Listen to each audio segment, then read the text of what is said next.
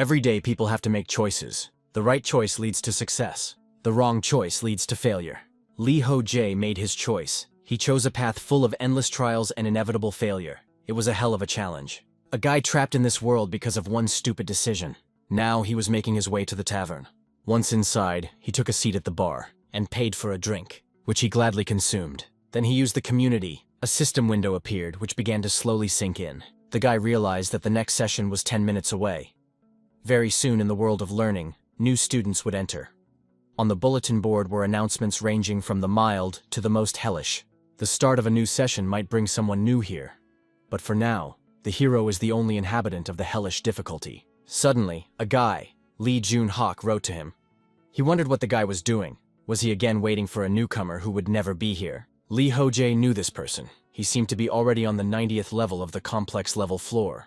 In response, the hero wrote back that he was really waiting for that rookie, in case someone would be brought in. He's been here since the beginning and came into this world knowing absolutely nothing about it. And of all the possible difficulty levels, he chose the hellish one with a player survival rate of 0.01%. The guy reflected that only he was capable of such an incredible recklessness. When the information about the world of learning hit the real world, the number of newcomers choosing the hellish difficulty level dropped drastically. Lee Ho-jae would be happy for anyone to choose his own level. And so it was time for a new session. The protagonist froze in anticipation of someone going for his hell level. When he opened his eyes a few moments later, he saw several newcomers. And surprisingly, one of them entered the hell level. What a long time the guy had waited for this after all. He really wanted this person to see his ad. Suddenly, he saw a response. It turned out to be a girl who was surprised that she had gotten into the hellish difficulty. Lee Ho-jae finally realized who it was after all. The girl was writing that she clicked the wrong place and didn't understand what she should do. That's why she was asking for help. In some obscure room, she was sitting there wondering what she should do. The main character texted her not to be afraid. She immediately inquired who he was. Lee Ho-jae introduced himself. He too is on a hellish difficulty level just like her. He also informed her that he would teach her how to play. She will survive if she listens to him carefully, so let her relax. The hero thought about the fact that he would need this girl to get out of here. She needs to get to the 60th floor as soon as possible, so he inquired about the starting weapon she had chosen. The stranger informed him that it was a bow. Lee Ho-jae, after seeing this, realized that she was finished. The first floors of training she would be going through alone anyway. To get through them on hellish difficulty with a simple bow would need to be a pro. The girl asked, "Is it really a bad weapon?" "She's in the National Reserve. That's why she chose the bow." The protagonist was interested in this. He noted that he was not saying that the bow was bad. In general, archers have the highest survivability among the classes, so she has no need to be afraid. She will improve anyway if she does what he said. Just don't trust anyone else but him. After reading this message, the interviewee asked if he wasn't just on a hell of a difficulty. Lee Ho-jae reported that he is, but at the same time he is not. But there are quite a few other hell-bent players on the foreign servers. The stranger also asked what he thought about whether she would get out of here. The hero wrote that there is a living area on the 30th floor, and first let her try to get there. He then offered to explain to her the easiest way to clear the first floor. He thought about the fact that he needed to remember the day when his journey in the training world started, and go through it again step by step.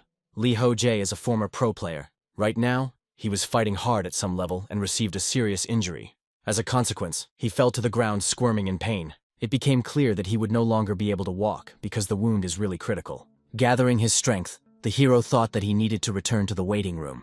But normally he could not get up normally. Let him fall. It became clear that this will is quite real. But he did not understand what would happen to him if he died here. Would he really die so miserably in this hole? The system was informing him that he had obtained a new level 1 pain resistance skill. Lee Ho-jae didn't want to just give up anyway. He began to think about where exactly things had gone wrong. The answer was obvious, though. It all happened the day a panel appeared in front of him, asking him to choose a difficulty level from easy to hell. He shouldn't have chosen the hell level option after all. The guy couldn't get rid of the intense pain after losing a limb, and the system kept telling him that he was gaining new levels of pain resistance skills. Eventually the hero thought, is this really the end? 2 years ago, he was living a normal life. He watched some shows on TV and called them boring and dumb. Everything was so boring to him that he didn't know what to do anymore. Lee Ho-jae ended his career as a pro player and opened a convenience store with his remaining savings. After that, he dumped all the work on his employees and just stayed at home. At this age, he is already a retired player in his own right. Previously, he was the greatest player among pro players. But their world is arranged too complicated. So with time, even he was dethroned from his throne. That's why he decided to quit video games completely. And now his life had become a bore. He was so bored. Suddenly, through a TV program, he heard a breaking news announcement. It was an announcement that caught his interest. It was reported that only 30 minutes earlier, many sinkholes like the one people could see on their screens had suddenly begun to appear all over the world. The government is already dealing with the consequences of this phenomenon, and experts recommend not to approach the zone of occurrence of funnels. Heroes could not understand what the hell is going on. Suddenly, a system notification popped up right in front of him, congratulating him for being invited to the world of learning. Lee Ho-jae, who had never seen anything like this before, was naturally confused, not realizing what the hell this was. He even jumped aside in surprise. Is this some kind of training? Is this some kind of game? Suddenly, the system asked if he agreed to enter the training world. Then the guy thought that he had just had a little too much to drink, and he was just imagining it all. But in the end, he still reached for the system screen and our room to continue. Then the system asked him to choose the difficulty level of the training from easy to hellish. Lee Ho-jae saw 4 options. He reflected on the fact that he had always been able to get through any games with ease. It turns out that he is unbeatable when it comes to games. Thus, he chose the hellish difficulty level. After that, there was darkness in front of the guy's eyes, until he opened his eyes and some strange person in front of him asked him to wake up. Lee Ho-jae was confused. He didn't realize where he woke up. That's why he asked the strange guys, who were they even? In addition, where was he actually? One of those present said that this is the waiting room of the first floor of the drill. The hero continued to grow nearby, asking, what other first floor of the training? What are they carrying? He was asked to calm down. Didn't he see those messages? They were panels of sorts. They talked about training and stuff. That's what he's talking about now. Lee Ho-jae noted that he had indeed seen them. But he was too drunk to change the whole point. Had they also been thrown in after those messages appeared here? The man nodded, confirming it. At this time, the hero turned his attention to the girls. Were they really here too? The interlocutor reported that they were as much in the dark as he was. If he knows anything, he asks to share the information with them. The hero reported that if you think about it that way, there have been stories on the news about some craters that have started appearing all over the world. So, it is possible that all of this could be the cause of this. Another guy took umbrage. What is he talking about? What funnels? Is he saying they were thrown here because of those holes? Let him stop making up nonsense. Lee Ho-jae objected. It was just his guess. The first man asked just to calm down a bit. He also noticed the guy doing something and asked, he has a pity. What's wrong? The hero explained. He was sure he was drunk just a few minutes ago. But now, for some reason, he feels completely sober. The man noted that if he was talking about it, it was likely that their bodies in this place were recovering faster than usual. This judgment by the guy was interesting, that they were recovering faster. But what did that mean? Suddenly, the interlocutor stated that he hadn't chosen his weapon after all. Seeing the guy's equally confused face, he said that he would get one soon. That's when Lee Ho-jae received a new system notification, one that asked him to choose a starting weapon. The hero somehow interacted with it and suddenly moved to some room. He was confused as to what was going on and where everyone went so quickly. This is, after all, the armory he arrived at. After gathering his thoughts a bit, the guy began to ponder and look at everything in here. So it's about the starter weapons. It's all clear to him now. This is the weapon given by the game at the beginning of the passage. It turns out that if this is really a game world, then the starting weapon can greatly affect its further development. Thus, it is necessary to choose this weapon wisely. But if you think about the game world, it becomes more interesting with the choice. But now it is necessary to understand what he actually choose. Thinking about the choice of weapons did not leave the guy for a long time. He realized that first he needs to decide with his style of play. In such games, there is usually a distribution on the heroes of defense, attack, as well as support. And among them, he needs to choose the states 1. This will affect his playstyle skills, and even his swing. He does not have much muscle mass, and magic is not sympathetic to him, by the way, in any way. So heavy weapons and staffs aren't going to work for him. Perhaps he needs weapons for ranged combat, but most likely they are quite difficult to use. Although this style is safer than other options, as a person can attack while maintaining a distance. But that's only on the condition that there is someone to defend him. Or at the very least, there should be a lot of space for free movement. Also, everything depends on one's opponent as well. But what if the guy has to fight not monsters, but the people he saw in the room? In that case, he thinks that a melee weapon would fit much better. He should have asked them about their weapon of choice before this. His head wasn't working as well as it usually did, and that was bad. They could find themselves both on the same team and become enemies in doing so. And in the latter scenario, close combat is the best option.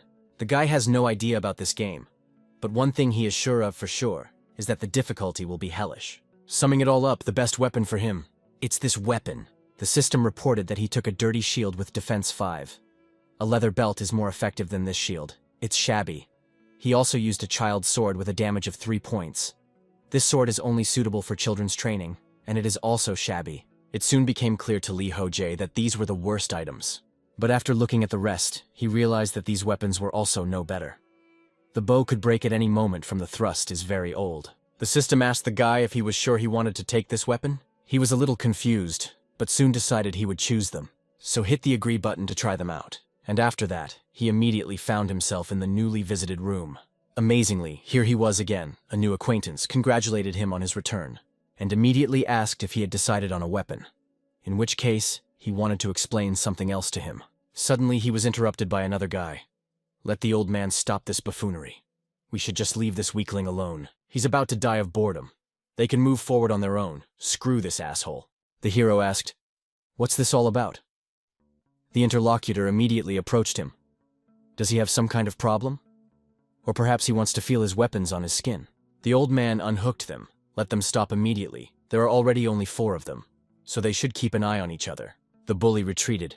Lee Ho-jae thanked for the help, but is it still true that there are only 4 more? Was the old man sure of that? The one noted that it was a pretty good question. He would explain it to him from the beginning. First, he's going to go over the functions. Let them look carefully. He said the word inventory, and suddenly a system window appeared. The guy should try to use it too. He agreed and used inventory. The system window also appeared and he had it unbelievable. The old man said that if he imagined putting the weapon in his inventory, it would happen.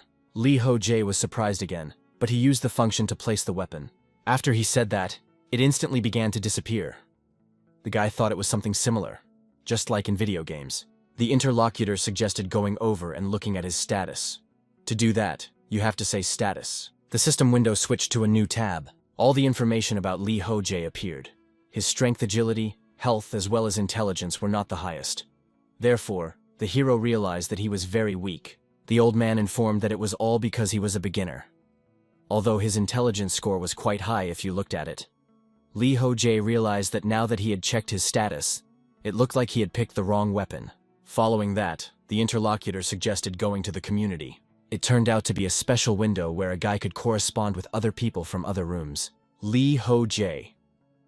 Now it became clear that they were distributed according to the level of difficulty. It also says the number of people at different difficulty levels. And in the hell room, it turns out that there are only 4 people. The protagonist is confused. Is that really all there is? The interlocutor stated that this is the reason why they have to look out for each other. The protagonist confirmed this. The old man said the last tab was the clock. It would appear if the guy swiped his finger on the screen cursor. Lee Ho-jae immediately tried that. The screen popped up with the required stacking, reporting that he had used 1 attempt and 0 days. There were 70 hours and 43 minutes left until training. So it was clear that they still had 3 whole days to go. There's an inventory, a character window, and other features.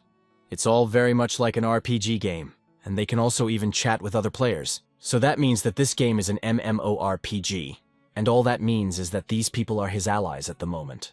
In that case, he should get to know them better. But should he take the initiative to do so? The guy made up his mind after all and approached them. He noted that since their fate has brought them together, that you just do not introduce yourself to each other. The bully did not approve of such an idea. Why would he introduce himself to him? But the old man said that the idea was quite good, and asked to let him start. It turns out his name is Choi Min-sik, and he is 47 years old. He is a very ordinary office worker. He was also involved in athletics at school, so he is confident in his abilities. The surprised detainee also introduced himself, and his name is Choi Gen-min. But he does not understand what they are doing now. The old man reported that they just need to be more coherent. The guy became indignant. Does he really look like a child? While he was indignant, the main character introduced himself to him as 26 years old. His hobbies are entirely related to video games. In fact, he was once even a pro gamer. Now Jo Gong-min was finally taking an interest. I wonder if he happened to play Magic Online. Lee Ho-jae countered that he hadn't played such a game. In fact, he was more interested in strategy games. He said that it was cool. He also liked this genre. Although he has only played Magic Online. The hero said that he also played it for a while. But after the global update, he decided to abandon this game. Choi Min-sik was happy that they suddenly found common ground. When the guys inquired, what games did he play? Only the old man wanted to answer something as he was interrupted by the remaining girl. She said her name was Park Soo-ah. She likes watching anime, and she can write more than 100 dissertations on various anime stories. The guys were surprised. They were even a bit confused by such information. Lee Ho-jae soon said, "Why don't you in that case share the information they have with them?" This game world is very similar to a normal RPG game. They were given starter weapons, and they can also check their status. Moreover, there are several of them here, so he is sure that this is a real MMORPG game. Gongmin confirmed that he had also thought about it earlier. The character revealed that one of the important components of any RPG is groups.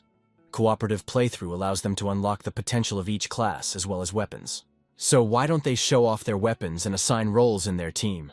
At that moment, he showed his shield as well as his sword. The old man agreed to this suggestion and showed his trident.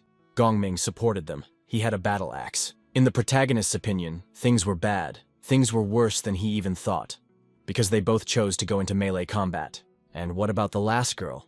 What kind of choice did Ms. Sua make? He had counted on her quite a bit, converging anything, whether it was a bow or a throwing weapon, it didn't matter. As long as it was designed for ranged combat and not melee combat. But unfortunately for the guy, the girl immediately pulled out a katana. Lee Ho-jae realized that the situation was really bad, for there was no absolute balance in this group. Everyone had chosen melee weapons, as only such an imbalanced group could be. The old man wondered what the training was all about, and why it would only start in 3 days. Gongming was surprised that the man wasn't in the know. Training is the stage where a person is told about all the features of the game. Sua was disappointed they would have to wait 3 days, and she was so reluctant to do so. The guy was indignant. Why is she looking at him like that? Is there something wrong with him? Did the hero think about this period? A little brainstorming, he turned to the guys. There's still quite a bit of time left before school starts. In that case, why don't they assign roles and practice? Then he wondered why they needed training. Training would be the easiest thing to pass, after all. Lee Ho-jae explained that even though it was only a training phase, its difficulty could fluctuate greatly depending on the game. Therefore, sometimes you can even die at the very beginning of the game. Moreover, they have one major weakness. It lies in the fact that all their weapons are designed only for close combat. They will become an easy target if the opponents start attacking from a long distance. The others realized that this was indeed true. In any case, each weapon is unique in its own way. For example, the guy's sword is looking good for a frontline battle. It can take a hit, and at the same time hit back. And Gongmin can do a lot more damage with his axe. He will be the main attacker of their team. Together with him, they should be on the front lines. He would have the most important role. The guy agrees, so they should rely on him. Next is Mr. Min-sik. Among all their weapons, his trident has the largest attack radius. That's why he has to cover their rear. The old man really called him a pro player for such an analysis. Suddenly, Sua wondered, what about her? The guy was confused. He noted that she would have a free role. She didn't understand what a free role meant. Lee Ho-jae explained that she would be a support, such as from behind. But the girl said that her sword is almost as long as the trident, so she can take the same role as Mr. Min-sik. She has full confidence in her abilities. Confused, the guy said that he didn't mean that at all. The point is that she would be safer from behind. The girl once again didn't understand what she meant. Did he really think she should stay behind and watch because she was a woman? Perhaps he wanted to act manly and show off. But for today's society where gender inequality is valued above all else, his outlook on life is rather outdated. She was more than confident that she could be useful. Lee Ho-jae knew it wasn't that. It was just that the katana was too long. And she's pretending to be some anime heroine, and she's holding it wrong in general. A girl can't swing such a huge thing with one hand. He doubted it would be useful in a fight. Suddenly, Min-sik walked up to them. He informed the girl that he understands her feelings. But why don't they follow Mr. Ho-jae's advice? They don't know what awaits them in the training area, and they all chose a hellish difficulty. So it's better to listen to the pro player's opinion on this one since each of them is risking their safety. The girl pointed out that this is indeed true. In that case, she suggested to start practicing. Sua was really imagining herself as the heroine of some anime. She called her katana the Eternal Judge and made it flicker in a stream of light. This was how she practiced together with the old man. The others looked at what was going on and didn't understand what was going on there. Gongmin asked her to stop doing that. Why is it that she's the one shouting nonsense before every attack? It's embarrassing to everyone present. Sua informed that you will apply the technique, you need to call it out in its name. So there's nothing embarrassing here. The guy wanted to say something else to her, but she just continued to call out the name of the so-called techniques. At this time, the old man clarified that instead of pierce, it would be more appropriate to say chop. After all, she is holding a katana in her hands. The protagonist realized that there's no way the girl will calm down, but it's good to see that they've at least mastered the basics. That said though, there are two other rather important points. Not only does the waiting room not heal much faster, but all weapons also regenerate at an incredible rate. Broken weapons and equipment mend themselves. Here, and I feel like eating as well as sleeping. Since their wounds are quickly revitalized in the waiting room, they can afford more intense training. But what happens if they die in this game? In normal RPGs, a person is resurrected at a save point, for example in a village. If this game has no function in resurrection, then losing really threatens them all with death. After a while, the old man told Gong Min that it was his turn to switch. He didn't mind, he couldn't wait. It would be up to him to find out who was more suitable for the role of leader. Lee Ho-jae praised Suah for doing a good job. The girl, on the other hand, pointed out that the two of them had caused a massacre again. The hero reported that it doesn't matter at all who turns out to be the winner. In games of convenience happens quite often. Players try to figure out who is stronger and settle the matter through a battle. If Mr. Min-sik becomes the leader, the guy thinks that their team will focus on defense. On the other hand, if Gong Min wins, offense will be the basis, and it sounds pretty fun. Suah, in turn, thought that Lee Ho-jae would be the leader. The guy was confused, but the girl explained it by saying that he seems very mature for his age. The hero asked, does she really think so? In his opinion, he hadn't changed much since his college days and pro player career. Suah leaned on the fact that he said he went to Sohan University. In that case, he must be very smart. The guy said that his parents threatened that if he didn't score high on his final exam, they wouldn't let him become a PRO player. But he ended up quitting his job pretty quickly. The interviewer wondered what the reason was. The hero wanted to explain it. But suddenly he heard shouting. Gongmin resented that it was unfair to have such a long weapon, so he offered to switch. But the old man said that was absurd. The full potential of the weapon is only revealed in the hands of a true master. Lee Ho-jae realized that there was no way they would calm down. The girls in turn felt sorry that they didn't have popcorn and drinks right now. The hero smiled. Was this really true? A little time passed and the system announced that there were 10 seconds left until the first challenge of day 0. The protagonist announced to everyone that it was time. Gongmin remarked that he had never practiced as hard as he had before in his life. Min-sik had a similar situation. He had only managed to get this far because they were there for him, and he was grateful to everyone. Everyone was ready to fight, and now it was their hour. The first trial of training was about to begin soon. It was reported that a portal would appear in front of the participants, leading to the first floor of the training. And soon indeed a different portal appeared in front of each member of the group. Everyone was rubbing their faces, and the hero thought, is this really what he thinks it is? It turns out that if there are 4 portals, it must be in the single-player walkthrough. The team members asked what they should do. They only practiced their roles. Is it really all for nothing in that case? Lee Ho-jae objected. The time spent practicing was clearly not wasted. Everyone quickly realized that he was indeed right. It was announced that the portal would activate soon. And then the main character's limbs began to move gradually. Everyone was again in a panic like they had never felt before. The hero asked them to listen carefully. Until now, he thought that solo playthrough was more effective. That was why he preferred solo play. But the past few days had come truly interesting. For the first time in his life, he was actually enjoying a team game. Therefore, he was sure that they would see each other again, so let the others take care of themselves. This made the team's morale rise, and they were already hoping for everyone to come back. And after a few more seconds, all the bodies were moved. A system window announced that the portal had been activated. The participants would be asked to enter the first floor. Remaining time, 24 training stage, hell level, first floor. The protagonist was transported to some strange room. There, the system welcomed him to the training level. Lee Ho-jae was even excited that it had finally started, but he didn't know what dangers this room promised him. The wind picked up, and the hero felt goosebumps running through his body. He realized that he had to calm down now. After that, nothing happened, and it became clear that the portal has not closed yet, and there was still a system notification hanging in it, asking about whether he wanted to move to the waiting room on the first floor. Lee Ho-jae wondered if he could come back at any moment, which is quite convenient. To see, he walked over to the portal and clicked agree to be moved. After that, in literally a split second, he moved to the waiting room. But just as he thought, there was no one here. It was completely empty. There appeared such a denunciatory feeling, as if he had cleaned everything in 1 minute. But he didn't. It's clear to him now that he can come back here at any time. though he doesn't realize what will happen when the countdown is over. It's also interesting to see if the self-repair is okay. To do so, the guy cuts his arm open and sees that it's still perfectly functional. It turns out that in this case, even if he is on the cusp of death, he will be able to survive just by coming back here. That's great news, so it gave him the confidence that he could get through everything. While he was thinking about it, he suddenly heard a portal moving. Turning around, he saw Suwa flying towards him. Takihi girl was confused. They didn't expect to see each other. And so after the collision, Lee Ho-jae fell down. The partners stated that she didn't even know they could come back. They were both embarrassed from the situation. To make the situation less awkward, the hero decided to change the subject. He said that the self-recovery was still in effect, so if she was earlier, she would be able to return here at any time. Suwa understood everything, but it would be great if her others knew about it. Perhaps they should wait for them. The hero agreed to this suggestion. Time leisurely that, but no one appeared. Therefore, the girl assumed that they wouldn't come back.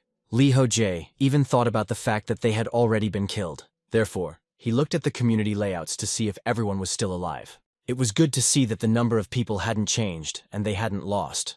So it meant that they hadn't lost. Suwa suggested that in that case, they should also go take the trials. The hero once again agreed. But before leaving, the girl noted that she had a request. When they return, have him teach her how to play video games. She wants to play with him together. But there is also something else she wanted to do. Suwa strongly approached the guy. It seemed as if she wanted to kiss him. But it didn't happen at the last moment. She just turned away. She only said that when they came back, she wanted to get to know him better. Then she said she was leaving. And on that note, they started moving to other rooms together. The protagonist soon found himself in the same place he had been recently. He gathered his thoughts and decided to take another look at his status. His stats hadn't changed. Strength was the lowest, and from intelligence the highest. The guy realized he still knew very little about this place. There was a portal and also a time limit. Worryingly, there are no pillars, health, or mana. But as long as he avoids mortal wounds, he thinks he'll be fine. After all, he can return to the waiting room at any time. In that case, everything is fine, and he wished he could start already. Just then, a strong wind blew in. The guy's status indicates that he is a human being. That means there are other races in this world, but he would easily be able to identify them all. Whoever his enemy was, he wished that he had already approached him. This was how Lee Ho-jae stood for 30 minutes. But nothing was happening. Was he doing something wrong? After 30 minutes, he still hadn't met a single enemy or something to interact with. Perhaps the creator of this game has made a mistake, and there is a bug. Then the hero thought that all this is not true. There is no need to let his guard down. Let him not be underestimated by his attentiveness about a player of a completely different level. Suddenly he was startled when a system notification with a status popped up right in front of his face. The guy was quite startled. Next, he noticed a few skills: combat concentration and level 1 willpower. It turns out that he had even gotten new skills. Lee Ho-jae decided to familiarize himself with them. Combat concentration states in that during battle, the guy's concentration increases, allowing him to stay focused for a longer period of time. And willpower increases a guy's willpower. Turns out these are two passive skills. In most RPG games, skills are divided into two categories, active and passive. Active skills must be engaged by the player themselves, while passive skills are active from the moment they are obtained. Now the guy tired more and more clear combat concentration and willpower are his skills. If certain conditions are met, he can gain the corresponding skills. Both of them are related to his current condition. If he is not mistaken, he should fulfill various conditions to get new skills, and the more of them the better. It was worth telling the others about it as well. Suddenly he wondered if he should write through this community. Just when he wanted to summon the community to do so, something happened. The wind picked up a few dozen more times. The guy didn't realize what was going on. What was that ominous atmosphere around him? It was coming from wherever he was going. A strange sound began to come through the silence, and the boy became wary. Suddenly something ahead of him flashed very brightly. In just a split second, it collided with the guy's leg, injuring his limb very badly. Lee Ho-jae immediately fell to the ground, unbearable pain piercing his body. Through the agony, the guy tried to realize what it was. His leg was in a critical condition, and blood was gushing out of it. The first thing he thought was that it was necessary to go back to the room to wait. Suddenly, something landed right beside him at an incredible speed. Taking a closer look, it was clear that this arrow. Had he really been shot with a bow? Just then, another arrow flew into him, only from the other side. The guy surprisingly managed to get back from it, only getting a small scratch. His firing continued.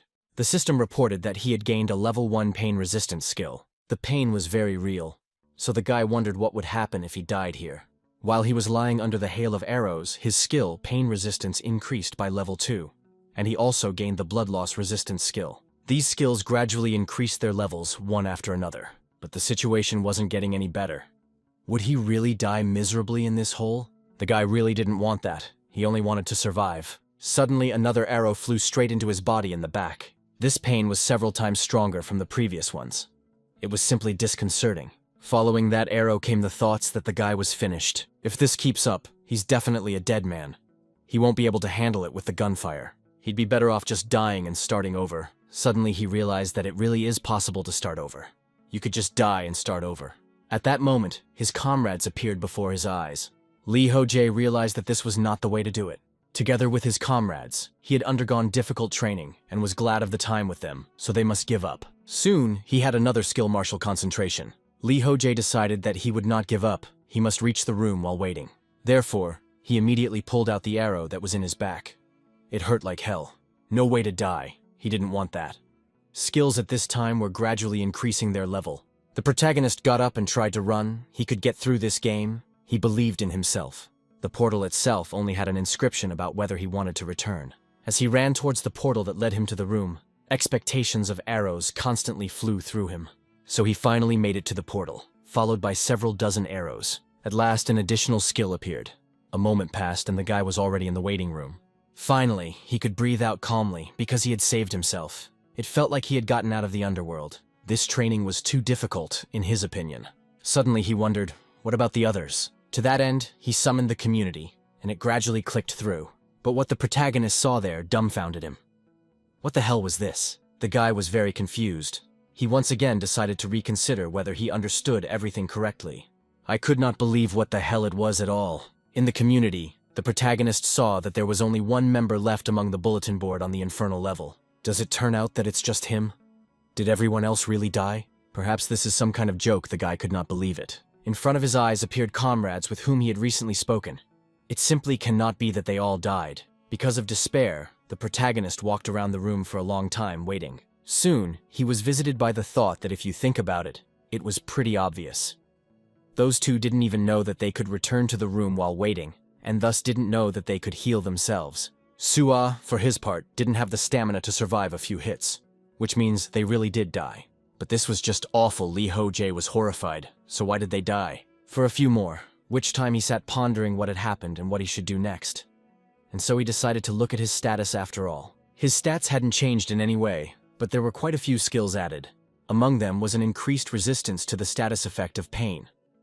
There was also increased resistance to the status effect of fainting and the status effect of bleeding. And if necessary, one of the skills lead to sense users. It has become clear that all of these skills are passive skills, and the remaining time of this round is 19 hours and 12 minutes. Lee Ho-jae was disappointed by these numbers. He knew that he needed to continue the trial. At least he should at least survive this whole situation. He swears that he will pass this training on his own. So without thinking long, he returned to the portal and moved to the place of the trial. He slowly walked down this strange corridor, realizing that the first arrow would appear at any moment. It turns out that the bloodstains in the corridor had disappeared. Then apparently the floor overloads every time he enters the waiting room. This all happens just like in the game. In that case, there must be a way to clear this level as well. We need to find out about the reset. Just as he thought about the arrow, it flashed and swiftly approached him. It became clear that this was the first arrow that had wounded him. It was necessary to dodge the first shot, and the hero did so. He knew very well that this attack was aimed at his right leg, so he was able to deal with it. Great, at least he could deal with it easily. Just as he thought, the trajectory of the first arrow didn't change at all. So the pattern didn't change at all each time. He immediately wondered where the next arrow was, and it was already right next to his shield. Fortunately, the protagonist successfully reacted and was able to get rid of it. As he remembers, the second arrow was aimed at his chest, so he knows the trajectory of the third one. It turns out that it was aimed at his head. Fortunately, he made it back successfully, but the number of arrows only increased. Lee Ho-jae reassured himself that it was all right. He would be able to block it. What he thought was success was not, for his shield could not withstand the onslaught and was destroyed. Too bad, his shield was destroyed, which meant he would no longer be able to use it to defend himself. This event caught the guy's attention, and he got confused and lost concentration, and another arrow slammed into his body. Too bad, he was wounded, so he needed to get back to the portal as soon as possible. Just when he thought of that, another arrow attacked his body and stabbed right into his shoulder. It's even worse than he thought. He needs to go back quickly to heal himself. But that wasn't all at once. Several arrows stabbed into his body. Lee Ho-jae saw a huge amount of blood oozing out of his body. The attacks didn't stop at all. Another arrow flew into his head. Only the thought that he was dying slipped through. Suddenly, a system window appeared, reporting a level increase. Dexterity was raised by 2, while health was raised by 1, and so was pain resistance. The protagonist was instantly brought to his senses. It turns out that he had leveled up. Next, he decided to fight and tried to repel the threatening arrow, and even successfully coped with it. To all of this, his shield recovered and the arrow in his chest simply disappeared. After he repelled the arrow rushing at him, so-and-so stopped, but it was surprising. While there was time, Lee Ho-jae decided to see the status, what had changed in his characteristics. He saw that he was at the first level, and his characteristics had indeed been upgraded. Did that really mean that his level was 0 before? Another interesting thought slipped into his mind. As soon as his level increased, he and all of his items recovered just like in the waiting room. If you think about it, this is actually a pretty popular feature. It means that he can regenerate both in the waiting room and when leveling up. The prerequisite for this is to block, dodge, and get wounded by arrows. In this way, you can gain experience in any of these ways, and every time the guy manages to survive by returning his room, the waiting dungeon is reset. He can then go through these traps and get as much experience from them as he wants. He wants to get mortally wounded and survive by leveling up. If he were in his right mind, such a thing would never have occurred to him. But now his level has actually increased, so he's definitely gotten stronger. Isn't that a great tactic? Everything is fine, just need to give it your best. In the system window, it appeared that the god of adventure was showing interest in Lee Ho-jae. After a while, the protagonist was glad that he had done so even though he was very tired. His pain resistance skill had already reached the 4th level. The guy resented it. If this was all true, why was he still in terrible pain? But this was still not the end. He could gain experience again and again by getting injured and also by healing. This is the most effective way to level up. And as the time to level up grew shorter and shorter, the protagonist continued to advance. Several arrows were rushing towards him at a terrible speed, but the guy did not retreat. He knew what he was doing. And quite skillfully one of them reflected, and dodged the second. Soon another menu with various buttons appeared right in front of him. Lee Ho-jae used one of them to use sprint and the other to use keen sense, and thus he sped away several times faster. He was already in another interesting room. He'd been here before, so he knew there were 2 crossbows on either side of him, which immediately fired after he got close to the room. The protagonist dodged them quite easily. He knew how to defend himself from some of the arrows he had fought before, and was able to fend them off. But those were not all the attacks made on him, though he managed them without much difficulty. Since the traps and weapons had already been neutralized, the guy decided to take a break. It had already been 28 days since his first attempt. He had managed to gather a lot of skills, and the fact that he was privately on death's doorstep allowed him to raise his level several times. That was just what kind of adventure god was this, and why was he interested in him? In any case, the guy didn't think he would be able to run 15 without stopping. It must be thanks to the level boost. He used the inventory and took out some kind of flask in there. There was hardly any time left anymore. A few days ago, there was a small announcement in the community that only 30 days were given to complete each stage. It is unknown what punishment awaits those who do not meet the deadline. But regardless of the circumstances, the guy needs to clear everything in the remaining 2 days. But the problem is that he has no idea what the next zone is, and doesn't know the location of the new traps. That's too bad. Moreover, they will be different from the previous ones in the future. He doesn't know why, but his night vision and clear sight skills have stopped working right now. So he only has to rely on his sword and shield, and of course, rely on his own abilities. So without further thought, he set off, not knowing what awaited him. Suddenly, arrows flashed out of the darkness. It wasn't even just one. There were so many of them. Lee Ho-jae was not at all confused. He knew how to be in a situation like this. A few of the attacking arrows he managed to repel.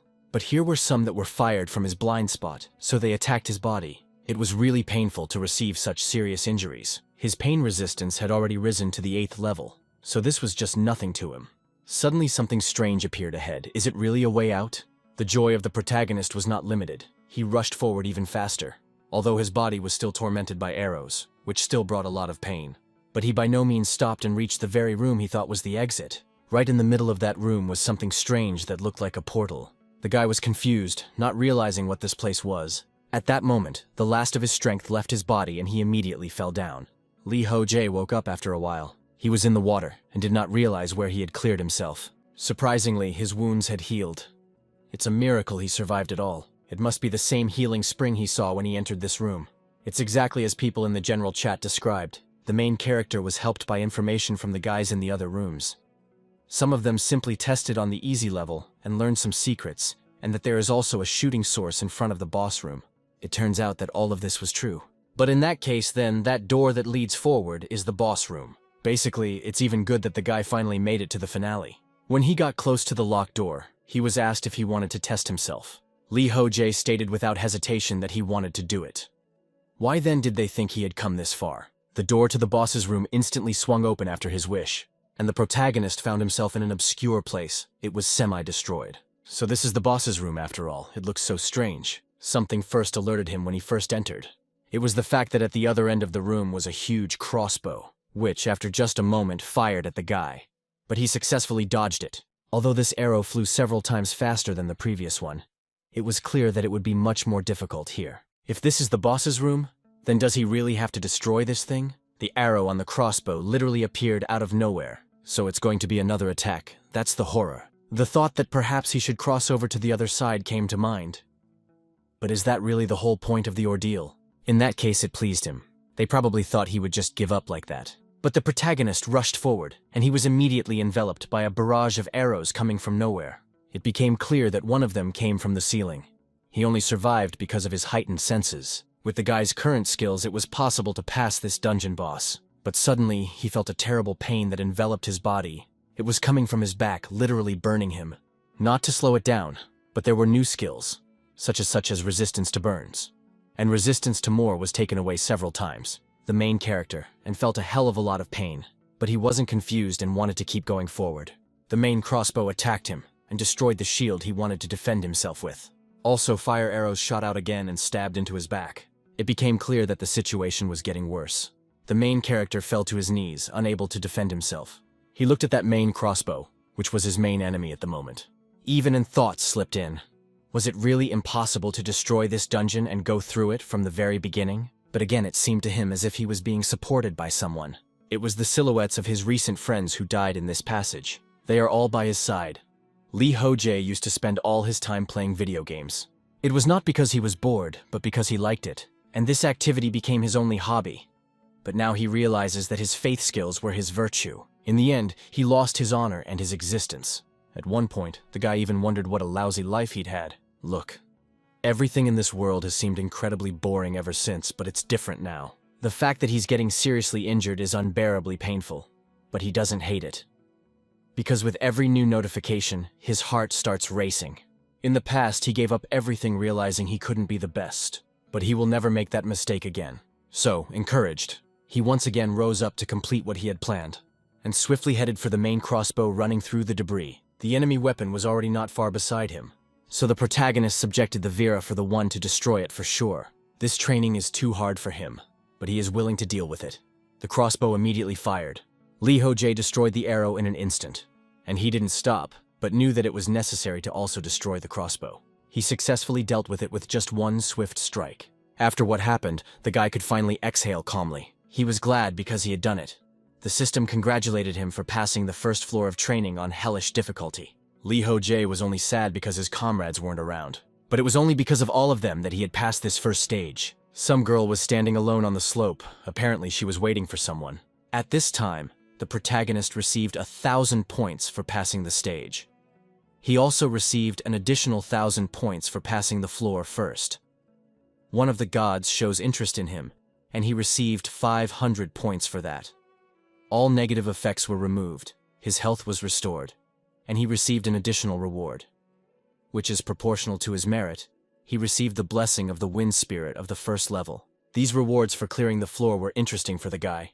It was a pity that just now his level didn't increase. The wind spirit blessing skill was interesting. The guy is now protected by a newborn wind spirit that gives dexterity plus 10. I guess it probably just increased his stats, but it's a pretty useful bonus. Suddenly, a portal appeared, asking him to continue his training. Lee Ho-jae saw it. Does it really lead straight to the second floor? Or was it to the waiting room? He has nothing to fear, though. He's already fully recovered. To all of this, he simply has no choice but to move on. So the guy headed forward. And after a few moments, he found himself in an incomprehensible meadow. It was hardly a waiting room. Could it be that he was already on the second floor? Looking around, the guy didn't see a person. Or was it a player? Though no, it was clearly not a person. By the ears, you could tell it was a rabbit. The girl heard him and immediately turned around. She greeted him. Her name is Kiri. She is happy to meet him. The protagonist was confused. He didn't expect to meet her here and that she would address him. Bunny wondered what his name was. Confused, the guy wondered if he was an enemy, or maybe it was just a non-player character controlled by the game itself. But still, he introduced himself. The interlocutor after that started muttering something. She was literally humming his name, and the guy wanted to punch her because of it. Kiri informed him that she was at his service. She is a floor manager of hellish complexity. The protagonist didn't know there were such, even existed here. The interlocutor explained that there is one manager for each difficulty level. He can turn to her every time he passes a floor. By the way, she congratulates him, because now, as a reward, he'll be able to use the store as well as the auction. The waiting rooms and residential areas only have the auction available, but right now he can use the store. I wonder if he wants to try it out. Lee Ho-jae was so interested that he headed to the stacking area of the store. There, he saw equipment, books, potions, food, bedding, as well as toys. It became clear that they sold everything he needed. Kiri said that if he needed something, let him acquire it now. The protagonist, however, continued to marvel that there were even weapons and shields and clothing. He decided to choose weapons to begin with, but then realized that it would be more useful. The girl saw that he was confused, so she asked to let him explain everything. This gear, it's not suitable for him. Lee Ho-jae wondered, wasn't she being too straightforward? After a while, he had already acquired everything he needed. Finally, after all, he felt like he was back to being alive when he changed his clothes. But he didn't understand why Kiri was looking at him so strangely. Was there something wrong with his clothes? He also had an interesting question. It concerned what would happen if the first floor wasn't cleaned up within 30 days. The girl explained that he would be returned to the waiting room. All food and water would disappear from his inventory. Consequently, he will have to spend points to buy from the store. Even though he doesn't feel hungry in the waiting room, he will be banished from there after 24 hours. The guy asked, what will happen if he is kicked out of there? Kiri shouted that it can't be done that way. Her job is to counsel the players who manage to get here. Well, even the answers have limitations. Those who show high potential, and those who have achieved excellent results, and also those who he liked only such people. She can tell everything. The guy pointed out that she told him all about shopping at the store. The manager explained that there are no restrictions for easy tips. These questions are pretty straightforward, and she had more meaningful, important things in mind. Now she could only tell him about one thing, and no more. So no more questions, because there is a thing he needs to know about. Lee Ho-jae asked what she was talking about. The girl told him to buy potions with status effects. A lot of potions were needed, and the more the better. The guy immediately thought about it. It seems like the topic of the second floor would be status effects and everything related to them. Soon he said he had one more question he would like to ask. Kiri shouted that no more could be asked. But the guy still asked what happened to those who died here. The interlocutor was confused. She didn't know what she should answer to that, so as not to disappoint him. Lee Ho-jae realized everything himself, so he said that everything was fine. He also thanked the rabbit for giving him advice. Now it was already time for him to go. The girl was glad that he wasn't disappointed and was ready to fight further. When the protagonist approached the portal, she turned to him and said that they would see each other again, so don't let them dare die there. Lee Ho-jae smiled. What an interesting girl she was. But they would indeed see each other again. The portal brought the protagonist to the waiting room. There, the system welcomed him to the second floor waiting room. This was test 1 of the 29th day. Lee Ho-jae hoped that this room had all the functions that the previous room had. His attention was caught by the system's question. Does he wish to enter the floor? So this is the second level test, but does that mean he can perform even before the first one is over? Then, if he clears 2 or more trials in one term, Up will get the appropriate rewards. It might be worth a try. Though no, one should be more careful since he's not allowed to die. Better to ask Kiri after clearing the second floor. There was something else interesting that caught his attention. It was that a bed had appeared in the given waiting room. Not bad. That's quite a nice bonus. One can have a great time resting on this bed. Lee Ho-jae laid down on it, and it was very comfortable. So much so that he decided that it was necessary to take a nap just for a little bit. Only after a small group of period did he open his eyes in horror, not realizing how long he had been asleep. Turning his attention to the time, he saw that he had slept for 12 hours. He had never slept that much at a time before. How much had he already changed since he'd been here? It felt like it had been a very long time if he hadn't agreed to go into training back then. I wonder how his life would have turned out. Having spent time here, it feels like he's gone back to the days of his pro player career. Back then, he could train without sparing himself to win a single match, and was willing to put everything on the line to beat his opponent. Now he feels like he's back in the game. Even more, in one where he really puts on the line absolutely everything. With these thoughts, the guy sat for a day, which time? By the time he realized that there was no time for reflection. In between pondering, he decided to look at the status window and saw that he had gotten an active skill. It's called Level 7 Battle Concentration. Concentration is greatly increased during battle. Maintains a high level of concentration for long periods of time. For a moment, allows you to achieve delayed concentration. If the mental stability is strong enough, increases the time of inhibitive concentration. Requirements: combat concentration level 6 or higher, developed, mental steadiness, experience high concentration, unassisted skill. The protagonist knew that it was originally a passive skill it changed after clearing the first floor. It wouldn't even require mana to use it, which meant it could use the new one as long as its mind could handle it. Since that was the case, it was necessary to try everything. Therefore, Lee Ho-jae started practicing until he was exhausted and fell to the ground. With his mental strength at the moment, he could endure for about 5 minutes. It made his eyes darken. If he overdid it, he could lose consciousness. The consumption of mental power was more than he even thought. Therefore, he hoped that he could strengthen the mind under the mute level and perhaps continue to use it. The hero also noticed the auction tab. The auction window is a feature for those who have cleared the first floor. Players can sell and buy items from each other, regardless of the difficulty level they choose. Most of them are starter kits and unusable weapons. This was probably because they had only gone through one floor. Suddenly, the guy came across an interesting cat collar with a bell on it. It was written that cats do not like it when trying to put it on a cat. The cat may show aggression, even if he is its owner. The hero wondered, did anyone really get one of these? He wouldn't accept it as a gift either. Thinks that the blessing of the wind spirit can be considered a good reward. Therefore, he was really lucky. Soon, the guy was ready to continue the trials. The system reported that the second trial would start soon. The time did not give the training 72 hours left. Lee Ho-jae believed that he would have to spend 3 days here, just like the first trial. 3 days of waiting and 30 days to pass, totaling 33 for each trial. During the waiting time, it would be worth working on improving the resistance to status effects. Need to look at what's being written in the community chat rooms. So the guy headed over there, and there he saw something really interesting. At first he was confused, and then even more strongly did not believe in what he saw. It turns out that the number of people has increased, and there are already 6 people at the Danish level of complexity. People in the community were also surprised that there were newcomers in Hell mode. Most of the players there had died, but they weren't careful and died because of it. Lee Ho-jae thought that the other players had noticed it too. After all, the chat was just bursting with messages. 5 other players new to the main mode besides him were added. They are probably in a perplexed state right now and have no idea what's going on here. If the guy leaves them like this, they might all die here. Therefore, it is necessary somehow to share information with them. Suddenly, he saw that some of them had logged into the chat room. So he got excited because he could share information with them. To do so, he turned to the players of Hell difficulty and asked them to respond in the chat. He needed to share important information with them, but there was no response, and soon he saw that they had left the chat room. Lee Ho-jae was puzzled because they just walked out and didn't even write anything. In that case, he's just going to put up an announcement. He hoped that the others would read it. After all, one shouldn't underestimate training. And after a little more time had passed, he decided to check something out.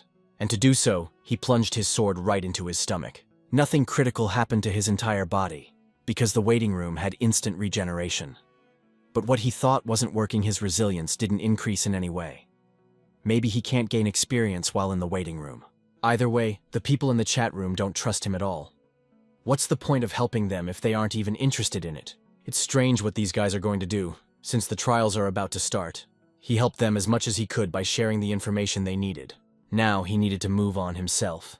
Let the second floor greet him. The portal instantly brought the guy to the necessary room. There he immediately became wary, realizing the danger. Wondering what awaited him this time?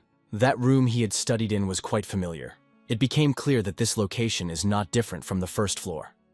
In principle, This kind of thing was quite common in games. In this case, he already knew what would happen next. As the guy did not think, in the distance flashed an arrow, but this time it was not one, but three. The guy dealt with these arrows quite easily because it was too predictable. But after a few more seconds, he heard some strange noise. Not like arrows. Something was flying towards him at an incredible speed. It was so fast that the guy didn't even realize what it was. Because of the surprise, he tried to protect himself with his shield, but it was destroyed in an instant. But that wasn't all the danger that beckoned him.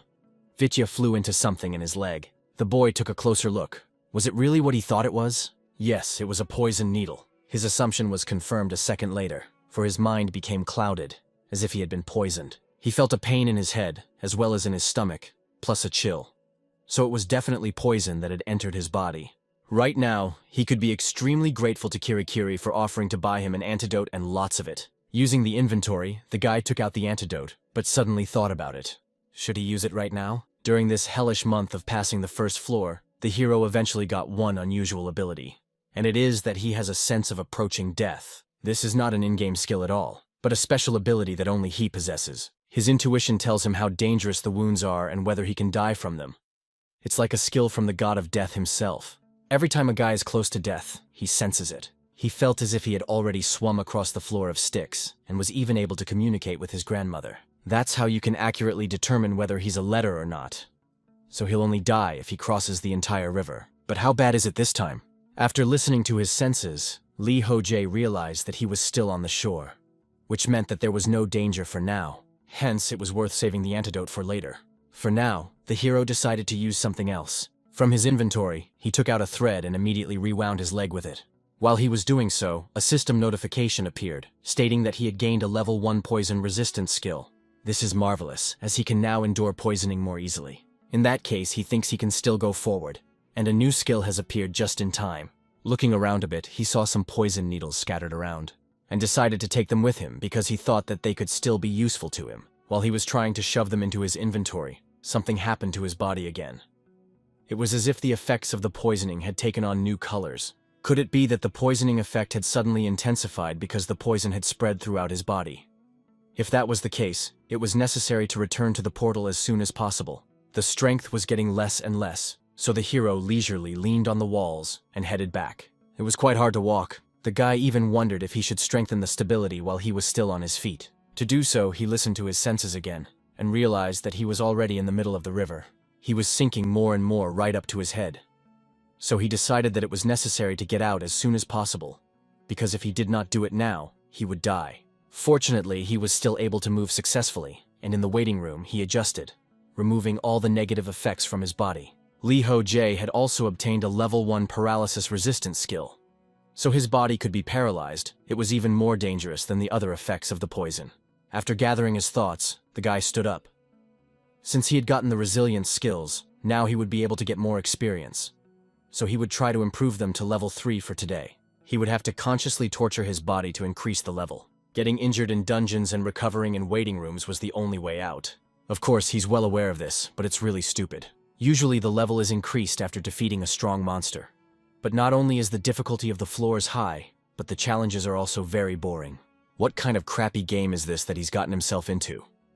The hero once again defended himself from all the arrows. Since he is on the second floor for not the first time, he knew where the next arrows will fly. And also he was even able to block a few poison games. One of those needles the guy pulled out of his account, he had his own plans for it. Just like he said, he pierced his body with a poison needle to increase his level. Nice poison effect hired, it worked. So the theme of the second floor is definitely poisons. The guy would heal himself the moment he was on the verge of death, and thus level up. It's the only way to effectively progress further now. Still, this game is pretty damn atypical. Advancing further became increasingly difficult due to the constant traps appearing along the way. They were constantly trying to attack the guy, and he was only able to dodge them thanks to his instincts. The pattern kept repeating like this, but the needles became even more deadly. If Lee Ho-jae lost consciousness, he would be finished. It's simply impossible to raise stability like this, but he has an antidote that he can handle these poisons with. For now, he wasn't going to use it, but only continued to destroy the traps. It turns out that getting through the second floor would be the easiest thing to do. For a while, the protagonist progressed forward until he reached a room. It was quite familiar to him, but a strange thing happened to it. Let only them say it was what he thought it was. The space distorted. Now he was sure. The temperature inside the room was elevated. And it's not only elevated, it's also gradually increasing more and more. It has become unclear why it's so hot in here. Was this one of the traps to prevent him from passing the test? It was critically necessary to replenish the water balance, so the guy did it. Now it was clear why the second floor traps were so easy. While he tried to bring himself to his senses from the heat, the attacks didn't stop. But the hero, thanks to his successful skills, could easily repel those needles. He would probably really have to dodge the arrows in this heat. The guy kept doing that until he got the heat-resistant skill. He was even surprised. Could there really be such a thing? What should he do with all this? Should he go back and recover his own strength? It probably wouldn't be wise. He was too far away from the portal. And so, it would be simply dangerous to go back in this heat, and it is necessary to continue to go forward. To do this, the guy decided to use a freezing potion, which, fortunately, he also had in his inventory. His body temperature gradually decreased and became more comfortable. Lee Ho-jae could move on because it improved his situation a bit. But he soon realized that his judgment was in error. Nothing was working, and at this rate, he would simply be burned alive. So in order to prevent that from happening, he used a stamina potion. Of course, he didn't want to waste a potion costing 400 points, and even leather armor was cheaper. At this time, the burn resistance skill improved by 1 level. The guy wondered if this burn resistance turns out that the temperature was now encasing his skin. While he was confused after thinking about it, several needles attacked him from the back again. Lee Ho-jae realized that he had weakened his defenses, and this was happening to him. If he got dispatched now, he would definitely be a dead man. Taki happened space began to distort, and what happens when poisoning happens to his body? The hero wondered, is this really his end? But once again, the system notification flashed, saying that he had increased his level. A lot of his resilience, as well as many parameters, were raised by 1 level. This new level boosted the guy and his wounds, all were healed. Therefore, he immediately got up and rushed forward. The fact that the level was raised was very happy, because it helped him recover. All health was restored and the negative effects were removed. At this speed, the guy would easily be able to go through this entire floor. On the way, he decided to activate battle concentration, and also activated the Wind Spirit Blessing to become more agile. And because of this, he was able to spot and dodge the deadly poison needles. To himself, Lee Ho-jae kept telling himself that he would do it and be able to pass the second floor. Confident in himself, the guy moved forward until he accidentally stumbled. And just like that, at full speed, he crashed straight into the wall with his head. It hurt like hell after that, especially since it was done accidentally. Come to think of it, Steam doesn't have to waste his last recovery potions on that. But he can't afford to die from getting tangled up in his legs. How humiliating is this? Suddenly, a system window appeared, introducing that the god of adventure doesn't want to see Lee Ho-jae. The guy was confused. What do you mean he wishes to see him? Did he really see him fall down? There was also a rather interesting new skill. It was natural regeneration of the first level. It increased the rate at which a person's body recovered from various injuries.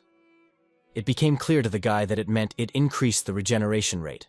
Lee Ho-jae thought that since that was the case, he was a little closer to becoming a troll today. As he sat there, his interest was piqued in the passageway. He felt a strong chill there, so there must be an ice zone there. Probably should go back to the waiting room and prepare for it. The protagonist did just that. Right now, he was sitting down and resting. This was the second test of the 19th day in the morning. It turned out to the guy that in some aspects this world is no different from the real one. And in the chat room, there are bad people as well as good people. And if you look at the ratio, there are a lot more evil guys than good guys. Players should not so easily believe the words of those bastards who spread false information. After all, they are risking their own lives. Suddenly, something caught the attention of the protagonist. It's the information about what would happen if 100 floors were cleared. It flashed in the chat and said that if you clear 100 floors, you can return to the real world. The guy was interested. Whether they believed it or not, it would give the players hope. And after all, no one had even discussed completion conditions before. Anyway, he says there are 100 floors.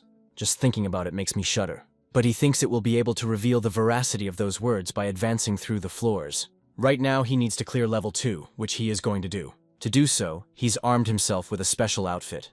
Since the start of the second trial, he couldn't buy items that could help him pass the floor. Therefore, he had no choice but to buy cloth and a sewing kit at the auction, if only to protect himself from the cold a little. But now, it seemed as if he would freeze to death. But he ended up learning 2 new skills.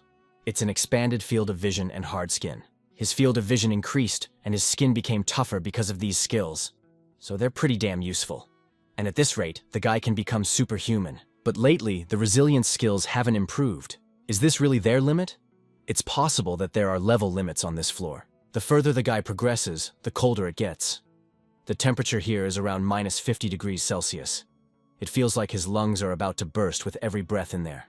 And now it's time to already start moving forward. He used battle concentration. After which, he froze in anticipation, not realizing what would happen next.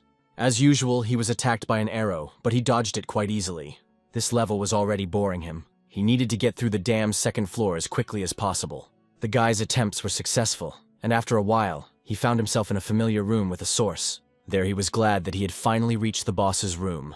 The door to it was on the same side as the first floor, and it was locked. Before entering it, Lee Ho-jae undressed and unlocked the door. Thanks to that, he found himself in an unfamiliar room. It wasn't like the one he had been in the first time. It seemed to him just unbelievable. Suddenly, he saw a system window that asked if he wished to return to the second floor waiting room. The protagonist didn't expect this, of course, so he didn't realize what was happening. What else does it mean to return to the second floor waiting room? Lee Ho-jae decided to figure out what really happened. Suddenly, he saw that the condition for passing was to stay in this room for at least 3 hours. The guy wondered, would he really pass the test if he stayed here for the amount of time he needed? If you think about the traps he's fallen into before, this place should just be crawling with status effects. He is uneasy about this portal that is right in front of him. He was able to save a great many items, so there's no point in going back anymore. Therefore, he decided to give up on the idea of returning to the waiting room. Just then, it was announced that his ordeal was starting. Wary, the protagonist prepared himself. He was announced to endure the worst pain he had ever experienced. It's amazing, he doesn't realize what it all means. Suddenly, the space beneath him seemed to collapse, and the guy started to gradually fall. He literally found himself in his body, which was still undergoing its first test. That was when several arrows flew into him. The pain was so intense that the guy didn't even realize where the arrows came from. He didn't even feel them coming. The wounds are very severe, and being resistant to pain didn't help not feeling the pain. Suddenly, he finally saw at last. Wasn't that his starting equipment he was just starting out with? Now he realized it all. It was just an illusion. That pain, and also the smell of blood. If he had been told it was real, he would have believed it. It turns out that he needs to stay in these illusions for 3 whole hours. While he was pondering this ordeal, Oh moved him to another area. It turned out that he was in a place that was familiar to him. It was, after all, the school and young him. Now young Lee Ho-jae was telling the girl that she was his destiny and offering to date. The person he loves most in the world is exactly her. The girl was confused and turned him down. Thinking back on this moment, the main characters thought it was the most shameful moment of his life. They could have just made him feel physical pain, so why make him watch it? It's just horrible. It was also said that the god of adventure wanted to see the guy again. Lee Ho-jae was horrified. He didn't realize how much time had even passed. He can't watch this. It was not even clear how much longer he would have to endure the given torment. Once again, the ordeal transported him to another area. Here he was in his room and, as usual, sitting at his computer. On the screen, his opponent was recognizing that he was indeed a great competitor. His pro player career is just fine, and his skills are top-notch. The character got angry. He knew perfectly well this point. Next, the man said that this was all before his debut. At the tournament itself, he would show the fruits of all his training and take the grand prize and defeat Lee Ho-jae. The guy resented enough of being tormented by these memories. Next, he was transported to the moment when he suffered a crushing defeat at the tournament. The former #1 player had been defeated in all rounds. Is this the birth of a new legend? That guy was also gloating. He was asking if perhaps it was time to give it up already? At that moment, just like now, the protagonist wished he would just shut up. It was really very painful to remember everything that had happened. Lee Ho-jae was cursing at the creators of this ordeal and didn't realize when it would all end. It hasn't even been an hour since the illusion started, although he won't die from it.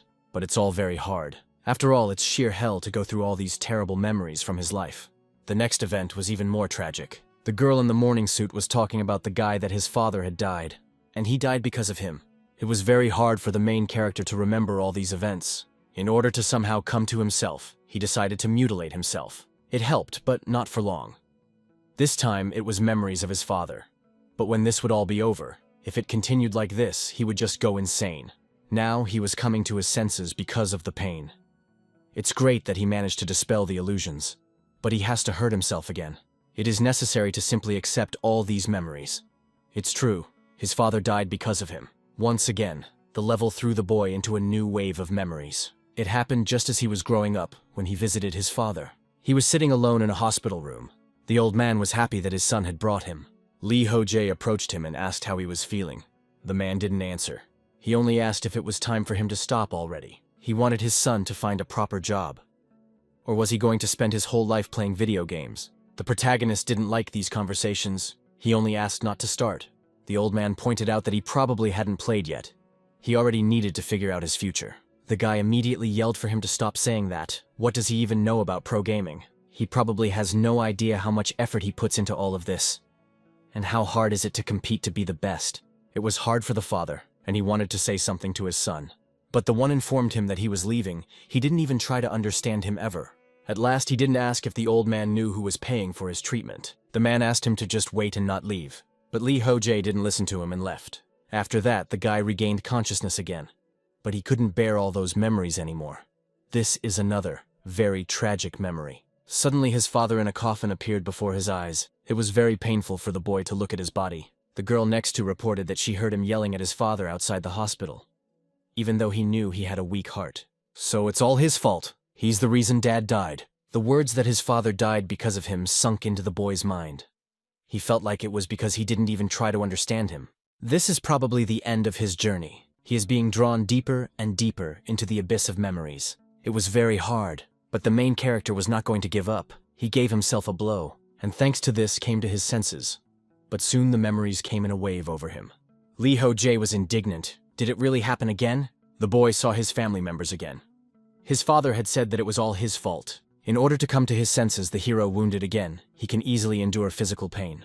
Even if he sinks into the deepest depths of his memories, he will still rise back up. Soon they would go over who would last longer, him or the not the master. Suddenly a system window appeared.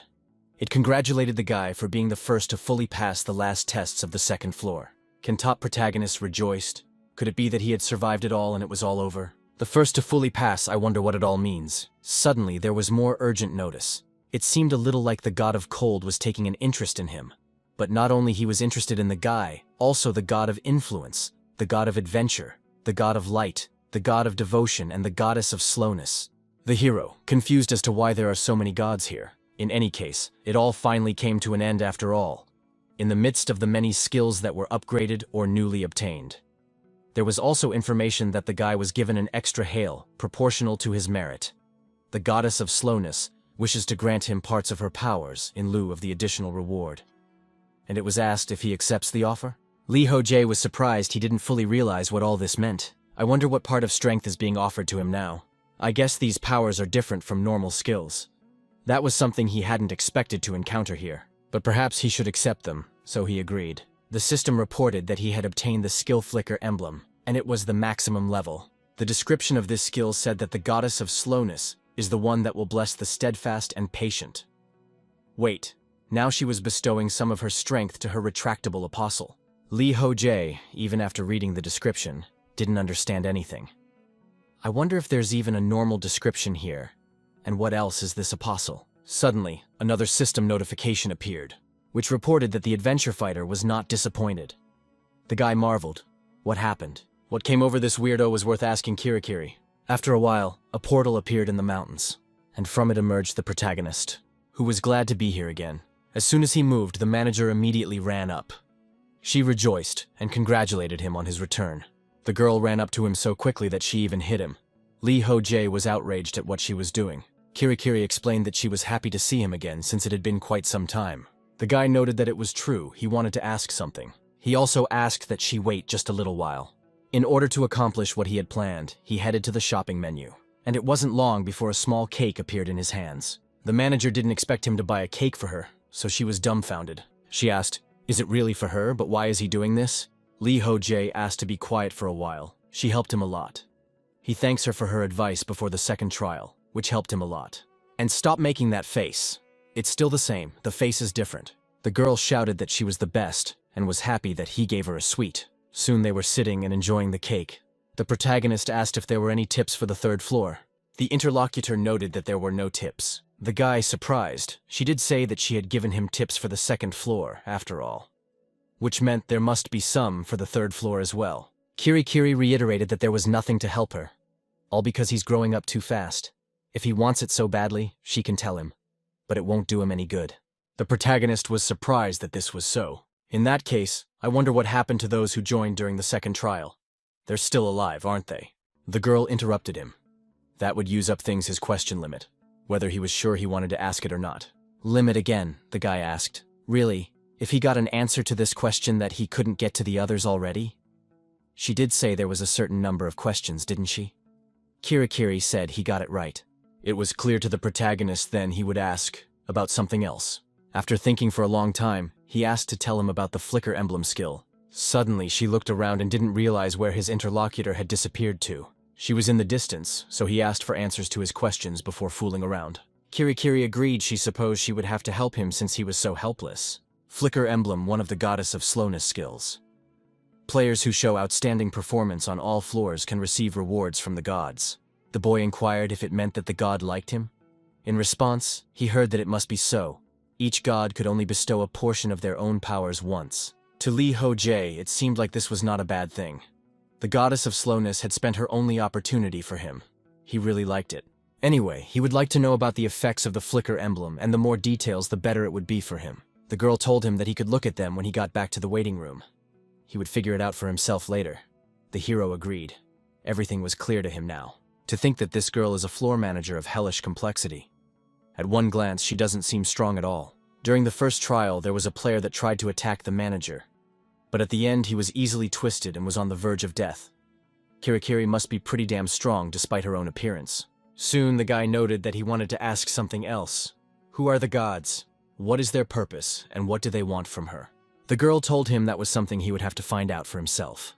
Seeing her reaction, the guy said he understood everything but was a little confused.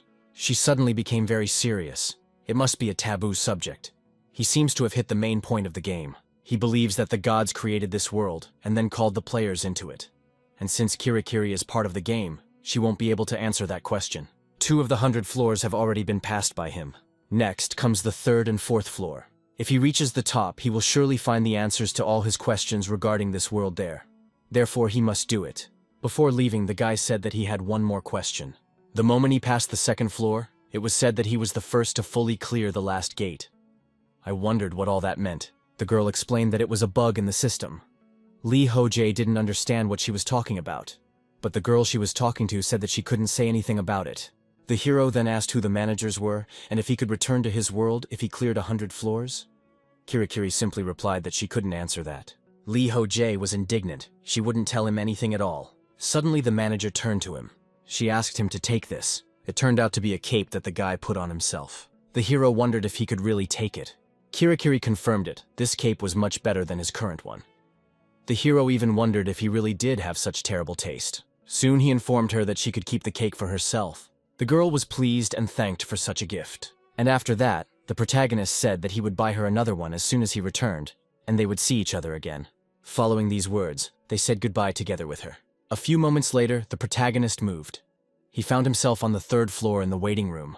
The first thing he thought was to take a look at his skills before starting. To do so, he used the status. There, he noticed a direct flicker. It was reported that since the goddess of slowness hates to rush anywhere, she moves objects through space and time. With just the blink of an eye, the hero can jump a great distance 5 times. And after all the jumps are spent, the skill will begin to recharge for 5 minutes. It turns out to be a movement skill. Li Ho-jae didn't expect anything like this considering she's the goddess of slowness. That being said, it's quite handy to have such a skill. It will certainly be very useful when passing through. Before using it in real events, he decided to try it out. To do so, after concentrating, he activated the flicker emblem. As a consequence, he accelerated, and in an instant he was in the distance. That's the speed he traveled all that distance in an instant. It's like real teleportation. So that's the power of the gods not being slow. If other players knew about this, you would probably demand that this powerful skill be weakened. Now the guy decided to try 5 jumps in a row. He accelerated well enough and rushed forward. He couldn't handle the high speed and just crashed his head against the concrete wall. It really hurt a lot. This skill is quite hard to control. And he had just tripped over a bed after all. One would have to be more careful before using a jump. For a while, the guy sat and pondered on the next floor.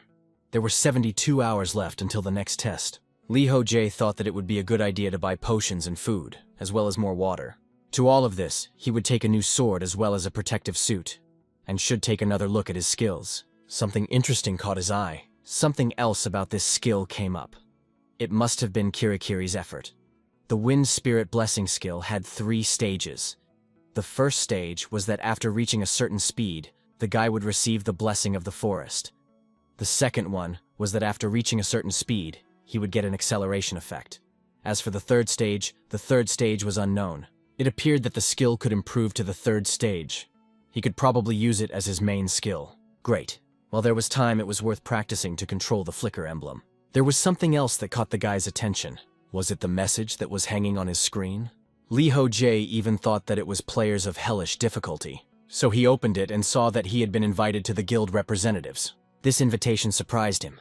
The guy didn't understand what the representative guild was. But still, he was interested and decided to get acquainted with it. At the beginning of the message, the guy was welcomed. He was sent this email as they were quite impressed with his accomplishments on the hell difficulty floors. If it's okay with him, they would like to tell their representatives its purpose. So look forward to hearing from him. The signature of the letter received was Lee Chang-seok's. The protagonist and himself saw that the community chat had been quite lively lately. But he didn't think that such a group would form so quickly. Previously, he hadn't noticed this person's name on the list of top players. After all, he was the only one successfully mopping up floors of hellish difficulty. It didn't make sense for him to mess with other people. So he thought it was worth putting this all aside for later, and right now just prepare to get through the 3rd floor. He still had a lot of things to do. It's a hell of a long way ahead to reach the 100th floor. After a while, the guy was already on the 3rd floor of training. It was an unusual room that looked like a chessboard. On it, as usual, the guys were attacking arrows. Everything happened as he thought. The traps are activated just by stepping on the black slabs. Hence, it is clear that means the white slabs are safe. But this is what the guy decided to find out. He stepped on a slab and waited to see what would happen. He ended up being right about the white slabs. But why is he so uneasy? This is all very suspicious indeed. Need to check everything more thoroughly. Therefore, he used his menu. Just in case, one should be ready to activate the skill at any moment. With the help of the gift he received from the goddess, he moved forward quite quickly, and even wondered why he was having so much fun right now. It would be time to finish with these trials already. The protagonist moved forward on the white slabs, as he thought that they were safe. But suddenly, when he stepped on that very white slab again, many traps activated. Lee Ho-jae was prepared for this, as he felt anxious recently. So as soon as he saw the danger, he activated the flicker skill, thanks to which he successfully defended himself from the traps. It was really very close. Those arrows would have made a hedgehog out of him before he could activate this skill. They made him believe that the white Vlidai were safe, and on the last step they aimed a whole row of arrows. How infuriating is this ordeal after all? But in any case, he is already not far towards the exit. Indeed, he had no problems further on, and after that he had already reached the source. It became clear that the boss room was not far away at all, perhaps because of the difficulty of the previous floors. It also seems too simple here, and it's frustrating. Is this some kind of indulgence for him? Lee Ho-jae headed towards the door to the boss room. Considering that he hadn't gotten a single new skill, it didn't seem like he would have to go back to the waiting room. That's why he decided to just finish everything and mop up as quickly as possible. The door of the boss room swung open quickly, and the guy moved to a new location. He was already wondering what was waiting for him here this time. It turned out to be the essence of this challenge is to reach a goal. In the air floating plates, which after a certain time fall down. Guys need to use them as a support in order to reach the goal. Plus on the way, spread traps and the main character, when moving through them, realized that this is crazy. I guess the creators of this challenge decided to finish him off. Now the rejection difficulty really deserves its name. Lee Ho-jae tried his best to jump over each slab as fast as possible. In doing so, he saw that the slabs would fall down immediately after he stepped on them. Now he has slabs that fall down after a while, and traps that attack. With that in mind, the level would be simple. But it wasn't that simple. He is once again attacked. He has to defend himself from arrows and there's no way to respawn. He can't even figure out where the arrows are coming from. And suddenly all the plates under him for some reason began to behave strangely. The protagonist felt himself brewing literally in the air. It turned out that the slabs he had recently traveled on had all fallen down. Lee Ho-jae even had to activate the blessing of the wind spirit in order to at least move somehow. The slabs on the 3rd floor were falling down one way or another. Those players who forgot about it and only focused on the traps would just fall down. And even after falling, they had to avoid a new trap and reach the goal. The unchangeable condition is to pass the boss room, and it consists of an impassable path on the slabs. However, the protagonist knew how to deal with it. Now the plates began to spin in a whirlwind, but increased his level and skills on the 1st and 2nd floors. He received an ability from God. Thanks to that, he could now activate the flicker emblem that was supposed to help him move around. He once again saw that the plates moving him forward had fallen again. He alone somehow needed to figure out how to move through this falling vortex. Still, the advancement he had was how he constantly activated the flicker emblem. Lee Ho-jae's goal was to break this unchangeable condition, and so after a while, he even managed to reach the last slab. Of course, the effort to do so was tremendous. The system congratulated him for passing the 3rd floor of training on hellish difficulty. The protagonist thought he almost died this time. This boss room was really dangerous. After all, the creators of this floor had outdone themselves. They were hoping to kill all the players here. Lee Ho-jae barely managed to pass this level. Soon, several system notifications appeared. One of them stated that the God of Adventures wanted to grant the guy some of his powers in lieu of an additional reward. He also received 1,000 points for passing the floor. The very first gods were pleased with him. He received as much as 5,700 points. But some gods were disappointed with him, and some points were also deducted. The guy showed up. He got the power this god switching wants reward. He got on his nerves every day, and Force wants to give only now. Flicker Emblem is a rather cheater skill that exceeded his expectations. Without it, he never would have made it past the data floor. It's a gift that can't be refused.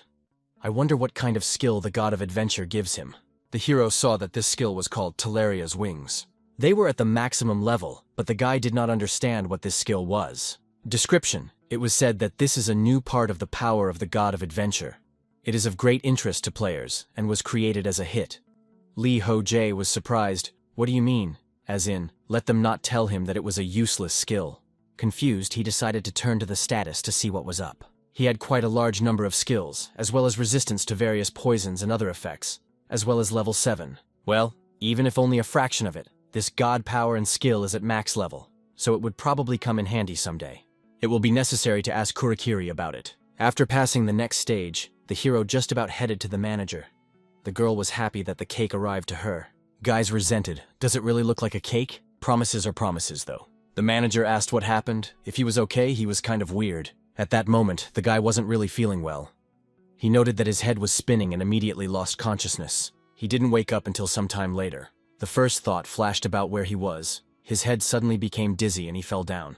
Apparently, he was very tired, and because of that, he lost consciousness. Suddenly, she noticed Kirikiri resting on top of him. Was he really some kind of pillow for her? Although he shouted, but the girl did not react to it in any way, so the hero tried to just sneak out of there. Then he touched her ears. They are softer than he thought. Because of that, Kirikiri immediately woke up and shrieked. She was indignant, talking about him not touching her ears because of that. The sounds rang out sharply in her head. Lee Ho-jae apologized for that. Like he said, he brought the cake after all. While the manager was eating it, the hero wanted to ask about the last level of the 3rd floor. No matter how much he thought about it, it was all very strange. The interlocutor inquired what he was talking about. The guy explained that the difficulty of the level had increased, and he thought he would even die. Kirikiri realized that's what he was talking about. It was because he went through it very strangely. The guy inquired what she meant. The manager stated that the boss room on the 3rd floor had a path downstairs, which was the way he was supposed to go, not jumping on the slabs that were falling down. They probably didn't even expect the player to be able to make it to the room without falling down. It seemed like the gods were really going crazy. The protagonist was outraged. Let them just wait. That's when he would find out who created this fucking world. He would beat the shit out of him. For a while longer, they sat and chatted with the girl. Lee Ho-jae watched the community, but he didn't see any information there that could help him. Most of the community was simple, as well as medium difficulty. But there was also something that still caught his attention.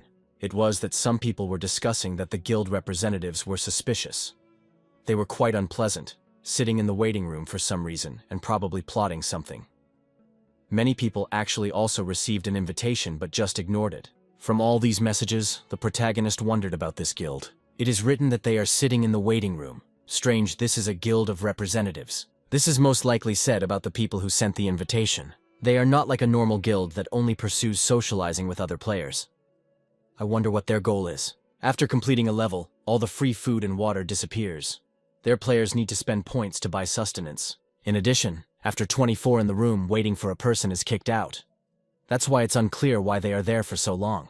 And how do they even support this guild? All these thoughts hung in the guy's head for a long time.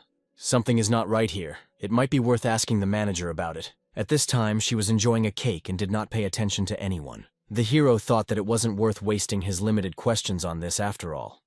He wouldn't be able to help the players on the other difficulties anyway, and it wasn't worth getting involved. Better to focus on his own problems right now. He asked Kirikiri what he would need on the 4th floor, have them recommend something. The interlocutor agreed to tell him he would need rope hooks and a spyglass to pass the next floor. She assumes that's all, but to the guy even this amount of things seemed a lot. He also asked that she now tell him about Talaria's wings. The manager was surprised at such a question. It turns out that he had gotten another skill from God. That's incredible. He had gotten skills from 2 gods already. Soon, He-Skill's description appeared. Part of the god's power gifted to the guy when used, Talaria's wings appear on the player's back. The wings allow you to soar through the air, and they also have incredibly high magical defense. A power adventurer is used to activate them. It was a really good skill when activated summoned wings. And because of this, the main character can float in the air. Now he decided to test their actions and enjoyed landing. This is simply amazing. What a good skill, the adventure god is simply the best. But the girl explained that the wings allow him to hover, not fly. But that was already enough for the main character. After all, the main thing is how he uses them. He, in turn, can fly up, using the flicker emblem and thus increase the range of hovering. And the coolest part is that he has entire wings behind his back to have such a dream of every guy. Kirikiri looked at him skeptically at that moment. The hero realized that he looked pretty weird. Suddenly, the manager informed him that this would be her thanks for the cake she bought. And a second later, she created a portal that was right next to the guy. He was confused. Should he really go to the next level already? The girl said that the day of the great gathering would come very soon. Lee Ho-jae didn't understand anything and asked, "What is she saying?" The interlocutor only informed him that he would understand everything then. That would be the true essence of this world. In the meantime, let him do his best to survive. Along with these words, she came up and pushed the guy right into the portal. The protagonist was surprised. He didn't understand what was really going on. He wanted to find out about everything again, so he asked to wait, but it was quite late. And after a few moments, he found himself in the waiting room of the 4th floor. There he sat confused, thinking about what the girl had said. It was unclear what this day of great assembly was, or what it even meant. Somewhere in the other waiting room was a large number of people. All of them were looking intently in the direction where the chief was. There was a guy tied to one of the pillars, begging you to forgive him one last time. The main man just threw something in his direction.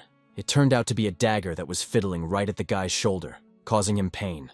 Lee Chang-suk just laughed because of what had happened. He reported that it was convenient the wounds healed instantly. That was the head of the representative guild. To prepare for the 4th floor, the hero focused on training using the power of the gods. He also used Talaria's wings as well as the shimmer emblem. Lee Ho-jae practiced until he could, comfortably and freely use the skills. It took a very long time. Soon, the system asked him if he wished to enter the 4th floor. The guy wanted to know what was there since the second trial was about to end soon. Accepted the offer by the game, moved to a rather familiar place. He realized that he had already been here a second time, but the sound coming from this room was not the same as before.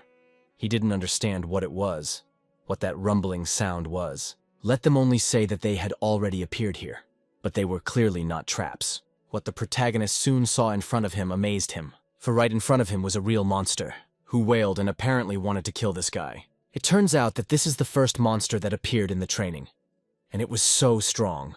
It was just so big in relation to the guy, and not at all unfriendly, because a moment after it appeared, it immediately attacked. Lee Ho-jae felt his strength. He was clearly at a loss and didn't understand how to fight him. Kirikiri didn't advise him to change his weapon, so he could remove him with his current weapon as well. In that case, it was necessary to concentrate and act according to the situation. He ordered to activate combat concentration. While the guy was preparing to fight, the monster attacked again. But the protagonist was expecting this attack, because he prepared himself using his skills. He dodged quite skillfully, and the monster didn't manage to hit him. After that, he thought that the creature had lost concentration, and decided to attack from his blind spot. But the goblin paid attention to that. He turned out to be quite skillful. And even despite his huge body, he deftly counterattacked the guy with his hand. Lee Ho-jae did not expect such an attack, so he missed this strike. It was really serious for him because the guy received critical wounds. This creature was much faster than he had thought before. Everything is possible that this monster will even be able to kill him. The goblin was rapidly approaching, and all that the protagonist thought of was to block his attack with a shield. But he clearly did not expect what would happen next, as the goblin turned out to be clever and used a false payoff. That is, a ruse. Thanks to which he broke through the guy's defense.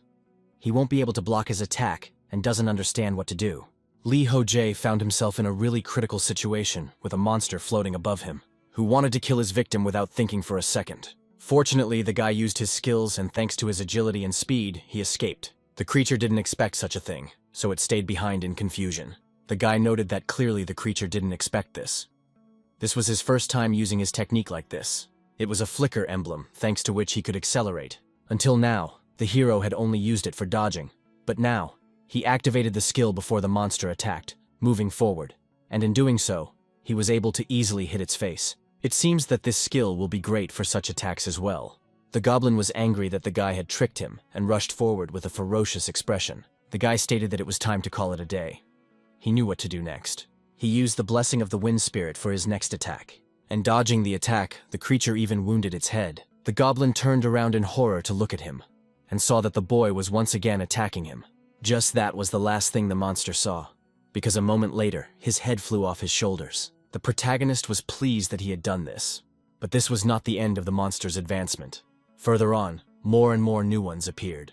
Since the guy already knew how to fight these monsters, the 26th had already been killed by it. The hero even thought that perhaps he should try to fight the next one with his bare hands. His combat skills had increased a bit when looking at the stats.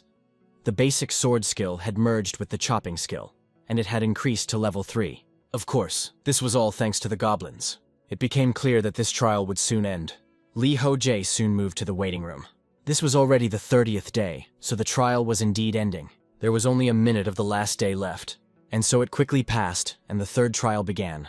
As the new trial began, there were new arrivals to this game, so the guy decided to check them out. But this time, it turned out that, apparently, no one chose a hell of a difficulty, and it's a pity. Something interesting awaited him next tabs. The community was in chaos. Because the newcomers didn't understand what was going on here, it was as if they were drunk and delirious. Lee Ho-jae was well aware that they needed time to calm down. So he wrote to the guys and left them to calm down and listen to him, which is very different from the world they lived in before. They won't be able to go back anytime soon. And making a single mistake here could get them killed, so have them listen to him carefully. The others are confused. What is he talking about? Some even suggested that he had died and this was hell. And some said that his leg was eaten by a monster, and everyone around him was killed. The hero asked them to calm down, but the monster made him curious about what they were talking about. Someone asked what kind of monsters they were talking about. He was pretty interested too. It was a player on a different difficulty level, and the hero had never seen it. The guys who were discussing the monster asked if he hadn't heard anything. At this point, they all find such villages realized. It is that their home, the one that was their world, has turned into a sheer hell. The protagonists until the end did not realize what had happened. It had all happened before. The monsters came out of a portal in the middle of the street and are moving towards a residential neighborhood. Portals appeared all over the planet, with countless monsters coming out of them. The army was completely helpless. Unknown portals appeared all over the planet, from which horrifying monsters came out, killing people. The military as well as some police officers were struggling to contain their attacks. Countries whose military strength was small were immediately destroyed. But the number of monsters did not decrease at all. The military could not stop them. And 2 weeks after these neighborhoods appeared, the number of victims was approaching the 90 million mark. Lee Ho-jae simply couldn't believe what was written there. The others also couldn't understand what these students were talking about. It sounded like some kind of nonsense. But the protagonist believed in those 90 million. He thought that the sacrifice had not happened to their planet. And how could this have happened? Suddenly he thought about his mom, and also his sister. There were too many messages in the community. At the same time, he can't even make out where the newcomers are writing. Have monsters appeared on Earth, and is it all serious? He doesn't understand what's wrong with his family, or if they are unharmed. Some more information is needed. Suddenly someone wondered if perhaps they could save the people on Earth. This immediately caught the protagonist's attention, and he wondered. That's right. As long as he could easily handle these monsters, and when he passed the 100th floor that would be very strong. Much stronger than even now. It was as if he was locked in this world for no apparent reason, for nothing explained. There's no purpose, no reason, no method. But he doesn't deny that his training has made him stronger. In other words, they were transported here so that they could save the world. In the real world, it's been over a month since the portals appeared. And today is day 0 of Trial 3 in training. The hero finally understood the essence of this world called training. The day the newcomers told people about what happened in the real world, everyone changed. The first was that there was an increase in the number of players actively going through the floors. And there was also more determination from those players, whose families are now in the real world. Even if he didn't enter the raid, there were those who showed support to other players. The hero was also helping everyone's rump. He asked that they not aim their arrows at a random spot in the arm. Let them hit places with high nerve concentration to increase resistance faster. The attendees were afraid of these methods. They realized that it could increase their resistance, but it didn't seem right to them. The protagonist just kept on destroying the monsters. He dealt with them very easily, without any problems at that. But these creatures appeared more and more.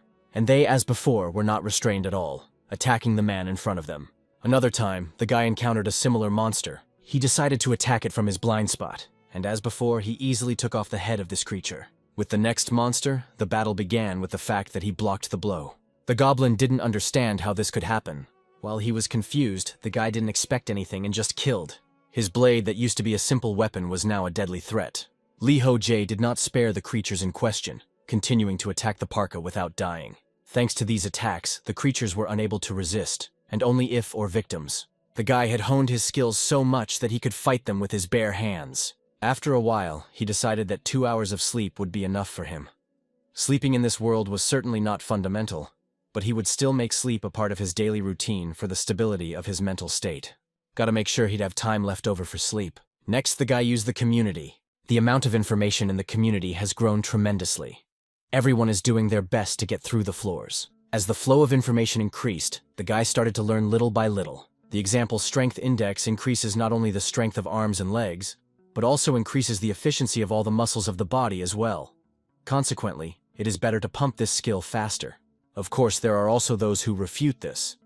But most of the information is true, so you should not ignore this one. And regardless of the complexity of the information about really helps. Moving forward, the protagonist saw something interesting. Up ahead was some sort of strange room, and it had some unusual monsters in it. They were goblins, but only they were sitting behind barricades. The trench and the goblins look very interesting. The monsters didn't pay attention to the guy as he hid himself, but Lee Ho-jae saw that there were quite a lot of them there. So he decided to act carefully first, and used his wings to do so. One of the goblins only saw him at the last moment, but the guy immediately rushed towards the creature and killed it. This event instantly attracted the attention of the others, and they began to scream. After which, they all rushed to attack. Lee Ho-jae knew how to fight such creatures. They were quite weak, so they would die easily. The only one who could save their measures that had turned into a living hell. It's them themselves. Therefore, it is necessary to stop faster, as well as stronger each time. Now the main goal is to pass the data of the world, and the main character tried to do this as quickly and qualitatively as possible. And while he was fighting in one of the rooms, the expectation was something strange. People were begging to roast over them. If they took more sustenance, they would simply die. The head of the representative guild just walked up to this guy and kicked him with his foot. He laughed and said that everything was very good. This is the waiting room of the first floor, easy difficulty level, and it belongs to him now. And there, the second floor is not far off. How dare a slave challenge him? Let the boys take care of the ones who had arranged to go upstairs with this scum. His subordinates obeyed him and immediately started killing, and the first guy begged them not to do that and stop. But the head of the Guild of Representatives just laughed. This world is really something. Very soon it would completely belong to him. Lee Ho-jae finished another sweep of the floor. He still couldn't get used to all of this. It had been a whole 10 days since he started hunting goblins. The goblin weren't just making trenches, and they were coming up with something new each time. They were setting up a wooden fence and putting someone on guard duty. They even developed weapons from magic staffs to crossbows. But these goblins posed no threat to him. Since he could repel magic and arrows with the wings of Teleria received from the god, he could approach these creatures in the air, covered by his own wings. Fighting was easy enough, as he took no damage from their attacks. His shield is in bad condition, need to repair it in the waiting room, but he can't go back there all the time. Also need to change weapons once he passes the 4th floor. Come out that both the shield and the sword need to be changed, and once he acquires new ones, it is necessary to remember to change it. The guy relied on the skills he had gotten from the gods, but after a few days of battles, he had acquired a bunch of different skills. Those skills that were previously inactive quickly swayed, which meant that it was better not to repeat the same actions, but to utilize his full combat potential. Basically now the guy is only dodging arrows. Most likely, his combat skills swayed once he fought a lot. Some of them were still at the first levels, and some had already surpassed the 10th level. Suddenly, Lee Ho-jae wondered what if the skills from the gods were interfering with his pumping. And while he was thinking about it, some strange shouting sounded behind his back. It turned out that there was a new monster. Not at all like the previous goblins. The boy wondered if it was the goblin sergeant. Although no, he looks different. They are similar in shape, but this one is obviously smaller. And this is his first one-on-one fight. Since his battle with Goblin Sarge, a monster without a second thought for a guy like this. In a short moment, the protagonist was able to notice that this creature moved exactly like the sergeant. The weapons of this monster turned out to be its fists, which at a certain moment glowed in red. Thanks to these hands, the monster attacked swiftly and broke through the guy's defenses, who didn't expect this attack to be so strong at all. Lee Ho-jae was thrown back quite a distance. He was confused that it was just his hand, as if it had teleported. And while the protagonist was thinking about it, the goblin was advancing further. It was already beside him. The protagonist immediately had to use combat concentration. It was only because of this that he saw the monster's hand teleporting towards him in slow motion. But even with the help of his skill and speed, he didn't have time to dodge, so once again he was attacked quite heavily and thrown aside. But in the air, the guy oriented himself and used the flicker emblem. Thanks to that, he was even able to counterattack quite skillfully. But he didn't seriously injure the creature, and the fight continued again. The guy was outraged that his enemy had dodged. Had he really planned it? If the guy gets hit with such a low level of defense, he's definitely dead. And so he noticed that the creature was actually about to attack him. So he immediately used his own wings to defend himself. It turned out that those wings, in turn, attacked the goblin. Lee Ho-jae resented this goblin, probably thinking that he was enjoying being his whipping toy. But surprisingly, he dodged again. Did he really read his movement? The guy even lost a few teeth in this battle. This creature's fist strikes when it glows red. As I look at this situation, it is definitely a skill. But the protagonist can't figure out which skill can be reused without any restrictions. He thinks so, even though he uses the skills himself, but he still thinks it's cheating. Suddenly, the guy saw that the monster was rushing towards him again. In order to increase the distance, the guy threw his weapon at the monster. Tom, of course, had to defend himself, but it was easy. But the protagonist knew that the guy would do that. It was planned by him. He immediately pulled out another weapon from his inventory and threw it again at the monster. The one, of course, dodged, because this attack was more dangerous than the previous one. The guy did this on purpose to shorten the distance. Although the monster is quite fast, but he will be quicker. The goblin considered his movement and immediately placed a block in front of his face. It was clear to the guy that he had closed in and there was no point in attacking head-on. But in such a case, he decided to act a little sophisticated. So after making a few false moves, he attacked his chest with his foot. After that, he also used the flicker emblem to increase his attack. Thanks to these actions, it even managed to break through the monster's defense, and that was excellent. But the joy was short-lived, as the monster quickly came to its senses and counter-attacked with its fist. And this attack, like the previous ones, was very deadly. The guy was confused, not understanding why his punch was as strong as it was even in this position.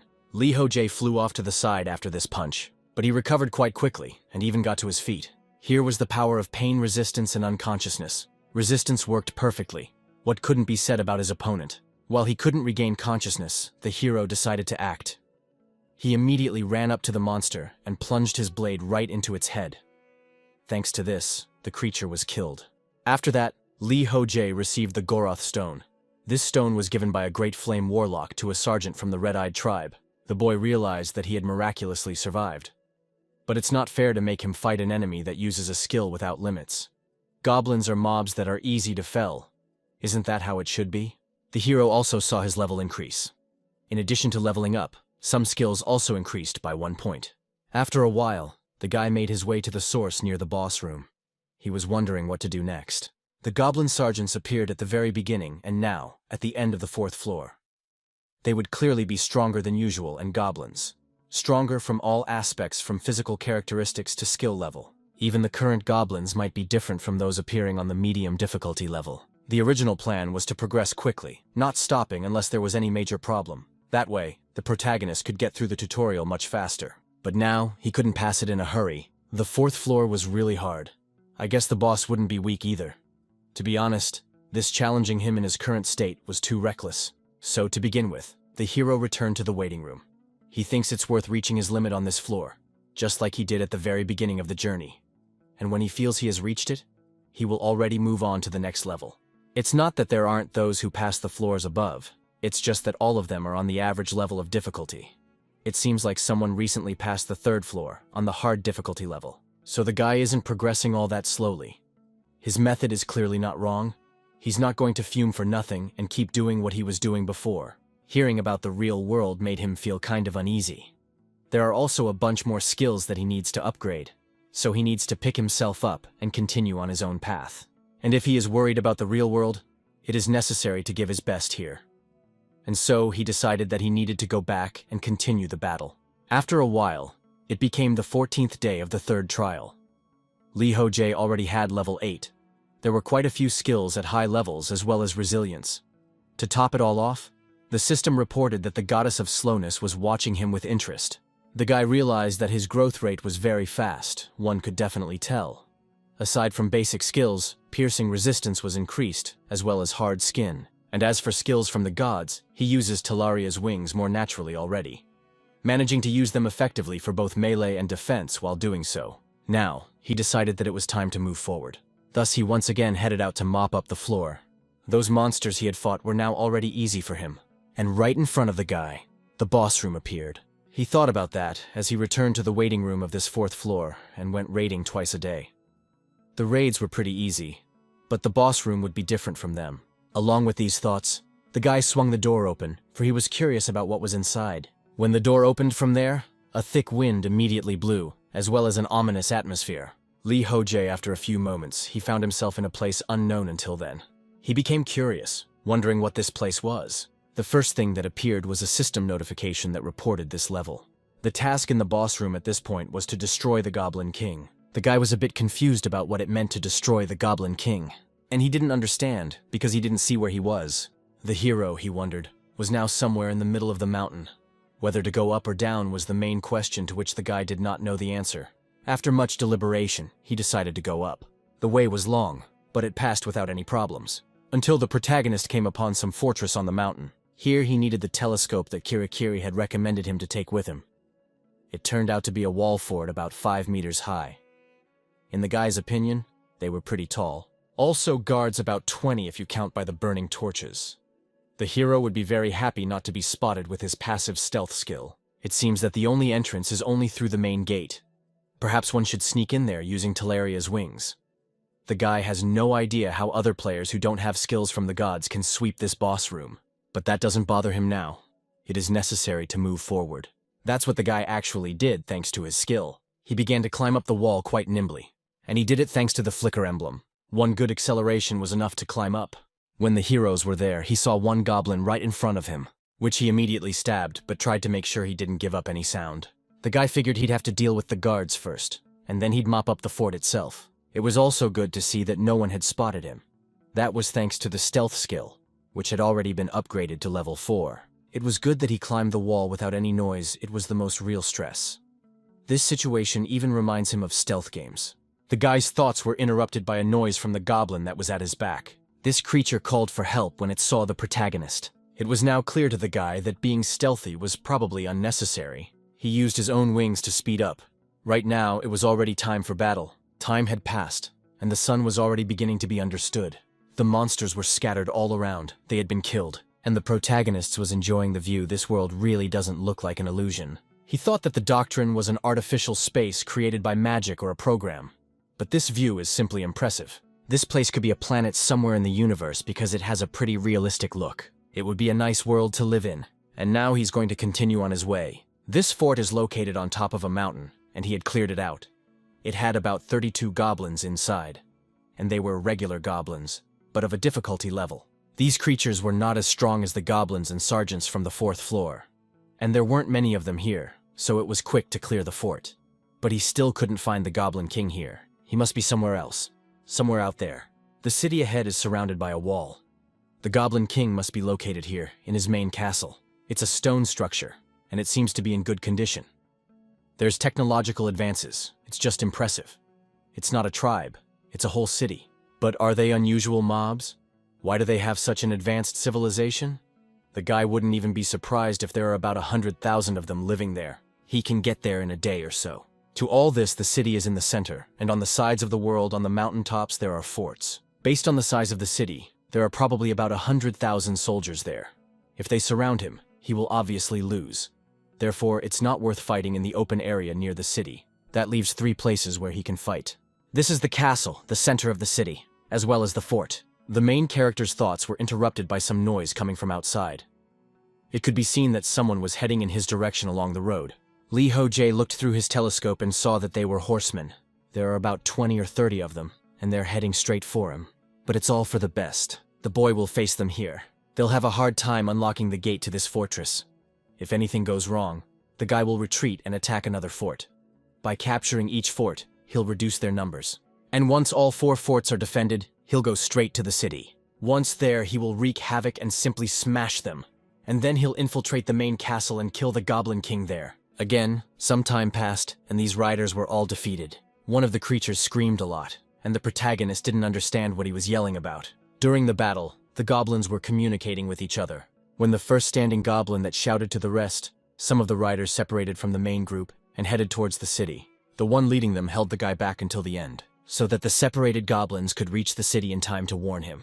Even though he was his enemy, it was a good strategic decision. The lad knew what to do with those riders, though. He rushed towards them thanks to his own wings, and attacked the given creatures, killing them very easily. For the past 3 days, all Lee Ho-jae had been doing was fighting goblins. They sent more and more soldiers to the forts. At first, they sent a few dozen at a time, and then it was already 50. When they got over 100, the guy moved to another fort, and there what he thought before he cleared it very easily. Thanks to his wings, he can move between forts, spending about 3 hours on the way. Meanwhile, the troops that were sent to reclaim the fort need to spend a whole day pursuing it. Therefore, they are no match for the mobility of the protagonist. After a few such movements, they sent 200 soldiers to each fort. All of this happened right now. The guy destroyed the guards in one of the forts, as well as the 200 soldiers who arrived there. Seems they thought they could beat the guy with that many. Plus, these reinforcements are armed with spears. But when it comes to the battle inside the fort, the guy can easily defeat 200 goblins, thanks to his level being doubled. Lee Ho-jae even has a hard time believing in your growth rate anymore. After killing those goblins and clearing all the forts, he must have gained a lot of experience. In just a week, he's gotten stronger incredibly fast, and that's fine. The Goblin King, who was the guy's main target, didn't like it. Lee Ho-jae once again used his telescope to look at his enemies. At this time, a huge crowd was approaching him. There seemed to be around 800 individuals. That's one rather large group.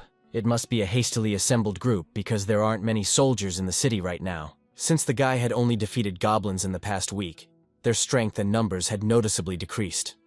The number of riders has dwindled, and the regular foot soldiers seem to be untrained civilians who were recruited in a hurry. Only 1 out of 5 is an experienced soldier. So it seems that they are sending all the men they can find, which means it's already time to visit the main castle and wreak havoc in their empty houses. Suddenly, the system reported that the dueling god was disappointed with the guy because of his method of fighting. The guy wondered, what should he do in such a case? Does he really want the guy to solve issues head-on and get killed? But suddenly, there was a notice of Chaos Headquarters, was pleased with his actions. Lee Ho-jae was happy that he found with himself, in which appreciates his hard work. Although the bad feeling he has right now is because he seems to be an evil god. But anyway, it's time to move forward. As before, to move quickly, the guy used his own wings. And after a few hours, he found himself in the outskirts of the city. Then he landed on the roof of the nearest building. Great, he's infiltrated and remained undetected. But the question becomes, what do we do now? Alternatively, you can go out in the open to fight the monsters. As soon as the guards arrive, he'll take off and move to another location. In terms of mobility like before, he has a big advantage. Starting fires in different places is also a good plan. If the whole city is engulfed in flames, these creatures won't even have time to put it out. Although if they have a storehouse with gunpowder, then you just have to blow it up. All it takes is to sow confusion amongst all those goblins. And it doesn't matter if the group that was sent to the fort comes back. He can easily get out of here and lurk somewhere in the city. And these goblins do not revive, as in various games. The guy sees that they don't have many troops left. The ones sent to the fort are probably the last ones. If he successfully riots in the city, he will be able to get into the castle and kill the Goblin King before the troops arrive. Suddenly, the guy turned his attention to the road. It turned out that there were several goblins walking along the street. They looked very much like humans in some ways. Could it be the goblin child and also his mom? The boy noticed that they were smiling. This situation made him wary. Therefore, he paid attention to the others who were in the city. Normal life was going on there. Lee Ho-jae couldn't believe it and was confused. In this city, goblins live the most ordinary life. They eat, laugh, and fall in love as if they were ordinary people. Perhaps this is an illusion. Is it true that this map was created for the player by the game system? We can assume that these are real existing places somewhere in the universe. In that case, for these creatures, it is the guy who is the monster. He's a horrible monster that just showed up and started mauling them, collect him left to right. I really wonder what that goblin said to him before he died when he tried to mount him. They all fought not for life but for death, and fought to the last man. They also looked at him with great hatred. He did not attack and was overwhelmed with anger as well as malice. They hugged the corpses of their dead comrades and wept over them. Li Hojie realized that he had indeed killed countless goblins, but he didn't even feel an ounce of emotion, for he thought that this was just some kind of game. Because of this, he had a shitty feeling on his heart right now. He kept thinking that the goblins of this were just an illusion. They would be resurrected when he returned to the waiting room. No matter how many times he came back here, they would live exactly the same life as they do now. After all, that's what the system says. But is that really the case? Li Hojie even thought about giving up. He is no longer going to wreak havoc in the city in question. He still has time before the troops that were sent to the fort arrive, so he will go to the castle and kill the king before they arrive. But the question arises, how to find him. I wonder where a powerful person could be, especially considering the structure of the fortress. What if she saw a structure that was boarded up? Could it really be there? Thinking briefly about the character, decided to delve into the place using her own wings. The creatures inside were indeed creatures that were immediately wary. They defended their lord with all means at their disposal. The protagonist turned his attention forward and saw that there was indeed a king, if you consider the crown on his head. The ruler has 4 bodyguards, must be they are strong, but the guy will quickly deal with them. He used his own wings to do so, as well as the flicker emblems. And as he thought, he dealt with all the bodyguards very easily. After that, he found himself not far from the ruler. As he thought, he wanted to destroy this king, who almost did not resist. But suddenly the guy heard some strange sound. Because of this, he became confused and immediately stopped. The enemy king he was trying to kill was saying something in his own language. The guy thought, did he really say he wouldn't fight back? He apologized for not understanding him. Looking at the eyes of the ruler in question, he saw a kind expression on his face. It was obvious that he had already accepted his fate and would approve of what the guy would do next. Li Hojie didn't expect this. He was confused. After which he informed him that if he did not resist, he would organize a quick death for him, and thus killed the ruler in question. The other goblins in the room immediately fell into mourning. Suddenly the guy saw something else that caught his attention. There were goblin children hiding behind the columns. They crossed their gazes with the lad. The hero did not want them to run out to him. Let them stay where they are. He does not want to kill them. But these creatures did not listen to him. We did not choose and began to sob very loudly. The guy did not understand their language at all, but the meaning was obvious. Suddenly the system reported that he had passed the 4th floor of training on hellish difficulty. All the negative effects were removed and his health was restored. He had gotten quite a few points for passing the floor. Some gods were disappointed in him and deducted points because of it. And those who were interested gave him even more points. It was also said that the guy would be given an additional reward proportional to his merit. Many gods are willing to bestow some of their powers to him in lieu of an additional reward. Li Hojie wondered, are they really voting to grant him a skill? That's democratic enough. And so the votes were distributed, after which the guy was asked if he was going to accept the skill data. He agreed to the venture without a second thought. It turned out that he had received knowledge before Babylonian time of the 5th level. The guy did not understand what the skill in question meant, and suddenly he heard about the voice of the goblins, which, for some reason, he began to understand. It turned out that they called him a monster, and said that God would punish him. Now everything became clear to the guy, but he was not to blame for the situation. It was the training that instructed him to kill them all. He just had to do it. If it had been his will, he would never have been here. The memories of what had happened were making the guy angry. Data updated, hysterical, and cursing him for killing their esteemed father. Now it's unclear if it's really all spelled out. Suddenly it's all happening in real time, just in a different world. While the guy was pondering this, a message came that the god of adventure, Her, blinded him. The protagonist was confused. He did not understand what was happening. It also turned out that the goddess of slowness was furious. Li Hojie no longer understood what was happening. Space suddenly distorted, and he began to move somewhere. After a few moments, he found himself in a rather familiar place to himself. Therefore, the guy instantly started looking for Kirakiri. After looking around a bit, he actually saw her. As he turned to her, the girl glanced at him but ate her gaze was something strange. Li Hojie even wondered if she was avoiding him. The manager asked a strange question. Is he angry with her? The hero was surprised and said, at the camp, angry. But the girl continued to assert that she knew he was angry. It's all her fault.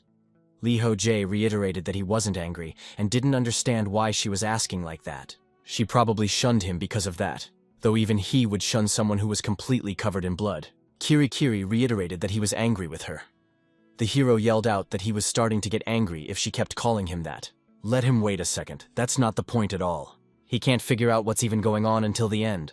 After reading the notification about his eyes went dark and he was forcefully thrown here, the guy thought, can the gods really use their own powers on him? I wonder if such a thing could happen. Why would the god of adventure do such a thing? And why was the god of slowness furious? How to make sense of it all? The guy stated to the manager that he had so many questions, and he wasn't interested in what was going on. Considering he hadn't asked any questions about last time, he might as well ask her a decent amount now. The girl agreed. Then Yor asked her to tell him more about the gods, and to do it in as much detail as possible. The interlocutor thought about it, then reported that the gods are interested because they want to understand whether the guy is qualified enough to be their apostle. Getting the attention of the gods is difficult, and becoming an apostle, even more so.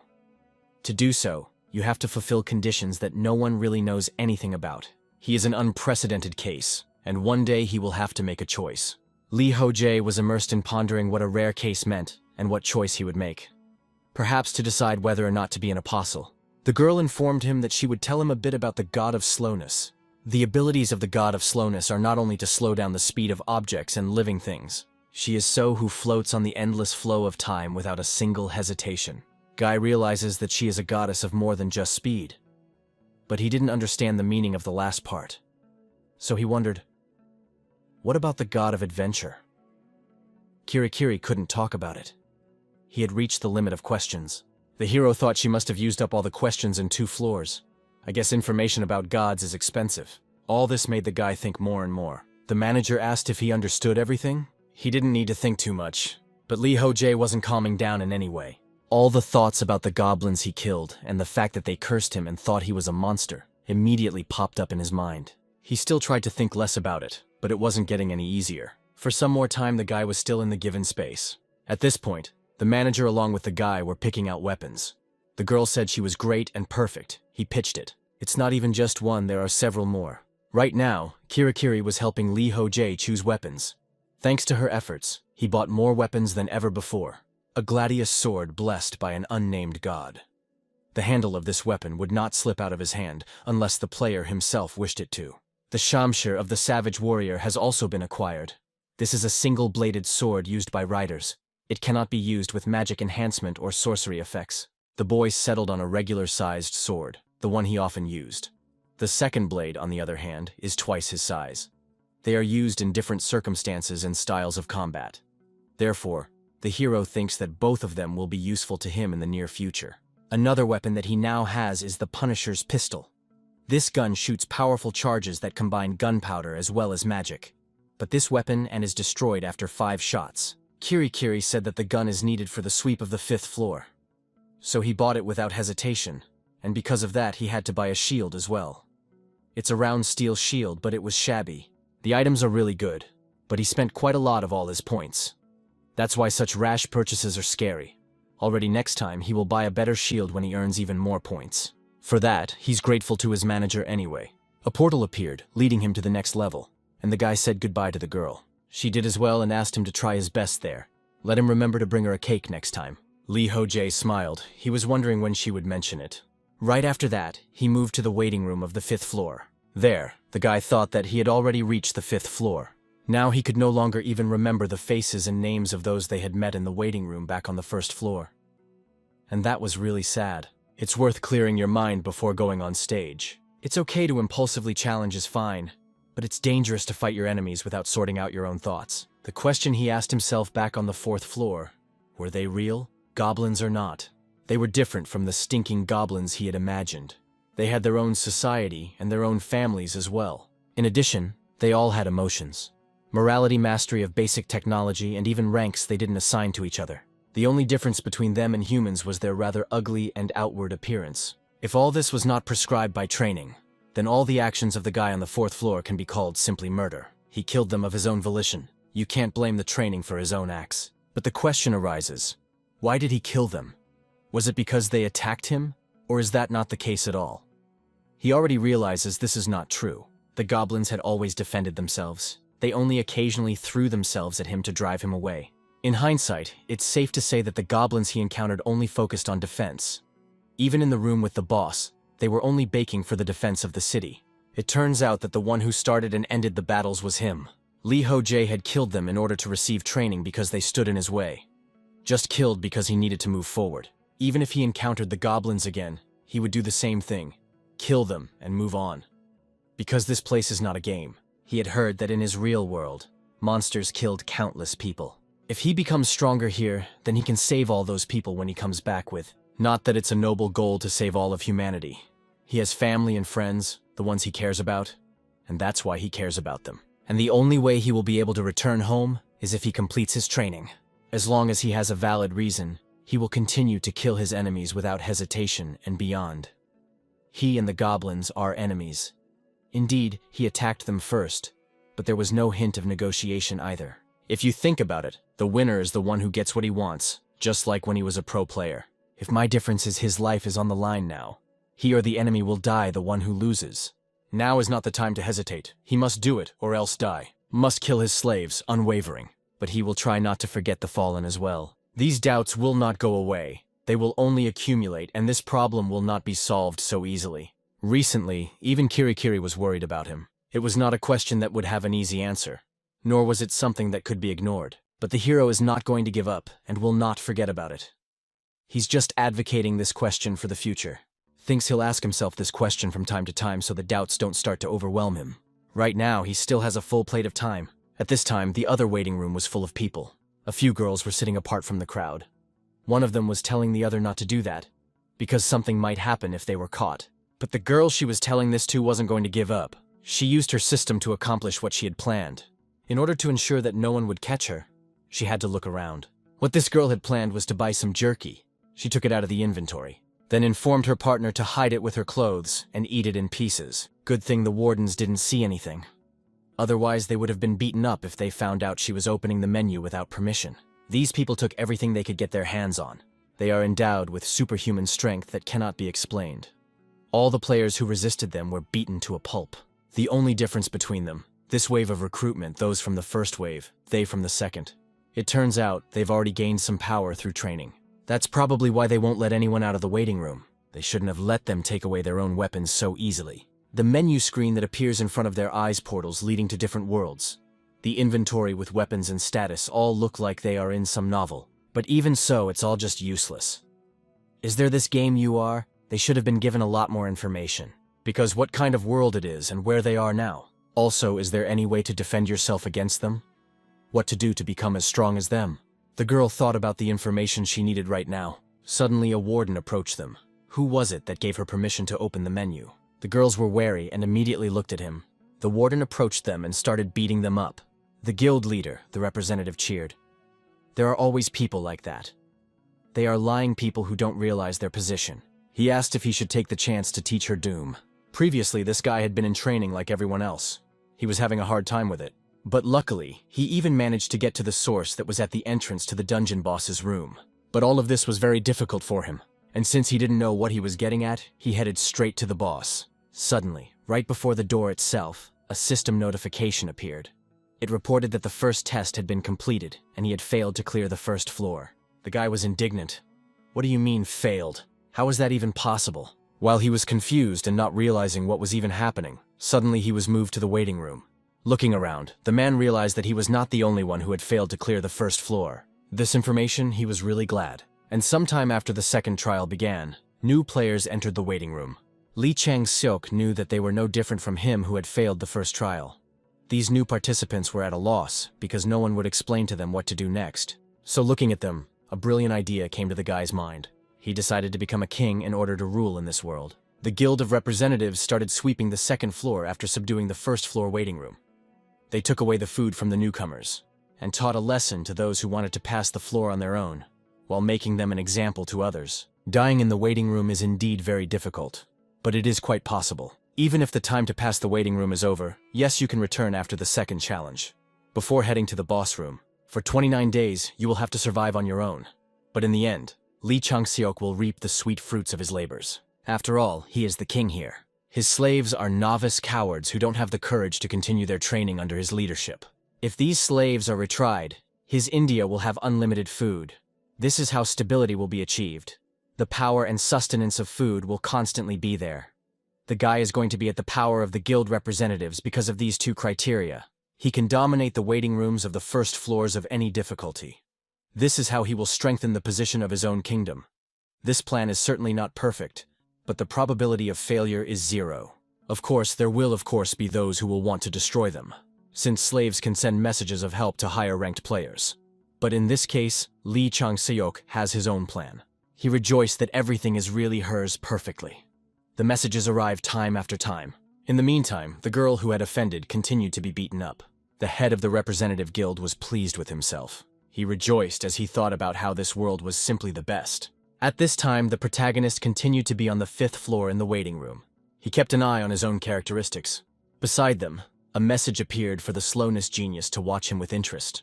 Lee Ho-jae found out that on the 4th floor, his level had increased by as much as 2 units. His growth rate is simply incredible because of this. His skills while doing so also shook quite nicely. It was a pity, of course, that the stability skills remained unchanged. I guess they could have been pumped up if he had lost on purpose and didn't try again.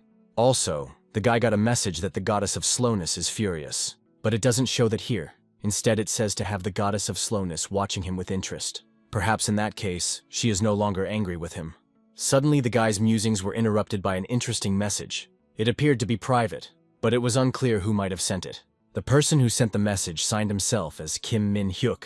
Lee Ho-jae was interested but didn't know who this person was. Although he thinks he had seen him in the community before, he wondered what, exactly, this was all about. The interest overcame him, and the guy opened this message. The person who wrote to him stated that he was incredible to hold reached the 5th floor. The hero noted that he had only just arrived here, but the interlocutor again called him incredible.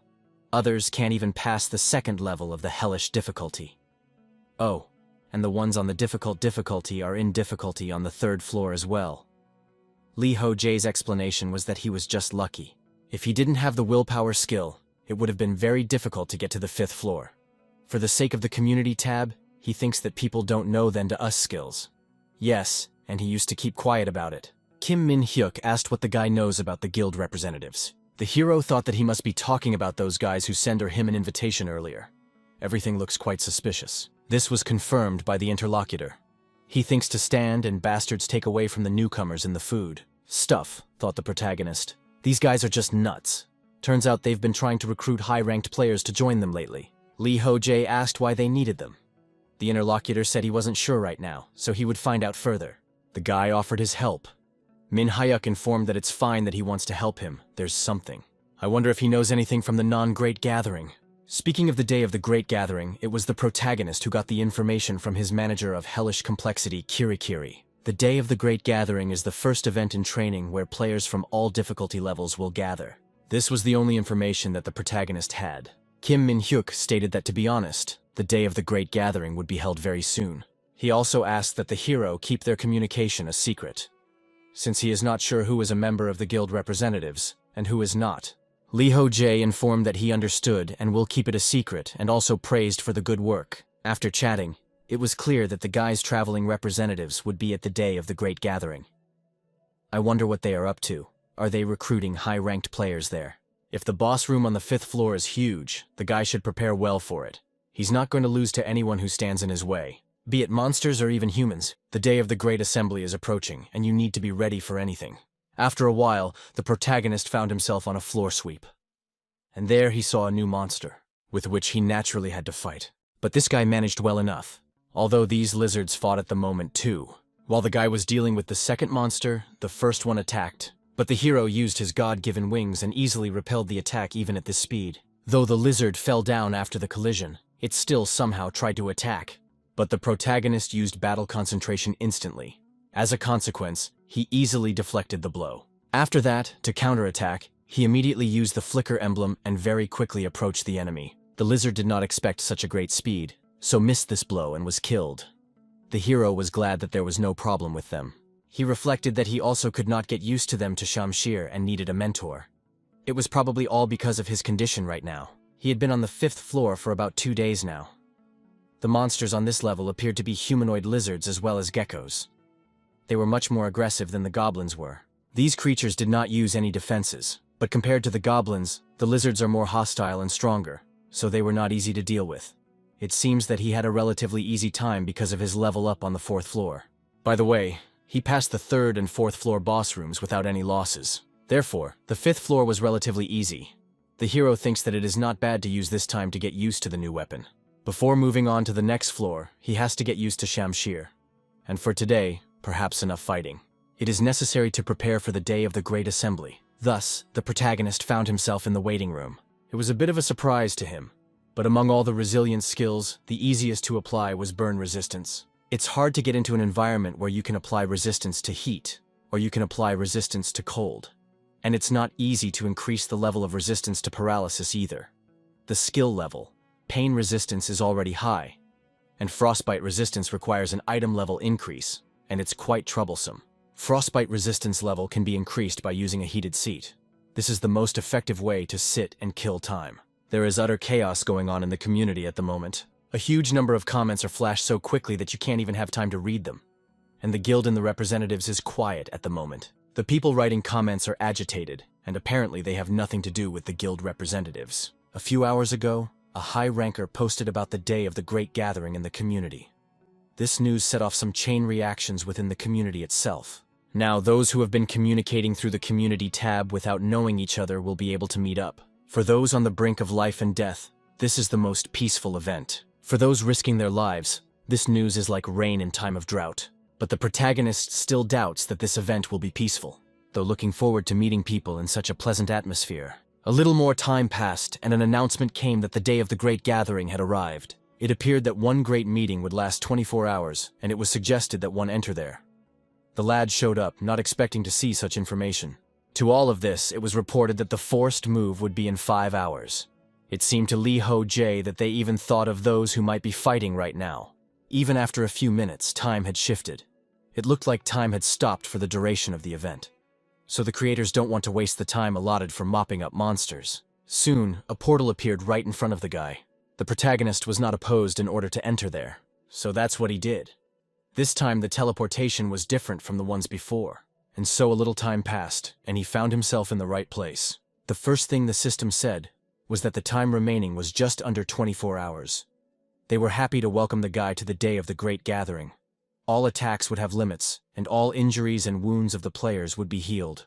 Lee Ho-jae noticed that he was meeting Kirikiri at this place. Therefore, he even speculated that she might be in charge here, but he doesn't see her. Surprisingly, looking around the sides, one could see that a lot of people had come.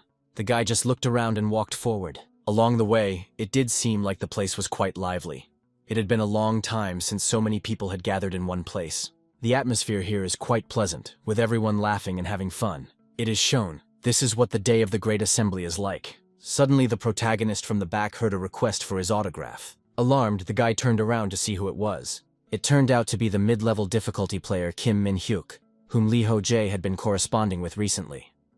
The guy is a big fan of the main character, from back when he was a pro player.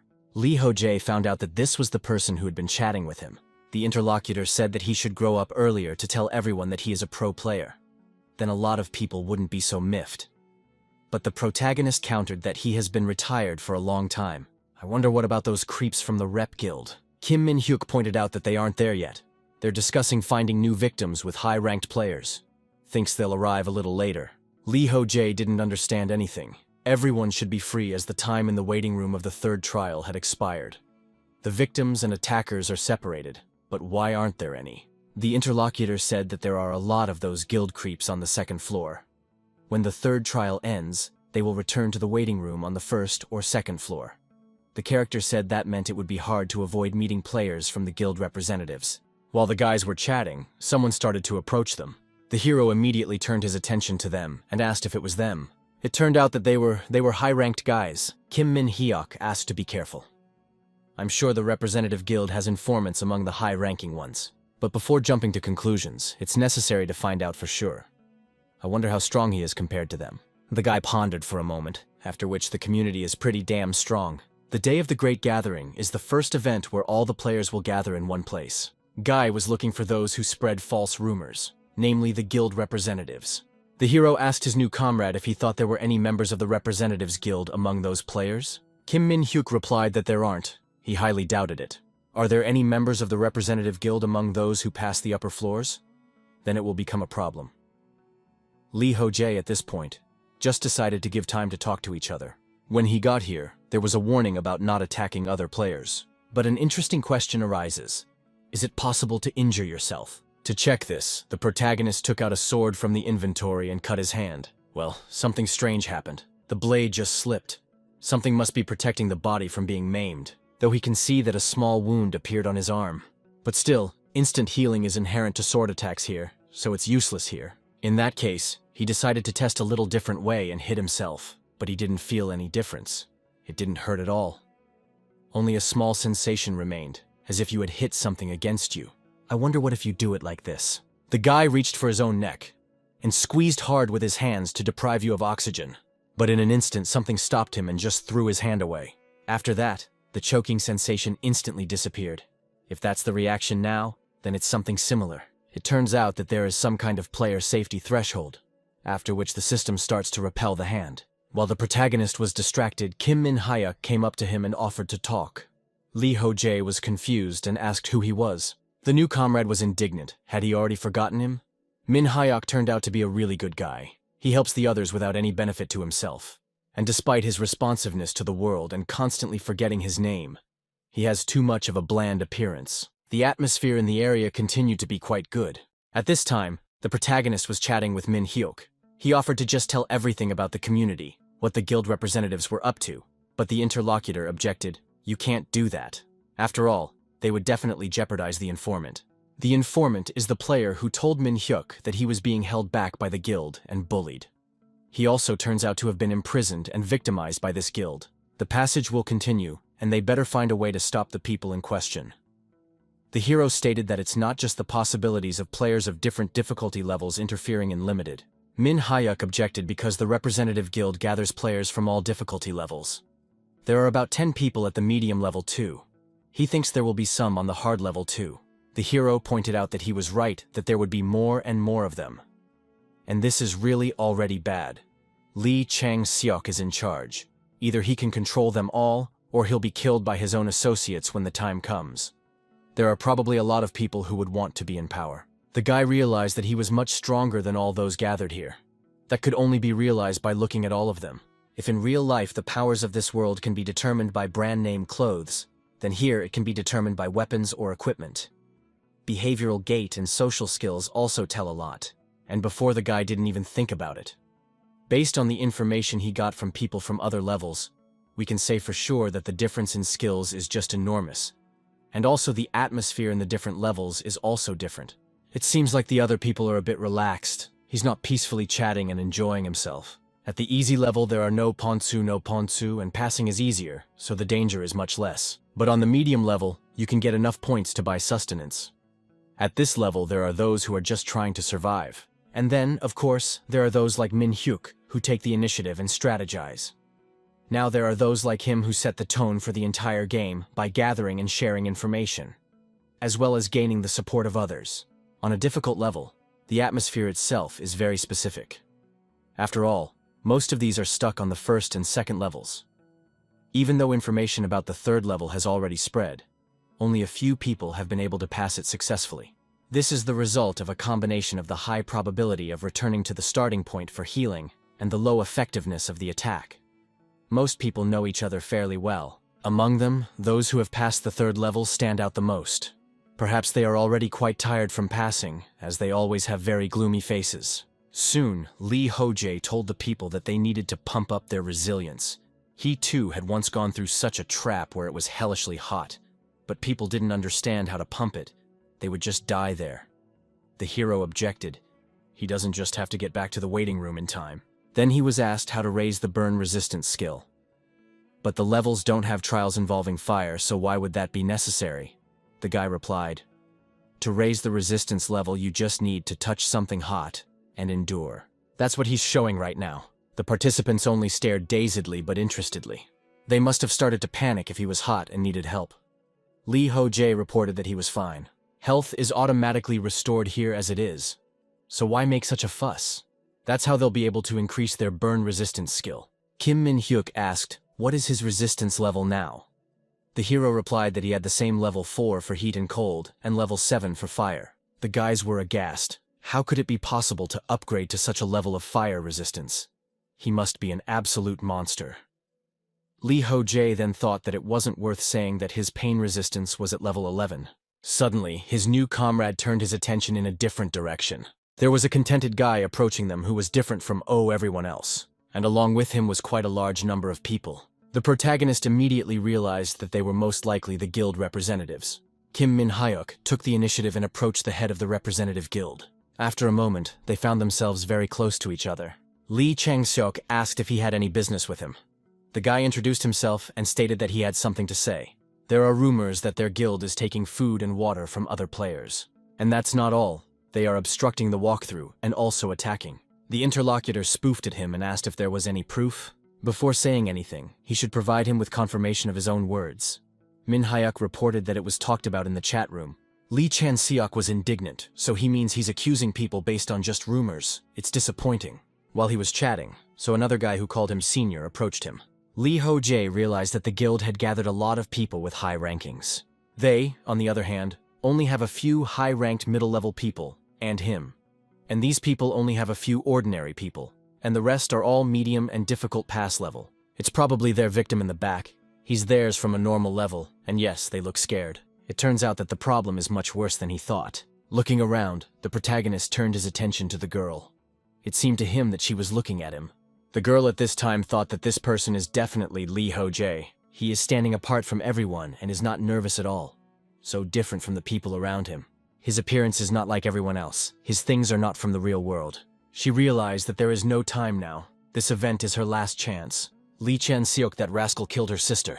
Before she died, her sister had given her all the information she could get her hands on. All kinds of information from the training world. It wasn't information worth dying for. This information is recalled as clearly as if it were engraved in her memory. And among all this information, there's information about a man named Lee Ho-jae. He's the only survivor of the hellish difficulty. He often wrote things in the community, and many people began to think he was a hypocrite. But he, in turn, posted a lot of useful information about traps for newbies. Right now he's teaming up with normal difficulty level players. Most of the people who treated him as a hypocrite were exactly normal level. The girl doesn't know why he teamed up with them on. These people seem to deserve his trust. Just as she thought, no one but him deserved attention. Suddenly, she noticed him looking at her. It's possible that he knows about her being an informant. Either way, the situation would not be resolved until he took action. To catch these rascals threatening everyone, she needs Lee Ho-jae's help. Right now, she doesn't have time to think through a plan carefully. She needs to join him first. So without thinking long, the girl immediately rushed him forward. Lee Chang-seok took notice and tried to stop her. But the protagonist saw that she was in danger from the head of the representative guild. So he instantly used the shimmer emblem and helped the girl. She was surprised but happy that he helped her. Since a long time ago, when the protagonist solves problems in plain sight, people's situations only become more complicated. If he interferes, the problem gets worse and makes others uncomfortable. Therefore, as a professional player, he did not aspire to be the captain of the team. But in this world, he can't stay on the sidelines. Therefore, after saving the girl, he asked what she was doing. Lee Chan-seok at this time started coughing heavily. He called the guy a bastard and asked what he did. The main characters only hit him once while moving around. Lee Chan-seok asked, how dare he just hit people like that? And even in front of everyone is wrong. This stupid scumbag needs to be taught a lesson. Lee Ho-jae realized that a fight was brewing, so he used his own wings, and said that it was not to try to attack if they were not afraid. Seeing his wings, the people present were confused. They didn't know what it was. The guy informed that it was nothing, so they shouldn't be surprised. The head of the representative guild panicked. Let him wait for a second. There seemed to be a misunderstanding between them, and he would explain everything now. 10 minutes were needed, or if he would give him 5 minutes, he would tell him everything. The hero steps up and agrees to break up the misunderstanding. He might be a little sore, but he shouldn't worry. In this area you can't do much damage. Let him consider it an increase in tolerance for more and try to stand his ground. The head of the representative guild was startled. He turned to his subordinates, asking what they were just standing around for. Let them deal with him quickly. One of his subordinates obeyed him and rushed to attack the guy. But since his skills were at a low level, the hero destroyed him very easily. Just thanks to a small use of strength, the guy smoked the man's arm. After that happened, he realized that his system's defense function had turned on. But since the first enemy was finished with, the hero just kept on walking forward. The next opponent seemed similar in build to the instructor's goblin, only his posture is ridiculous. The guy easily managed to attack him while in the air. Even if the system softened the blows, they still did a good amount of damage. It would be enough to catch one ugly pig. I wonder what about this kind of attack? The blow this time reached, as well as the back of the enemy. Thanks to these two simple techniques, the new opponent was immobilized. The others saw how strong the protagonist was as well. The guy at this time found out that the player's defense system was flawed. On the arm's internal organs, as well as the neck, the blow passes. In this case, the system neutralizes the attack and distributes in the force of the blow. Due to the limitations of the system, cannot often use strikes to the bones or strangulation techniques. But if you aim at a vital point and deliver an instantaneous blow, the system will not react. In other words, despite the instant healing effect, one would still experience pain in that area. It could be seen that Kim Min-hyuk had already gathered his men and came at these guys from the rear. So there's nowhere for them to run to now. He's got a fast reaction time. No matter how many of them run away, the protagonist will catch them all. Suddenly, the protagonist heard an unfamiliar voice informing him that he was moving well. I wonder what kind of skill that was. Lee Ho-jae was confused. He didn't realize what kind of player it was. A comrade shouted out that it was Myung-jin Chan. The name gave a lot of information. He has level 6 and normal difficulty. The enemy reported that he was shy of the only one with skills. Lee Ho-jae noted that if he had already finished his training, let him try to hit him. He was even going to give him a head start on this. Jin Chong didn't mind. He actually prepared to attack. The protagonist, while doing so, was wondering what kind of skill he had. It might be an enhanced series. If so, he might have an instant acceleration effect like Goblin Instructor. So he reiterated again for the one to attack since he had finished fancying himself. So why stall if he had a unique skill as he claimed? The enemy attacked, and it became clear to the guy that he was speeding up the spear the moment it hit. But that was no hindrance to him. The guy accelerated and knocked the spear off his hands. The opponent did not expect such speed, so he missed the blow. Just as he thought, main character's slashing attacks also counted as strikes, and he disarmed this man so easily. Is he really going into the top 5 of the player rankings? Now it was time to turn his attention to the guild leader of the representative guild. Perhaps it was already time for him to take care of their upbringing. The guild leader of the representative guild realized that they were in trouble. After a while, the protagonist was lying peacefully on the grass. He felt a cool breeze, and also his mood wasn't so lousy. This was the best place for an afternoon nap. It would still be perfect if he didn't hear the sounds of pig fights at all. A notification on the system also appeared, reporting that his sword mastery had increased to level 7. His opponent was weak, so it was possible to experiment a bit even weaker than the goblin. The guy's new sword proficiency had developed passively until now, with the purpose of avoiding the attacks of even strong enemies. He blocked everything with his shield, chose his moment, aimed at a vital point and hit it at high speed. But this time, the opponents were too weak, so he was able to try out various sword attacks on them. He would like to practice some more, but they were afraid to even approach all of him. As soon as he started to deal with them, Kim Min-hyuk immediately started to help. He didn't fight, but just stood at the ready with a rope, catching and tying up the players he had beaten up. New comrade Taki, he was also in favor of forceful solutions to the conflict. After they were completely sorted out, the question arose as to what to do with them next. And that's when she came on the scene like before. This girl's name was Park Young-ah. She was also the one who was hurt by the guild representatives like many others. She was the one who gave information to Kim Min-hyuk. She also suggested a plan on how to neutralize the activities of the rep guild. The best option would be to send the guild members from the first floor to the second floor, and to warn everyone about possible retaliation from them. And to prevent this from happening again as a punishment to instruct the newcomers, using the guild students as a punching bag. In addition, by training the victims to get rid of their fear of the guild, they would unite and learn how to fight. After finishing the discussion, Park Young-ah gathered everyone together. She told everyone about all the dark deeds of the guild, the representatives, and all the people who had suffered at their hands. She also asked everyone to show understanding, including those who had not directly encountered the guild. She called for support for those affected, and it was appropriate to punish the perpetrators. Through her speech, she was able to convince the victims to be more courageous and unite. Kim Min-hyuk. The other players stepped back, giving Park Jong-ah the opportunity to take matters into her own hands. With this act, they showed everyone that they supported the girl, and everyone decided to act according to her plan. So now everyone scattered and started practicing, using the members of the guild representatives as a simulator. The rankers are helping them with this. Of course, there was some discontent about the ethics of their plan, but there was no better idea, so that's how it ended. There's no more work for the guy in this plan, so he's not doing anything now. There are still about 13 more to go before the completion of this event.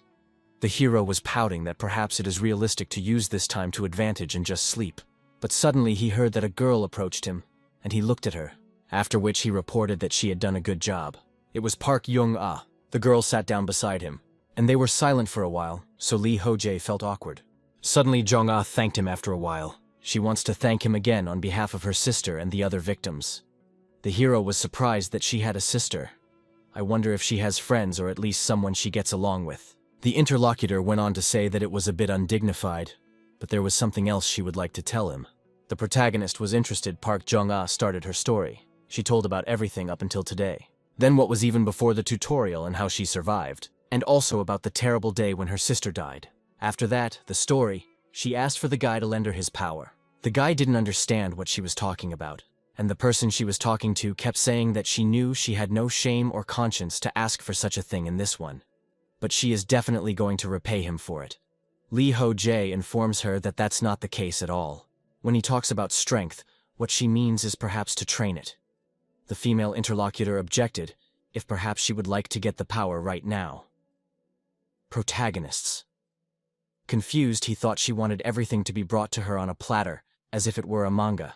But suddenly he got a good idea. He remembered what he had in his inventory, so he handed the girl a gun. It's a magic pistol that shoots bursting bullets at a short distance. Here all again, the bullets on it have no restrictions on its use. Plus it's quite powerful. Jung-ah was interested in how powerful it is. Lee Ho-jae replied that they don't know that, because he hadn't used it before. Let her try to shoot it. The girl agreed. She promises that she will live her life for others, and also will fight to protect people. This is how she will return the favor. Lee Ho-jae informs that about the debt, it's not to him, and he's wondering where she's going. In response, he heard that she wanted to test this weapon. At this time, the grief of the human representatives was not good. He continued to be beaten by the newcomers in order to repay him. They rejoiced these blows had really become powerful and such a pleasure to beat him.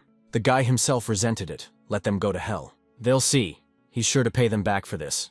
Suddenly he lifted his head up and right in front of him he saw a girl with a gun. Not understanding what was going on, he asked what she was doing. The main character was also wondering what Park Jung-ah was up to. He wasn't going to do anything but just froze, waiting to see what would happen.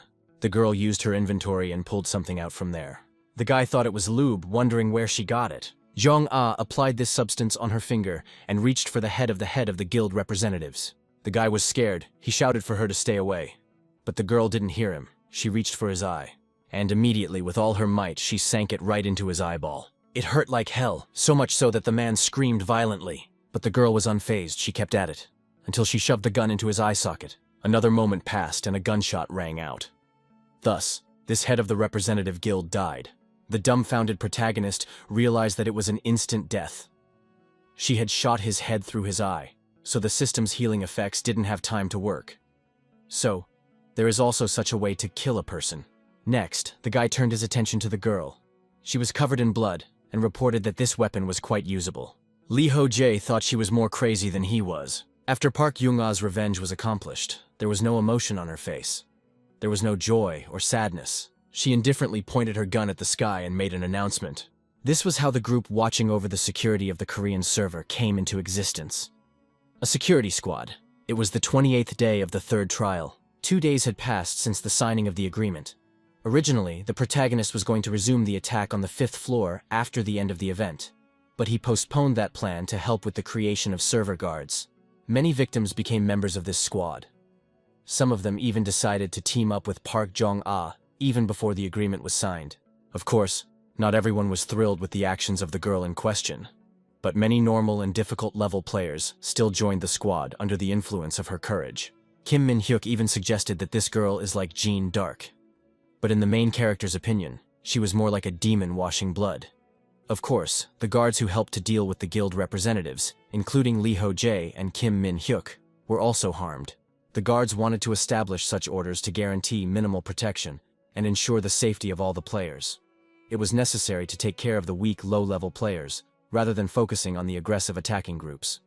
Therefore, they made a list of elementary rules. The first was to not use violence towards other players. The second was not to harass other players. The third rule was not to steal.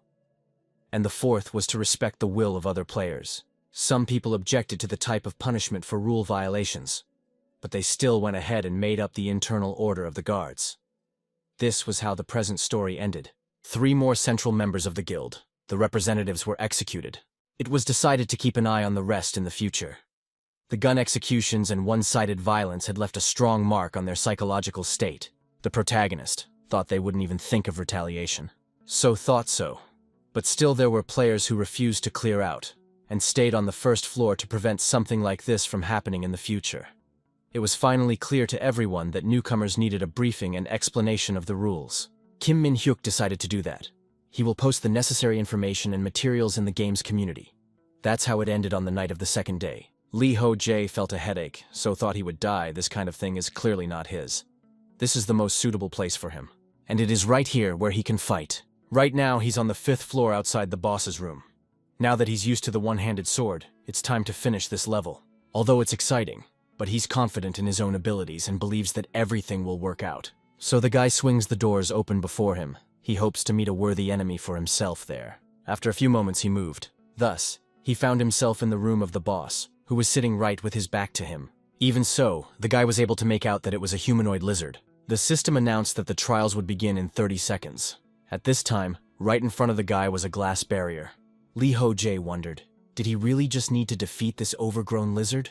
A one-on-one battle, it's very sudden.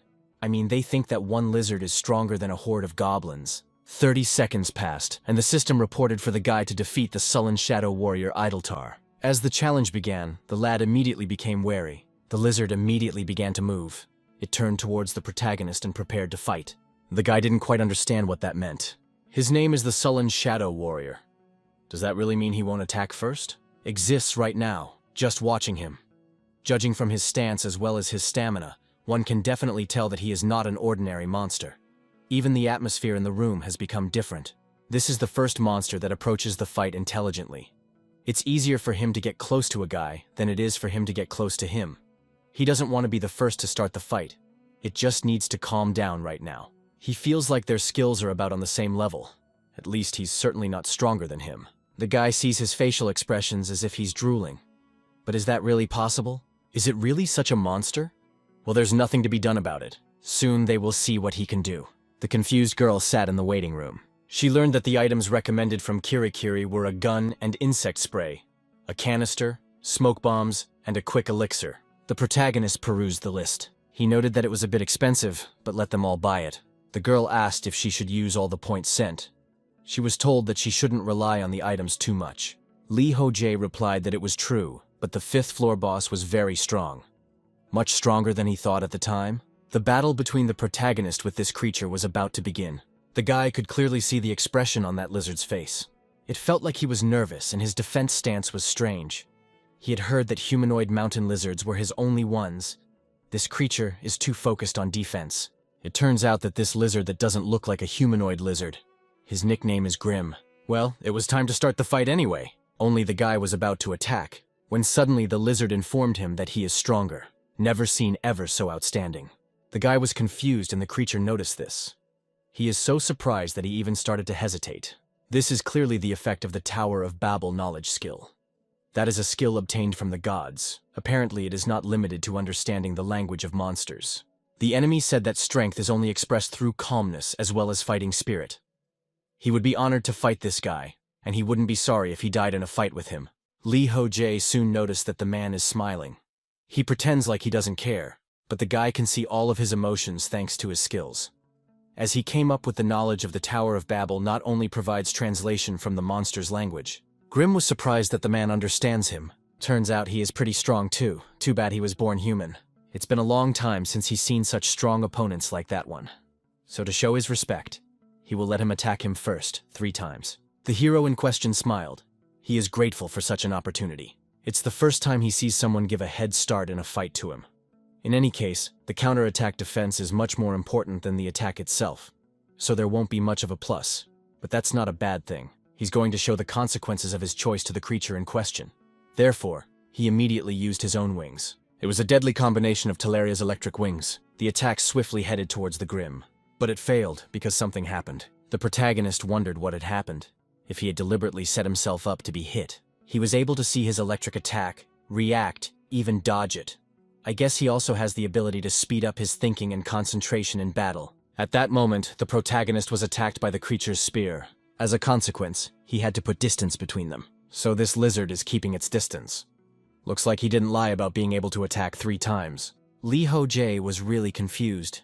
Previously, he hadn't come across any enemies that Talaria's electric wings didn't work on. If such a thing happened, he thought it would be a huge and heavy enemy with great striking power. But now he was facing an enemy that anticipated his attacks and avoided them. Grimm reported that the guy was indeed a very unusual person. Even wanted to make him his husband. This is the kind of thing the protagonist was confused about. He asked what the man was saying. Is he not mistaken, and the one is going to make him his husband? It must be what he thinks it is. This woman is a lizard. Judging by the expression on the face of the creature in question, it was obvious that it was true. The protagonist couldn't believe it. He was really confused. Therefore, he immediately threw his weapon towards the lizard woman in confusion. And swiftly attacked, he unknowingly threw his sword. But she simply recovers no matter how she is beaten. One must create a gap in her defense to attack successfully. Thus, the hero shortened the distance and clashed in close combat. But he wondered what that strange blow was. At that moment, he saw that the lizard was attacking him with its tail. With his skills, he successfully repelled that strike and even counterattacked. But the gloomy one also did the same at the last moment. And the opponents became distant from each other again. It was really very hard for the protagonist. He realized that his enemy was really very strong. Her technique allows her to aim and strike even after serious wounds. Also, she is well aware of the gaps in the defense, so they lose the initiative. And so the guy saw the confused face again. It was a lizard man. He was terrified. What was wrong with her?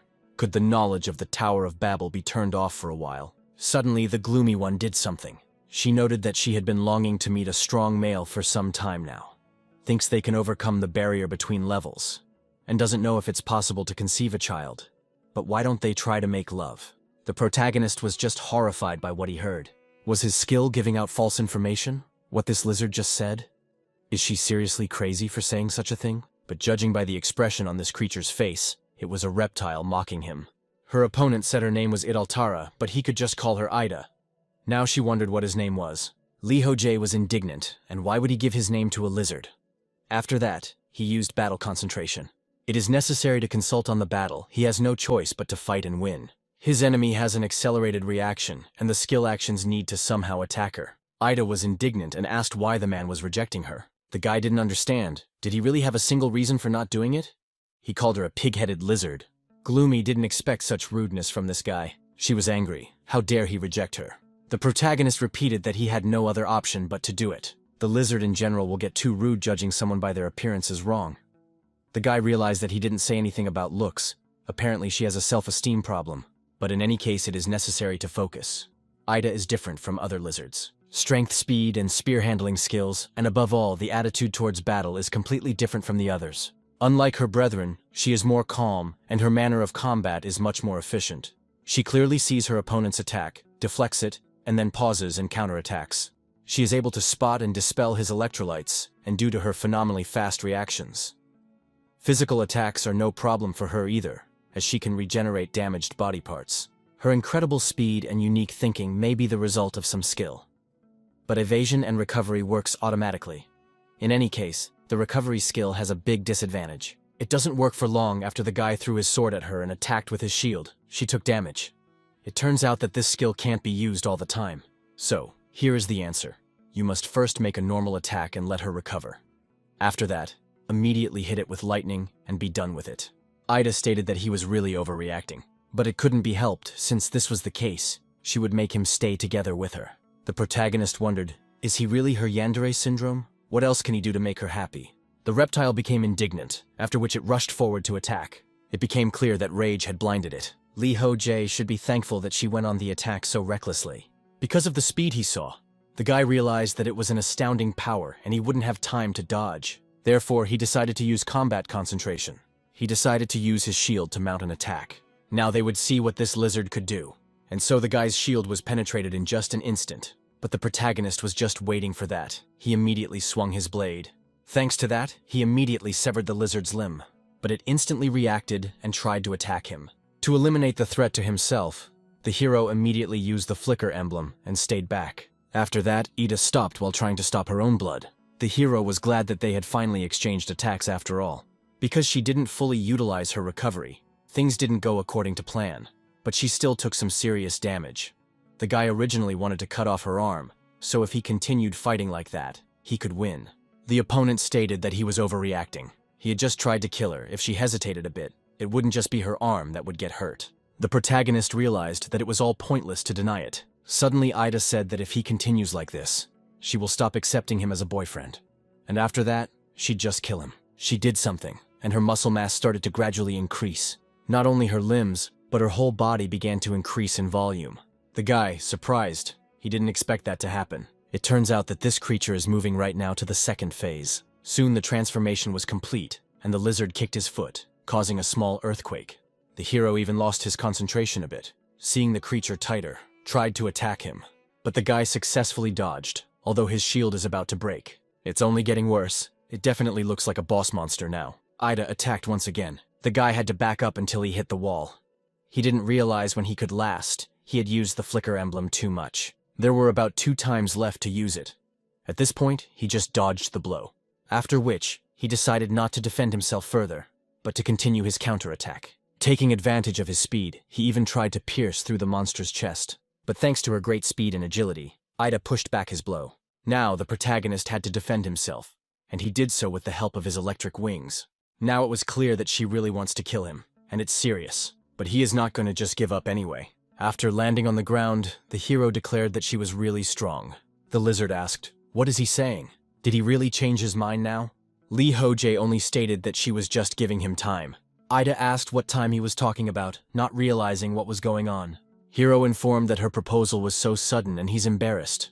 Therefore, he needed time to think about it. He realized that now is the best thing to say when he doesn't want to say no.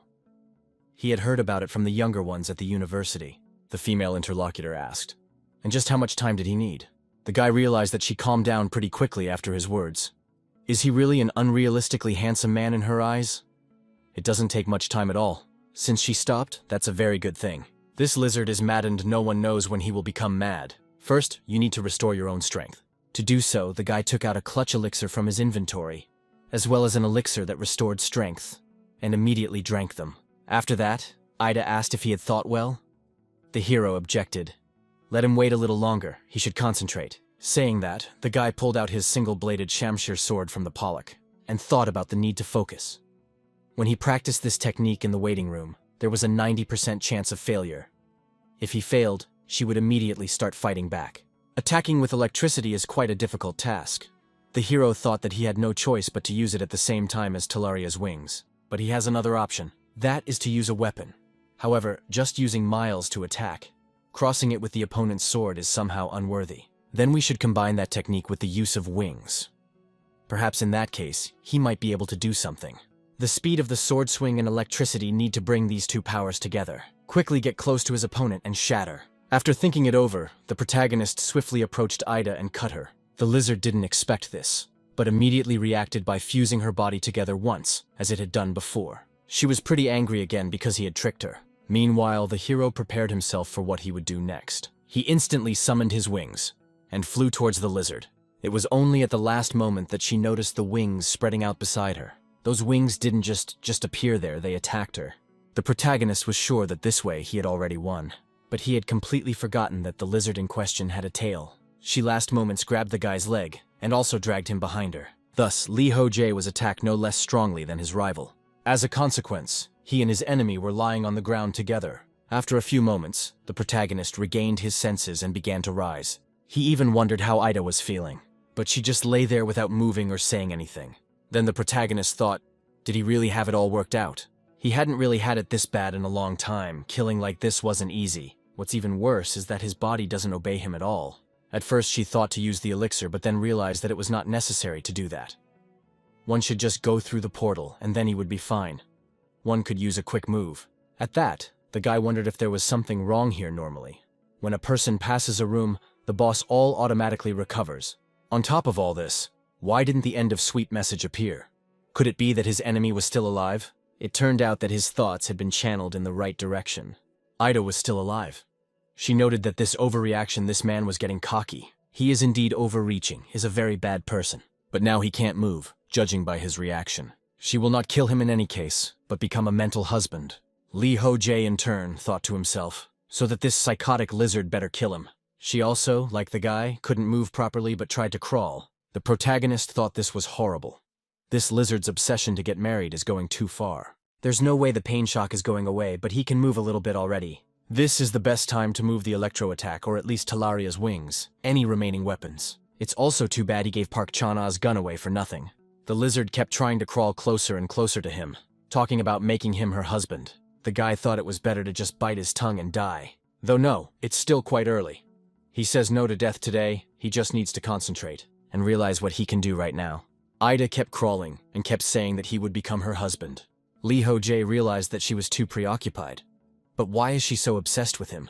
Need to come to his senses now and figure out what he should do. To do this, the protagonist decided to use the system.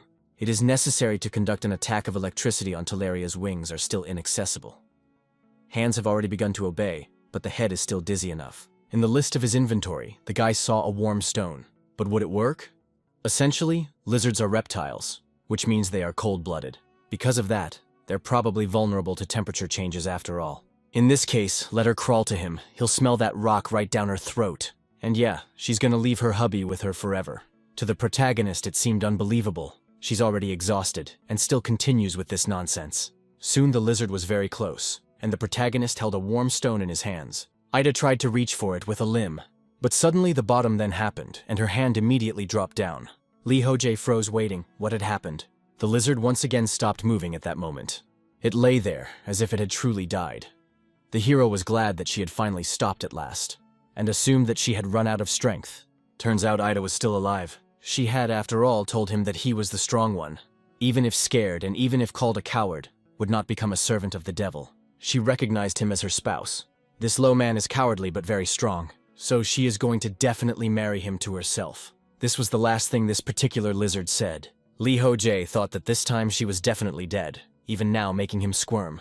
The guy wondered if she was being bullied by her comrades. She used a different defense tactic than normal humanoid lizards with their abilities. It was kind of grim. She had gotten so excited at his compliments that she even felt a little sorry for him. But regardless of the circumstances, they were destined to kill each other, though he apologized to her. And after that, she closed her eyes to the water of disrespect.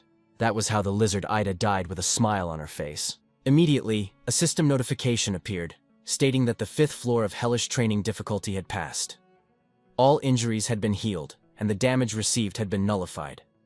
The guy had successfully cleared the floor and received 1,000 points, and another 1,000 for doing it first. There were also additional rewards for several floors in a row, as well as for having several gods sympathize with him. The protagonist was really happy that the floor in question had been cleared. It was announced that he had been given an extra reward based on his play. As usual, the gods offer him to swap the extra reward for a special skill. This time the cup of sticking out for it tilted to his side. After that, the system asked if he accepted the special skill. The boy was interested, but at that moment he felt a catch for some reason. Obviously the skill the gods wanted to give him was different from the usual ones. Last time he had gotten knowledge like this, before the destruction of the Tower of Babel. A good skill. But there appeared to be too much extra thought when talking to monsters. It seems like the gods are giving gifts to see how he reacts. Either way, it seems like those gifts shouldn't be helping him. There are a lot more votes in favor than last time, which means most of the gods want him to get this skill. So it's somehow unsettling, but he sees no reason to refuse. After all, if he goes, it will appear more gods in negative reacting to him. And contrary to his expectations, but it might even turn out to be useful. So weighing the pros and cons, the hero decided to agree. And so a notification appeared, saying that he received a skill of the deceased of unknown level. The guy was surprised. The name was very interesting. The description of the skill said that it was the name of an unknown god who refused to reveal his name to the player. The deceased can be summoned for a certain period of time with an item that has a part of his soul engraved on it. There are divine restrictions on this skill, and the number of uses is 5 out of 5. At that moment, the goddess of slowness looked at him anxiously. Li Hojie was well aware that summoning the dead was an incredible power. After all, it wasn't even just a game skill, but a miracle of some sort. Is it possible to use something so incredible? And what does this have to do with the 5th floor? Suddenly, the heroes flew to attention that some kind of stone appeared over Ida's body. It turned out to be the stone of Idaltara's soul. It is the stone of the strongest and most sinister warrior. A tribe of Ludo lizards from the swamp of Iden. It could even be sold. Lee Ho-jae couldn't believe it. Didn't they want him to bring Ida back to life? He's going to start the bagpipes about her husband. Does he really look like someone who wants to kill himself? There have also been notices that some gods are resentful of the guy, or disappointed in him. Some were even bored or judging him. The guy, for his part, decided to just ignore it all. Soon, a portal appeared. The guy thought that apparently there are no reasonable gods. He decided to use displacement, and soon found himself in a familiar space. There he was immediately met by Kirikiri. She informed him that this time he had done really badly, trampling on a woman's heart. The protagonist asked her to stop. Would she really want to see him making love to a lizard? It's already at least indecent. At this time, a portal leading to the 6th level appeared in the waiting room. But it said that before entering the next floor, a team had to be assembled first. And the only member of this team so far was Lee Ho-jae. As promised, the protagonist purchased a cake. Kirikiri reported that he was probably the first person to be cared for by the gate guardian of the 5th floor. The reason why the pain suddenly showed interest in him was probably because of the rarity of the event that had occurred. Lee Ho-jae asked, "What other event?" That's what she calls the attempt on his body. He was interested in something. He had suspicions about it, and after the 5th floor, they were strengthened. But the girl declared that she could not tell him anything. The hero did not understand. Does she really read his mind? He stated that the goblins and humanoid lizards had their own cultures as well as society. He doesn't know if this planet is different or dimensions, but their worlds are real. Or is it an imitation of the real world? It turns out that here, training outside the Earth, he realized this one by watching them. And the monsters that appeared in the real world too. The manager sat silently and didn't say anything. It became clear that she really couldn't say anything. The protagonist accepted it and said that he wouldn't ask anymore. The girl was immediately happy. She continued to eat the cake. Either way, she doesn't care. After all, it's just his guesses. However, if he keeps trying to find out the answers by watching her reaction, she will get angry. Lee Ho-jae states that he realized that it's becoming clear to him that history is repeating itself. Then Kirikiri gave it all away to him with her facial expression. It was most likely out of courtesy to him. This girl is always giving him important information and trying to help him. So there's no need to brazenly take advantage of this child's good intentions. He even apologized to her. After a while, the guy was about to leave, and the girl asked if perhaps he would think about it some more. The hero was surprised. Is she really serious now? The interlocutor said that Idaltara could become a reliable ally. It depends on how he asks for it. Lee Ho-jae repeated what he had said more than once, that he has no desire to persuade her. She is simply being abnormal, that is all. He's leaving. He won't buy anything this time. After all, he wants to accumulate points. The guy was going to change his shield for something more effective, but he lost too many points. So he'll start by going to the 6th floor and accumulate more points. The girl asked to buy at least an elixir. Lee Ho-jae replied that he should have enough of them. The manager was surprised, since they are quite few. Then the protagonist thought that the 6th floor would probably need a lot of elixirs. As a result, he spent all of his remaining packs on elixirs. Because he never once regretted what he had bought on Kirikiri's advice. In parting, as usual, the girl asked him to be careful. Also, let him come back soon, even if he couldn't win. Let him come back faster anyway. The protagonist asked if the 6th floor was really that difficult, but he never heard an answer. Still, there's no other way but to check for himself. So he used the teleporter to move to the waiting room. But what he saw there dumbfounded him, namely the inscription that in order to pass the 6th floor, he had to first assemble a team. Is this team a game? It came out of nowhere. To all of this, needing a team of 5 people is just crazy. The kind of players who can team up with him just aren't there because he's alone so far on hellish difficulty. The implication is that he can't team up with players on other difficulty levels. His partners have to be on town level too, just like him. Thus, he has to do this if there is no one else who chose that level besides him. This is too much even for unconscionable. The creators were hoping that there would be more than 5 insane people who could make it to the 6th floor. So this is a clear oversight by the developers. Must be those gods who are constantly watching it and are the developers. They are turned perverts, watching others and flirting with players. What else would you expect from them? Suddenly he wondered what if Idaltara was resurrected. Though he soon decided he couldn't do that. He'd rather not revive her. Literally immediately, a notice popped up stating that the god of adventure was disappointed. The guy is outraged. This evil something is watching him all the time. He gives a tooth that it's a white, lecherous old man. The adventure god was shocked and confused by his thoughts. Lee Ho-jae repeated that this exact image appeared in his mind. But what is he going to do to him? He's such a fool that he chose the hellish difficulty level without even thinking. Something came to mind. A group game appeared on the 6th floor of the normal level, and it became a topic of discussion in the community. The fact that there was a group game had a lot of impact. There were those who wanted to go it alone, and those who discussed such weapons, cooking, and what skills to develop for it. And all hell-level players were wiped out on the 1st floor, let alone the 6th floor. So group play in the here and now is just nonsense. To all this menu fun question, does the guy want in? Upon seeing this, the protagonist suggested that we could try fighting alone. It's a good thing they left that option in the settings. It turns out that he just has to do everything for 5 people. But that sounds like a no-brainer. It's easy to say it can be accomplished. From the looks of it, what is in there can only be handled by 5 people of hellish difficulty level. So the main wondered if he could do it by himself alone. If there were more players here, how strong would he be in the middle of them? He's thinking to be above average because he's confident in himself.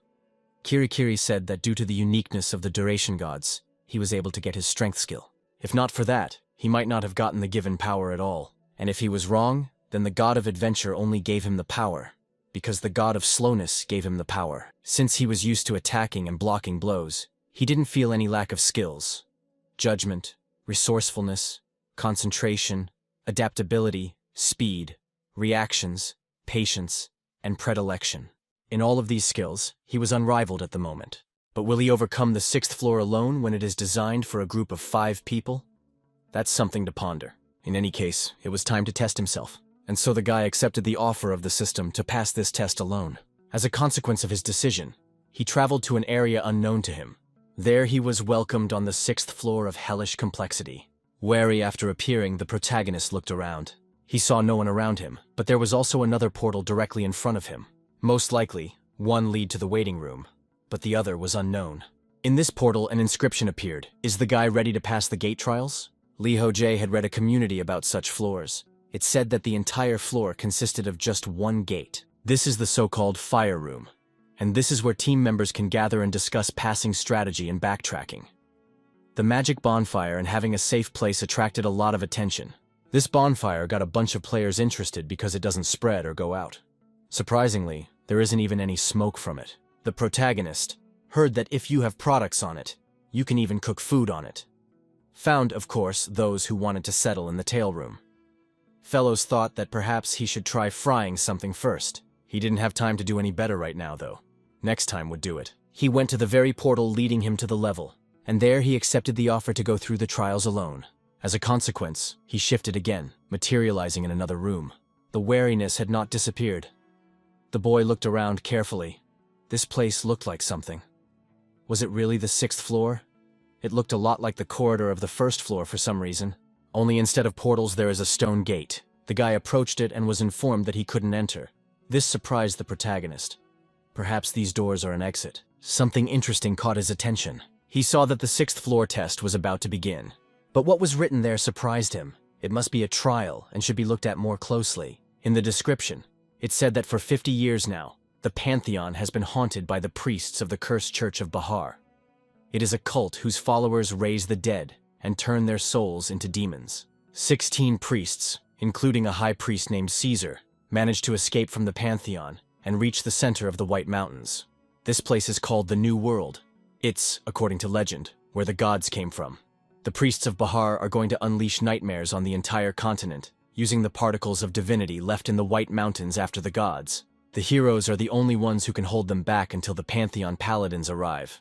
The boy was surprised they were called heroes. It's a strange, some manner of troop. There were a few conditions for successfully completing a level. The first rule said that you should not let the army of the dead go beyond the White City of the arrival of the paladin troops. And the second one was to destroy the entire army of the dead and defeat the 16 priests. The guy realized that to put it simply, one should prevent the army of the dead from going beyond this gate. Or just destroy the entire army, as well as those priests. So he'd have to fight an army of dead men. Depends on combat power and numbers, of course. But it looks like it will be an endurance fight. Teleria's wings would be problematic to use due to the low ceiling. But in a narrow corridor, it is convenient to fight several opponents at once. The first condition of passage is to hold out until the paladins arrive. But the question arises, how long do you have to wait for them? The guy does not think that they will hurry to him. Well, in that case, it is necessary to start a battle with the army of the dead. And so it's 4 hours later. Moving along the corridor, the protagonist felt some kind of hesitation. Because of this, even the ceiling began to gradually crumble. Lee Ho-jae instantly turned around and saw a huge number of skeletons. This amount made him quite confused. What was even going on? Did the sound of their footsteps grow too fast? Although from the looks of it, these skeletons didn't look particularly strong. If one uses the advantage of the narrow corridor to the fullest, they will not be a threat to him. The main problem just now is the sheer number of them. If you look down the corridor, there is no end to them. There could be tens of thousands of them. If you use necromancy, then it means that they can still create them. In the event that the protagonist is right, then you need to destroy them faster than they don't appear. In that case, he now understands Kirikiri's words about not getting out of here anytime soon. Obviously, this floor is beyond his capabilities at the moment. Stamina as well as annihilation speed is very important here. Of course, it's impossible to pass the 3rd series in less than 2 hours. What if he couldn't last until the 5th? Lee Ho-jae used his wings and decided that he would cover the corridor with them. This way, the skeleton warriors wouldn't be able to sneak past him. In any case, there was nowhere to retreat to now, so he decided to move forward. As he thought, the protagonist with the skeletons, he coped quite easily. They didn't even resist much. It turned out that the head is their weakness. He does not stop moving if you smash their skull. But there were just a huge number of them. The guy sometimes had to defend himself. He thought that sometimes there were stronger skeletons. It must be the commanders. Did they make some strange noises? As a consequence, the skeleton army started to move more actively. The guy realized that he was too late. These skeletons became more ferocious than they were before. And now it was clear that the protagonist had nowhere else to retreat. Eventually, he's pushed all the way back here. He can't deal with them, no matter how many skeletons he destroys. And he can't even get to the priests. After 2 days of fighting, the attack on the 6th floor ended in failure. One day, Lee Ho-jae was tending to an egg. The preparations had been completed. Of course, more time is needed and a couple conditions need to be met. But if he kept watching it, the dragon egg would soon hatch. For his hatching, everything is already ready. First, the protagonist will bathe it in an elixir and bless it with resistance skills. He will drink the diluted elixir and eat a mixture of crushed byproducts, spirits, and a large earthworm. In order to prepare all of this, the guy mastered a giant blender. Any chunks turn out too big, then he will feed the larvae to the fairies. He's studied some magic in case suddenly the newborn dragonborn doesn't follow him. And even made a dragon heart, so if its appearance embarrassed him, he could put up with it. Thanks to her, the guy now had a good knowledge of reptiles. Suddenly, he saw someone approaching him, so the guy inquired as to what had happened. It turned out that it was his comrade Kim Min-hyuk.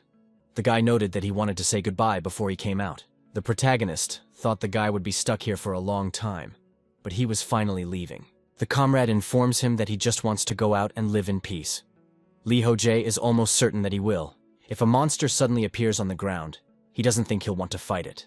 After all, he's one of the people who's been in charge of the Korean server since the beginning, and he has the most awakenings on it. Won't he get a huge compensation if he stays in Korea as a national hero?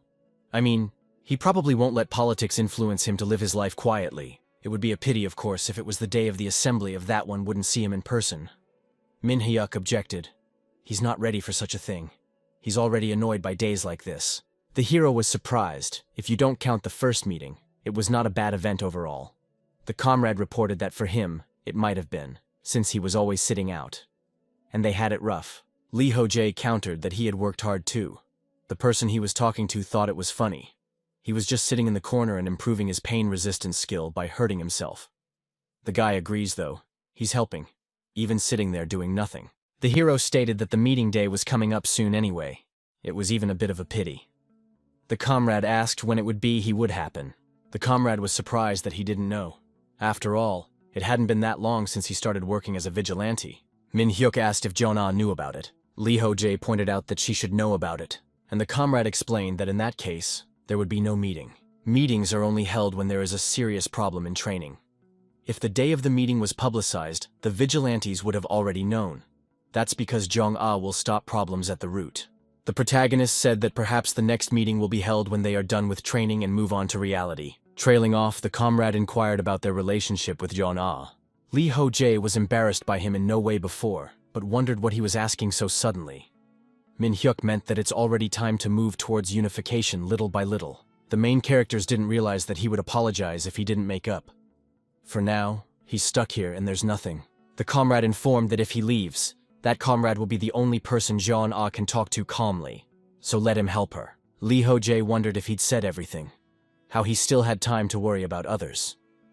The interlocutor asked him not to reject the offer and to think hard. It looked like Jeong-ah still had feelings for him after all. The main character was surprised. Next, he asked Min-hyuk if he liked Jeon-ah. The comrade noted that he never did. Lee Ho-jae sent him a message and asked him to check. Comrade was dumbfounded. There is one profanity in the chat. It is necessary to hold his hands. He has no decency. He is just fucked up. He must be laughing. Let him take his pills already. The hero said that his resistance level is so high that the pills won't help him anymore. In the end, the guy even agreed to talk to Jeon-ah later. Min-hyuk noted that if there really is a meeting, he will see that newcomer. He's on the 6th floor right now, after all. He hopes that one doesn't expect much from him. Lee Ho-jae asked what's so surprising, and there have been those who reached the 6th floor before. The comrade informed that he is some kind of soulless. This player is really very good. The protagonist turned out to be not as good as he is. He was not able to pass the given 6th floor even from the 3rd time. It was really astonishing for Kim Min-hyuk because this guy is a monster. Still, the rookie looks quite talented, even if he doesn't think so. I wonder if he thinks that one can pass the floor data. Lee Ho-jae explained that he is an archer. If he fails, he will send an item to back him up. With this item, he would definitely be able to easily get straight to the 10th level. And if he was lucky enough, he could even get to level 30 like the American beginners. The comrade remarked that he was curious about how strong his friend was right now. Lee Ho-jae asked why he would do that. Min-hyuk noted that when he comes out, he'll definitely be asked about it. If you compare him to a G-class monster, what kind of strength does he have? In the real world, all monsters were categorized into classes based on their strength. First from A to F, then S was added, and then the G-class appeared. Monsters of this class are considered a national threat. There are currently 4 monsters of this high class on Earth. This class usually take over a territory and stay in it. A monster of this class, Oakler, settled in New York City, leading to an open clash with the US forces. At that time, the best players were mobilized, as well as the army. As a result, Oakler was defeated, but the damage was enormous. More than half of the top players were killed. The protagonist heard all of this in the community from the newcomer. Since he had been in training since the beginning, he had never seen these monsters.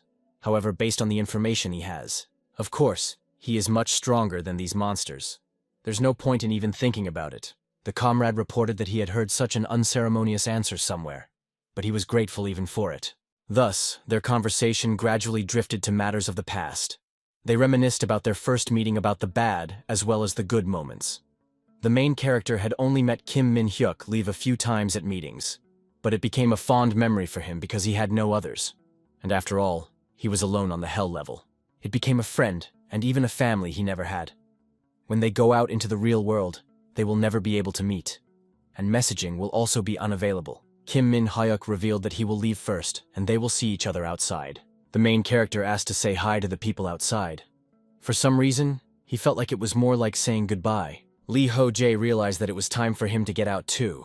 But why did he continue to hesitate? It was worth it to get into the real world as soon as possible. There was a note on the table with a message to say hello to Kirikiri. After failing the attack on the 6th floor, the protagonist found himself in a room waiting. This was his first defeat. It turned out that the guys never managed to pass the 6th floor.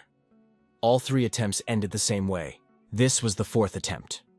The protagonist decided to try again, but still the probability that he could clear the floor is very low. He had almost died many times starting from the 1st floor, but he's never been so shattered. I wonder if there's even a chance of him being able to do a sweep of these skeletons at all. Like when he'd almost decided to step away. He got discouraged, lost his strength, moved on, and fell so far behind that he lost to an unknown newcomer. But the moment he came into this world, Jong Song-ki's body recovered. The bent back, inflamed wrist, and slow reaction. Everything had returned to the old days. Lee Ho-jae was swinging like crazy and raising his level, almost becoming a superhuman. But now it was all very sad. And while the protagonist was staying, he, and not a newcomer to training, broke the news. He said that Chuncheon province in Korea had been completely destroyed, and this news shocked everyone. The main character couldn't believe it. All the players were very surprised by the news told by the newcomer. Nevertheless, the military strategy in Korea was well developed. The other areas were safe. It seems that measures had been taken to prevent the monsters from spreading by setting up a containment line in the north and south of the Chungcheong district. Of course, this did little to reassure everyone. But the situation was no better in other countries. so the damage to Korea was not that extensive. There was unrest in training as well. As soon as the fourth event began, Park Jong-ah started a war against the former members of the guild representatives. The pretext was that they returned to the affairs of the past. The protagonist doesn't think that the people who suffered during the event where the alliance was formed would have a different opinion. Plus, they dare to act right in front of the vigilantes. It was over quickly enough. As far as the guy knew, at least 8 people were subjected to reprisals. On one of the instigators, Park Jong-ah blew his head off with her gun. Now everyone is wondering if the girl should continue to lead the union. It doesn't go without saying that people split into 2 camps, into those who were in favor and those who were against. Lee Ho-jae himself doesn't know what the right thing to do is. Will she become a brutal murderer and live for revenge? Or will she choose the path of a fair judge and devote herself to a fair trial between good and evil? The guy won't interfere as long as everything stays within the norm. If the problem gets out of hand, the union will hold a meeting. If the meeting does take place, he will behave as before and maintain the same stance. Meanwhile, Kim Min-hyuk has been very busy. He wrote and published a training guide in the community so that newcomers would adapt faster. On the insider trading platform, he launched an auction-based trading system. The rules of such are that items bid for 7 and 77 points. They are reserved for a specific person, so it is not possible to participate in their redemption. It turned out to be a simple but quite working system. In this way, it is possible to help newcomers and provide an exchange between players. Until now, the auction window was only used to sell cheap items that were no longer needed by ranked players. The bidding volume was low, and most bidders were short on points. Therefore, there wasn't much choice but to set the auction price low. While Park Jong-ah is raising your trust people about crime, Kim Min-hyuk is working hard to create a comfortable socializing environment, saying that he wants to create a socium as well as culture inside the training and make the place acceptable for people to live. Instead of the 100th floor, which not everyone will be able to reach, it is better to focus on the low floors where many people can live. Lee Ho-jae thought that his words were reasonable. In the future, the number of losers would only increase, creating an environment for a large number of weak players. This was Kim Min-hyuk's main objective. The protagonist wasn't sitting idle either. For the past few days, he had something to do. He had rookies entering on a hell of a difficulty with the start of the 4th round. One made the wrong choice because he was drunk. The other took it as a joke and just picked at random. The protagonist thought that they were just idiots. If you think about it that way, his comrades, who he met on the 1st round, chose the hellish difficulty because they wanted to. And even if the guy survived alone among all of them. In any case, he was kind to the newcomers and tried to explain as much as possible about what you needed to know on the hell difficulty level. Tom including tips on defense as well as fast growth. He advised to tackle the first trap before starting, and to contact him immediately upon returning to the waiting room. So he thinks he'll get a text soon. One of the guys texted that he can't, the arrows are too fast and he's not making it in time. Literally can't see them at all. Lee Ho-jae realized that things are really bad. The man also said that he accidentally fell down and it saved his life. But how is it even possible for this to pass? In the end, among these newcomers, one didn't come back and the other just went crazy. Everything happened just as the guy thought. He had taught them so painstakingly, but all to no avail. What should be done so that those who chose the infernal level of difficulty survived? It remains an incomprehensible question. The character wrote to have the one who went insane just sit in the waiting room. Once the treatment is over, let him try to hold out at the portal. He will send him provisions. To the survivor, he stated that he didn't try this one. He doesn't know if it is the right decision on a human mentally weak creature. He is to survive 30 days before the portal, eating only dried meat and water. After that, a couple days in the waiting room and 30 days again at the portal. He may have to live like this for a very long time, but it can't be helped. On other difficulty levels, the losers Kim Min-hyuk takes care of and helps them up. But on the hellish difficulty level, you can't do that. That's all Lee Ho-jae can do at this point.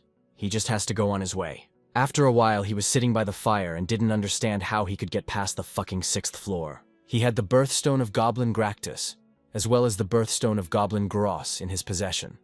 And of course, the soul stone of the humanoid lizard Idoltara. With the summoning of the dead, he will be able to increase the number of allies to 3. He doesn't know if they will be good allies, but if he talks them into it, something will work. If these 3 join him, then we can split into teams.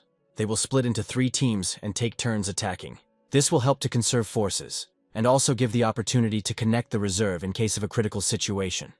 When the commander appears, the reserve will become a quick reaction group and go on the attack. Alone, The protagonist will not be able to simultaneously attack the commander and fight off the advancing skeletons. Or you could try to fight your way through 4 at a time. Given the width of the corridor, it's quite possible. As thought, the main character summons the dead, a very useful skill.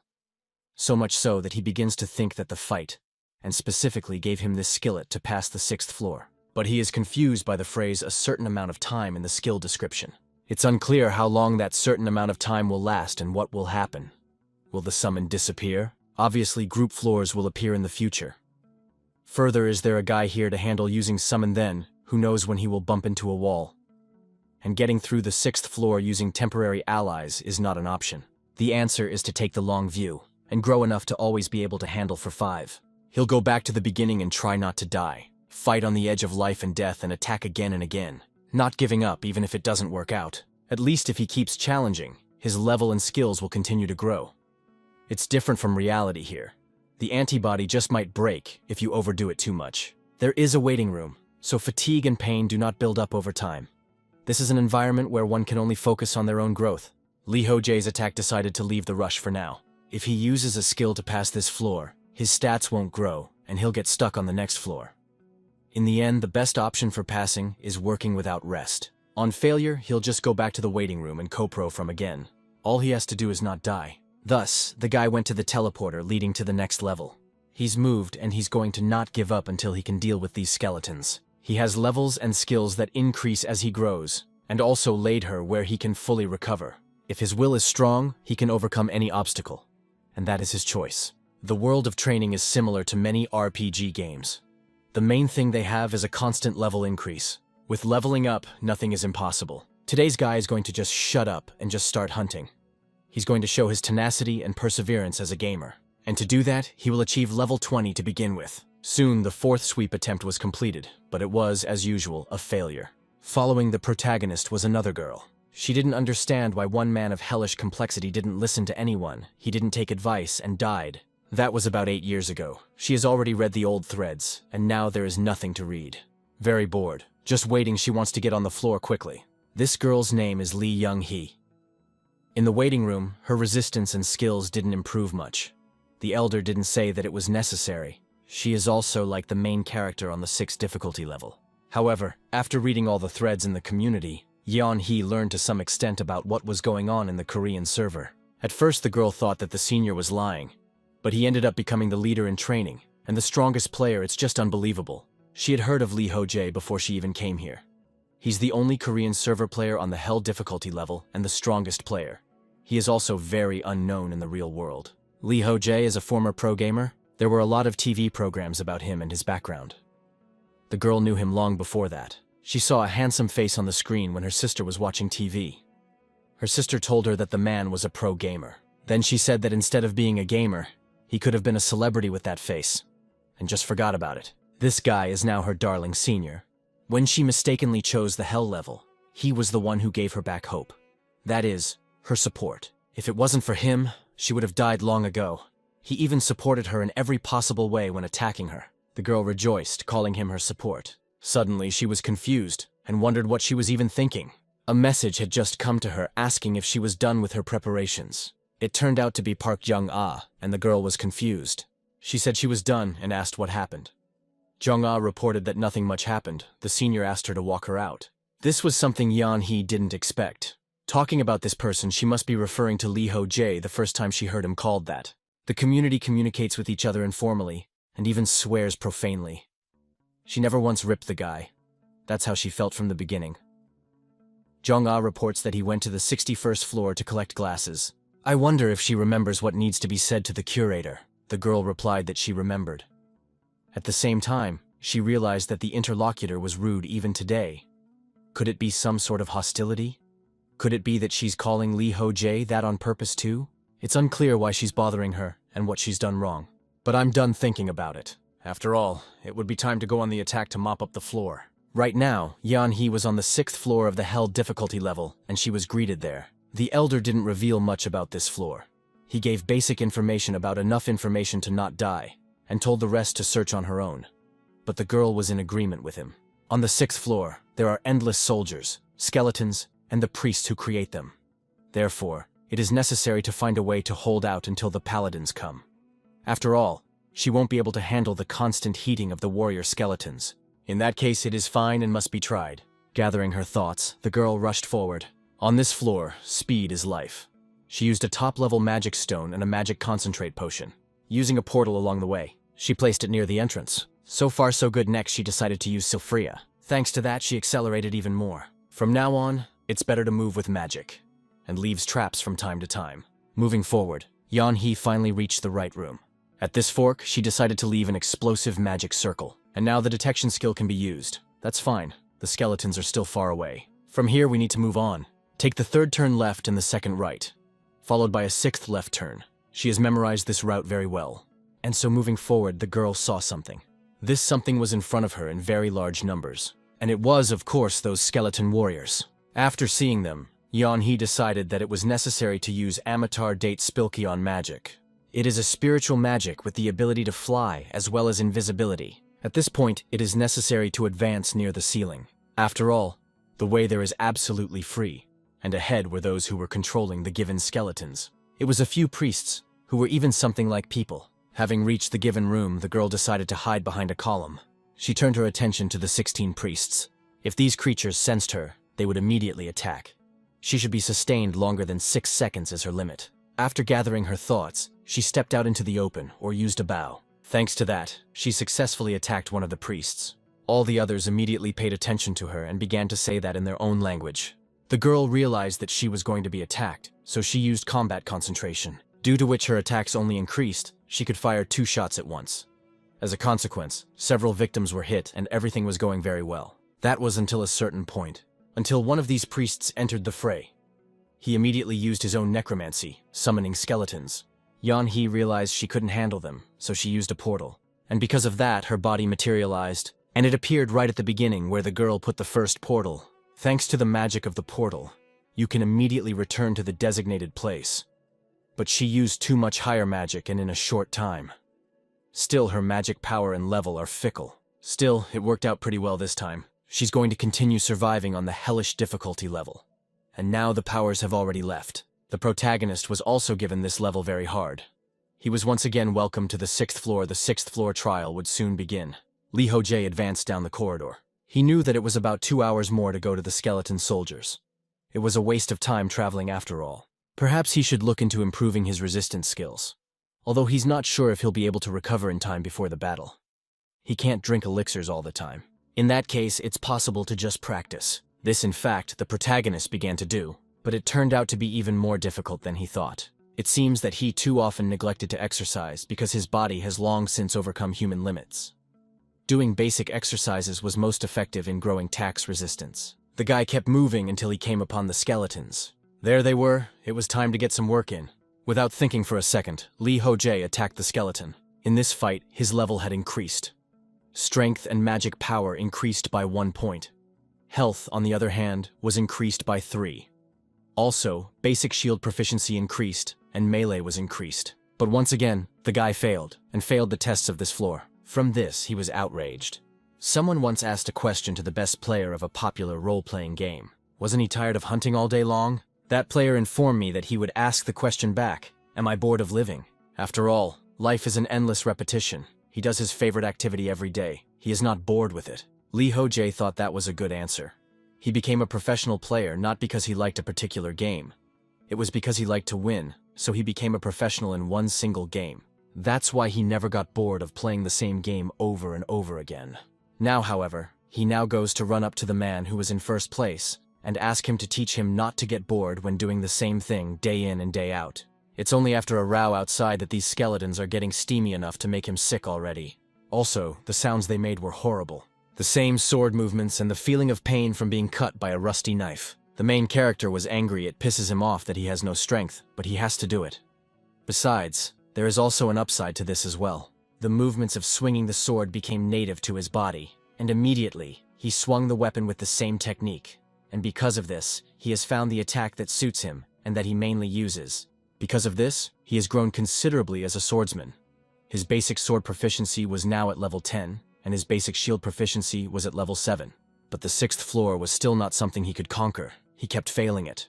Lee Ho-jae had increased his combat concentration level, so when he fought, his intelligence level increased. His combat concentration had surpassed the 13th level. Until now, it seemed to him that the targets were moving quite slowly. But now, they had become so slow that it was as if they were standing still. Right now, the guy couldn't use concentration for more than a minute at most. One should pay attention to this in the future. After all, he could grow even more.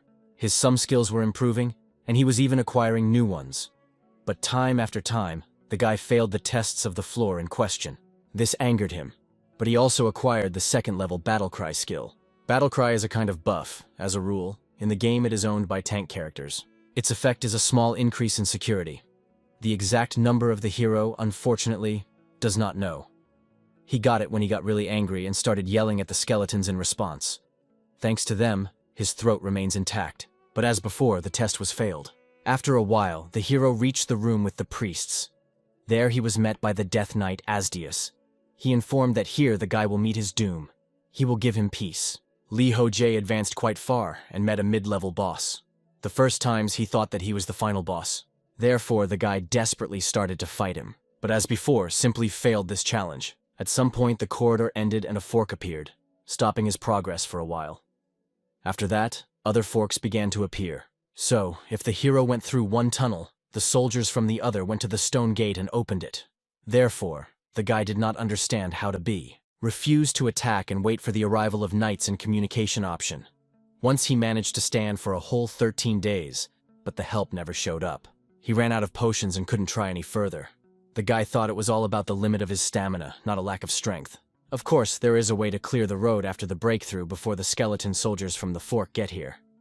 It's a very attractive way, but the difficulty is no joke. In any case, you need to keep pumping yourself up to pass this floor.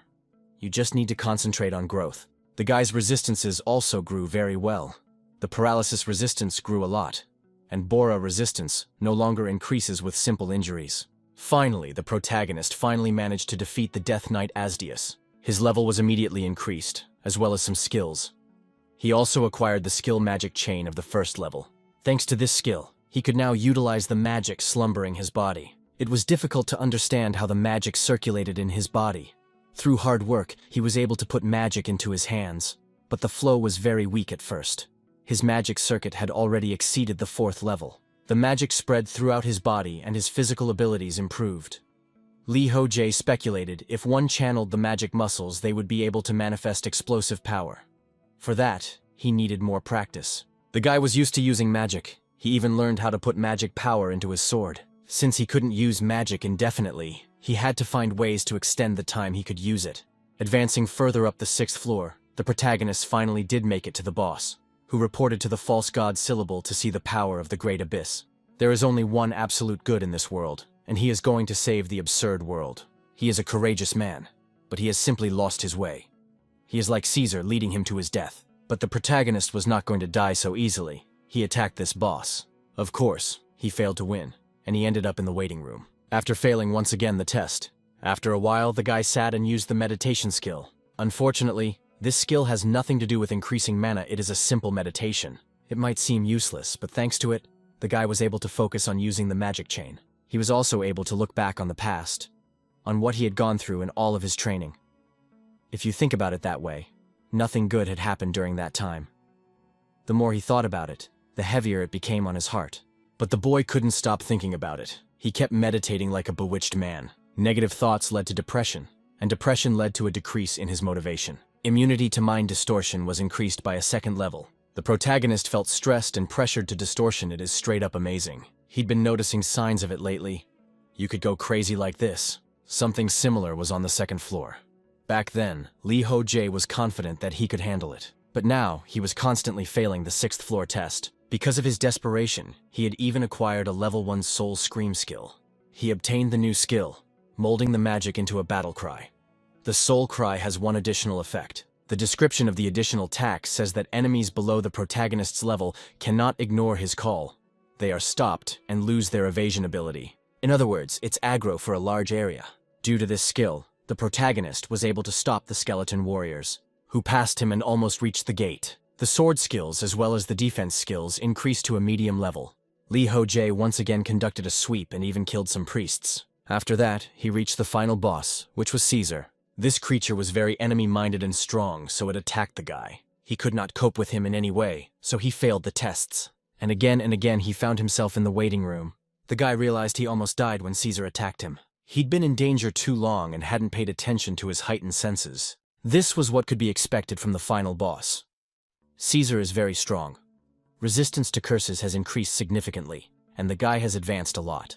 To defeat the main boss, first you need to deal with the Death Knights, as well as soldiers, skeletons. After that comes all the priests, and only at the end can one fight the main boss. Li Hojie realized that he had already almost succeeded. He shouldn't be in a hurry, and this way he could win. After a while, the guy went on a mop-up mission again. The Death Knights as well as the priests were already damaged, and he got to the main boss Caesar, who, as usual, was talking some nonsense. The main character just shouted for him to shut his mouth. He was being very disrespectful to this creature because he was angry with him. Let it turn into a squid as soon as possible before the guy threw up at the sight of it. He's going to finish him off this time. As it was, Caesar used his tentacles, which the guy chopped off. But these were all lying around so much that the creature kept attacking. Since the guy had fought it many times before, he knew how to proceed, and so he advanced. Soon he found himself too close. It took a very long time indeed, but now he was going to end it once and for all. So he was able to deliver a devastating blow. Thanks to that, his main enemy at the moment had been crushed. Li Hojie had a really hard time with all of this. Even after winning, he no longer had any strength left. And so the long-awaited notification appeared. The system congratulated the guy for passing the 6th floor of the hellish difficulty level. As usual, all injuries and curses were healed. The hero received 1,000 points for passing the floor, and another 1,000 for passing the floor first. Most of the gods liked this passage, and he received almost 10 points for it. Only a few didn't like it, and because of that, some points were taken away. The guy could finally breathe out a sigh of relief after all. He turned his attention back to the emerging rock on the system. He was to receive an additional reward proportional to his merit. And as before, the gods were offering to trade him the extra reward for a special skill. The guy was interested, realizing that this tax could be very useful. This time only one god was against giving him this skill. When asked if he was willing to accept it, the hero of course agreed. Thanks to this, he received a skill called Level 1 Soul Exploitation. But that wasn't the most interesting part yet. The hero was very surprised to see the new notifications. It said that the goddess of slowness wishes to grant him the fate of an apostle. The god of adventure was if this was the task, and soon he too wished to grant him the fate of an apostle. The system asked if the fellow was willing to undergo a test to confirm his qualifications as an apostle. One day, Li Hojie was sitting and writing something down on a piece of paper. He was happy that he had finished the grimoire for dragons was complete. When he found out that dragons don't have a spellbook, he was really shocked. He is not a magical race after all. As they mature, dragons learn magic on their own. Their knowledge is not lost over time, so any records are of no use to them. How arrogant they are after all. Speaking of which, he turned to his dragon egg, who was still in the egg. Even if he didn't need training, he would learn magic faster if the guy helped him. In order to pass the 61st floor, he needs the guy to know high-level magic. He doesn't have time to wait for the guy to master his magic on his own. Li Hojie didn't include any useless material for the dragon in the grimoire. He left only the essentials like how to use Kodadama and internal magic, because he doesn't need absolutely all the information about magic. Suddenly, the protagonist received a message. It turned out that Park Young-ah was asking about the report. The protagonist, angered, he reported that the 60th floor of the infernal difficulty level was fine. But he didn't understand whether it was mandatory to report every month or not. The girl was surprised at such a question. She reported that the nagging of the guy every month is more boring to her. Everyone sends the report at the same time, and he alone keeps forgetting for some reason. Li Hojie felt the psychological pressure. If you say something wrong, he would definitely get screwed. It was urgent to change the topic in such a case. The guy asked her not to get angry. In the past few days, he tries to ignore the passage of time. He doesn't even check his messages. He seems to have been here for too long already. So long that happened to the queen of psychological disorder and medication. Not really helping. The girl apologized. She didn't know that. She was too indifferent. If need be, she would write herself. He might not send a regular report anymore. Why the guy was glad everything was just as he had planned. The crisis had given him a great opportunity. It's hard to be a genius.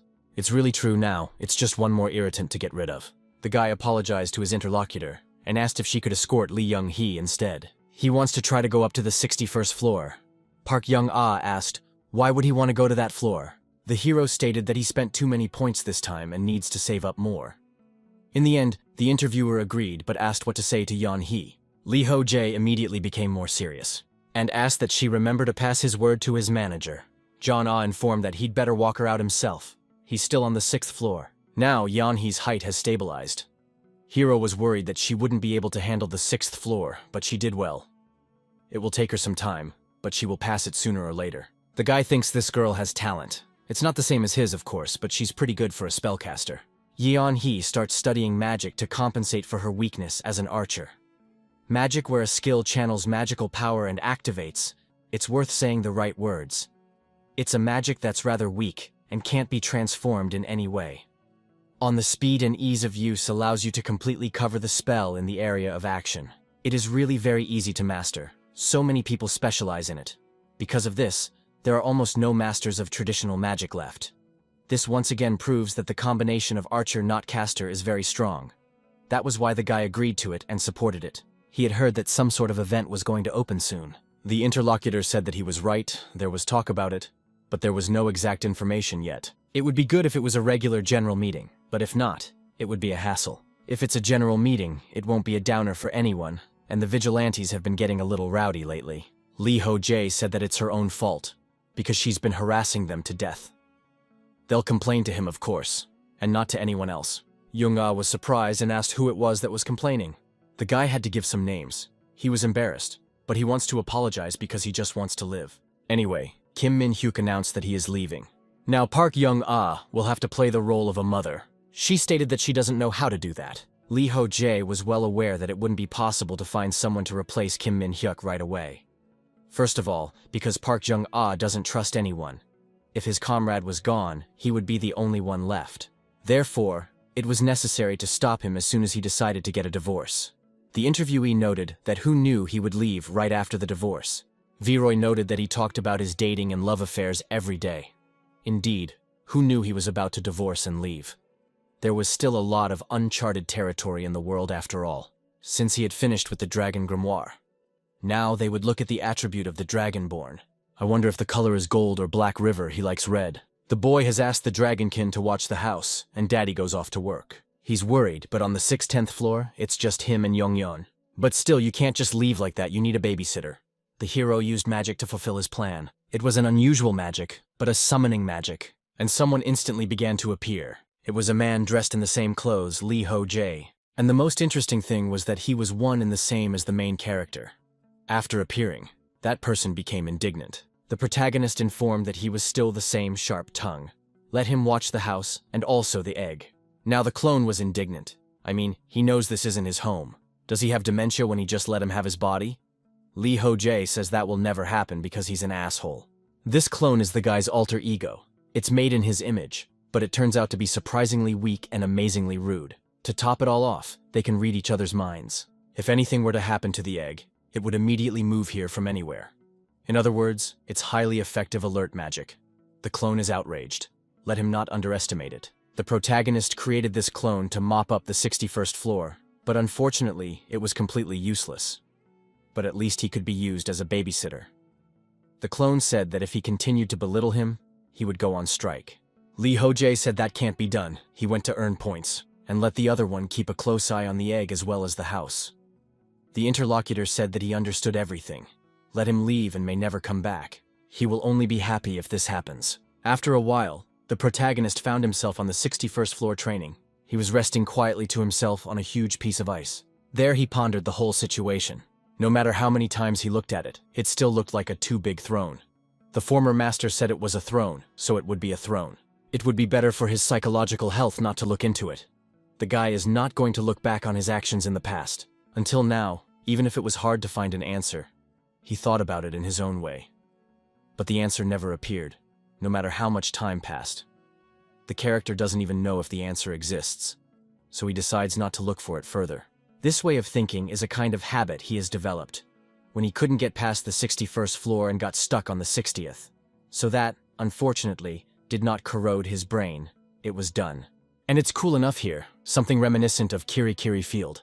If you think about it that way, it's been quite a while since the guy has seen her. It saddened him to think about it, but it was necessary to come to his senses. He came here to clear his thoughts. But instead, one negativity is coming into his head. Suddenly she saw that he had a text message. It turned out to be Jong-ah. She said that she just saw Yeon-hee off. The hero thanked her for that and praised her. The girl asked if she told him that it would have been better to walk her out herself. The guy replied that he's very busy. He thinks she's still worried about it. Jong-ah told him not to ask her to do that again. Lee Ho-jae wondered, did something really happen? The girl replied that she thinks Yeon-hee hates her. The hero reported that she was some kind of amazing. Did she really think that she would be liked by everyone in training? Jong-ah asked not to talk nonsense. Maybe she's just too sensitive? Lee Ho-jae was confused. He didn't know what to say to safely let the topic go. There were too many different pitfalls. He said that she herself was the leader of the vigil, not anyone else. Directly sent her a message, so she must have been nervous. Who wouldn't be afraid to get a private message from an Iron Blood Witch? The girl stated for him not to ask her for anything like that again anyway. Courtesy it wasn't hers. The hero wondered, what other kind of courtesy is there? Rather, this is the reason. According to psychology, and when a person suddenly shows a previously unfamiliar attitude, the other person perceives it as aggression, since the player who was a psychiatrist has recently entered the real world. Now inside the training in the higher authority of psychology is now Lee Ho-jae, who suffers from mental illness. Others have guesses. I need to draw attention. Next, Jeon-ah mentioned about the event they talked about earlier. As soon as there is information about it, the girl will immediately contact him, so let him not ignore her messages and wait. The hero agreed to this. He thought about the fact that he needed to see if he could send the clone to another difficulty level. Since his clone is rated by the system as a summoned soul and not a player, it might be possible to send it to another difficulty level by passing it on to someone. If this method works, the clone can be sent not only to the vigilantes, but to the outside world even. And after sending the clone to Earth, it would exchange souls with him. Wouldn't that be the perfect plan? Suddenly the clone reported that everything was perfect. The boy was surprised that he had heard everything. The interlocutor said that another level of complexity is considered another world. If he sends him there, his connection with him will be severed, and he won't be able to live anymore. He knows that, like a dumb leather bastard. The clown doesn't want to die because of his stupid experiments. Lee Ho-jae called him a useless idiot afterward. When he created the clone, you thought he'd be able to go to the next floor with him. But who knew he'd actually turn out to be so useless? All that was left was the schizophrenia of trying to split his soul. The clone felt like a younger son born out of a mistake. The protagonist smiled. Soon he thought that it was necessary to go up to the 61st floor earlier. He had come here before the dragon was born to clear his mind and earn points. Right now he felt refreshed. In that case, it was necessary to move forward. The guy went to the second location, the 61st floor. It was a desert on which the guy moved in the air. On this floor, you need to attack 2 locations at the same time. You can only enter the main boss room of this level if you attack the boss rooms on both locations.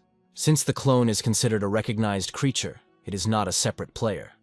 This is why the main character is stuck on this floor, and it is also why he is trying to raise a dragon. He's a native born in this world, so it's possible the system recognizes him as a separate entity from the guy. But I wonder if the dragon will be recognized as a separate player. The probability of that is still low. Either way, it has to be tried, literally, as always. After a while, the guy made his way to the flaming craters. He reached the place he needed, where a huge old man was sitting. He motioned for the guy to pass. It had been a while since they had seen each other. Lee Ho-jae noted that it had really been a long time since they had seen each other. The old man asked if he had already seen the queen. The hero reported that he had seen her, complaining about her skin as usual. The man laughed because of this. It turns out that she's worried about her frozen skin getting old. She's still as silly as before. Lee Ho-jae confirmed that the queen had said something like that. The old man then inquired about how long to wait for him. The guy informed that he needed time. It seemed to the interlocutor that this sad fate. He became the most skillful swordsman and the strongest. But in the end, he can't use that strength and can't reach perfection. Lee Ho-jae explained that this might just be a stage of his perfection. To the old men, it seemed like he was speaking as if he was a god. Still, there is no such thing as a sword without a purpose. I wonder what he plans to accomplish with this power. The protagonist said that there was no need for random questions right now, and no need for answers. As soon as the hardening is over, and then he will decide how to use this power. The interlocutor asked if he was comparing the current situation to the hardening. This is a very interesting assumption. But what about the will and intention of those who create this sword? Lee Ho-jae informed that he has his own will as well. unlike the sword. The man wondered what his own will was leading to. The guy didn't know it himself, he indignantly replied. The floor boss said it was true he didn't know. He suggested that we end the conversation there. He would like to hear his answer when he is older. When the time comes, let him make the right decision. Their will is entrusted to him. He must not be wrong in his choice. And now he proposes to begin after all. When the old man announced this, a pair of hands immediately appeared from the boiling magma. The protagonist agreed, let the man take care of him. The old man summoned his minions, not prepared to fight. Earlier it was reported that the god of slowness wants to give the guy the fate of an apostle. Lee Ho-jae was on the 11th floor of the underground city. He was being congratulated for passing this floor of training at the hellish level of difficulty. The guy noticed that the poison resistance skill had risen to the highest rank. This is really great news. He was really tired. This floor was really difficult. The problem wasn't even the difficulty level, but the fact that there was a lot of work to complete. The conditions for passing this floor are to grab the treasure chest, which is most prized by the monsters of the underworld. The guy was abandoned in the middle of the underground city. He wandered for a long time, and had to travel a great distance. The problem was that he couldn't find the treasure chest even after killing an underworld monster. There were many treasure chests, and he found tens and hundreds of thousands. The hero tried to catch the monster and get to the information with the knowledge skill before the Tower of Babel. But everyone who could share with him as an enemy, sensible information and without hesitation, ended up killing themselves. Their racial traits were very annoying. Even if you greatly improved interrogation and torture abilities, the guy couldn't get any reliable information. In the end, there was no other way but to scour the entire town. When he dug through the palace gardens, he found a hidden underground passage, and that's where the key was. The protagonist inserted it into the well engraved on the plate of the royal throne, and turned it.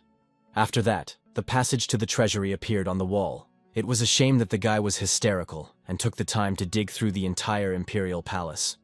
He probably wouldn't have found this place out of a lifetime. Obviously, searching wasn't his forte.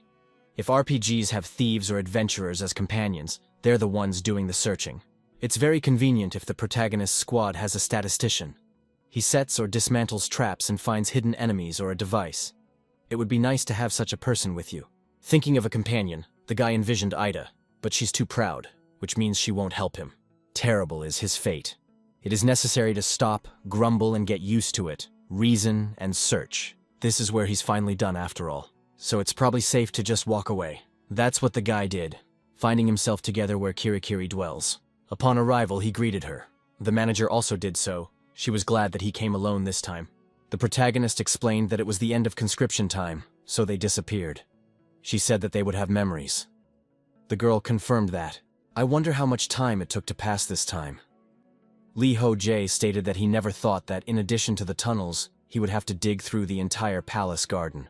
Kirikiri thought his response was very boring. Before, when they met after a long time, he cried, and it was fun. The guy was indignant, and today she would be left without a cake since she was saying such things. The girl immediately began to apologize. She was really wrong, and will not do it again. Time passed, and the protagonist rested quietly. She, his body, as usual, rested, and the manager. The guy didn't chase her away. He was glad that she was resting peacefully. It became interesting. How long had he been sleeping? He had been having trouble sleeping the last few days. He has no need to sleep in the waiting room, so he ignored the malaise. And on any floor he was in danger anyway, so naturally he slept less. As worried, the rhythm of his life was disrupted, because of the impatience and self-confidence that appeared after climbing to the 6th floor. He would at times forget to eat, rest, and sleep, and would just rush to attack. Thanks to the restorative effect of the waiting rooms, he was able to cure his physical ailments. But because of his shattered psyche, he couldn't sleep, so his health was shaken. Thus, when he comes here, he falls into sleep to compensate for the deficiency. He always sleeps very well here. And Kirikiri is really cute, like a little kid. In middle school, his classmate had a pet rabbit. She used to say that they liked being touched on their nose, or maybe they didn't. Even if it didn't apply to her, he was the one with so many questions for her. Finally, at last, he'd be able to ask the questions he'd been saving up since the 6th floor. He even contemplated clearing the floor in question. It really was hell after all. He doesn't want to go through that experience again. Blocking attacks due to lack of ability. He had worked so hard to become stronger. Even pushed his brain to the limit. If he had cleared the floor later, he would have definitely gone insane. And the message from the deity he received then. Testing Apostle's suggestion from the god of adventure and the god of slowness. The boy didn't realize what he should do. He was worried that the other god might retaliate if he chose someone hastily. Judging from past experience, the gods have the ability to cancel vision and move the player to another place. If they have that power, then killing him would be easy. In that case, the guy should be careful anyway. When he passed that ill-fated floor, he went back to Kirikiri. And that's when he really cried. I think about that, and now he was really ashamed of it. Need to forget it, and do it once and for all. After that, he asked the girl about his proposal. But she never answered him anything. This was because the information about the gods is very valuable. He kept asking questions until he heard the answer. The manager said she would answer when he passed the 11th floor. He still hadn't answered the gods either. They, in turn, don't call for an instant answer. But sometimes reports pop up that the god of adventure is impatient. It's good that the protagonist was able to delay his decision until he got some good information. It is still necessary to check things out first. Can he accept the offer of both gods, for example? And will there be a penalty for doing so? Or could he accept one and reject the other offer? Would there be any penalties or benefits in that case? Finally, if she had to choose, which one would she prefer? Such questions, the boy wished he could ask Kirikiri. He would like her to wake up, but he himself can't wake her up. Suddenly, the protagonist noticed a message. It turned out to be from Kim Min Hyok. The guy was a little wary. Was something wrong? What he saw in the message stunned him. It turned out that the day of the meeting was very soon. The comrade confirmed it again. It will reopen soon. He thinks it will take place before the end of this session, so it works out that it opens about once a session. If the event opens, it means something bad is happening again. Min Hyuk didn't understand at all why it's opening this time. There is no even a guess, and that is the biggest problem right now. Lee Ho-jae realized that it was truly a problem, but he couldn't do anything to help. Since they have different difficulty levels, he can't help by finding and solving the problem. It's better to assign it to someone else, and he will do what he can already on the day of the meeting. The guy also asked what about Park Young-ah. The comrade said that she's busy. She's going to punish a vigilante who can't catch criminals in her neighborhood. The hero thought about the fact that it's not right. If there is conflict within the vigilantes now, the organization could be disbanded. In this world, the vigilantes play the role of law enforcement, but their authority is very shaky. Their backbone is the strength of the players, shown on the first day of the last meeting. And of course, the charisma of Park Jong-ah, who punished the guild representatives. Objectively, it can be said that they are keeping people in fear through force. It can't be shown that there's something wrong within the vigilante squad. Are there people don't recognize the vigilantes? They will be nothing more than an armed group that enforces the rules. There's nothing they can do if they lose the trust of the players. The comrade informs me that the girl knows this herself. She's doing this because she's upset. Not just doing what she should be doing right now. The hero said to watch her anyway so she doesn't make a mess of things. Let her do her best there. He sat there for a while thinking about it. He didn't know if he should intervene in such a situation. Besides, it was time for Kirikiri to get up. But she was sleeping peacefully and had no intention of getting up at all. So the guy just pushed her down and she woke up immediately. After a while, they didn't talk. The guy was surprised that she said no matter which god he chooses. The trials of goddess, slowness, or god of adventure, he could choose any. Lee Ho-jae was indignant. Why is she only saying this now? The manager explained that he was only going to make a decision after hearing all the information. The protagonist was really angry. After that, he turned to the satisfied girl and told her to stop eating the cake and give it to him. He asked if he could then choose the god of adventure and the goddess of slowness. The boy was worried there would be a penalty for refusing, but it turns out he was worried for nothing. I wonder if there are drawbacks. Kirikiri said that they are on the trials, will affect his level of difficulty. As a result, you can only become an apostle to one side, but you can pass both trials. The hero asked if she could tell about these trials, but it was obvious that the girl didn't want to tell about it at all. The protagonist decided to insist, and she was drawing something. It was some kind of incomprehensible language to the guy. Did he still lack the skill level of knowing pre-Babylonian? Or maybe it's writing that isn't part of pre-Babylonian knowledge. Kirikiri reported that the tests are to confirm that he is worthy to become an apostle. The content is determined by the inclination of the gods and the character of the applicant. The boy wondered what types of trials there were. The manager replied that she didn't know that. It's not even because she doesn't want to say, but she really doesn't know. It turns out that each god has different standards and different trials for each person. Didn't the gods send him tons of messages? Based on that, let him think about what their characters are and try to make a prediction. Lee Ho-jae's only thought was that he needed more information. He asked for what she knew about the god of adventure and the goddess of slowness. Not so to use the remaining right to information, only the most important thing to make an idea about them. The girl said she would do it now. About the goddess of duration she told him last time. While she was thinking, the hero informed her that if she strayed from the topic again, he would not buy any more cake. Eventually, the manager informed him that the god of adventure is a god who loves to fight against difficulties and adversity, and also likes to make wish dreams come true at the end of adventures. Plus, she turns out, she talked about the goddess of slowness earlier. The biggest difference between the two is how they overcome adversity.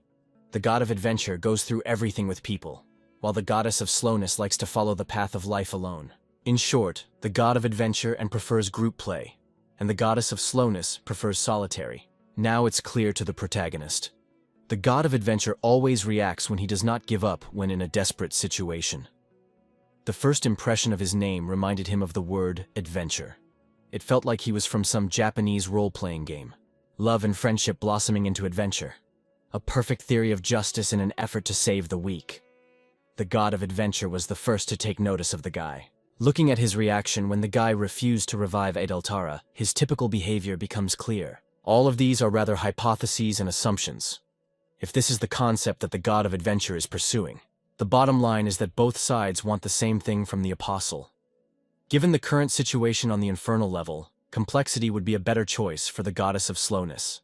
The boy asked Kirikiri what she thought, who was the best person to choose. He realized that the manager always gave him valuable advice. Of course, the guy didn't always follow them, but he was sure she was a good counselor. He used most of the right to information, but it's worth it. And so the manager informed him that she was recommending the god of adventure to him. The goddess of slowness would suit those who are often alone. Honestly, the role of apostle of the goddess of slowness is not something the average person can do. Guy found this review rather surprising. There is cause for concern, but she said it herself. To me, slowness is not a bad choice. Yes, and the god of adventure in principle is also suitable for him. After thinking for a while, the hero decided everything. Since he didn't voice anything, the adventure god was worried. Lee Ho-jae wondered what was bothering this uncle so much. Though it wasn't surprising considering the way he had been acting all this time. There was cause for concern after all. The girl wondered what he was going to do. She was getting really curious. Who will he choose, the goddess of slowness or the god of adventure after all?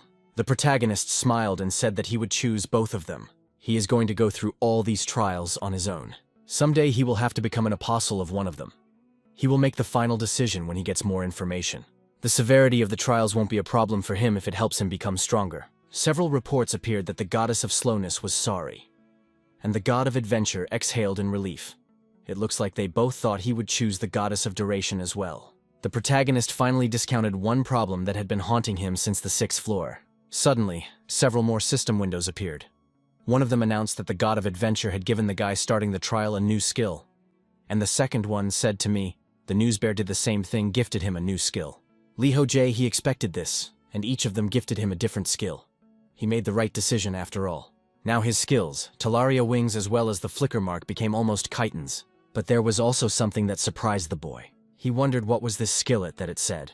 There was a new window, now you could see the percentage of realization. To all this, the progress has increased a lot. The guy is why there are so many trials from the god of adventure.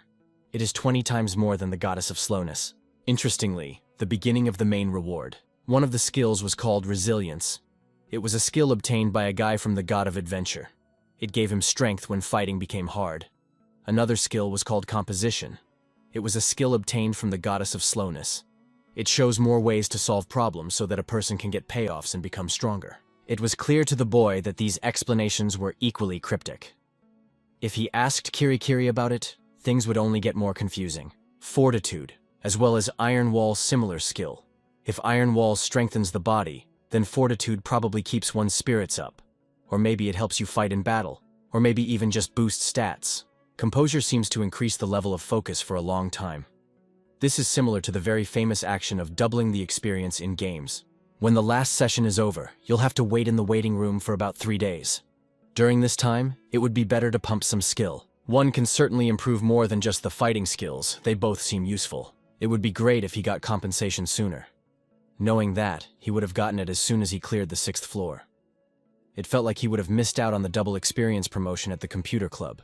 Though no, even though there were losses, they weren't serious. Not counting the 11th floor, he had, after all, quickly gotten through all the floors after the 6th.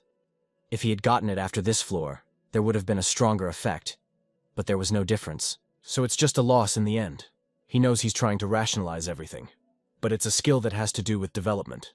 You have to think positively, because his reality is hell level. While he was pondering, the manager continued to enjoy the sweets. The guy paid attention to this, and immediately took away her cake. The girl was indignant. Let him not take away her cake. She cherished it so much, after all. Soon she got more sweets, so she informed him that he was very kind. The hero remarked that it was true he was certainly not only kind but also cool. Kirikiri agreed with all of this. It became clear to the guy that she was willing to sell her soul for those sweets. He asked that she just not go after the uncles offering candy. Because they weren't offering candy. The girl said, whatever it is, if it is food, let her give it to him. She wants to go after the uncles if that's the case. The protagonist still tried to explain for a long time why you can't go like that. Even turned to his fellow Kim Min Hyuk. Not much time yet, and he was about to leave. He asked to be told how to add a skill in the waiting room. Kirikiri agreed to that. The guy felt sorry that composition and resilience were only level 1.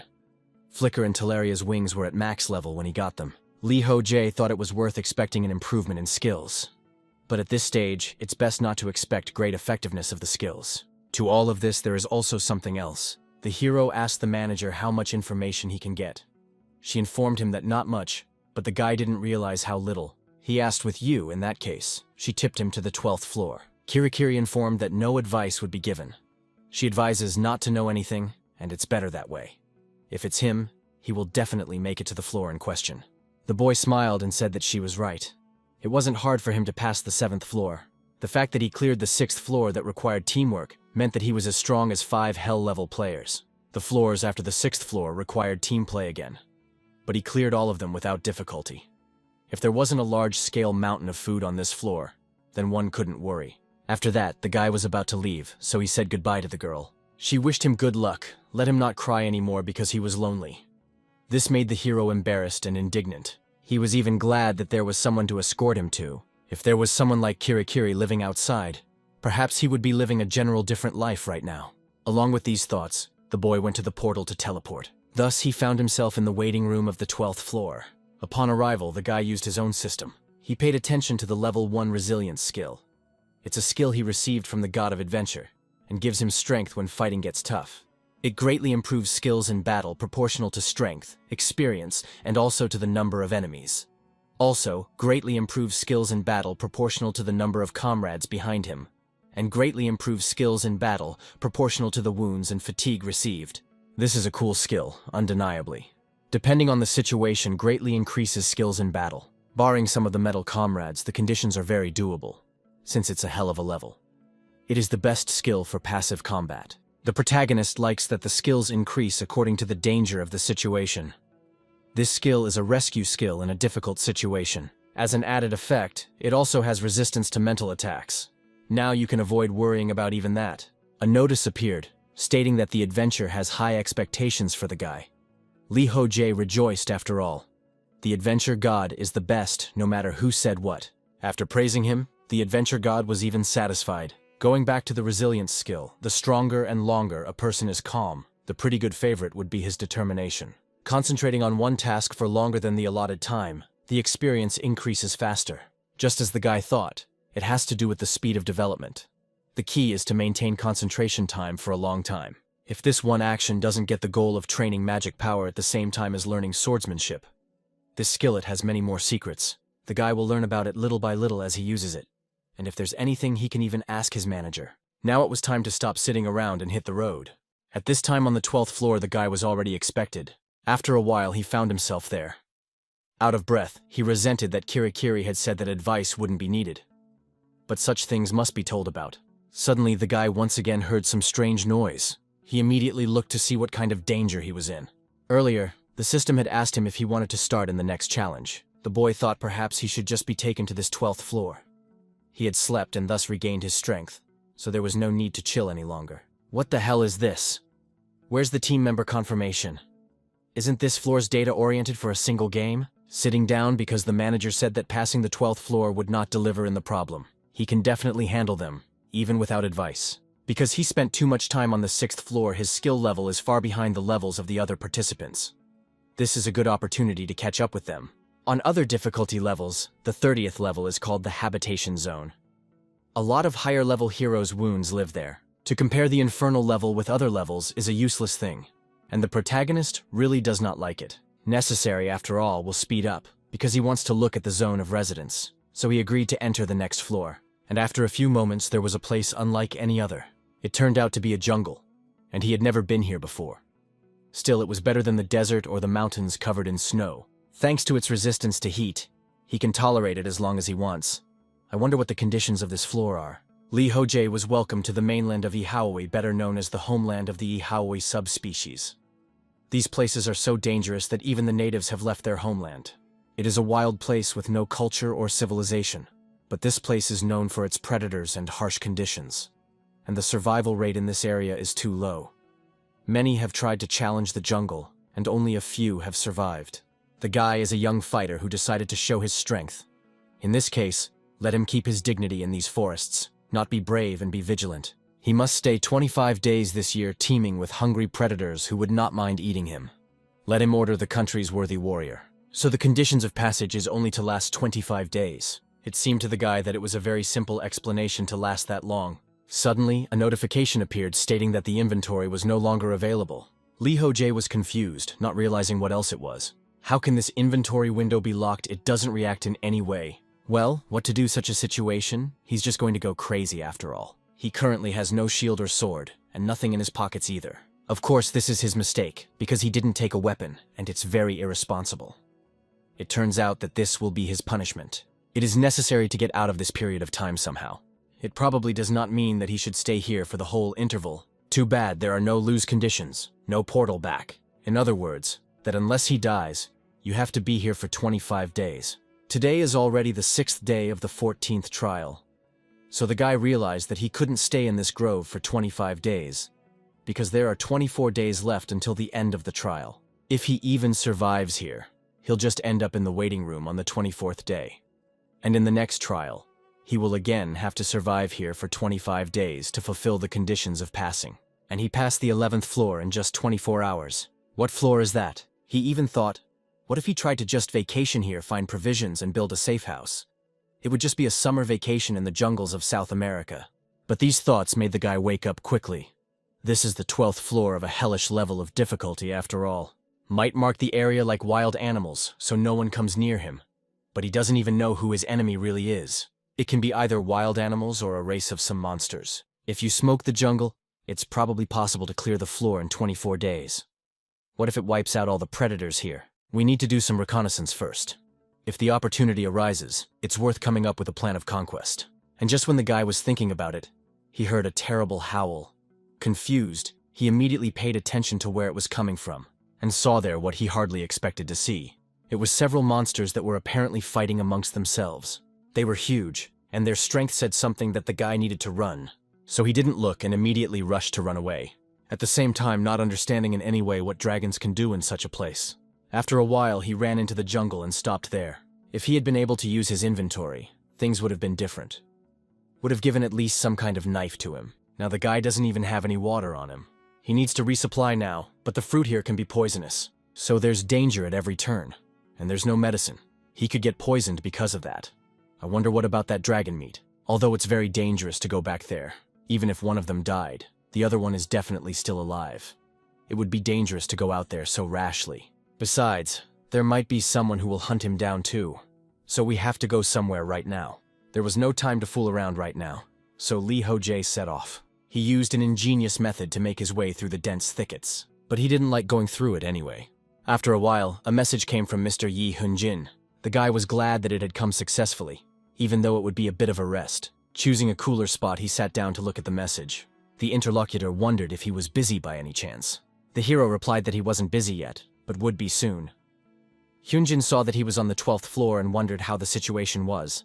Lee Ho-jae was a little confused, not sure what to tell him, but soon thought that he would tell it as it is best. It seems like this person he knows quite well, because he is also an active hell-level player. Thus, the protagonist had already told him. The guy was surprised that you can't use inventory. That's a pretty shitty situation.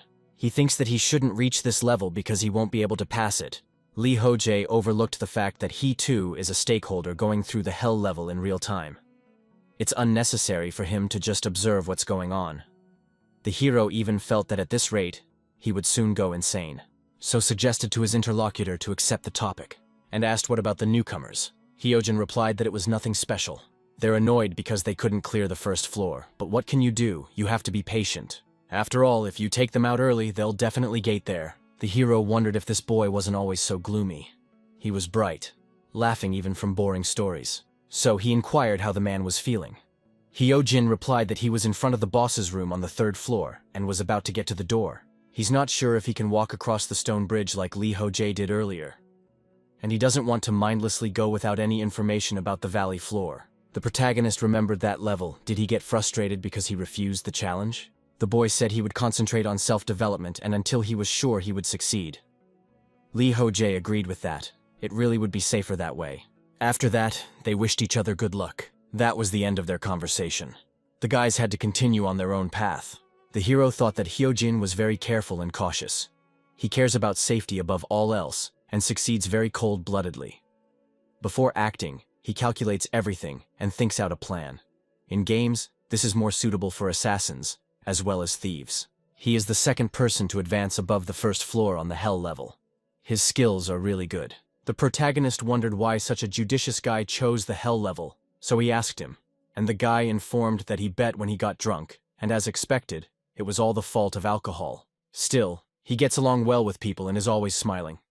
With a judicious yet caring nature, he counsels newcomers at their level. Hyojin is better at talking than the protagonist, so this job suits him better.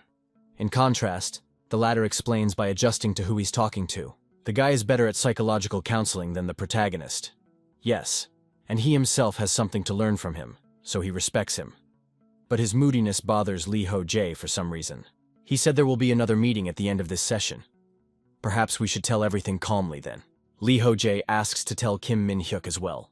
To be honest, he's not sure if he can calm anyone down with his talk. So for the moment, he decides it's best to go back to thinking about the 12th floor. The first order of business would be to find a hearth. Survival is a prerequisite for a successful passage, so it is important to find a safe place now. There are options near the river, in a cave, or in a tree. So far, it is only so. Now it is necessary to expand the area of action. There's a good chance that near the river will gather predators, and there are no caves in the vicinity. That just leaves the tree. So it is necessary to find a large tree on which to build a tent. In this case, can go further and scout the area. But the trees in this case are too dense, and the view is very narrow because of this. It is best to observe from a height, but it is not clear how to take off. The protagonist's musings were interrupted by something. He felt footsteps, and it was clearly not insects. But it was unclear where the culprit of this alarm was. Looking around, the guy did not convince anyone, but he clearly could not be wrong. So let's scout the situation better. He used battle concentration. Thanks to this, his sense of strength sharpened, and he began to feel everything much better. And soon really found what he was looking for. This was the first time he was fighting while hiding himself. Lee Ho-jae even prepared himself to attack whoever was approaching him. After waiting for the necessary moment, the guy attacked the creature that was at his back. This creature turned out to be something more like an orangutan. The protagonist was surprised that he was able to do this, because he used the invisibility skill. At the same time, the creature he attacked was not killed with a single strike. It seemed to Lee Ho-jae that the setup was similar to the Jurassic period, but there were still mammals here. This particular animal's hands are more like sickles. It's not even a praying mantis. Rather, it looks more like a relative of the orangutan, so for now, the hero will call it an orangutan. Seeing the strange reaction of this creature, the guy was surprised. Does this one really understand what he is talking about? In that case, he suggests he talk to him. The guy asked him a question. Does the orangutan understand him? A reaction immediately followed. The guy started shouting something. Lee Ho-jae asked him to calm down. He would let him go if they agreed. Then the creature started shouting even more violently. It became clear to the guys that he doesn't understand him. He gets even more nervous when the guy speaks, although perhaps he just pretends not to understand him. Next, the hero decided to try to approach him, but immediately followed a reaction, which he slightly did not expect. This orangutan considered him a threat and rushed to attack. Even though the guy was a bit confused, he was able to attack and even chopped off a limb. A magical arm could serve as a sword after all, or it could serve as a shield. Of course, it couldn't be compared to a magical weapon. Thinking about it, the hero continued to attack the creature, thanks to which he managed to throw it away to a great distance. Knocking the orangutan off its feet, the guy approached him and stepped on his chest. There pondered that the creature in question used the invisibility skill. Most likely, he does not know how to do anything else. Therefore now, the hero sees him clearly, and the one does not cause any more problems. From the last strength, the orangutan tried to attack him with his remaining limb, but it was also cut off by the guy. Now this monster couldn't attack in any way and just lay there. Lee Ho-jae asked if he was in pain, and he should have listened to him earlier. If he answered his questions, this wound could be healed. Although he soon realized that it wasn't, he wouldn't be able to get the antidote, and it turns out that this monster would now die.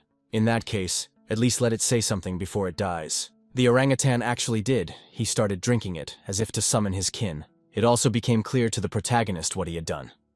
And it was really very bad indeed. The roaring sound probably had a special purpose. The guy immediately looked around and saw countless eyes. They were the same orangutan he had killed, and there were a lot of them. Lee Ho-jae, that things are really bad. It's getting too dangerous here. And that creep who summoned his kin just died. Things are clearly not going according to plan. Right now, the guy doesn't know anything. Neither the number of enemies, nor their strength, nor the given terrain. So, the situation is worse than ever. All that remains to do now is to run, because it is very dangerous. That's what the guy didn't do, trying to sneak out of there as soon as possible. Unbelievably, he knew something like this would happen. Nothing is given for nothing on a hell of a level, and these creeps knew what to do to him. Orangutans chased the guy from all sides and attacked him. But with these creatures, the protagonist coped easily enough. Right in front of him, he saw two thick bushes, and realized that there was no way to get through here. Even if he slew all of them, they would just summon others with their cry. It became clear that some wouldn't attack after learning of his power. But if he turned his back on them for even a second, they would immediately attack. That's how it happened right now. The guy had to kill another creature trying to destroy him. They're trying to attack from different directions. Don't they have an instinct for self-preservation? Lee Ho-jae has already been running all day from these creatures and they keep chasing him. You can kill them one by one, but it's not that easy. This corresponds to the 12th floor of the hell level. These orangutans are agile and fast, and they have sickles instead of hands. To top it all off, they're also pretty smart, slowly surrounding the guy like he's their prey. The protagonists can be escaped by flying away on Talaria's wings, or just using a flicker. But impossible. There are other monsters dwelling there. So he would be better off avoiding danger. Come to think of it, they aren't as dangerous as dragons. There are just a lot of them, and they are intelligent at that. Again, these creatures start to surround the guy. They calculate his movements and block his path. It would be much better if they attacked him all mind. In that case, it may be a wounded man's job to get them to do it. Also, each of them has a unique ability. One wonders how many more surprises this jungle has in store for him. He had already seen dragons that used flames for defense. That was their ability. They attack skills that the participants of this game received when they got into the training still. The first orangutan had the invisibility skill. The other regeneration and wind spirit blessing. Lee Ho-jae doesn't know how the next one will attack. That's why it's even harder for him. But think about it. The guy continued his way forward and once again there were new enemies attacking him. Lee Ho-jae resented them. How annoying they were already to him. He had to attack these monsters once more. And both of them didn't pose any problems to the guy because he dealt with them very easily. But after that, something strange caught his attention. It was another orangutan, which for some reason was glowing. The protagonist wondered if this time it was the magic of electricity. The guy didn't realize how powerful this monster was. A little wary, he rushed into the attack to test its strength, and he was able to hit this monster very easily. After which, just continue its way forward as if nothing had happened. Just thinking about how annoying these monsters are, how many of them there are, is unclear. They all attack in pairs, so the hero cannot guess how many of them actually. After some time on the road through the dense jungle, he saw a mountain, and the first thought that visited the guy's head is that it is necessary to go there. The enemy monsters have sickles instead of arms, so they won't be able to climb the cliff. Lee Ho-jae is then going to confuse the tracks so that he can escape from them, even if he doesn't climb to the very top. So we need to try to execute this plan. A lot of monsters with Nu again blocked the guy's path and had to kill them. Heroes was already really angry at them, as they bored him a lot. Let them attack a little slower. Don't they know what slow is? The war with the orangutans lasted for about 2 days. The hero couldn't even get close to a rock that appeared to be 2 feet away. He couldn't eat or drink for days, let alone even sleep. The guy couldn't even go to the bathroom properly. And if it's done that way, he'll be held responsible for it too. It was a cry of the soul, which was not clear to anyone. Continuing his way forward, the heroes thought that he was not doing well. The last time he used this skill, he had summoned aggression and destroyed everything outside the skill's range. It was unclear how much intelligence this creature had. They utilized their surroundings to attack, such as timing, traps, and summoning aggression. They set traps right around the guy for a few more years. That's at least 4 rows. But how is that even possible in such a dense forest? Is there really any way they can control such an army? If we talk about the location of the guy, his movements and terrain is impossible, without some kind of leader to take into account so many factors and make a plan of action. I mean, they don't even have radios to communicate with each other. Although it's possible that it could be some kind of skill they use to communicate with each other. Maybe it's watching everything from up high, or maybe it's some sort of telepathy. Where should there be a commander sitting here, leading this crowd, using a skill? Still, it's not a bad hypothesis when you consider all of the above.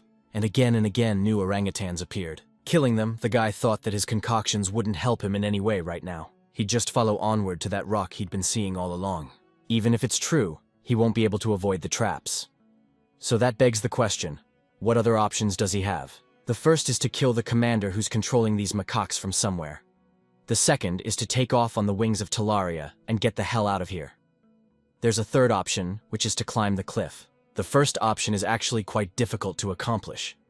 If you follow the second plan, you will have to fly for a long time, and he may run into dragons and be in trouble then. The only thing left to do is to climb the cliff. Suddenly, he received a message from Kim Min-hyuk. He was wondering if he was going to become a friend. The protagonist was surprised and asked what happened. It turned out that his interlocutor was told something strange. But it's not urgent.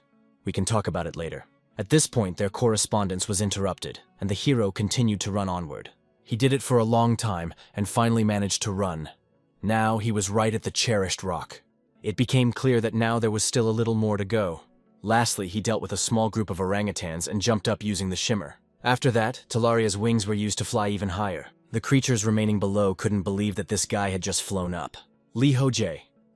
In turn, Lee Ho-jae was glad that he was rid of those annoying macaques, and was finally free. He was finally able to reach the mountain and landed there. But on the high ground, his mood didn't improve. It only dropped. For this was getting beyond all limits. On the very rock he thought he had saved was a huge crowd of orangutans. All of them were fierce and ready to fight to the death. The boy didn't understand why they were all gathered here. But he was grateful to be welcomed.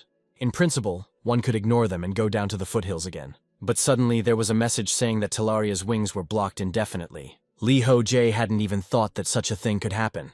And it turns out that the orangutans had calculated his path and positioned the army.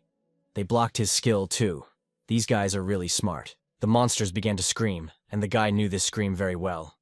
Is it revenge or is it mocking the enemy? Lee Ho-jae has the flight skill blocked indefinitely. There are also more than 3,000 monsters right in front of him. How happy they are after all. They, in turn, have no intention of losing to him. This could be seen from the faces of these orangutans. They were preparing to fight to the death. The protagonist was not against fighting with them, because he had no other choice. As he got closer, he used his soul exploitation skill. It was a skill given to the guy by God for his amazing merits. In battle, he branded the souls of enemies within reach and gradually weakened them. In the case of defeating a branded enemy, the guy absorbs the enemy's soul and restores his body. In short, it's more of a ranged debuff and a recovery effect after victory. In addition, if maintained, it increases in proportion to the enemy's resistance. Lee Ho-jae prepared for battle. The protagonist suggested that find creatures attack first. The enemies didn't have to beg for long, and the orangutans immediately attacked in droves. The protagonist used the resilience skill. This skill gives him strength when he faces a crisis. The guy thought about how this was the perfect opportunity to test his fortitude. Soon, some emotions even started to run away. But the hero wasn't going to let them go. He used a battle cry. This roused the monsters, and they stopped, after which the guy was able to attack them easily. And he further continued the battle with the huge crowd of creatures. After some time, it began to rain, and it was all over. The orangutans were scattered all over the cliff in huge numbers. Lee Ho-jae could only smell the strong odor of blood. It was good that it had rained. It was time to get out of here already. It's great that the blockage on the use of wings has finally been lifted. But the question becomes what to do next. Lee Ho-jae thought that he should go back to the beginning. He will find shelter and food, and then sleep at last. He has a decent amount of things to do. But first and foremost, he needs to go to the bathroom. After a while, the hero found himself in the jungle, and he was again presented to wade through dense thickets. First there were orangutans, and now the rain interferes. You cannot see anything. While walking here, the protagonist ate the leg of an orangutan. He had no other choice. He hadn't eaten or drunk for 3 days. The smell of fish as well as the smell of flesh is horrible. How could it be so tasteless? Kirikiri said that he would be able to pass the data floor without a problem. Let her try to ask him for cake again. The rain was just hell. The guy didn't even realize if he could reach his goal. As he walked down the hill, he saw what kind of movement it was. Someone had gone into a cave, fleeing from the rain. Thanks to the clear eye skill, the hero can see much better, and he couldn't go wrong. It's great to have a goal, but because he's soaked, the mood is just disgusting. Suddenly, his stomach twisted. It was most likely due to the meat. After the guy threw up, he realized that it was just unbearable. In the end, she might just die if she eats it again. There's something more important than just surviving. It's better to eat tree leaves. After a few days of living, the guy finally realized the catch of the 12th floor. Here, you don't just need to survive, you need to develop various survival skills. There is no need to fight anyone here. The 12th floor is a test of survival skills, not fighting skills. From where they look, it doesn't fit the guy. Because in his opinion, fighting is much better. Some more time on the road ended with him reaching that very cave. Lee Ho-jae was glad that he was finally able to reach it after all. After standing for a while, he shouted for whoever entered the cave to come out. But there was no response, just silence and rain. But the guy was persistent. He picked up a rock and threw it right inside. And after that, he started waiting again. What kind of reaction would follow? But there was none. So he shouted for whoever was inside to come out, because this was his home now. And then the reaction finally came. It was glowing eyes out of the darkness. The guy was about to face a monster peppered with himself, who clearly didn't want to leave this cave for any human. Lee Ho-jae prepared to fight this creature. Soon, he saw the monster in question. It was more like an otter, but it was an unusual animal. It used some kind of magic. The protagonist couldn't believe what he saw because it was electricity. That's bad because there's water everywhere. Wherever he goes, he can get electrocuted. It won't work that way and he has to act somehow. To do this, the guy decided to use the skill of exploiting showers. This skill quickly reached its goal, and the guy was happy that he had succeeded. But suddenly, the creature that had been exposed to the skill began to scream. After that, it immediately attacked without being affected by the skill. Lee Ho-jae realized that it was an otter that decided to attack head-on. But then he would know what to do. To defend himself, he used his wings. And by doing so, he was able to fend off this creature's strike. His Teleria wings have high resistance magic, with voice, so they don't contact his body directly, so he won't get electrocuted. The creature started with electricity magic, so one had to strike while he was close. Of course, it would be good to find out what its true punching power was. The guy might die after all if he started to test this judgment now. So he decided to just attack, and to do so, he got close to the creature by hitting it with his fist. At that moment, the flicker mark was used to enhance the attack. The opponent could not resist this power in any way, so it was sent flying. Lee Ho-jae was glad that the combo of the flicker mark as well as Telaria's wings worked on the 12th floor as well. His stamina was completely restored afterward. Apparently the exploitation and soul effect had kicked in as well. It's all bloody unbelievable just now. A creep that has electric skills appeared. Next time, the electricity resistance skill should be obtained. After pondering about it, the protagonist headed to the cave, inside which he saw nothing. He noticed that it was empty and also quite spacious. And in addition, it can be noted that it is warm here. But still a guy, that was alarming. So he immediately used battle concentration, after which he felt that the enemy was somewhere nearby. But it was still unclear where he could be, not in front or on top. Probably someone is using the invisibility skill again, and the guy can't determine where his enemy is yet. Therefore, it was decided to also use heightened sense. As a consequence, the guy finally did find him. He had just passed by. Lee Ho-jae froze, waiting to see what that creature would do, and it soon attacked. Using his skills, the protagonist quickly reacted and grabbed it. As a consequence, he literally killed it in an instant. This creature was something more like that ferret, and it's still very young, but it's still dangerous, because it's early in its life. The fauna here are very annoying, and no one knows how to defend against them. But this wound was shallow and quickly healed. The guy realized that such wounds could be cured with herbal medicine in less than a minute. It was good that there were other ways to recover besides potions. They increased the guy's chances of survival and speeded up quite nicely. It takes too much energy to recover. In this case, one cannot worry about it for now. After all, he has become physically stronger, and the potions haven't gone anywhere. It was hard to recover when his strength was at 0.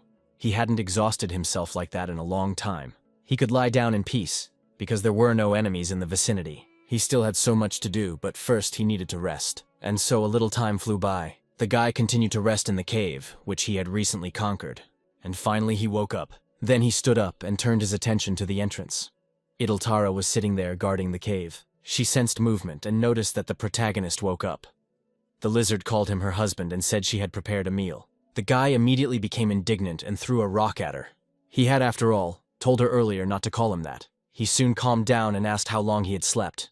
The girl replied that it had only been 3 hours, and that was very little for a general. Lee Ho-jae in turn had the feeling that he had slept for much more than that. If he hadn't summoned her, he wouldn't have even been able to close his eyes for 10 minutes. Right now, he was grateful to have her here. Summoning the deceased is a pretty cool skill. It can be used a maximum of 5 times per entity. A spirit item is also required. Even considering the limitations of summoning the deceased, it's still a good skillet. It would be even more effective to summon a stronger creature when the guy shook himself. But right now, he doesn't regret summoning Adultara at all. He feels safe with her. Fuck, in situations where you have to stay on one stage for a long time, knowing you have an ally is empowering. He has a more sober judgment when he can share his thoughts. To all this, there is no sense of loneliness. The first time the boy summoned Ida was back at level 7. He did it just to distract the enemy, but realized that she has much more potential. Not only was she a strong killer, but she was also cold-blooded and attentive to detail, which is not common for humanoid lizards. But at level 5, she's fired up at the idea of making him her husband. It turns out that lizards have a tendency to choose the strongest as a mate, and she began to fiercely pursue him to make him choose her. He was very tired after that battle, and decided not to dwell on it. According to the peculiarities of her species, she accepted his rejection, and he, in turn, taught her to understand human behavior. And now they got along well enough. Ida just informed the general that she had prepared everything. The protagonist asked, "What kind of food is this?" The girl replied that it was lamber meat. It's raw, but the guy has a resistance to poison, so he won't get poisoned. Let him think like he's going to eat sashimi. Lee Ho-jae thought she was talking about that ferret he killed the other day. Tried it, rolled the insert with it better than the orangutan. Soon the guy asked the lizard what she knew about the area. It seemed to be called Aihaoi. The interlocutor said she didn't know anything. Lee Ho-jae really had a lot of questions for Ida when they started working together. What role did she play in the training? How did she even get here, and what did she do before that? Most of the questions she didn't know the answer to, of course. She says her head goes blank and nothing comes to mind when he asks her anything. It feels like her memory has been erased. Ida gets upset when she doesn't remember anything, so he doesn't try to dig into her past. What Ida can tell him about is skills, but the training she doesn't remember anything. Even though she knows the name of the animal, she has no idea of its purpose. Suddenly, the girl asks the general, "What will they do now? What are the conditions for passing this level?" The guy said that the condition for passing is to stay in the frequency of 25 days. To all this inventory is forbidden to use. The lizard assumed that in this case, you can just live in this jungle for 25 days. She likes this stage after all. Lee Ho-jae couldn't figure out what exactly she liked about this place. He wouldn't be able to pass this floor just like that. The gaming session would end early, and he wouldn't be able to stay here for 25 days. His companion smiled and said that he was unlucky, but if he concentrated on development, this time would not be wasted. The guy confirmed it himself. He is going to try to develop new skills. Ida pointed out that first, in any case, they had to make sure that they would definitely survive. Lee Ho-jae said that she was right and suggested that they use this cave as a base while they expand a bit. Then they'll start hunting those who live here and get rid of unwanted neighbors that way. The girl said that wasn't a bad way to do it. That way they would definitely expand their territory. But if they get too active, it could always be predators running off. The protagonist countered that it would be fine. It was unlikely that they would meet beasts that could defeat them. In the worst-case scenario, one could just run away. If you think about it carefully, the probability of meeting a predator stronger than them is pretty small. So they move out into the light. Let it continue to guard their border. And so the appointed time came, the dawn began. The protagonist sat in the cave and meditated. He thought about the fact that although he had regained some of his magical skills, the composition still didn't work. I wonder if it would have an effect if he concentrated harder. Suddenly, Ida approached him. She informed him that she was already ready and could go. Thus, they packed up together and set off on their journey. As they left the cave, the boy noticed the trap and asked if the lizard had done it. She confirmed it, but that wasn't all. She also chopped up leaves called kikimu and scattered them around the cave. The crane animals don't like them. The boy wondered, did she really do this yesterday? And once she pulverized them without any implement. Ida stated that she could just do anything. Lee Ho-jae thought that, to be honest, he didn't expect this from her. It was enough that she helped him when he wasn't resting from the battle. That's why he even said the lizard pulls what she does. Ida was pleased. She offered to go hunting together. After a while, the first boar was killed. Lee Ho-jae informed his partner that she was not a bad hunter either. Ida told her that she was banished from the tribe, so she often hunted alone. And it was because of this that she had a lot of experience. The hero noted that it's not easy to say that, so she's really great. After that, he proposed to go further. The female interlocutor wondered, does he really want to continue? Lee Ho-jae confirmed, that's because there's a need to catch all the animals in the vicinity. He also suggested leaving this boar here. The other animals will smell the blood and gather here. It will be convenient. He is going to look for game and asked if the girl could fight further. She returned, wouldn't it be better to do the opposite? Lee Ho-jae told her that it might be, but he wanted a skill related to chasing or searching. He didn't realize something when the orangutans chased him. They found him like ghosts, even if he crossed rivers and mountains.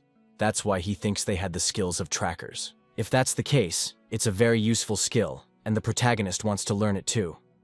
If he were to meet an enemy with the invisibility skill right now, he would not react in any way and die. Perhaps his composition would come back to him while he gains this skill. He informed Ida that he was leaving her on the battlefield, and she unhesitatingly agreed to this. A short while later, a deer-like creature was grazing carefree near the river.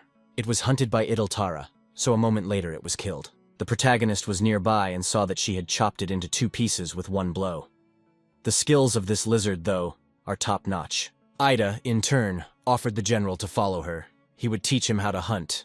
The protagonist, along with his companion, was on the 12th floor. She taught him how to hide. In doing so, she explained the best places to hunt and how to track prey. She also taught him how to sneak up on his prey. She showed him that magic can also be useful in hunting. The protagonist learned how to hide the slightest signs of his presence and move without making too much noise. He also learned how to distribute mana around his surroundings in the form of a thin web and keep track of everything that happens around him. He didn't know such a thing was possible, so it took him some temporary training. This happened over the course of 2 weeks. Lee Ho-jae hunted the monsters raving near the cave and thus improved his skills. The lizard's skills were of the highest level. She was showing how to hunt properly. One day, she reported that there seemed to be no monsters left in the area and there were no more to hunt. The hero confirmed that this was most likely the last monster. He finally learned how to detect the enemy after all. He's got a logic chain and a couple other skills on top of that. All thanks to his companion. They quickly exterminated the creatures and only harmless species were left alive around the cave because they weren't worth hunting. Idoltara asked the general what they would do now. Perhaps they should return home. Lee Ho-jae agreed. It's time to go back. He wants to take time to train in the cave. Ida decided to call the cave their home. In her spare time, she crafts furniture as if their lair has truly become her home. The protagonist seemed pleased with her. The hunt seemed to cheer her up. After a while, the lad asked an interesting question. He wanted his companion to teach him how to wield a spear. I wonder if it is possible to learn such a thing. He thought it was a valuable skill. Inside the system, the guy didn't use martial arts much, so he's used to doing everything alone. But he thinks it's something he can learn from her, including how to wield a weapon. She's one of the most amazing creatures he's met here. In fact, he'd like to wield more than just a spear. It would be good enough to advance his strategic thinking, so he wants to learn how to fight himself. Given the current situation, they'd better stay here for the rest of the session. They could certainly find new places to hunt, but that wasn't as important as spear skill. The boy inquired perhaps he was asking a lot. The girl hesitated, after which she asked to wait here. But the hero did not understand where she went. Perhaps it is worth it to just wait. He realizes that asking a huge lizard to teach him to fight is a strange idea. He's probably already definitely gone crazy. In that case, just focus on practicing composition. For the past few days, he'd been practicing it at any convenient moment. Previously, Lee Ho-jae had tried to improve his resilience in this way. Even if he does everything right, it still wouldn't make him do enough to maintain his composition. As he found out, he needs at least 8 hours to activate the composition skill. 8 hours is the minimum. After spending that amount of time meditating, and Guy can activate this ability. After activating it, he feels a boost in strength. The composition skill, the main reason why he was able to improve his skills so quickly. This skill was much more useful than he had anticipated. He couldn't have done it without Ida and composition. Since scanning an area also consumes mana, he can train magic circuitry and danger search at the same time, which is a good thing. The protagonist can see the cave setup like the back of his hand. He decided to start his training right away. To do so, he used combat concentration. It is necessary to visualize the spider as much as possible, but his training was not destined to happen soon. Lee Ho-jae felt a severe headache. It seemed to be his limit. And just as Edeltara arrived, she asked the general to come over to her. The protagonist was a little surprised, but went over to her. He wondered where she went, let her talk to him. Would she teach him how to wield a spear? The conversationalist turned toward him, and she had a spear in her hand. She handed it to the guy who asked, "Did she make it herself?" The girl confirmed it. This would be his training spear. He can try it out right now. Lee Ho-jae looked at her in surprise and only thanked her for what she had done. A few moments later, his training oscopim began. Watching him move, the lizard said it was fine. She knew he could do it. Everything about him was perfect, except the agility, of course. It was amazing to the guy that he could do it. But she doesn't realize without agility a pro player goes nowhere. It's a very important trait. The life of a pro player is not for everyone. Edeltara noted that he's a surprisingly fast learner, even considering he can use composure. The guy said he knows it himself. He's aware that without talent, he's just a walking piece of meat. The girl even stated afterward that sometimes his words make her lose her appetite. Lee Ho-jae realized, although he was learning by fighting with the spear, his sword-wielding and hand-to-hand combat were also improving. He knew that Ida was the perfect mentor. Her physical abilities surpass human ones by many times, so she's a great trainer. That was how the guy continued to train for a long time more. Another period of time passed, and the meeting began. The guy was invited to go there, or he would be moved after some time. The hero asked his partner if she wanted to go with him. Although he could tell right away that there would be nothing fun there, Ida was a little confused, but said that she would gladly go. Along with his partner, the protagonists soon arrived at the day of the meeting. Those present turned their attention to them. Some didn't know who he was, and the way to go with him, this lizard. Park Jong-ah was also present at this meeting. The girl scolded the other participants for doing something. Someone had created a drug production. Whoever committed such a sin would be punished accordingly and without regrets. Hearing these cries, Edeltara revealed that she didn't know that people had such a harsh side. The protagonist said that this was only a rebellious proceeding, but it was the girl who needed to be more humble. He suggested that his interlocutor should move on. It's boring, though, because she can only understand what he says. The guy is just going to go and check things out. While he was chatting at him, Park Jong-ah and the others turned their attention to him. Upon seeing him, the girl greeted him by bowing. In response, the hero did the same. He was worried that their gazes met, though he wanted to go unnoticed. After a while, together with his partner, he found himself somewhere aside. There, the guy noticed that no one was here. It was the perfect place for the realization of his future, desire, and for that he used the inventory. How happy he was to see his other stuff here. He was even worried about how he wouldn't go long without putting it on, and so after a bit of time digging around, he pulled out what he needed. It was something more like a cover, which the hero tossed aside and ordered to be gathered. As a consequence, a huge tent magically formed right in front of them. Lee Ho-jae declared that it was now ready, and they could go inside. The two travelers did so. The guy reported that he had gotten this tent back on the 9th floor of passing the hellish difficulty. Still, they should have gotten it on the 12th floor. They should remember to take it next time. Suddenly, someone else entered the tent. It was Kim Min-hyuk. He hadn't expected anything less from his tent. The comrade greeted the protagonist. Lee Ho-jae also did so in response. Min-hyuk also greeted the lizard friend. She also came over, and he's glad. This place is quite spacious after all. Glasses are a useful gizmo. The protagonist objected.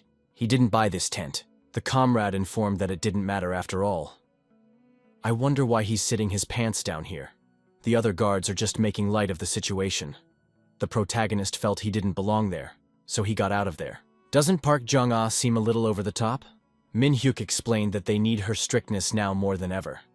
At the moment, she's not only keeping an eye on others, but also on herself.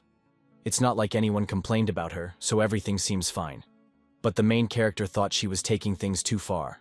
It looks like she's developing a glaring mental disorder. She is prone to anxiety because of a past full of regret, and a future frightening of mastering certainty. This girl takes too much on herself.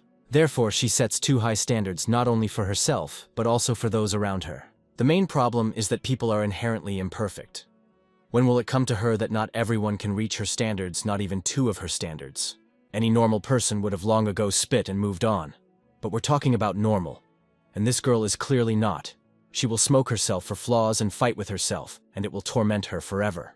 A man breaks, as if Solomon, as when something like this happens to him, and then it can no longer be repaired. The guy reported that his comrade didn't look after her anyway because there was no one else besides him.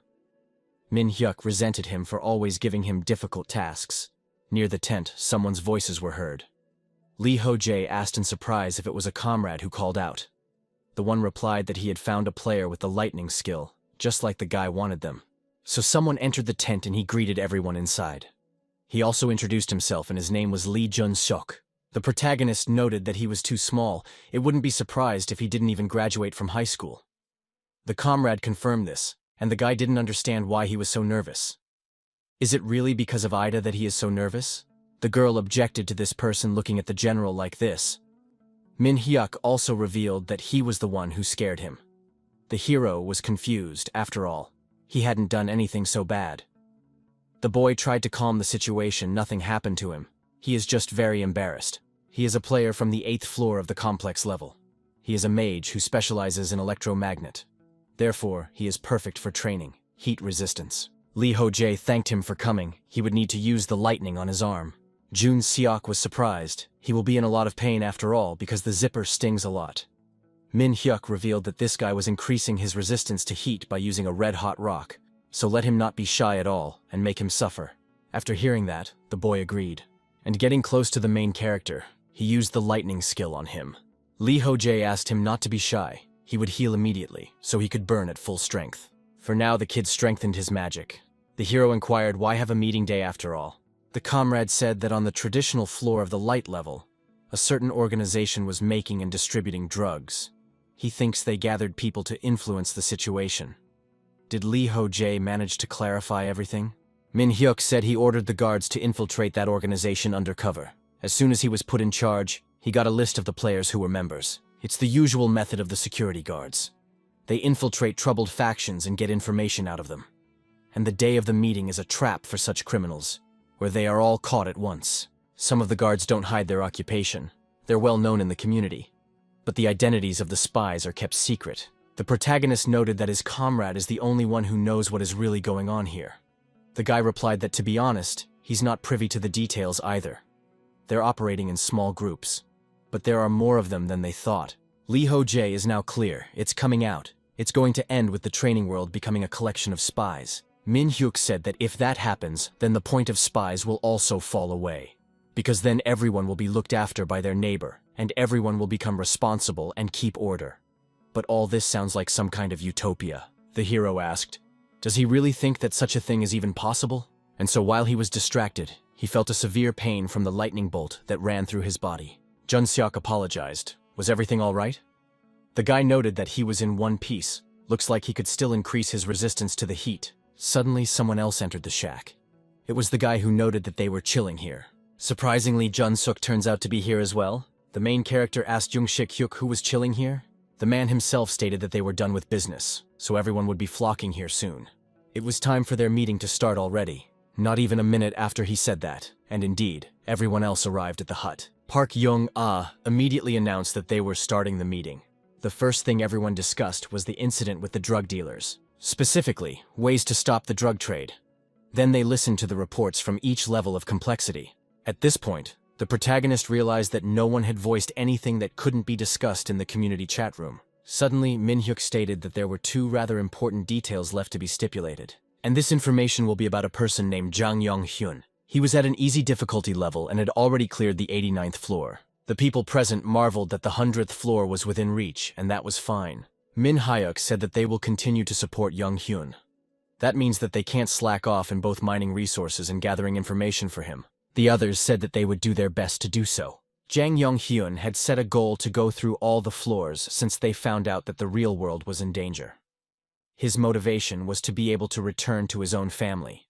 John Ah reported that the first person to clear the 100th floor of the training world and return to reality will be an important symbol for both worlds. He will be able to tell that the missing people in the training world are not dead. He will also let the world know that they just have to wait and they will all come back. Min Hyun said that before Young Hyun clears the 100th floor and returns to the real world, they need to determine what information they will send along with him. Shik Hyuk stated that the people in the real world don't know what's wrong with them. And because of the monsters that appeared on the ground, they don't have time to figure it out. The first thing to do is to make a list of players. They will write a message for their family and friends. This will be the priority. Then the governments should also be notified of their existence and forced to recognize their power. Those present did not understand what authority they were talking about. Jong-ah reported that they would demand that the government recognize the guards, the right to introduce and enforce the training of the law into the world and punish those who violate it. The protagonist realized that it was unlikely that the government would so easily allow them to single-handedly rule the world. The guards may be the ones dictating the rules for the time being, but would the government officially recognize their authority just because they were in charge? Kim Min-hyuk said that would be easier said than done. Everyone understood that very well. Lee Ho-jae reasoned that it was likely that the government would try to make them some sort of government organization, if they even recognized their existence. Jong-ah reported that absolutely anyone in the real world could get into the training, be it a preschooler or an elderly person, a politician or a president. Everyone without any exception can get in, and when a person gets there, they have to obey the laws that they set up. In case of their violation, they will punish the president as well as any other person. The hero thought about the fact that the guards do have their own rules. Whoever tries to make their own rules will be punished. Anyone who tries to create or join an organization inconvenienced by the rebels and made up of more than 10 people will also face punishment. Considering these laws and what Park Jong-ah is talking about, doesn't present a good picture. If they don't really recognize their authority and try to establish their own laws, their actions will be seen as violating the laws of the guards. In that case, they will be punished. And punishment here is most often carried out by execution. It turns out that if a representative of power from the real world gets into the world of learning, he will be immediately executed. And that's where it gets really dangerous. Jung-ah's ideas are too radical. The people at the top won't like them. That's why the protagonist suggested to postpone this topic until the next meeting. Shik-hyuk also brought it up. He suggested that they should talk about the choice of starting weapons. Lee Ho-jae was glad that he had someone to support him. The survival of the players depends directly on the starting weapons, and it's obviously important not to miscalculate. Min-hyuk also said that they needed healers, at least one per floor, because they were sorely lacking. The hero realized that it wasn't surprising given the number of people choosing a magic wand as a starting weapon. At first glance, it looked no different from an ordinary wooden stick. Hanging it on the wall of the community information wall of his starting weapon would be a bad option, since the wall is opened already after the selection. And so, it is very important to inform the real-world healers are worth their weight in gold. Shik-hyuk said that plus it is necessary to inform that choosing a healer on hard and hell difficulty levels is not worth it. And in general, warn newcomers not to choose hell difficulty. After the warning, only some crazy people will choose hell difficulty. Hyun-jin and this guy are the only survivors, and they didn't even make it to the 14th floor. Tell them not to choose the hell difficulty, because it's very hard. Lee Ho-jae said that he had to say difficulty healer and didn't need one. He considered the idea of taking the command training, but came to the conclusion that other people on hell difficulty would only be a hindrance. Kim Min-hyuk wasn't sure if that was a good decision in the long run. Who knows what trials awaited them in the future. But the main character, he objected, is a living witness to the hellish difficulty. Getting through and staying alive is very hard, even if you parse a flawless strategy. And that's why newcomers can die just for nothing. The comrades stated that they would also discuss this topic a bit later. And so after their massive discussions, 2 hours passed.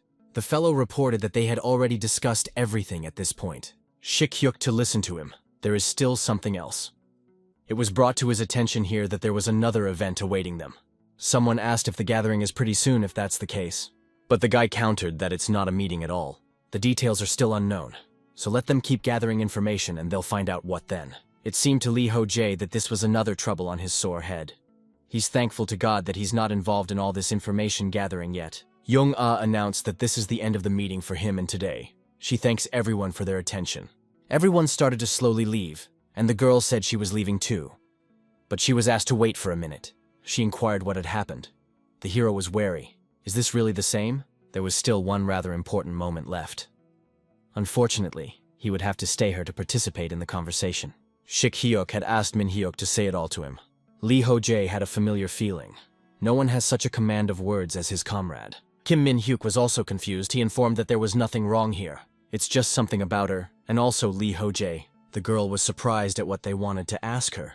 The interlocutor said that it wasn't really serious. They just wanted to talk about her attitude towards her subordinates. The protagonist thought about how Jong-ah treats people very coldly, as if they were machines. She often reprimands in The Purged, but without being cruel. And in fact, most of the rebels approve of her behavior. But there is only one problem. Min-hyuk and the others seem to be having a little trouble, with her treating General Lee Ho-jae as if he was above her in status. The girl was really rubbing herself. The guy said that they understand that she's grateful to him for saving her at the first meeting and all. But didn't they agree to treat people equally regardless of their status and age? So they're just asking her to treat him as an equal. Jonah said that she already treats everyone as an equal and doesn't hide it. In the world of training, age and position in society don't play a role anyway. Here, all people are equal to each other.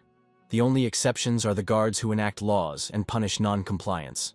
Shik Hyuk asked that she address him by his name in that case. Immediately, an awkward pause hung and the girl became very embarrassed. She stuttered and called the guy General Lee Ho-jae. The people present understood immediately, and everyone else was also embarrassed. She was asked if she could call him by his first name. Idoltara watched carefully with what was going on. Young-ah tried to do so, but again she was embarrassed and couldn't say anything sensible. The main character even found her very cute in the moment. He doesn't understand why. Who would have thought that the cold and aloof Park Jong-ah could do that? But the fact that she really puts him above herself could be a problem in the future. Even if there is a reason for it. She still thinks of him as a hero who saves ladies in trouble. She respects him too much and expects too much, and that stresses him out. The hierarchy of guards will remain uncertain as long as she treats him as superior. I'm sure even now there will be people convinced that he is her superior, and not the other way around. This could lead to factions and splits, which they don't want. The girl was asked to do this a few more times, but it never worked out. After a while, the main character asked what Kim Min-hyuk was doing. He said that creating a wooden figure is his hobby. Lee Ho-jae revealed that he used to have a hobby too. He liked to knit. He was on edge and needed something to distract himself. Back then, he didn't know about any meeting, and he didn't understand much about life. It was a lousy time though. He was really on the verge of madness. Needlework was his only outlet. Comrade would like to say he understands him, but that would be a lie. He just makes furniture for the house and can't afford to buy it. The hero wondered if he too had a house on the 30th floor. The house sounds great. Anyway, he didn't know that Park Young-ah has that side to her. Honestly, sometimes she scares the hell out of him. She wouldn't hesitate to shoot the person who made her suffer in the head. The guy hopes that they can build a more trusting relationship in the future. In the meantime, he has other problems. Idoltara doesn't seem to be happy. She must be sad and bored because the guy didn't pay attention to her during the whole conference. She informed him that she would be sleeping, so let him be gone. The guy was surprised. Did he really say he wasn't? Though she certainly didn't understand what they were talking about here. Suddenly, a boy entered the room. It was Jun Seok. The comrade wondered if he had called him again to practice stability. Lee Ho-jae confirmed that he was the one counting on him, and soon the training began again. Process asked this boy if he could gather information for him about the continent of Ihaoi. He in turn had something to do with the 12th floor. Jun Seok agreed. He will try to do it. As a reward, the protagonist will give him this. This bracelet has an effect on it that pumps up the magic chain by 1 level. He received it as a reward for clearing the 10th floor on Hell difficulty. It's the kind of thing a guy can't find in any store in his life. He'll be able to use magic a level higher than normal just by wearing it. I wonder if he knows what that means. Maybe tell him in confidence that he's talented, small, and has a lot of potential. That's why he gave him this gift. Min Hyuk turns out to be just flattering him without shame. After a little more time, the main character remembered something. He was supposed to meet Hyun Jin after all. The comrade assumed it was that one, the one from the 3rd floor of the hellish difficulty. Lee Ho-jae confirmed that he's the one who's really down. Thinks that not being able to clear the 3rd floor had shattered his confidence. It seemed to Min Hyuk that consolations couldn't solve this problem. Perhaps leaving him alone was the best help. The protagonist said he understood and agreed. Next, he asked the guy who was testing him if he had a stronger skill, and so they proceeded to strengthen the protagonist's resilience. After some more time, the day of the meeting was nearing its end. The 14th passing session had also already come to an end. The main character, who was with his partner in the cave, reported that it was time to say goodbye to her.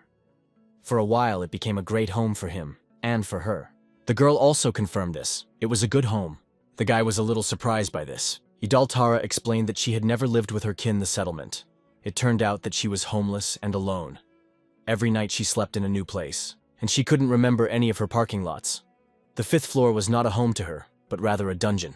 And speaking of this cave, it was the first time she had a place she could call home. So she was grateful to the general for bringing her here. Lee Ho-jae was really sad to hear about it himself. He once asked about this lizard from Kirikiri. What will happen when another player meets Idoltara in the 5th floor boss room? I wonder if it will be the same Ida. The girl answered that it will be the same creature, but she will have a different essence. That idol Tara that someone else would meet on that floor would be the idol Tara he had summoned. That said, she would be unaware of him, as they had never met. The boy was really at a loss. He wants to say something to her, something last, but nothing comes to his mind. And then there was a notification that the guy failed to clear the 12th floor. Thus this session had come to an end. The girl inquired if he would clear this floor again. Lee Ho-jae objected he didn't feel like doing so. There was no better floor to train on than this one. He would practice here a couple more times. He still has plenty of time, and there are still plenty of monsters here. So anyway, it's just a matter of surviving for a certain amount of time. Besides, there's one more thing. Before leaving this place, he's going to slaughter that pseudo-dragon. One day, an interesting event happened on the 60th floor in the residential area. The dragon egg that the Laurel hero was looking after had already been cracked. The protagonist was looking at something in surprise. It was his little pet dragon. The boy wondered why he was only eating cutlets. He was currently locked up on the 60th floor. All because this baby dragon is terribly picky. The guy spoke from that magical one. Those Levacs are a disease to a growing body. He can coat them with honey if he likes it better that way. Young copies the guy's behavior down to the last detail. He eats what the hero eats, and sleeps when he sleeps. He even yawns and laughs like a guy. And he only eats cutlets because he had them for lunch. Suddenly there was a message from Park Young-ah. The girl asked him what's new. The main character said that he was still babysitting Young. The girl wondered, did he really call him a dragon? The guy confirmed it. And the interlocutor seemed like she had definitely lost her mind. If a single dragon heard that name, he would immediately try to finish him off for disrespecting their kind. Lee Ho-jae wasn't really worried because he's stronger than them. Jana explained that she wasn't talking about that at all. The guy then informed that her temper is hotter than ever. She's so violent, but maybe that's what people like about her. The girl asked not to make up too much. I wonder if the cub already hated the name or not.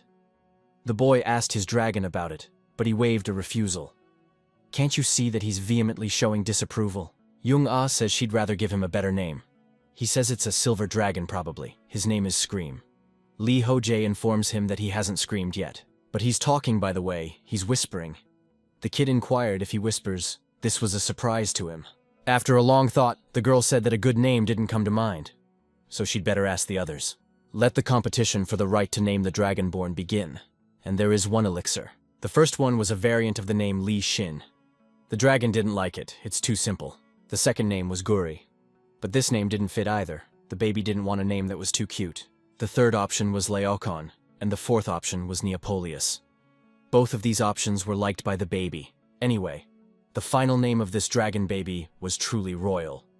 He was named Benedictus Religion, Piakan Laocoon, Neapolius Nis Tiamat, Carcerian Balaki, Sanso Gardand, Desnecessario III. The protagonist wondered at the name, but the girl asked why not. He already liked it a lot. It seemed to Lee Ho-jae that she must be tired of choosing and is trying to get it over with quickly. After all, he had known her for too long. There was something else that Young-ah would like to talk about some more. It's about Lee Jun-seok. They're about to go out into the real world, but he doesn't seem to be eager to come back. So she asked if the hero could talk to him. The guy remembered that he seemed to be on the 90th floor right now. The female interlocutor confirmed this. When Jun-seok reached the 90th floor, he announced that he had lingered on it with the purpose of becoming stronger. But it's been 2 years since then. Lee Ho-jae realizes, would like to return to the real world in as good a shape as possible. But this guy is already strong. He deserves to be called the strongest among them. He is simply a gem of the Korean server. However, he decided to voluntarily stay on the 90th floor to become even stronger. Unlike Lee Ho-jae, he has his own choice. If the latter seeks to overwhelm someone, it is his. Still, in the world of training, only the protagonist surpasses him in strength. Not only does he hold a leadership position in the guards, but he also has a contract with the government. They probably expected that one to return to the real world a couple years earlier, and are probably waiting, can't wait for him to show up. Anyway, the main interest agreed, he'll talk to him. The fact that Kim Min-hyuk is already in the real world and not with them is sadder than ever. I wonder what he has to say. And so the hero thought about the real-world strength of the target growth, as well as the government. His released energy began to instantly spread throughout the room. The protagonist realized in a moment that he was getting too carried away and needed to calm down. He tried to do so for a long time and finally succeeded. But the room he was in shambles. The first thing the guy did after everything was to ask if the dragon was all right. He apologized to him for what happened. Lee Ho-jae is stuck on this 60th floor. and is madly anxious to get out. His mana goes crazy as he lets his negative emotions run wild. He has to restrain himself the whole time. Thoughts of how much he wants to go further drive him crazy. Earlier, the protagonist prepared himself to pass the 12th floor.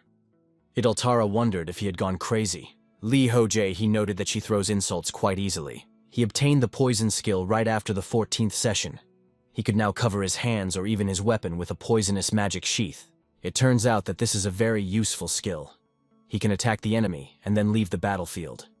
If the enemy can't heal, he will slowly die, until he dies from poisoning. Her partner didn't understand why the general needed such sneaky methods of wielding combat. He's strong enough without them. The guy reported that if we are honest, he only fights like this. Instead of a direct confrontation, he prefers a cunning plan, pressing the weakness and the enemy, even though it would be sneaky, but it would be an easy victory. He gained a skill even though he didn't clear the floor in question. Suddenly, after every failure of the 12th floor, a new skill would fall to him. This floor is really perfect for practicing. And he also likes having Ida around. The girl asked him not to forget that the deceased's summoning time is limited. Lee Ho-jae realized that this was true. The partner will be gone after the end of the summoning period. Without her, the time he would spend on the 12th floor would not be as pleasant. In that case, might as well spend another summoning. Idoltara informed him that would be fine. The 12th floor was their home. The hero objected the cave, updated the gray was gone, and now there is a den of monsters there again. But the girl stated that she would just furnish it anew. Lee Ho-jae seemed like she really liked living there. Suddenly, a few system notifications appeared. Poisonousness had been improved to level 4, and sneaker resistance to level 3. The guy really liked it. Now it's even easier to train, we'll need to try out the new skill. The lizard suggested that his first test subjects would be forest monsters. But the protagonist objected. He's going to test it on his own body. He's going to increase his resistance because of one of the venom's tortures indeed. It will be 2 birds with 1 stone. Idoltara was wary. What happens if something goes wrong and he dies? Lee Ho-jae said he wouldn't die. It wouldn't be the first time he mutilated himself for the sake of stability. Some more time passed, and the guy found himself in the epicenter of the dragon battle on the 12th floor. He, along with his partner, watched carefully to see what was going on. The lizard noted, "Was this really the black dragon he was talking about? I wonder how he's going to deal with it." Thus, another attempt to sweep the 12th floor had begun. Lee Ho-jae said it was fine. They would deal with them in the next game session. Ida asked, "Does he really mean that they're risking their lives in the next game session?" The guy countered, "If anything goes wrong, he's not just going to run away. Now he's just suggesting they go home." The female interlocutor happily agreed to this. So began the second attempt to mop up the 12th floor. First, the protagonist tried out poisonousness on himself. Having injured himself with a poison blade, he experienced a cardinal new sensation. The effect was immediately felt. He feels so-so. But the spreading speed was really lame. Gradually, it became harder and harder for him to breathe, yet a very bad headache, and the place of the cut became numb. It seemed to be quite good. However, even so, it was not lethal. There is no way to kill with this poison. According to the guy's personal experience in this field, neurotoxins are the best. After testing the efficacy of the poison, he went hunting. The main character's goal was to increase his level. His partner at this time was rebuilding the house, so she was not bored either. But when the house was finished, the poisonousness was already at level 5. And it had become deadly. Lee Ho-jae needed to hunt down poisoned victims. Therefore, he focused on mastering basic tracking. He even suggested setting fires in the jungle. The guy let his victims loose several times and methodically stalked them. Lada had improved his survival skills tremendously. He also began to feel more confident in the jungle. He spent his days training and hunting to increase his level. Soon, new traces of monsters stopped appearing around the cave. The hero informed his partner, "For what tomorrow is going to go further?" The girl suggested that she would head deeper into the jungle. He confirmed, "It expects to go straight through to here." Ida wondered if it was too far away. The journey to that point would take at least about 4 days. The boy was well aware of that, but he had to go there anyway. He plans to have a big hunt in the present. What is the magic of the fantasy world? Isn't it that here you can make the wildest dreams come true? A rider, riding through the skies on the back of a winged horse. This is a pretty common fantasy because almost all people dream of learning to fly. When Lee Ho-jae was still a teenager, he read fantasy novels, and also dreamed of conquering the skies like the main character. It was time to realize this dream. In truth, he first visited the place of the winged horse himself. Ida saddled him and traveled on his back. He never thought that he would become the first humanoid lizard to ride a human. Lee Ho-jae said that he didn't think so either, but what a strange expression. It all sounds kind of unnatural. All of a sudden, the girl pointed out that if the general wanted to, he could saddle her at any time. The guy thought it was a rather vulgar joke. He informed her that she would pay for it now, and sped off. I wonder which ones are fun now or not. The lizard was shocked. She reported that she wasn't having much fun. Right now she was literally going to throw up. After a while, the girl apologized for what happened. Lee Ho-jae realized his guilt himself, so he apologized as well. The girl asked him if he was mad at her, and he informed her that he was really fine. In fact, it wasn't just that they had decided to carelessly fly around the area without fearing anything. The fact is that Lee Jun-seok had unearthed information about the Ihaoi continent and shared it with the protagonist. Because of the jungle, there are few species that can fly. In addition, during the second sweep, the protagonist had gotten a good look at the local fauna. There are no monsters on this floor that could potentially take them down. Ida informs the general that they've been flying for a long time. I wondered if he wanted to take a break. The hero was perfectly fine with that. After a while, he gobbled up some delicious food and said it was good. He thought that humanoid lizards eat raw meat, not the same as reptiles. Even monkeys don't fry food. The girl said he shouldn't think with prejudice in a world populated by many intelligent species besides humans. If he said such things out loud, someone might take offense. The boy reported that he understood, and his interlocutor went on to say that the other races mostly appeared to him as enemies to be killed, but that wouldn't always be the case. Lee Ho-jae understood that very well himself. He should keep it in his mind. Who else but his partner would give him such perfect advice? The first time they met, he didn't even realize that he would spend so much time with her. They'd fought then, and then she'd claimed him to be her husband. And this is what came out of it. Now this lizard is his only ally and friend. She is his good counselor, as well as his support, and in some ways his mentor. He could even say that she is now his family. She may not be much help in battle, but he wants to call on her and always be together. He feels more at ease when she's around. The guy is really tired of being alone. A notification appeared that the adventure god is looking at the guy with approval. Also, the degree of fulfillment of the adventure god increased. There were already 39 completed tasks out of 224. A little more time passed, and finally the partners arrived. The hero reported that they were at the easternmost point of the floor. Just like Lee Jun-seok said, there was a transparent barrier. It hasn't rained in a while, so it's completely dry. In that case, he proposes to start what he had planned. It wasn't long before the entire nearby area was covered in flames. The hero, along with the girl, floated in the air and watched what was happening. Lee Ho-jae was surprised. He threw just a couple of sincere effects surpassing all expectations. The forest is so dry that even a cigarette bowl could turn this jungle would increase. Soon, there was even a notification that he had obtained a new level. Some of his skills, as well as some stats, increased by a few units. It became clear to the guy that his informant hadn't fooled him here either. He could gain experience by killing enemies in a set fire, at least 4 times less afterward than from killing them himself, but that's fine. Told him not to play with matches for nothing, he listened to his elders. He told Idaltara he wanted to give it a whirl, throw a few more sparks. Let his experience points continue to burn. The massive fire spread throughout the jungle, and some of the animals tried to run away from it. The clever creatures even tried to put out the fire in their own strength, but it wasn't good enough. To all this from above, they were attacked by Idaltara, destroying them one by one. The protagonist, who watched everything from above, was happy that everything was going perfectly. At this rate, he would burn the floor in question to hell. He could avoid it if he wanted to, but he doesn't want to. After another while, the guy asked me if his girlfriend was hot. She informed me that it was hot. She wasn't really cut out for that. She really isn't having any fun. She is afraid of forest fires because the forest is her habitat. The boyfriend asked her not to worry, specifically this forest is not her habitat. But the lizard informed that if they don't put out the fire, it will reach their house. Lee Ho-jae didn't really understand what difference it made. They would still have to leave this house once it cleared the floor in question. Soon, a huge dragon appeared right in front of them. He was very angry because of the fire the protagonist was setting. Ida reported that the dragon was finally here. He seems to be able to create barriers. He's probably trying to protect that part of the forest from the fire with a barrier. Is the general really going to actually kill it? The guy asked to stop asking obvious questions.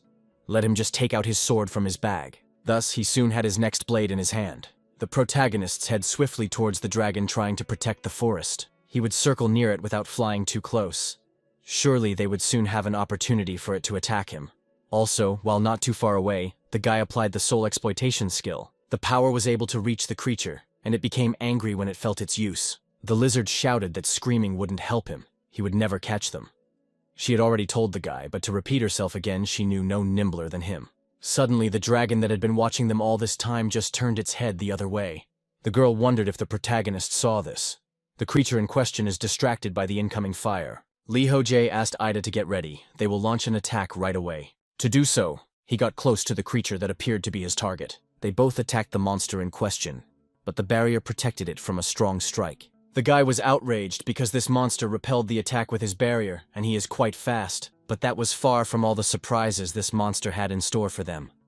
Because it turned around and attacked them with its tail. The guy along with his partner had to lower themselves closer to the fire. The girl wondered what they should do now. The hero noted that the sled plant would not, after which he headed upward again. If he wants to save his forest from the fire, it is either done from them or will ignore. Either way, they could always retreat. The more time he wastes in trying to take them down, the further the fire will spread. All circumstances are only stacked in their favor. Also, barrier is an active skill, and the monster decides when and where to place it. So if they attack him unexpectedly or blind spot, he won't be able to repel the blow. The girl even felt sorry for him. But the protagonist informed her that this was not the time for sympathy. He was not attacking. For the next attack, he sped up using the Wind Spirit Blessing skill. The dragon tried to beat them up with his tail, but the guy used Flicker. Thanks to that, he along with Ida struck again. But again there was a barrier. Too bad it closed again. His reactions, however, are excellent. Just like the protagonist said, he wasn't going to give up, so he continued to attack. But again and again the attacks failed and got caught in the barrier. Until the guy paid attention to the space between this dragon's legs. He rushed there in an attempt to attack even harder. Finally, their attacks reached their goal. The dragon gave a great howl because it was unable to block this strike. Lee Ho-jae was really happy and reported that they had not successfully poisoned it. It will soon weaken, unless it has resistance to ranks, of course. Truly, he is too big for the poison to be fatal to him. The girl didn't realize if they had been able to defeat him. While the Always Dragon had dealt with them, the flames had engulfed the entire forest. Now he only had two choices of action. The first is that he would continue to fight, or he would run away from the fire. The guy was telling them that either a battle or a chase awaited them now. Some more time passed. The dragon's legs were completely shredded by Hidalara's blows as well as Lee Ho-jae's. The creature was very tired, and it was obvious that it was already on the verge. The guy offered to finish it off right now, as it was already very tired. Therefore, without giving in, on regrets, they rushed forward directly to the monster, and thus were able to deal a serious critical blow to the enemy's control points. Thanks to that, the monster collapsed. He is already trapped and everything is finished. The protagonist immediately gained a new level. Strength skills, as well as some of his indicators, increased by several units. The guy rejoiced, even his magic chain improved. And such a thing, as he could notice, didn't happen every day. The goddess of slowness was pleased with the guy's achievement. But she wasn't the only one. Many gods were also interested and pleased with his success. The lad noted that the gods were dramatically revitalized by the regular gods, no less involved in the process. Always a dragon is not meant for hunting after all. It is much stronger than the other monsters on this floor. Lee Ho-jae, if he didn't have the ability to fly, he would have to sweat to kill this particular dragon. He is sure that there will be huge reward bonuses for him. While the guy was pondering, he saved Ida, who was falling down. The girl is interested, wondering what they will do now. The hero said that now they can rest a little. He has already inhaled smoke. He bases and keeps asking stupid questions over and over again. Then they'll just keep scorching this jungle. The lizard didn't like all of this. It was sad their house was talking. The hero reported that the flames were spreading faster than he thought. Suddenly he heard some strange noise. So he asked if the girl was crying. Indeed, she was very sad about what was happening. Lee Ho-jae was confused and didn't know what he should do now. She's crying because of him, right? He didn't even realize that she was so attached to their cave. He never even thought about it. It's understandable that he needs to keep him happy. But it's unclear how he can't get his house back. Maybe Kim Min-hyuk can give him some advice. I should say something, but I don't know what to say. Suddenly, the main character's thinking was interrupted by a loud scream. It turned out that it was another dragon. The guy, along with his partner, paid attention to it. He offered Ida to deal with this big guy, and the girl unconditionally agreed. After that, they together rushed straight to the guest monster. With him also had to deal with quite a long time, but in the end he was destroyed. The protagonist picked the right words. He noted that the fire had gotten farther than he had bargained for, and he didn't want it to. The lizard informed him that she knew that. She too thought that the eastern part of the jungle would burn first, and didn't expect the fire to spread so quickly to the west. The guy was counting on her to realize that he simply had no other choice. Now all they have to do is burn the floor all the way down. Ida stated that she understood and wouldn't complain anymore. Let him just tell her what he was going to do. The guy agreed to that. According to the idea, this seniority can be passed, only stayed here for 25 days. But if they burned the forest and thus cleaned up the place and could get out right away. After a while they headed to the west of the jungle. There, the surviving creatures continued to flee in a hurry, trying to save their lives. The protagonists noted that this is a real hell. These creatures can't escape the fire because of the barrier at the edge of the floor, trying to stop the fire with all their might. These monsters are quite intelligent. They even cooperate with other species to do something. But on the other hand, it just doesn't seem right. The monsters are jostling, trying to save their lives and escape. This place really is a scorcher. Idaltara pulled out a heat resistance potion and offered the general to take it. He did so and inquired if she was ready. The girl confirmed it, so they soon went downstairs together. There the guy informed that it was time to get started already, and so together they began to attack all the creatures that had congregated below. Indiscriminately, the two attacked absolutely everyone in order to destroy them and earn points. Then the creatures with even greater speed began to run away from the danger that appeared out of nowhere. The protagonist let them go, was not going to let them go, and so continued to pursue them. It seemed to the girl that they noticed them and started dying because of that. Lee Ho-jae said that it didn't matter anymore. He wasn't going to let them go, so he applied his soul absorption skill. All these animals were being overtaken by fire, and there was an unwashed barrier ahead. The panicking monsters clearly didn't have much time for them right now, so this is just the perfect time to attack them. Throwing himself into the attack, the guy wondered why they were frozen. It wouldn't save them after all. He didn't hesitate to attack all the monsters, trying to do some serious damage to them. The girl also helped him, and together they continued to destroy everyone indiscriminately. After some time during the battle, Ida asked the general why the floor wasn't completed. The guy informed that he didn't know why that was so. Also, the lizard told that she was already at her limit. It was hard for her to be around the fire for so long. But they have seen the monsters still staying in. The fire is coming in their direction, and they are arriving there. The situation is really getting out of control at this point. It's not just the arch-monster themselves that are in danger now. The guy shouted that they needed to retreat, and they did so by flying away. More time passed after that, and the fire finally did go out, taking all the animals in the jungle with it. The main character watched what happened. He asked the girl how she was feeling. She informed him that she was not feeling well somehow. Then the guy suggested resting in a tent. The inside maintained a comfortable temperature. He delivered her and his inventory and threw her to the side, whereupon the tent in question was erected, and the guy reported that it was ready. As his girlfriend walked to the tent, he got to thinking. They flew over the fire long enough for Ida. It was not easy. From their inventory, the protagonist took out a lot of ice potion. The contents from this vial he poured directly onto the ground. It turned out that even freezing potions do not help from the high air temperature. The guy feels like they would be in a bathhouse right now. Then he sat down and wondered what to do now. It's unclear why this floor didn't disappear after the sweep. Would they still have to wait until the end of the session? After the forest along with its inhabitants burned down, he and Ida flew above the ground for a long time, and hunted the monsters they encountered that survived. The girl generally liked flying, so she didn't mind at all. And sort of speaking, she had no choice, because these on foot were such an alternative. It was as much for her as it was for the guy himself, of course. All around them are miles of ash and jungle charred into remains. It's a depressing environment. It is said that a killer will never find peace, unlike a victim, even after death. The girl informed the general that they were out of water. It seemed like a big problem to the guy because there was nowhere to get it. He asked to wait as long as possible. On the way, Lee Ho-jae thought about how this was a hopeless situation. Yes, he gained a point more experience, but they also lost a lot. They had nowhere to sleep and nowhere to get food water as well as wood. The only thing left was some dried meat.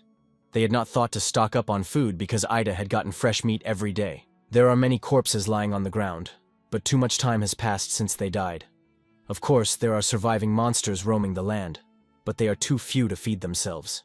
There is water in the lake in the southwest, but you can't drink it because of the slain monsters trapped there. I should have just sat in the cave and not made a move, but it's too late for regrets. There is nothing to be done. Soon another problem awaited the protagonist, because Ida had disappeared. He was confused. Had the draft expired? He didn't even say goodbye to her properly. The guy immediately thought that it was necessary to summon her once again. Common sense quickly brought him back to Earth that he shouldn't do that now. He'd better save it for later.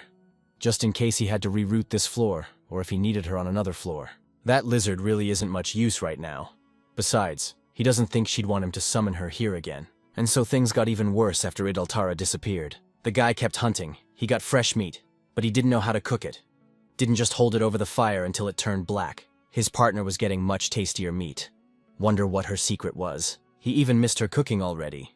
He'd had enough jerky before. Then another serious problem arose. It wasn't a good time for an upset stomach. He didn't even have anything to groom himself with. All the leaves had been burned in the fire. Maybe there was something left in the bag. Rummaging around in there, the boy found something that dumbfounded him beyond belief. He saw that there was a gororong in there. It was a scarf he had tied in the waiting room of another second floor. It had once saved him from a nervous breakdown, and it was a memorabilia for him. The protagonist thought that it would be very difficult for him to use it for such needs. The guy could not make up his mind, so he turned to his comrade. He noted that if he had to choose between preserving memories and dignity, that he would prefer. But the fellow just heartlessly replied that he was busy.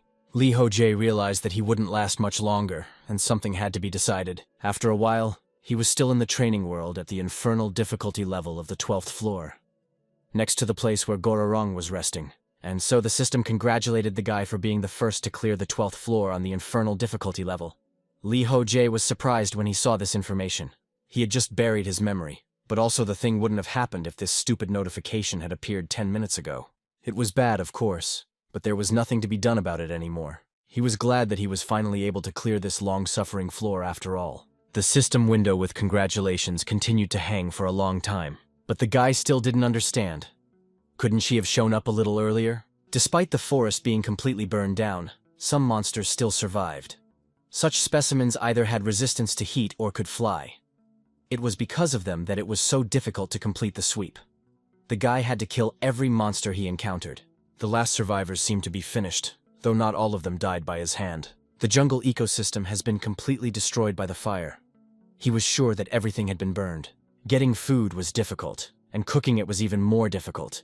If it wasn't for the final alert, this guy would have starved to death for sure. But there was also a major casualty of the whole event. Many system windows appeared. Some were congratulating that sustainability had increased by several levels. All the negative effects had been removed. Many gods were pleased with the guy, and he received extra and points for it. And also many more things.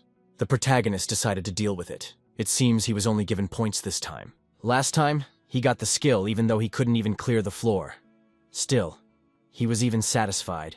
It was better than sticking around for another couple weeks. The guy suspected this was going to happen. It looked like his real reward for this floor was resistance to fire. Come to think of it, he had gotten immunity to mind distortion back on the second floor. It was his first resistance skill. The description of the fire resistance skill said that he had developed resistance to the element. The guy was surprised to see it unclear why the description was so short. This is resistance to the element of fire. This skill is not limited to burns and heat. Resistance applies to the entire element, which means it's a pretty good improvement. When he got improved resistance to poisons, his resistance to level 4 poisons transformed into better resistance to level 2 poisons. But why did he get a level 1 skill when his resistance to burns was level 12, and his resistance to heat was only level 6? Still, one should try it out and practice it out. There were also many more notifications that all the deities of the White Temple were watching the guy. The other deities were also interested or watching with disapproval. Some were intrigued by the guy and some were just alarmed. Lee Ho-jae was even a bit confused after seeing everything that was written there. He had never gotten so much reaction from the gods after passing the floor before. There seemed to be over 100 of them here. But why wasn't there such a reaction on the 6th floor? The guy even counted them, and it was really 100. He even assumed that there were so many gods in this world, but he soon realized that everything is not so complicated.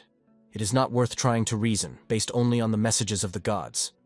I should ask Kirikiri about it, but information about the boon is too expensive. Seems like it's time for a chance to see her again. But after that, the boy turned his attention to his scarf. He said goodbye to it and informed her that he would miss her, and also will try to avenge him.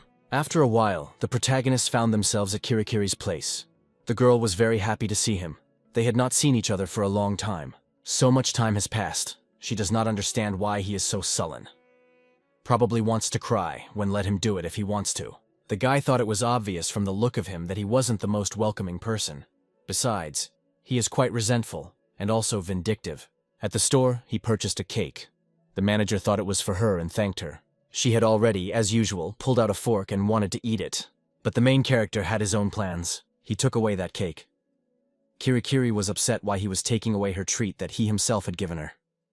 The guy shouted that she could have warned him, but the girl said it wouldn't have been so interesting then.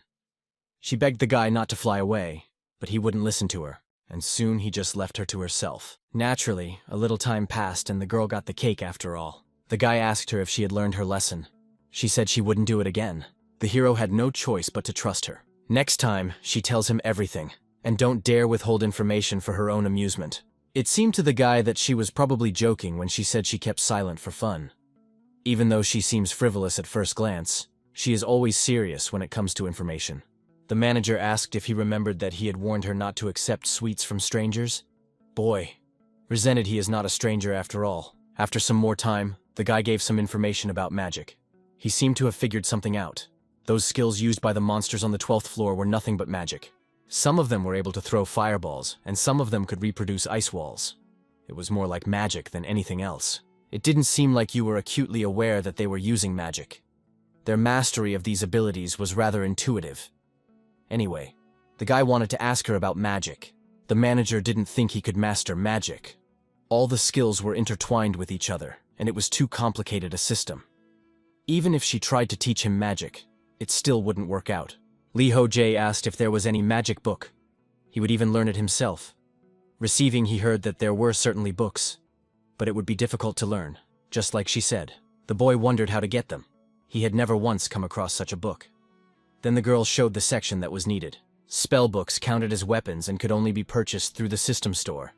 Kirikiri helped him buy a couple of such books. One was the basics of magic, and another book about barriers and sealing spells. The protagonist chose this particular topic because the leader of the monster orangutan had sealing skills. Thinks explaining why he needs the ability to seal an enemy's skill during combat is unnecessary. Blocking at least one skill could determine the course of the entire battle. The girl was sure that he would learn how to create barriers, but sealing magic is much more complicated. Basically, magic in general is not particularly given to humans. He wouldn't be able to use sealings unless he became an apostle of the god of seals and got permission. Heard the hero say in this one that seals are more complicated than they seem. Turns out he can read it thanks to his knowledge before Babylonian times. Only she's not sure if he'll even understand it. Lee Ho-jae said he won't know until he tries it. I wonder if she's heard anything about the upcoming event. And if so, could she tell him more about it? He wondered if she could tell him about it. The girl hesitated. She had been told she wasn't allowed to divulge that information. But since he had brought a cake for her, she would tell him everything. Let him continue to do so. Lee Ho-jae wondered, does she really think he doesn't realize what she's getting at? But anyway, he would try to bring her more sweets. The female companion was very happy to hear that. She said that there was not much information, so let him listen carefully. She only said the phrase second stranger, and that was all. The protagonist, surprised, he didn't understand what the special was talking about. After a while, the guy was looking around his warehouse. The girl noted that he had a whole warehouse of toilet paper. Is he really going to trade in it? Lee Ho-jae explained that she just has no idea what it's like when he doesn't have toilet paper. It counts as a combat item like a potion, so it can't be bought in the waiting room. The main character fills in the words of the girl, well, she events you. These words of the second stranger do not tell him anything. But in any case, it is necessary to consult with Kim Min Hyuk about it. The guy bought a pretty good spear, and also stocked up on canned goods. He was already ready to go to the next level. At last, he only informed the manager that he would definitely come back. The girl asked him to be careful, and let him bring more cakes with him. It was the 15th session of the 18th day. The protagonist was in the waiting room and thought that his comrade must be sleeping. So it would be better to spend his time with a book. He took it out of his inventory and started scrutinizing it. On the first page was the question, what ingredient is needed to change the lifespan? And there was a request to find the answer. The boy realized that there was only one sentence on the first page, wondering what was on the second. Flipping the page, he was surprised because he saw it was blank. Well, what the hell is this? Except for the first page, the book was completely empty. What it said, there was only one question. He's a gradient that is needed to change time. The guy doesn't understand how he knows it. I guess I'll have to use my brain after all. After all, it's likely that if he finds it, the text will return to the page. Because this is a magical book after all. Suddenly there was a message from someone that startled the protagonist. It was Hyunjin. The guy greeted him and asked how he was. The interlocutor reported that he had finally cleared the third floor. All the floors he had passed through were full of sophisticated traps, poisoned arrows, extreme temperatures. All this made things very difficult. But the guy made it through. The protagonist congratulated him for succeeding. He really did well. Thanks to the shimmer ball, Lee Ho-jae passed the third level without much effort. So he didn't get to experience the full range of passing sensations. This guy did it on his own. So he suggested that we strategize together and post it on the community. Hyunjin agreed. Afterward, he asked what about the fourth floor. The protagonist recalled that there was a goblin instructor on that floor. His interlocutor looks like an outlaw or a killer. So on this floor, it will be really hard for them. The guy even wondered if he could get some good advice. After a while, Lee Ho-jae moved on. After all, his recent interlocutor had lifted his spirits. He too wanted to progress. We should clear the 13th floor as soon as possible. He just left the previous floor and he couldn't sit still. The 12th floor was a real hot mess, so he'd have to get ready. Let the mopping up of the next 13th floor begin. After moving through the enclosure, the protagonist found himself in a new room. The first thing he noticed was that it was very dark. Immediately, several notifications popped up right in front of him. They informed him that in the east of the continent of Ahan, deep in the ocean beneath a volcanic island, there is a temple of monks who worship the god of militancy. This place is well hidden and serves as a training ground for the monks' martial skills. But someone has ridiculed the aspirations and abilities of these monks. The rebel vowed that he alone would reach the pinnacle of martial arts mastery. So the protagonist had to prove his rightness by fighting an enraged orcs. The condition for clearing this floor was to hold victory in at least 15 rooms. The idea of the protagonist was very clear. He found himself here because the god of militancy hates him, and his favorites would probably be welcome here. It turns out that this is the first floor, which related to God. Perhaps this is where the hero can find out something about the deities. He must triumph in 15 rooms in order to pass the floor. The room he is in right now is completely empty. There isn't even a single draft. Even he, a man of incredibly acute hearing, picks up nothing. Perhaps there's some kind of soundproofing? If there's nothing of note here, he's to the door in front. The sign said 0, so it's room 0. A little wary, the guy walked over to it and opened the door, after which he leisurely proceeded inside. There were no dangers along the way, and he got to room number 1. All the rooms are in the same corridor. It seemed like the higher the room, the more difficult the challenge would be. Without hesitating, Lee Ho-jae opened the door to see what was inside.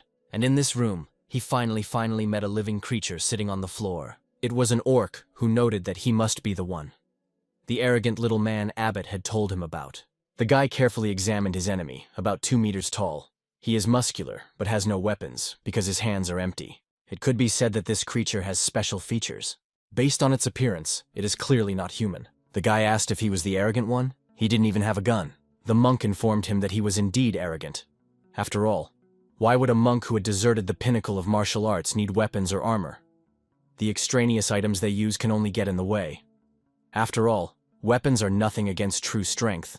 The boy found this nonsense curious. Does he know what the end is for him? And the end before him is this victory. The interlocutor informed him that he just doesn't understand anything. Victory is only part of the end. Orc is fed up. He is not going to continue to listen to his reasoning. Let him just pull out his fine weapon, and it was time for the challenge to begin. The monk prepared himself for the fact that you will fight this guy. The protagonist was curious, but he didn't do anything about it. He inquired about the trial. What exactly is it about? His opponent told him that he had to defeat the monk in order to move on to the next room. The guy thought it sounded very simple. In fact, he could understand giving up weapons in order to develop skills. So don't underestimate this enemy. Humans have been coming up with weapons for centuries. They have perfected technology to convince in any battles.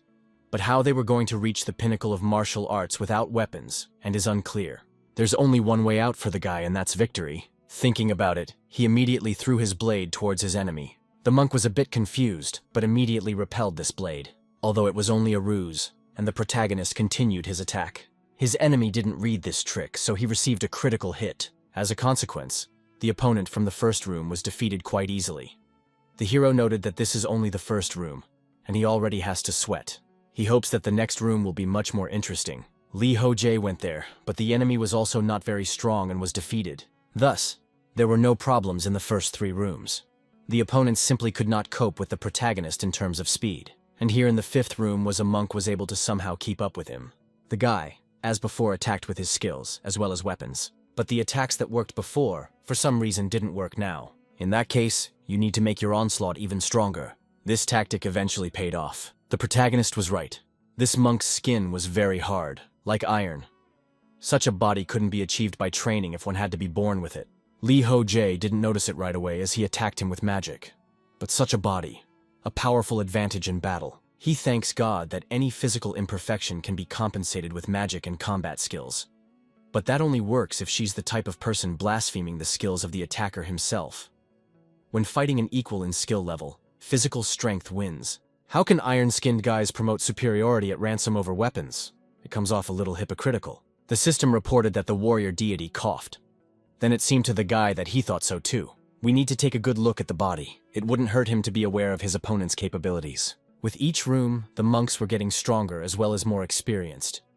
The guy already thought that by the 15th room, an opponent equal to his strength would appear. Eventually, the guy began to examine the body-breaking joints and bones. The deity of belligerence was not happy with what was happening. Also, the deity of slowness was angry. The protagonist resented them for making so much noise. Let them just not distract him from his work. Also, Kim Min-hyuk wrote to him soon after, asking if he was busy. It turned out that he had learned something about the upcoming event. The main character was a little surprised that the information came out so quickly. He too was going to share what he had learned. In the end, the comrade only called out 2 words to the second stranger. Lee Ho-jae was puzzled and asked if that was it. The comrade pointed out that he had already unafraid a long time ago.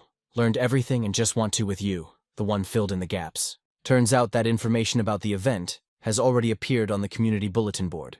So we should pay attention to it, as we have time. The hero was surprised that the person had already posted it. He would read it during snack time. For snack time, the guy had milk heated with a rock. It had a sprinkle of cocoa powder. It was a treat for the lad. After Ida's cooking, he can no longer enjoy just jerky alone. This problem of all culinary skills. The next time he summoned Ida, he would have to ask her to teach him how to cook. Now the guy decided to take a look at the information that had already appeared on the bulletin board. It was information about an upcoming event called a competition. Lee Ho-jae was interested in this. The name was quite interesting. It would begin before the end of the 15th game session. Everyone who passes the training will become a participant. One can, of course, choose not to participate or give up. It looks like the winner will receive a skill as a reward. The guards did a good job of gathering information, but it seems they didn't learn anything about the rules of the competition. Although they'll find out about it before the end of the session anyway. There's already a lot of discussion going on in the community. Someone asked whether it will be a fight to the death. If anything, you can always surrender and participation is not necessary. And there are many more questions. It seemed to the hero that everyone was enthusiastic about this news. It's probably because they think the guards won't allow cheating. The atmosphere is the same as if they were like a bunch of kids going on a camping trip on the day of the meeting. More details soon surfaced. It appeared that the participants would fight each other either in teams or alone. Trailing off, someone asked who everyone thought would win. Most agreed that of course Lee Ho-jae would win because there's no one else. But some said that he had no chance against the one from the upper floors of the difficult level. That was probably true. After all, he couldn't even get to the 20th floor yet. Many people were wondering what other difficult level. Did they know how strong Lee Ho-jae was? The main character had a strange feeling after seeing this. He didn't understand why they were all arguing over who would win. In any case, he decided to leave it for later. The victory would surely be his. Gathering his thoughts, he continued on his way, and here he destroyed the next enemy. The system reported that he had already cleared the 13th floor of the training on the infernal level of difficulty, and also asked if he wished to continue the journey. The guy fulfilled the conditions of the sweep by going through the first 15 rooms, just as the actual mission stated. Apparently, he is asked if he wants to go through the other rooms, and he certainly wants to do that. The guy didn't know how many rooms there were in total, but he would try to go as far as possible. If it's possible, he'll make it to the end. While he was trying to make it to the 13th floor, Kim Min-hyuk sent him some new information about the competition. It turns out that the events will affect several floors. If they combine the new information with what they managed to find out, it turns out that a stranger will be found on the 2nd floor. They already know that the participants of the training are from different countries and continents, so this is quite possible. The protagonists realize that the answer to the most important question has finally been found. He had always wondered why he had never met any foreigners. They all speak Korean. If the world of learning exists in other countries, then there must be foreign players as well. And they in turn would definitely not obey the laws of the guards, from the same to try to impose their will. and in case of conflict, it is the main character who will suppress the protesters. Moreover, Kim Min-hyuk decided that giving the guys of normal complexity under his command is not a bad idea. He reports that he's already tired. Lee Ho-jae, of course, realizes that he's all busy, but he's not his babysitter. Unfortunately, no one ever asked for his opinion, so we'll have to leave it at that. From the base of the guards, Kim Min-hyuk is making grand plans for a future full of uncertainty. To say that he's trying to do that is not to say anything. In fact, he has a strange obsession with planning every possible scenario. Sometimes he's more like a paranoid. The protagonist would rather think about that later. For now, he has already reached the 16th room and wants to continue his journey. Monks have no weaknesses. Their bodies are perfect. The only weakness her boyfriend found: their reaction speed decreases if you stun them with a hard blow to the head or if their vision is blurred. It also turns out they have little actual combat experience. Even though she has a practice fight between them, it doesn't really help much against an outsider with a completely different fighting style. Of course, the further the guy gets, the less effect his punches have. Taking that into consideration, he still has a chance to win. After a little more time, and the protagonist began to fight the monk in the 19th room. From his swift attacks, the enemy began to dodge well, but the guy continued his onslaught no matter what, and he didn't understand how this monk was once again able to come back. After all, he put all of his own strength into this blow. In the end, his opponent dazed him even more. He was able to repel his weapon and attack. Now the guy had to dodge the strong attacks. Thanks to his experience in battles, he knew what to do. From his inventory, he pulled out his sword and repelled the blow. After that, he decided to take a little breather, and so he increased the distance. The guy was pissed off by his enemy's behavior, but he could easily send him to the other world if he approached the task correctly. After the 15th room, the difficulty increased noticeably, and the monks are now really strong. It's not just about physical strength, and combat skills have also improved a lot. They also don't have any weaknesses that a guy could latch onto. Their movements are fast and precise, and their punches are always solid and swift. In such a case, it might be worth taking a sword as well as a shield. In situations like this, the guy always favored this pair. With the shield, he would use it to block his blows, while simultaneously attacking with the sword. He's faster than him, so this strategy is his last chance. The enemy wondered, did the stranger really think this would save him? The guy realized that of course it wouldn't. Does he really think that if he himself does not realize that he loses to him in speed and no weapon will compensate for it? And why is he so calm? And that pisses the guy off a lot. Orc said that he would have to try and let him not dare to defame their duel with his pride. The hero stated that his interlocutor is very talkative. He would not believe the monk from room 18 said the same thing before he knocked him out. The opponent explained that the latter had done nothing wrong. Their goal is to win about reaching the pinnacle of martial arts. But the guy didn't care how many times he heard it. He still wouldn't understand what they were talking about. He didn't want to admit it, but now he has no choice. And that's the end of it. This room at number 19 was his limit. He remembered it well. Further into the battle, the hero used the resilience skill. According to its description, it said that combat skills will increase depending on the strength of the enemy. The guy's combat skills will increase depending on the degree of fatigue and the amount of damage. Fortitude is a passive skill, so it must be constant. That was the reason why Lee Ho-jae kept it on until now. Even though it's a very good skill, but he turned it off on the advice of Ida, who said that he should learn to control skills. And the guy had figured out how to turn skills on and off on the 12th floor. Now he offered his rival a fresh start. Just like the guy had told him, he was going to give it his best. Monk smiled. He had really been waiting for this moment. After saying that, a flash immediately flashed near him. Thanks to his enhancement, the guy swiftly moved closer and was able to deliver a small blow to the enemy. It came right on the neck and even caused a small wound. And since it was not fatal, the monk immediately counterattacked. Now the protagonist had to dodge. But after that, he managed to grab his enemy by his clothes. And with this, he got closer and struck a critical blow right in the chest. Now no one fell to the floor, and it would seem that he was already defeated. But this monk was quite resilient. He even managed to get to his feet and informed the stranger that it had been a really good fight. The guy wondered, what did a good fight mean? After all, it ended 10 seconds after he activated the skill. The interlocutor informed him that those 10 seconds were enough for him to learn a lot from it. He needed to keep practicing. Lee Ho-jae didn't understand what it meant to practice further. What if he killed him now? The monk said that wasn't a bad option either. The guy just walked past him and informed him that he was staring. The interlocutor asked to be allowed to give him one piece of advice. Let him be careful when entering the next room. Also, he needs to bat with his eyes closed. And the protagonist was surprised. He did not understand what this advice was. Soon it became clear that something had changed. He began to make decisions differently. Usually the hero is ready for anything in order to become stronger. It's definitely not about the humanity of these monks. No matter how much they look like humans, their lives mean nothing to him. He doesn't think that's the point. He hasn't killed any monks yet, so he doesn't understand what's wrong. Soon, he even comes to think that he might be crazy. Perhaps someone is mentally attacking him.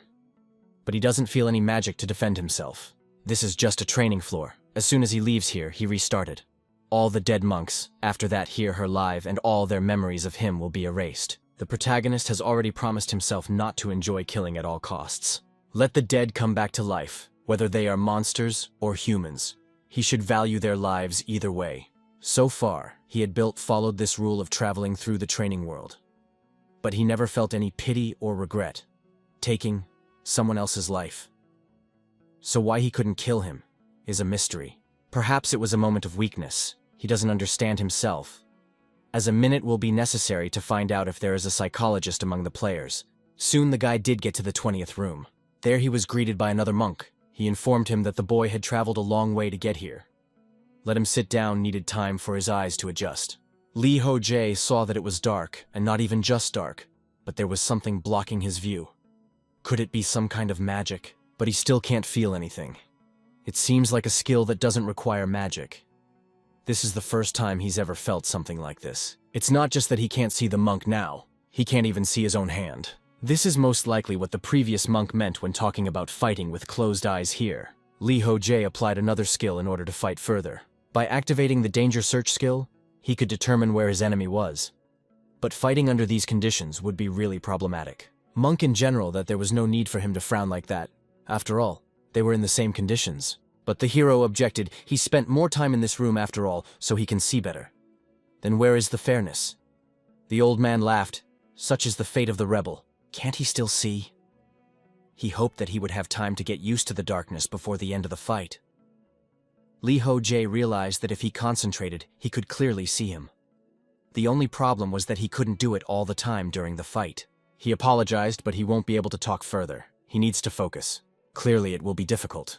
Magic greatly interferes with skill support, and will come to do without it. So the guy concentrated and used his soul exploitation skill. The old man just stayed where he was, and then the protagonist got close to him.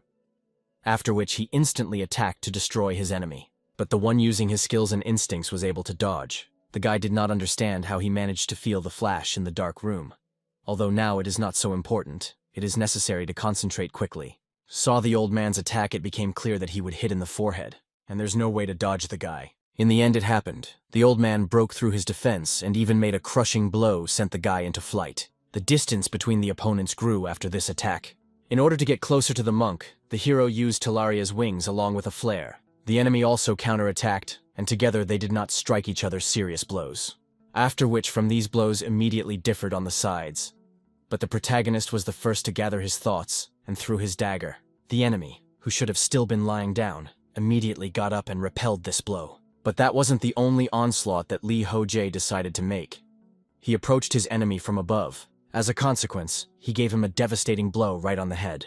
And he was happy that he was able to make a good attack. But the monk did not give up. He immediately counterattacked. The guy realized that it was bad. He did not have time to follow his movements. The concentration skill was lame because his opponent had hit him.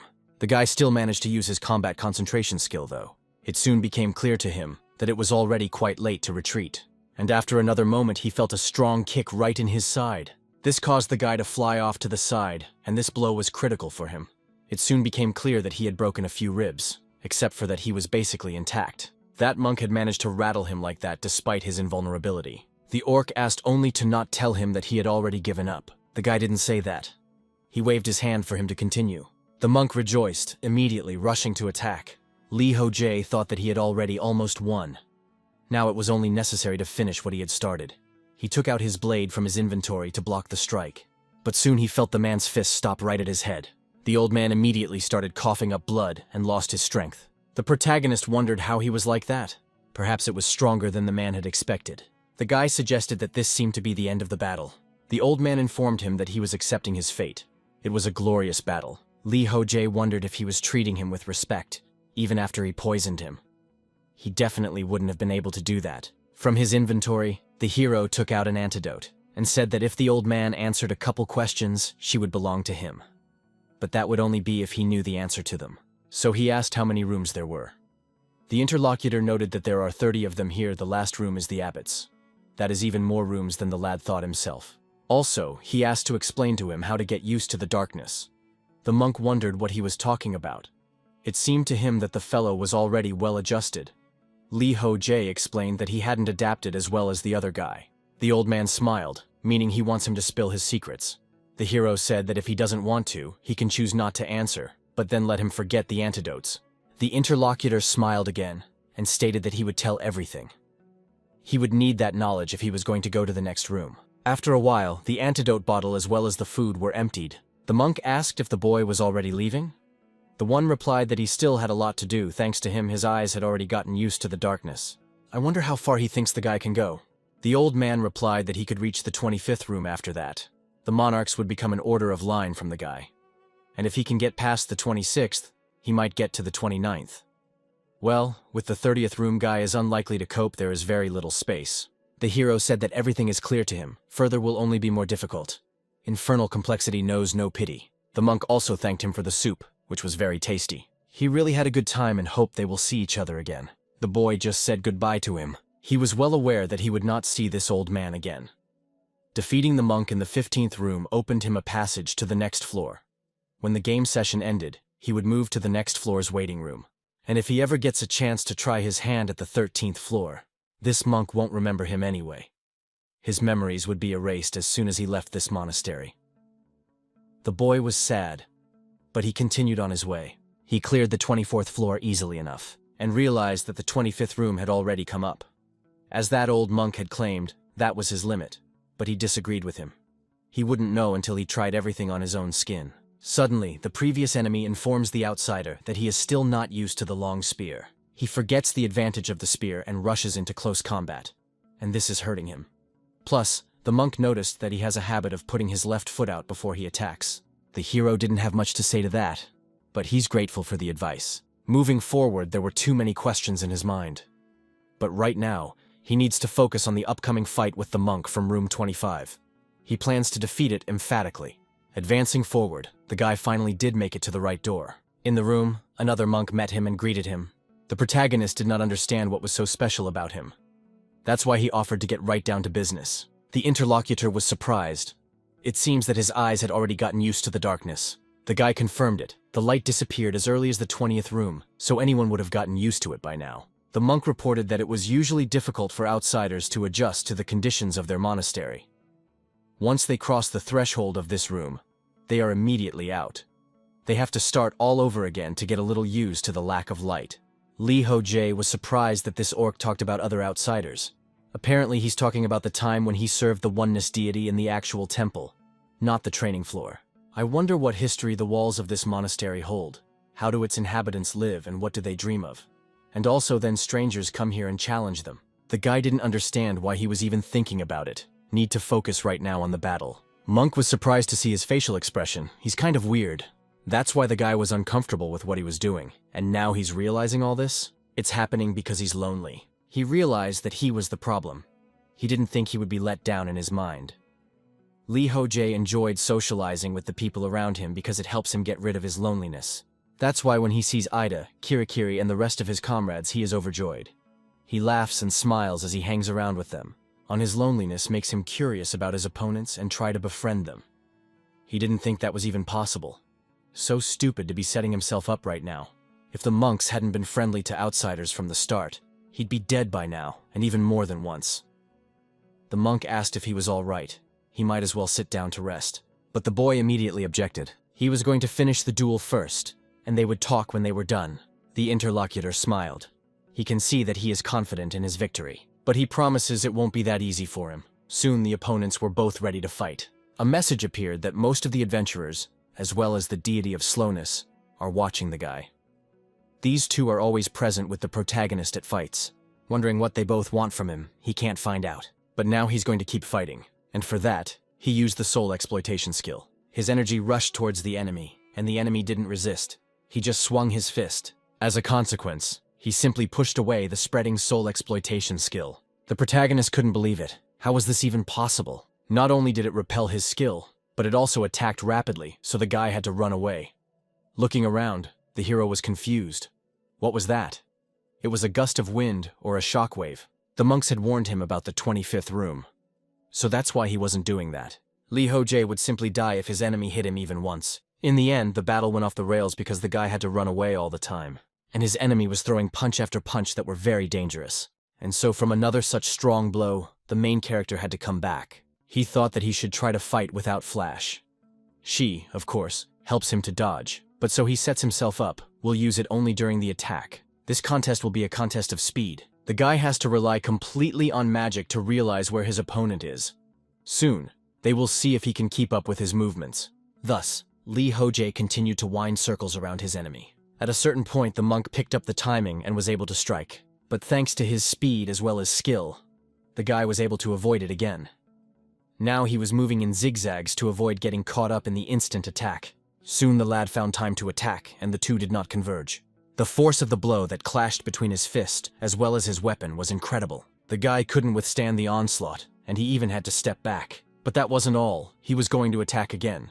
And for this, he rushed forward again, jumped up, and while already in flight, he used the combat concentration skill to see how his opponent would attack.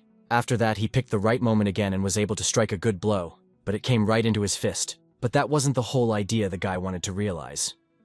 He used a flash and got behind his back.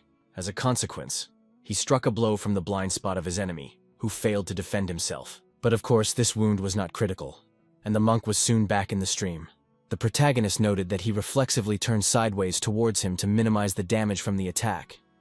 Yeah, he's a real monster if that's the case. The opponent wondered if it was the poison spreading through his body. The guy confirmed that he would kill anyone in 5 minutes, although he might not die from it, but it would paralyze him for sure. The enemy was curious. He hadn't fought under such conditions before. If he couldn't defeat him here as the imposed time limit, he would automatically lose. And that's very interesting. Lee Ho-jae said that other monks told him the same thing. The monk said that since there was not much time, he suggested to proceed straight to the point. Let him attack first. He immediately did so, and was able to push the guy a great distance away. This time, the protagonist used the hard skin skill to defend himself. The guy realized that the advantage would be on his side. Any would turn out to be close range. But if he let him move farther away, the guy would start slugging again. Then the guy would likely be set up before the poison had a chance to take effect. Soon even the weapon was knocked out of his hands. Now he'll definitely have to fight with his bare hands. There are 3 factors on the enemy's side. They are physical strength, a wide attack radius, and he is better adapted to his surroundings. On the other hand, the poison is now spreading through his body. His punches are getting weaker, and his movements more clumsy. He can't keep up with the guy anymore, so he doesn't try to disguise his attacks. He's just going for it. Reading even the most imperceptible movements of the monk, the guy can anticipate his next attack. To do this, he used the skills of his strange senses, and that's how he was able to approach and attack. The opponent blocked the blow. That's the reaction. But that wasn't all. The monk grabbed the guy's arm and tried to knock him over. The protagonist could not allow himself to do this. In order to get out of it, he used Flash. By using this skill, he can dodge any of his attacks. This is a chance to go on the defensive. With this ambiguous maneuver, the guy will be able to land a good blow to the head. Now he can hit him. The poison has weakened him a lot, and it's noticeable. Let it be like stone, but it won't save him from disorientation due to a blow to the head. So it happened. The monk lost concentration, and the protagonist got closer to him and grabbed his head. After which he reported that now the victory is his. After a while, he went to the 30th floor. As usual, he was met there by another monk. He greeted the stranger who had no visitors from far away. The guy felt this room here is clearly something wrong. From the top of his head to his fingertips, he felt nothing. He felt as if he were weightless and as if he were immersed in the ocean. The monk asked if he was all right. The boy was a little confused and asked how many people had been here before him. The old man smiled. He is funny talking. Let him take his time and get used to the atmosphere. Horrified, the guy realized he couldn't even talk normally. All of his senses will allow it a lot. The monk tells him that few people can experience what his room has to offer. He evolves just by being here and advised to take his time and realize what's what. The protagonist listened to him, and so immediately sat down. He also began to meditate, feeling everything around him. Soon it became clear that he does not even feel the floor normally. And if he closes his eyes, he can't distinguish whether he is sitting or standing. The monk would not attack him until he was used to this room. At least the others were giving him time. as soon as he entered the 13th floor. He immediately felt a burning desire to evolve in this place. He was interested in absolutely everything. After becoming more familiar with the temple's inhabitants, his worldview changed. At first he only laughed at their oddities, but in time he began to be bored by conversations with these monks. However, the monks are his opponents, whom he needs to defeat. They get to know better. Thus, there are two problems. Guy increasingly loses vigilance, sympathizing with the monks. The situation is also aggravated by the fact that the monks never attack him in the middle of a conversation, even though he is ready to repel a blow. Hence the second problem, he is no longer wary of his opponents. His loneliness is partly to blame for this. These problems aren't easily solved. He needs to be more cautious now. But okay, he thinks he's sorted out his thoughts for the moment. Now it's time to get down to business. He'll start by adapting as a room. And so the battle begins again. There were no problems by the 32nd room, and the guy defeated another monk. The one praised him and informed him to head to the next room. The final challenge was already awaiting him. The guy realized that the last 3 rooms were easier than he expected. The powers of the monks themselves don't change much, Nike. The only difficulty of not being able to feel his own body. Getting used to the local power is pretty difficult. So the guy just focused on the enemy, so he was easily able to defeat them. Well, now it was time to go to the last 33rd room. Just entering it, the hero felt that the senses were paralyzed. Hearing, sight, touch, and smell. And taste, of course. He was deprived of literally all 5 senses. Inside was absolute darkness, and the guy, someone greeted with a strange voice. Lee Ho-jae figured out that the monk's voice was ringing in his head. He seemed to have decided from his hearing. But how on earth does he do that? His opponent asked him to take his time and take a better look around. The protagonist decided to use magic in order to feel something at least. The abbot said he could clearly sense the essence of his thoughts. It was a shard of power granted to him by a deity. Lee Ho-jae was surprised that it was a shard of might. The monk said that he realized everything correctly. He is just like the guy. The deity sent him a test to prove that he is worthy to be his apostle. They recognized each other easily because divine energy emanates from both of them. That is why believers easily recognize their own kind even in a huge crowd. He was not as well informed as the others. The boy wondered if his gift was telepathy or something similar. The interlocutor countered, "It is a skill that consumes magic." It didn't matter. He wondered if he had realized it already. The monk had been watching him from the moment he entered this temple. The guy was confused. Had he really been watching him with magic since the beginning? Turns out it's pretty damn complicated magic, and he's a real monster. Now here's where the protagonist really risks his own life. Monk noted that she talks about him being a monster, but is not rudely influenced by him. Doesn't he think he is? The guy says it's his own fault since he's reading his mind without permission. He's already figured it out almost completely. The interlocutor said that if that was the case, then let him talk about his ordeal. The system had just about told him that the final trial was about to begin. The description said for him to prove to Ahmut, the monk blessed by the deity of martiality, that his words made any sense. There was only one condition to clear the floor in question. One must pass Ahmut's 2 tests and earn his approval. The monk informed him that the first test was to survive in this room for 24 hours, and the second was to survive fighting him for at least 10 minutes. It was clear to the boy that the hellish level of difficulty would not let him get bored. He is alarmed by the nature of the first challenge, but his senses don't work here anyway, and they are completely replaced by magic. So that won't be a problem. What worries him is the amount of magic needed for this. What he has left is enough for about 4 hours, and once the magic runs out, he'll be left in complete darkness. Lee Ho-jae will be forced to sit there without being able to see or feel anything. In addition to all of this, he will be facing an opponent who is favored by the deity himself. In the end, the protagonist decided that he would waste magic to a minimum. Now he feels his own body, and that should be enough. As long as he doesn't need the vision, the monk won't touch him anyway. However, the second test is much more difficult than the previous one. The protagonist will have to survive a 10-minute battle with the master of the room. And this monk is definitely quite strong.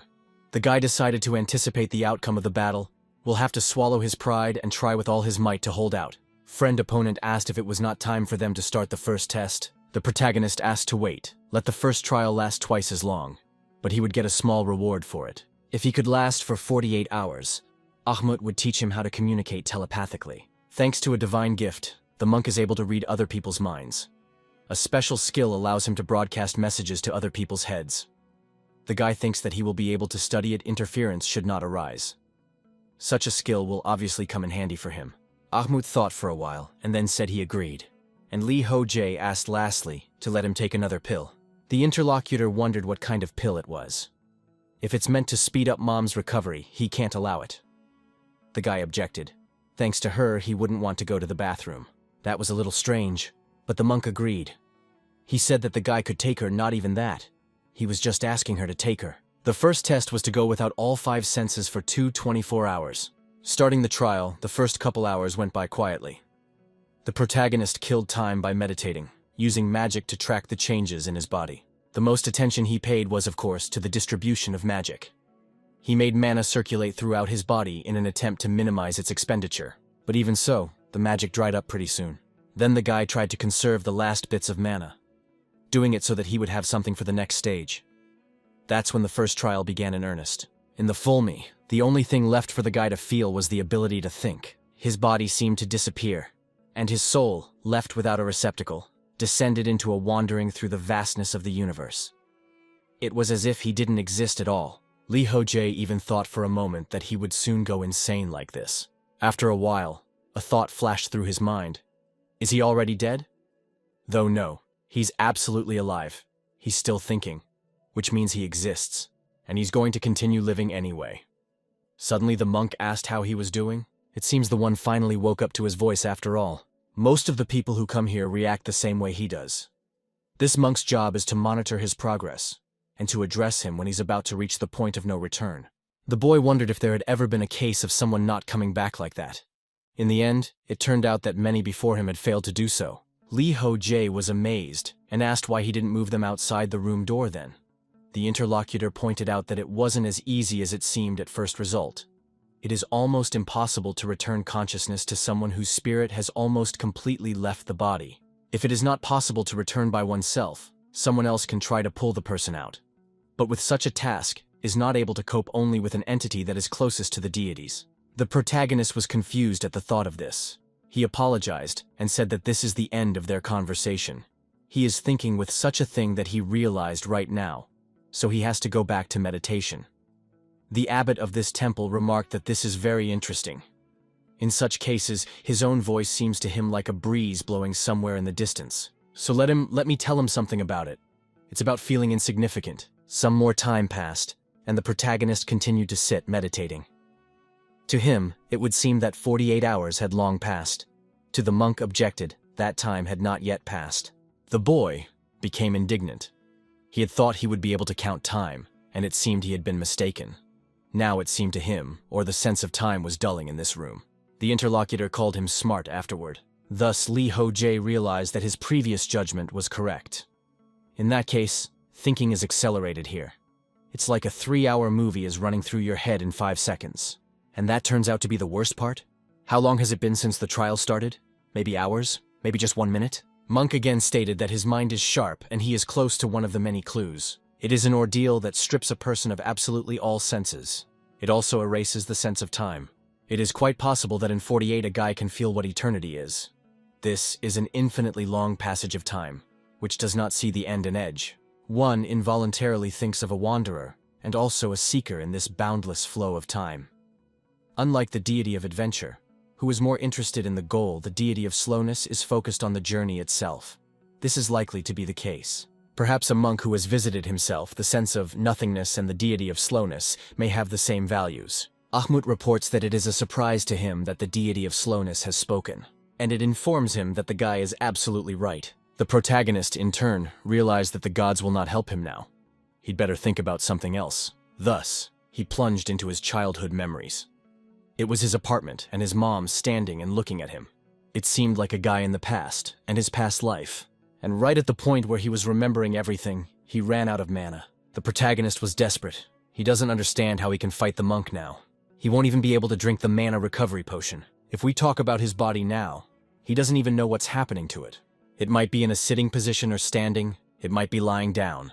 Also, where the monk is now, the guy can't say, because he can't feel anything at all. To all this, even the voice of his interlocutor is no longer heard, and it is unclear at what point he disappeared at all. At that moment, the guy was confused. He realized that his consciousness heard too deep, or else the monk had simply fallen silent. This was clearly dangerous for him either way. What if suddenly he did attack him, and it was as if he was now a punching bag? These thoughts ran cold sweat through the guy's realization. He felt that no one was attacking him, but he could feel his consciousness sinking into the abyss. He was only capable of one thing at the moment, and thus forced himself to think not once, not twice, but many times. He's not sure if it's the right thing to do, but he's not sure of anything right now. One must simply concentrate and think as hard as he could. The abbot sat in the room and watched the boy's body carefully. He noted that it was very complicated. The body of the protagonist was in a terrible state. Blood was flowing from his eyes, mouth, and nose at full force. In almost every sci-fi movie Lee Ho-jae watched, there was a scene where an astronaut accidentally gets lost in space. He feels like the same astronaut lost in space.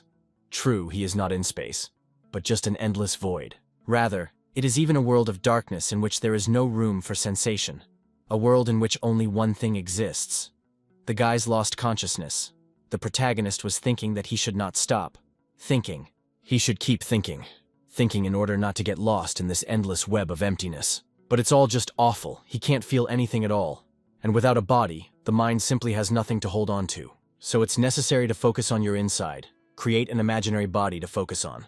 Eventually, what he was thinking about popped up right in front of his eyes. The protagonist could feel this body and even see it. He was finally able to focus sufficiently. A thought even flashed through his mind. Is this really not his real body? It felt quite real. Though no, more like an avatar in some common game. One that represents the guy in virtual reality as a character. Is it really his imagination? But if it's not a real body, then where's the standing one gone? But it certainly could not go anywhere. Now he just does not feel it, that's all. Endless questions to himself and endless answers, and time does not stand still. Suddenly the guy heard the phrase that this was why they needed to change the temple's morning menu. Lee Ho-jae became wary. He realized that it was a voice belonging to the head monk abbot. But why did it go silent, and what was it even? At some point, the guy realized that he could move freely again while in his virtual body. It was as if he had somehow regained his senses. Still, it must be he was slowly coming off himself. As it seems to him, it is just an illusion of an avatar created by his imagination. This state he called the avatar of consciousness, and then he began to meditate with its help. And again the boy heard the voice of the abbot, who was saying, worth it personally, he liked the chicken. Just because they are monks doesn't mean they have to be vegetarians. And that's when the protagonist realized that the passage of time is uneven in this place. Everything is slow, bloody, slow, but time continued to run its course, albeit very leisurely. The guy's mind kept speeding up, thus distorting his perception of time. He, in turn, kept catching himself thinking that it was twice as long as it really was. But that's terrible. How much longer would he be stuck here? An unknown amount of time flew by again. In the end, the guy coped, but not with the ordeal. He only accepted the situation, presenting it as a kind of training of patience. And then it became easier to bear it all. In principle, he could have done without the training. Isn't he patient enough? In any case, he just continued to meditate now. Once again, an unknown number of hours passed. One couldn't recover in any way, and that was strange. It should have replenished itself during the time he spent here. There's no telling where it goes in that case. The guy doesn't need anything but avatar consciousness. He can feel his hands and he can feel his feet, and can even touch them. He began to disperse mana through the avatar consciousness's body. Even though there wasn't really any mana in the daytime, he continued on in hopes that the garment would still find his magic. After a while, he did indeed find it. Here it was the very Maya he had collected throughout the entire ordeal. He used it to better sense the avatar's consciousness. Even though there wasn't much mana, he let it flow through his body, drop by drop.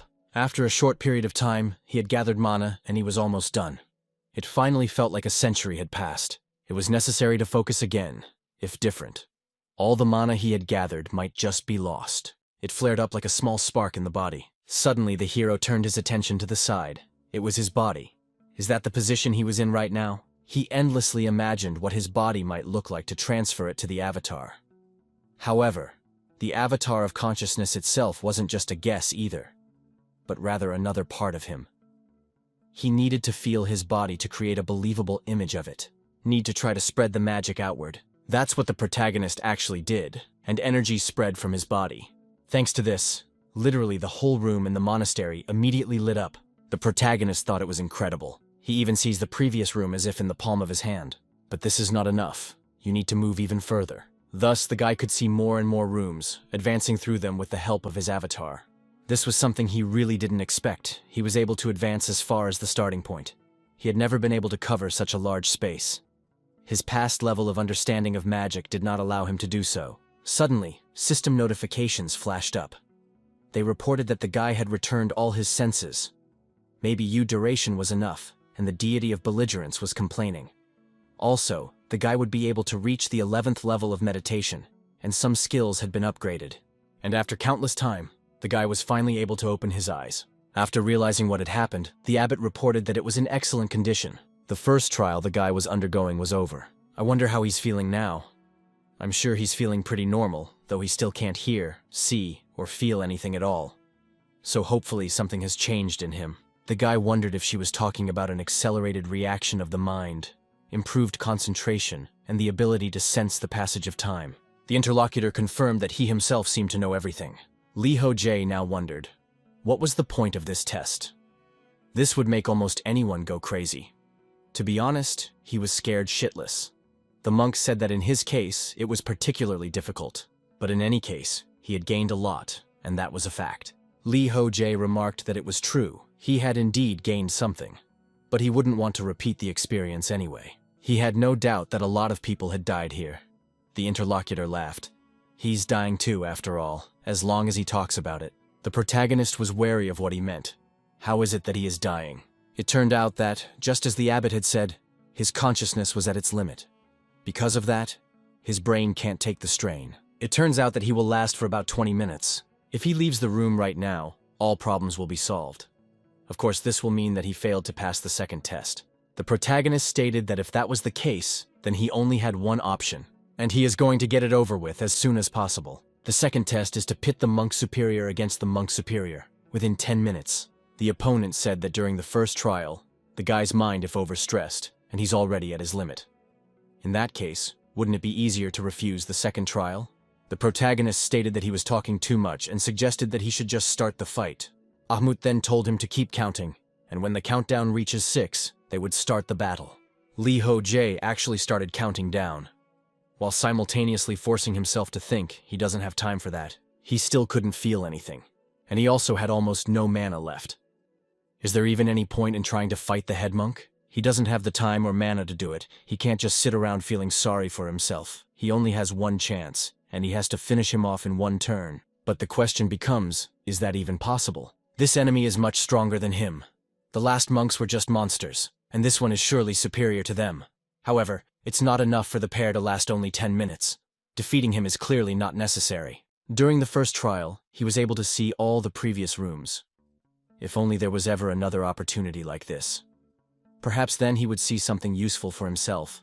For now, the situation needed to be analyzed. He's cornered, and trying to find himself on the brink of despair. The count was already rapidly reaching 5. Lee Ho-jae realized that he couldn't delay, so he used battle concentration, as well as a heightened sense skill so that he could spot the enemy. And so when the countdown had already reached 6 lastly, the guy used the soul exploitation skill. The abbot continued to stand still. The guy realized that if he tried to replace his sight and hearing with magic, he would quickly run out of mana. Distributing it around him, he couldn't do that either. Just send as much mana as possible to his brain to speed up his thinking process. This will allow his concentration and attentiveness to reach unimaginable heights. One must be as calm as possible and stay focused. While he was senseless, his mind was at its peak. To achieve the same result, one must recreate the conditions of the first test. He only has to concentrate a little harder, and right now. The guy is literally killing himself by torturing his overworked brain. However, the heightened senses should help with focus and reaction speed. It soon becomes clear that it's working just fine. It's the magic that's supposed to hurt him. It was at this time that the abbot finally did attack. The protagonist let him get as close to him as possible, and lo and behold, at least he felt the blow, which he dodged thanks to his heightened senses. As a consequence, the distance increased. The boy was glad he saw it. It was a direct blow from the monk, and it had worked. But he can't say for sure, because he still can't see anything. He doesn't even have a chance to check the condition of his own body. A moment later, another attack followed. As before, the guy dodged it easily enough. It became clear that he could feel everything, the last drop of mana that was left in him. They allow him to detect his attacks even in a completely dark room. However, without the senses, the guy can't be sure that he can successfully dodge them. To all this, the head monk is much weaker than the guy thought he was. But that's more of a misnomer. He's not as strong as the guy expected. Therefore, it turns out that he has every chance in order to survive. Lee Ho-jae senses not the head monk, but his intentions. The magic is in his punches, and the magic is in his intentions. That's what the guy is reacting to. So perhaps that is the key to victory. During the first challenge, the protagonist achieved such a high level of concentration due to extreme desperation and boredom. Now the conditions are just as strong, so it hits the guy's chances of survival hard. But it's unclear. What's the difference between then and now? That's right, the level of magic is different. Lee Ho-jae can sense the head monk's intentions through his magic. The first and second exist inseparably. Intentions are necessary in order to use magic. Suddenly, the system informed the guy that he had reached the 6th level of aura sensitivity. The guy's strength instantly awakened after that. He began to feel his own body perfectly, because of having reached advanced aura sensitivity. Lee Ho-jae could now clearly see how his enemy was attacking. It became clear that he wasn't seeing all of this with his vision. And observing the enemy, his aura sensitivity allows him to do so. Because of the extreme concentration and everything happens very slowly, the monk seems to have no doubt that the guy won't counterattack. And he has let his guard down for the moment. In that case, the guy would just teach him a lesson. He crouched down and decided to use Talaria's wings, thus defeating his enemy once and for all. Lee Ho-jae instantly rushed towards the monk. The skill with the wings as well as the flash is an absolute combo, with which the guy is good at attacking. He even managed to knock the abbot to the ground. And after that, the boy froze in anticipation. What would happen? Suddenly he heard Amud's voice again, who wondered if the guy was cruel and wanted him to die. Lee Ho-jae just apologized to him for that. The monk pointed out that, to be honest, he had just almost and truly died. His organs had been destroyed and his forearm bone had cracked. The guy then pondered that using this combo was not the best decision. His enemy took an impressive amount of damage, but he himself suffered just as much. His body wasn't ready for such a shakeup. Suddenly, Amud said that time was up.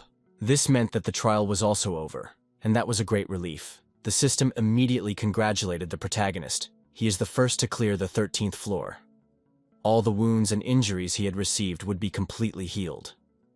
As a reward, the guy once again received many points, and the gods also give him many points. As additional rewards, the deity of adventure grants a skill. As usual, it was asked if the guy accepts the gift. After a few moments, as said before, were healed. The guy realized that this was much better. He is going to check the situation with magic as well. Thus, it was found out that his face in blood will need to be washed later. But why can't he see how things are not the same as before? It seems like he can't activate this skill whenever he wants to. And it probably only turns on in moments of extreme concentration. But that's not a big deal right now. The guy gets his first notification of a perfect sweep of the floor. I guess that means he's done with the 13th floor. That said, there is something that stands out perfectly from the rest of the notifications. The deity of adventure is offering an extra reward, and he's generous after all. But I'll have to, so I'll have to accept it. It turned out that because of this, Talaria's wing skill level had been raised to its maximum level. Lee Ho-jae wondered, what could it be? So there's an improved version of this skill. We'll have to ask Kirikiri about it. The description said that adventure stealing didn't transform a part of an existing skill into something new. It fixed a few details and added one feature. In the process of creating a new skill, the deity of adventure and gained the new title of unoriginal. Then the guy shifted his attention. He almost forgot something. Would this monk keep his promise? The interlocutor noted that, of course, she was teaching him how to establish a mental connection using magic. After that, the monk spent about 15 minutes teaching the guy a new skill. It wasn't a simple skill at all, so it would be a while before he could fully utilize it. In addition, there was also something else as well.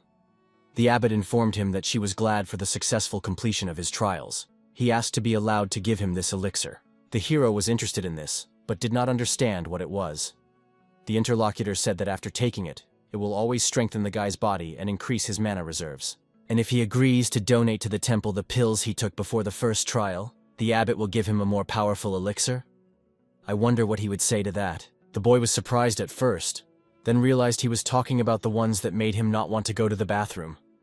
Of course, he wouldn't mind such a deal, but I wonder why he needed them.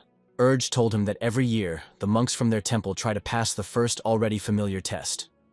Lee Ho-jae made it all clear without even hearing the continuation. Looks like someone is getting their pants dirty every year. It turned out to be true. In the end, the guy handed over the pills. This is a small payment for a unique elixir that no money can buy. The interlocutor was glad that now they could not worry about anything for the next few years. But something else seemed to worry him. The hero asked if something was wrong. Ahmud informed him that it was simply the first time. The deity of belligerence ordered that the lad be given the most potent elixirs. The guy noted that, to be honest, they are at odds with him. Is she really trying to take the first step towards reconciliation? The abbot did not answer anything to this, only wished him good luck. Thus, they said goodbye to the protagonist, and he went to the teleporter, and after a little while he found himself in the place where Kirikiri dwells. And there he was finally able to open his eyes and feel everything as it is. To meet the guy happily ran away manager. He hoped that he was not angry. I wonder if he brought a cake for her. Lee Ho-jae in turn coldly told her to wait. He didn't realize that he was the one who couldn't help but get the feeling that something was wrong here. After leaving the 33rd room, the guy should have regained all 5 senses, but he didn't understand why he felt so strange. What's the matter? In order to understand the situation a little, he decided to sit down to meditate a little, and after a short period of time, he realized everything. He had advanced a lot in using magic to analyze his surroundings. In addition to his 5 senses, he also had the ability to gather information from outside with the help of mana. But he can't rely on magic for everything. A guy still wants to see the beauty of the world with his own eyes, to catch the delicious aromas with his nose, to taste the food in his mouth. That's the joy of life. Some things are impossible to understand without experiencing them on your own skin. The world remains the same no matter what you experience it with. Lee Ho-jae has been interacting with the world around him through magic for so long that he has stopped noticing it. He'll get used to it in time and hopes that the feeling will soon pass. It may be more convenient to feel everything with magic, but he's still not going to part with his 5 senses. The girl didn't touch him for a while, and then asked how he was feeling. The hero replied that he was fine, as if he was looking at the world from a different perspective. He feels like he could take off right now. The female interlocutor smiled, but the guy didn't realize what was funny here. Kirikiri asked, "How did it feel?" The hero wondered why such questions all of a sudden. Was she just trying to change the subject? Suddenly he wondered that after having to break up with Ida while going through the 12th floor, he realized that loneliness was a problem. It seemed to him that in his position, such experiences were normal and nothing to worry about. He is lonely, scared because he is only human. This is what he found out from his conversations with the monks. The protagonists learned a lot from them. It turned out that the monsters living in the world of learning are not only good for experience. This place has its own order of things. During the first test, he had a lot of time for reflection. Therefore, he analyzed the previous actions, their feelings. All of these thoughts he still had are still echoing in his soul. Even though the past is important, he doesn't want it to hold him back. Lee Ho-jae is growing both physically and mentally, and he doesn't want to stop. Because he's living, and he's really happy about it. There's a possibility that this is just a normal dream. And in reality, his brain is gradually and will become because of alcohol poisoning. Then his journey is just one big pre-death lead. That's why he focused on developing and accomplishing all possible goals within this world. To weed out on that, but now things are different. The protagonist's place is truly here, even if it's just a dream. He wants to continue to be happy anyway, for he simply has no other life. Kirikiri smiled. She was really pleased to hear all this. And the system also reported that the adventure deity was rejoicing. One day when Lee Ho-jae was on the high floors, he was looking at a newspaper. One of the headlines said that the former deputy leader of the guards, Kim Min-hyuk, had created an awakened clan after passing all the floors. The guy always thought he'd go sell kebabs or something. Who would have thought that he would create his own clan? But the protagonist has no doubt that he will succeed. He's aware of his plans, so he'll act on it. There was also something interesting that caught the guy's attention. It's a new competition between players with a hell of a level of difficulty. Brian from the United States and Lee Young-hui from Korea. This must be the same Brian who cleared the 31st floor of hell difficulty the other day. He's really impressive. It looks like there's started to be some outside interest in this girl. But that's not surprising with a teacher like that. Though she has a long way to go, but her speed of development and potential is greater than Brian's. Yun-hui became the boyfriend's heir. She has earned the right to be called that. Suddenly, the hero saw someone greeting him in the chat room. It turned out to be Jun Seok. It's been a while, the guy apologized. He was supposed to visit him, but he was just passing the 91st floor and didn't see his message. I wonder how Lee Ho-jae thinks he should go back to the outside world. The hero said it should be done. Let him rather run to the end and come out.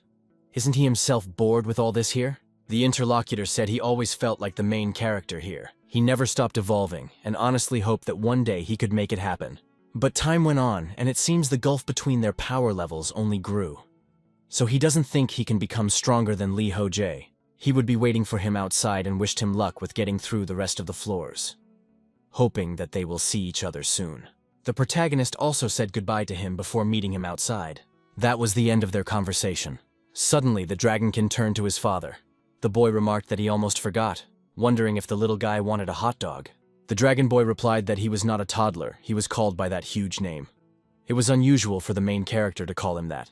It's a very long and strange name. Previously, Kirikiri was resting quietly in the vastness of her place. Lee Ho-jae was of course by her side and paid attention to him. He was following the example of poorly using magic to peep at the girl, and the direction of his magic was to find out what kind of underwear she was wearing.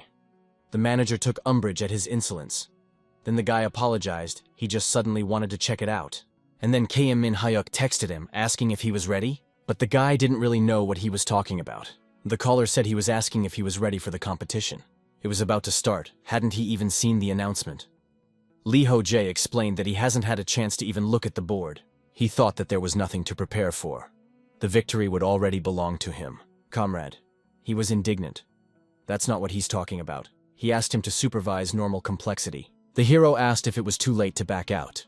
Min Hyuk, of course, objected it was already very late. Since there is not much information about the competition yet, the role of the leader is very important. Lee Ho-jae pointed out that if there was a division in the competition based on difficulty, it would be difficult for him to control the normal users. The comrade stated that if that happens, the guards of normal difficulty will help him, so don't let him worry. The fellow eventually agreed. He would try not to forget about anyone. The comrade thanked him for that and said goodbye. After a while, Lee Ho-jae turned to Kirikiri, but it turned out that it wasn't true. The guy was still going to stay. Earlier, he had obtained a skill called Resistance to Divinity. I wonder if it could affect his divinity skills. The girl objected that it didn't. Resistance only works if the elemental damages the user. Lee Ho-jae realized that in that case, he had to experience everything himself. Next, he got Talaria's improved wings, wondering if she could describe what they had changed. The manager agreed to it, but first, she asked that he try them out. The guy wondered if he needed to be in the waiting room first. But the girl said that this was not a new skill, but an improved version of the old one, so there was no need to go anywhere. The hero also paid attention to his stats. It turned out that the trials of deity duration and deity switching had increased, but it was unclear what was wrong. Why had the progress of the deity adventuring trials jumped up so dramatically? Maybe the quests are so many because it's not easier. First, the wings that he was so interested in must be dealt with. This skill had the maximum level after improvement.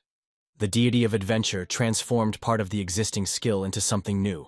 It fixed a few details and added a feature. This skill concentrated many different divine skills. In the process of the skill tax assignment, the deity of adventure and received a new title is not original. When the skill is activated, the following effects will be imposed on the user. Wings impose on every ally within a certain radius, including the user, accelerated regeneration and stamina and mana. Also impose combat ability enhancements on each ally within a certain radius. In addition, improved resistance to magic and a panic effect. The wings can change their color depending on the user's needs. When activating these wings, the user no longer needs to use their own mana concentration and divine energy. They also have high stamina and magical defense. The protagonist did not understand what the hell happened. Is it really all true? What kind of skill is this strange? The system reported that the deity of adventure was proud of himself, and the deity and duration sighed. After that, the protagonist said goodbye to his manager and reluctantly left her, and thus found himself in the waiting room of the 14th floor, in which the first thing he did was to test his new and improved wings. What he felt was simply amazing. Like the new description said, the color of these wings changes all the time. It seemed to say that the wings could change color depending on his preference. Long story short, here's what his new wings can do. It's accelerated mana and stamina regeneration, as well as enhanced combat skills, improved resistance to magic, weakened enemies, and greater strength. Suddenly, it was reported that the deity of slowness was gratuitously telling off someone, and thus the guy was titled as a potential and consistent original deity. To Lee Ho-jae, it seemed perfect. They were just too good, no limitations and no cost. All skills have limitations, even flicker, but not this one. The guy is grateful to the adventure deity because it's the best. He always knew that one day he would prove himself. The deity of adventure was proud of himself, and it threw something heavy. Is the Slowness Society yelling at someone with demands to get lost? Lee Ho-jae, for his part, couldn't wait to try out his new wings in action. Too bad there aren't any enemies nearby to watch the panic action. Quickly you get the chance. He won't be able to sleep until he sees everything with his own eyes. For the next 100 years, he tested his new wings, even though the description said that they enhanced combat skills. But it didn't specify how much they enhanced, and how much they depended on the guy's condition. The stronger he was, the greater it was. Basically, the strength of the wing's effect depends on the user's skill. It turns out that these wings will grow with him. In that case, it's just awesome. And while the fed-up guy was having his new skills, Park Chung-ah continued to sweep the floor. The girl finally did sweep the 42nd floor on the easy difficulty level. With that, the competition began. In the waiting room, she thanked the others for their efforts in clearing the 42nd floor. The competition was coming up, so she suggested they take a short break. The others relaxed, but it seemed they wouldn't be resting for long.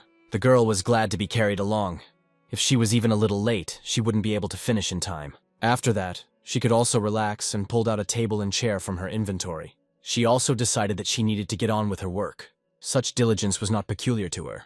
Suddenly, a girl came up to her and apologized for being distracting, but she wondered whether to make tea for her. Park Young-ah objected she will make it herself later. This girl's name is Lee Yu-jun. She's 2 years older than Jong-ah and has been by her side since the beginning of the guards. In this world, it takes a girl to be the closest. In public, she tries not to show everyone that she is friends with any of the guards. Yu-jun doesn't quite understand why, and she doesn't really want to explain it to her. Such politeness, rare in their times. Suddenly, her friend says she has to report something to her. A player from the 24th level of normal difficulty, Kim Chol-min, had died. Young-ah asked, "What about his companions?" The female companion replied that they were the targets. The girl realized that more of this had happened. The more things pile up, the harder it is for her to keep her sanity. She would try to calmly deal with everything. So she said she'll report to Vice Captain Kim Min-hyuk now. Don't forget to send her the autopsy results as well. When the guy got the information, he said he was going to die. Young-ah wondered what was wrong with him. The interviewer didn't reply. He just said he was serious about it. Then the girl seemed like he was just a whiner. It was already easier for him to only have to keep track of his difficulty level. It's unclear why she thought about it. He's also having to agonize over mopping up floors. Suddenly she asked her friend, "Who is the backup tank in Squad 3? She replied that Park Seo-hyun from the 22nd floor is normal difficulty.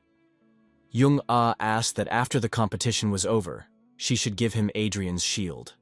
She wished she could provide him with better equipment. Yu-jun objected. They don't have points for that after all. Young-ah knows that, so let him with what he has for now. The guy who died was the main tank of the 3rd squad and was a member of the Assault Guard Battalion. Stormtroopers are a unit of guards they are involved in and about mopping up floors. Situations like the shadow of a great gathering where anything can happen, they take the brunt of it and solve problems. Of course, this does not happen often, but the risk cannot be avoided. Careful preparation for all possible events, a matter of life as well as death. The guard's existence, as well as her life, is proof of that. She still moves only because of him.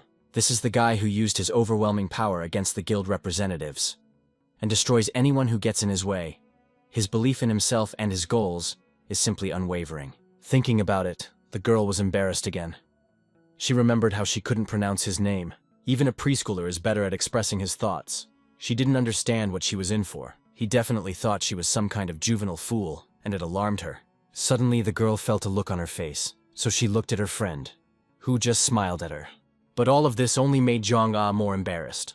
His after this event was 4. Many people were tired, so they were already resting in their seats. Yu-jun brought her friend some tea. Jong-ah thanked her. She saw that the others had already fallen asleep. But she wasn't the least bit surprised. They had worked hard for 4 whole days. Otherwise, she was reading everyone for not doing enough work. But right now, they deserved a rest. Let their health be restored automatically upon entering the waiting room, but fatigue still accumulates. Rumor has it that there is a drowsiness spell cast on the waiting room.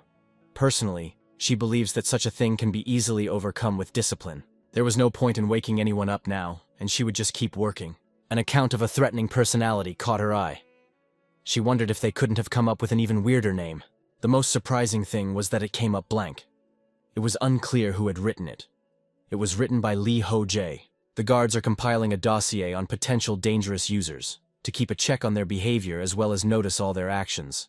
Those whose personal profile has more than one offense are punished or recognized as criminals, so they change authors frequently and update the lists as often as possible. The girl knows that this is completely wrong. After all, they often keep an eye on people who haven't done anything yet, but they only keep an eye on them and no more. The guards don't pry into the personal lives of their charges. So she soothes her conscience, but deep down she realizes that all this is really wrong. They keep order and punish crime. I wonder what Lee Ho-jae suggested as retaliation, and the retaliation was to follow Kim Min-hyuk's orders. The girl understood everything. I'm sure he had his reasons. We'll have to ask him why he wrote like that. After a while, and she has already put her work aside because she is very tired. The folder she held in her hands contained the crimes recorded in the world of learning. Even though it's all in the past, it's important to keep records. This book is indeed very shabby. A duplicate will need to be made. It is very important to remember the past, so that terrible things never happen twice. Therefore, it is necessary to keep a memory of all past events. The cause of the incident, the characterization of the perpetrator and his motives, as well as the outcome and consequences, are all very important. Leafing through this book Young-ah happened upon. There was a file of the former guild leader of the guild representatives. Immediately, all the memories of him surfaced in her mind, as well as anger at this man. As time expired, the protagonist received a message that the competition was starting. There was less than 5 minutes left before the forced summoning. Lee Ho-jae was happy that it had finally started and it was the 16th session. Still, he wished he could stay here longer. There are too many uneducated chips of new wings, and he also had tons of paperwork to do. But honestly, this is a competition he's been looking forward to for a long time. The opponents here may try their best, but they clearly can't beat him. So you're not the liberator anyway, it'll belong to him. Still, he hoped that now there would be something to see and learn even. If only it weren't for the job, it would be better. But he can only thank Kim Min-hyuk for that. But there's no point in thinking about that for now. He'd rather just go. Thus, a few moments later, he found himself on the first day of the competition. The guy moved right into the crowd of people who had already gathered, quite a few. The system immediately informed him that he had been given a rule book. Let him check his inventory. He needs to decide if he wants to participate in the competition, and whether he wants to make the final decision at the entrance to the arena. The hero noticed that there was a whole crowd gathered together for the summoning. So it's better to get out of here before it gets even bigger. And suddenly the guy was approached by someone calling him a newcomer. He has a request not to go anywhere. But soon this stranger realized who he had stopped, so he apologized and said he didn't notice who it was.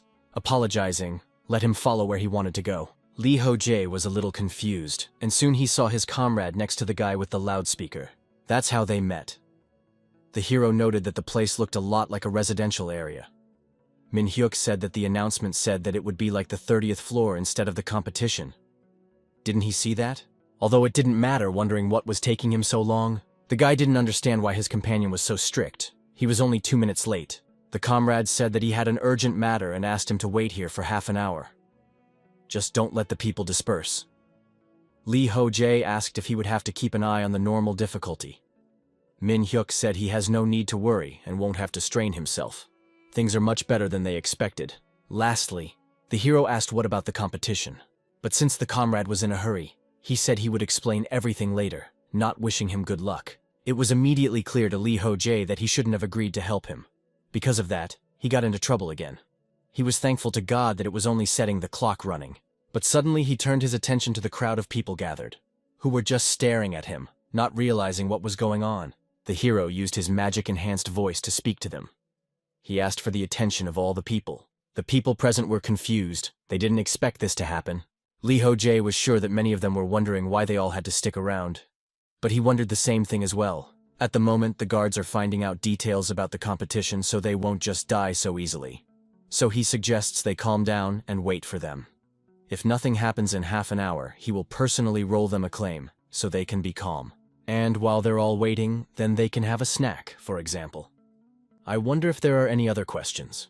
As he asked this, he turned his attention to the girl, who after a few moments was embarrassed and hid. The others were also wary for some reason.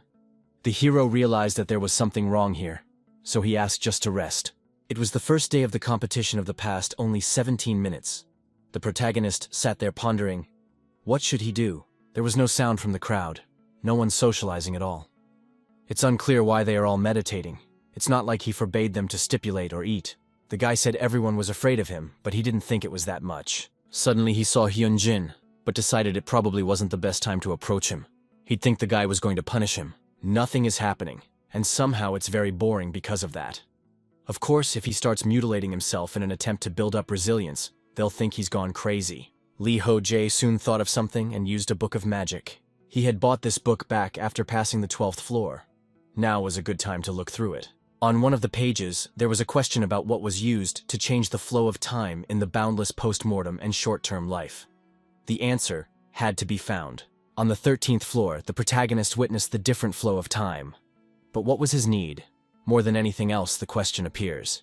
Only perhaps it is concentration, thought magic, divine powers, reason, life, or death. But it was clearly not all of these things. All of these things he needed. But he has a feeling that this is the wrong path. In that case, what is really needed to change the flow of time? Perhaps it's about time itself. It mentions life and death, so it must be about a living being. It is even possible that the answer is himself. Though no people who experience the passage of time in post-mortem are not alive. Perhaps it is the purpose of time, the protagonist, or the essence of time. Just when the guy thought about it, suddenly something happened to the book. It literally began to glow, and a lot of text appeared on the page. Lee Ho-jae thought, is this really the answer? At this time, the people present were dumbfounded. What the hell was going on? His book suddenly began to glow. A little more time passed. The protagonist was outraged. He asked his comrade to answer honestly what he had told them about him. The one reported that he hadn't said anything of the sort. Lee Ho-jae didn't understand then. Why is everyone scared out of their wits of him? What is it that's going on? He shows up to people extremely rarely. There must be a reason why there are such strange rumors about him. Suddenly, Min Hyuk said that they had arrived at the right place. It was a building that looked like a coliseum. That's exactly what the protagonist said. And the comrade mentioned that there was a recreation area not far from here, as well as a plaza. The system again asked the protagonist if he was taking part. Just like that, the comrade asked if he would participate. Lee Ho-jae said he was going to do it. But Min Hyuk asked again, what about the team mode? The hero replied that if it's close, he's obligated to participate. But he didn't understand how he was going to find a team. Lee Ho-jae then said that he didn't need a teammate. He could do it alone. Comrades, it seemed like it would be kind of awkward if a loner won the team mode. In that case, why doesn't he join him and Park Young-ah? If Young Shik joins them, it would be two, so he's looking for other people. Lee Ho-jae asked if he really wants to use him to win. Min Hyuk said that such events are very rare. He would rather be on the side of the strongest. The hero agreed, but his comrade asked that he not be cruel. Killing the self-esteem of opponents is forbidden to him. After that, he wished good luck, and announced that he would be in the stands.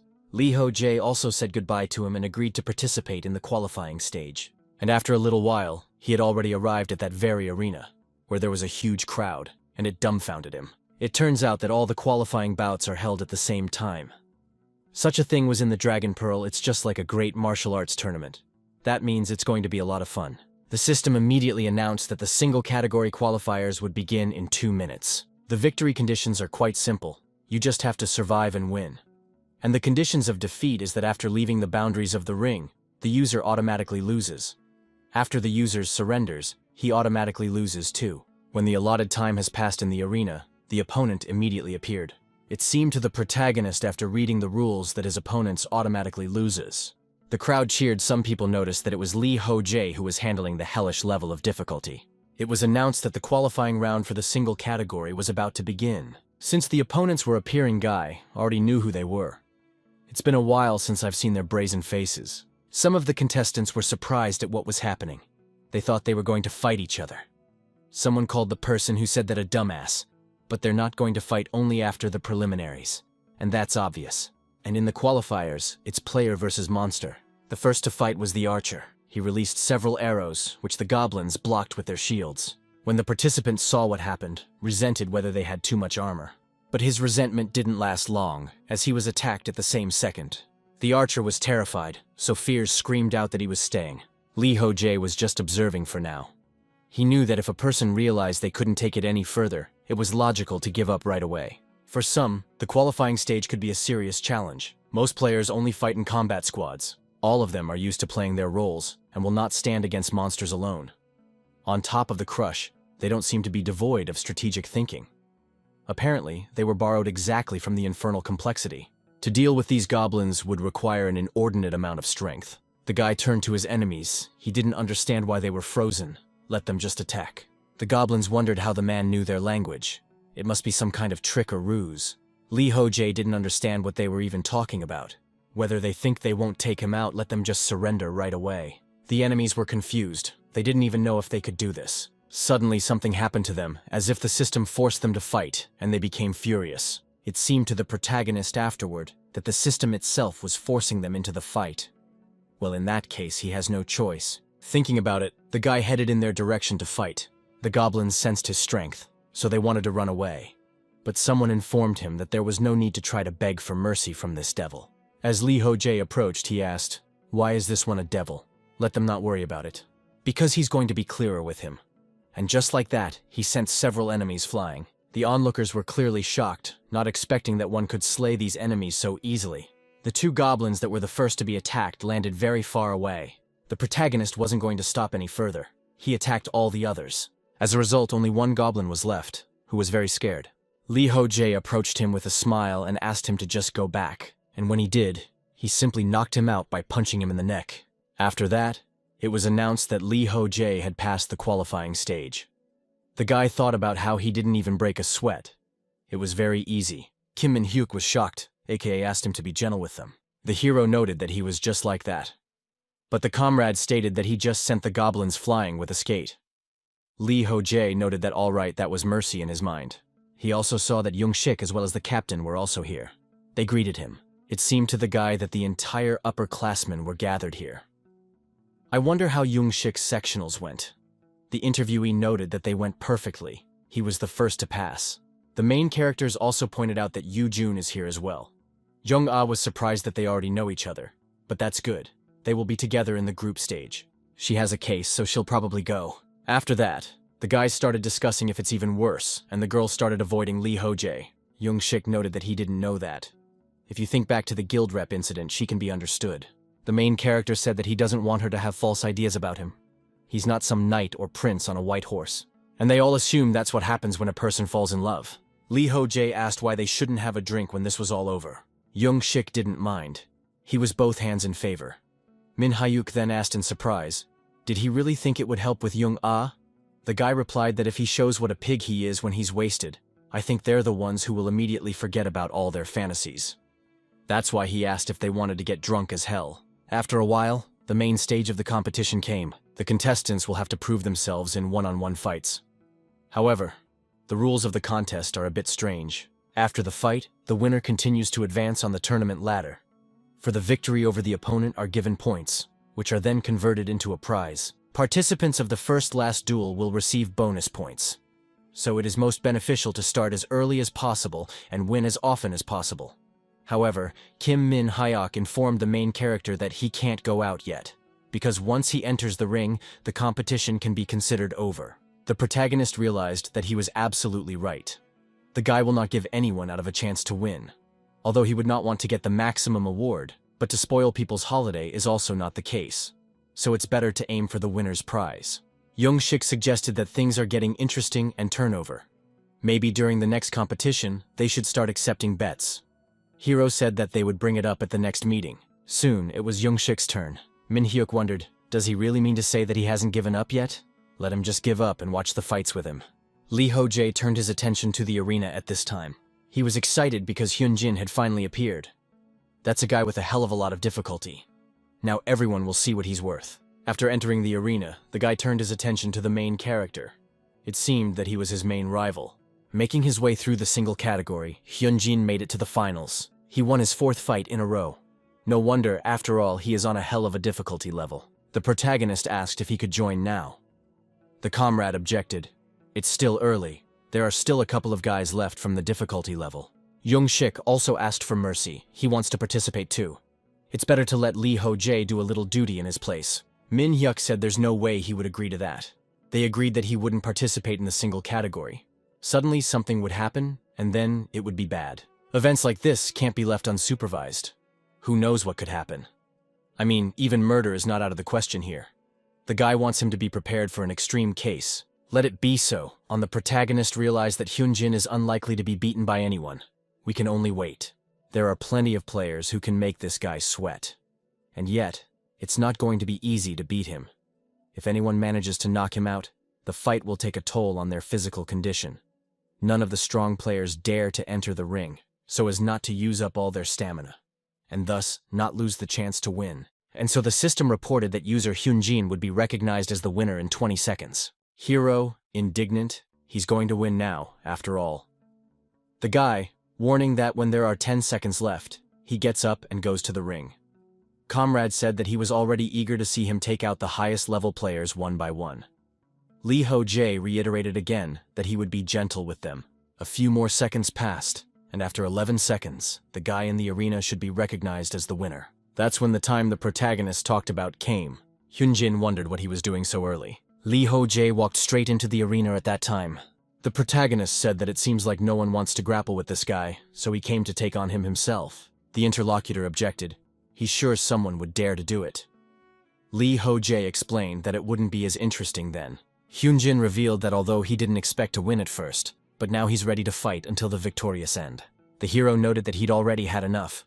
Then the interlocutor wished them both good luck. He also asked to be gentle with him. A moment later, the system announced that the fight was starting. The kid was the first to rush to the attack in order not to wait for a counterattack on himself. He attacked the protagonist on the one who successfully returned. Lee Ho-jae knew very well that Hyunjin's strong point was his speed, and they were similar in that. However, he can take a couple of punches, while his opponent relies entirely on evasion. Thus, he seems cautious on one hand and cowardly on the other. Do they think that he doesn't notice the rush to dodge? He dodges the blows before Lee Ho-jae even tries to land them. He should have waited for the hero to get closer, so he could use the dodging to catch him. Still, he still has a lot to learn. He's only on the 4th floor after all. Right now, he probably thinks he's in his blind spot. Hyunjin attacked with his foot, but the protagonist knew what he would do, so he defended himself. Afterward, he reported that anyone would have been able to fend off such an attack. He could also see it perfectly from here. The opponent realized that he couldn't win, so he reported that he was being asked. The system immediately reported that user Lee Ho-jae had earned the first victory. The hero didn't understand why this guy gave up so easily. He had ruined the whole high. Hyunjin explained that he already knew that he was far away from him. The hero remarked that it wasn't bad in any case. He also offered to chat. Then he wants to give him some valuable advice. The guy agreed. He'd be rooting for him. Following that, he just moved on. After that, many players challenged the protagonist. They probably decided that the fight with Hyunjin had weakened him. So a few rather strong players decided to defeat him. And a short while later, the system reported that user Lee Ho-jae had earned his 5th victory. His next opponent had been defeated. And he reported that it had worked quite well. The hero was surprised. It looked like he had almost no opponents left. It was also a wonder why his comrade is looking at him like a natural disaster. Couldn't he see how much he was holding himself back? Lee Ho-jae is already giving in as hard as he can. He doesn't know where to be gentle anymore. He doesn't use divine skills and unnecessarily stays still to give others a chance. I'm sure many potential opponents have found hope by watching him fight. Obviously, though, everyone has a chance to win. Yes, he's still dangerous, but he's a feasible opponent for many. He embodies the power of the guards, so he can't seem like an invincible monster to those around him. Yet his successes are good for the guards' reputation, and the stronger he is, the better for them. Kim Min-hyuk is obviously up to something. I'm sure it'll come out during the fight with the foreigners. As soon as he thought of that, another player started moving into the arena. The protagonist did not expect to meet him, but he was glad and did not think that he was interested in games. This is really a surprise. Right in front of the guy was a man who looked more like an old man. It was the player who had reached the topmost floor, currently Lee Chan-young. The man informed that there wasn't much to do here anyway, so he decided to watch, and also take the chance to get some new experience. Lee Ho-jae stated that the experience of it was really important. He was well aware that this person was currently at the 91st floor of easy difficulty. Usually a player's strength was judged by what floor they managed to reach. Lee Chan-young certainly doesn't get bypassed in any argument about who the strongest player is. Most normal and difficult players sit on the 50th floors, and the complex ones are in their 30s. So no one knows how strong this man is, and no one but him has reached the 90th floor yet. They say he's in a hurry to get to the 100th floor so he can reunite with his family. Though right now, it looks like he's having some trouble clearing the next floor. The guy doesn't know much about it, so you can't let your guard down. The crowd began to revitalize. Some were on the protagonist's side and some on the opponent's side. Before the battle began, they both wished each other good luck. Lee Ho-jae thought again about the fact that this was a player who had reached the topmost floor, even though it was on easy difficulty. Having to fight someone whose abilities he knows nothing at all about, while still holding back. I'm sure his comrade Kim Min-hyuk would like to see at least an equal fight, and even better to see him suffer. But he won't wait for that, and during his first attack, the protagonist used a flicker. His opponent really turned out to be not weak. He had time to see the attack, and tried to defend himself. But even so, he couldn't counter it and went flying. Lee Ho-jae smiled and said that things didn't always go according to plan. After a while, the competition was over. The comrade was outraged, aka asked him to hold back. The hero pointed out that he had already apologized several times, plus he hadn't used anything but a flicker. Min-hyuk countered that it didn't justify taking him out with one punch. It turns out that he would have to change his plans now. But that was nothing to him, and he was still happy with the results of the individual competition. As a reward for winning the single category, he received a mysterious box. Its description said that it was a reward for winning the first competition, and no one knows what it was for nothing. Soon the boys met their comrades who were calling out to them, for if they did not come up, they would single-handedly finish off all that booze. Thus, after a little more time, the lads were already drinking to love. After reaching the inn, rather than piling into Young Shik's room, they started drinking. Although the alcohol did not have any effect on the protagonist, no effect because of resistance to poisons, but he was intoxicated by the atmosphere there anyway. Park Young-ah seemed really nice to him, and he was glad that she was having fun. It's been a long time since he's had that much fun, and that's gratifying. He hopes that in the future, they will also get together, and that more and more of them enter. When the party was over, Lee Ho-jae went to his room where he was going to rest, but he still couldn't fall asleep. It seemed that it was somehow too quiet. Not long ago, he was laughing and chatting. It seemed that Park Young-ah was finally able to relax in his presence. Even though they hadn't been able to talk much yet, she was no longer shy around him. The guy was really happy about that. Soon he got up and resented the fact that sleep never came to him. He even suggested that he should read some book. But in another, he heard someone knocking on the front door. So he got up and opened it to see who had come.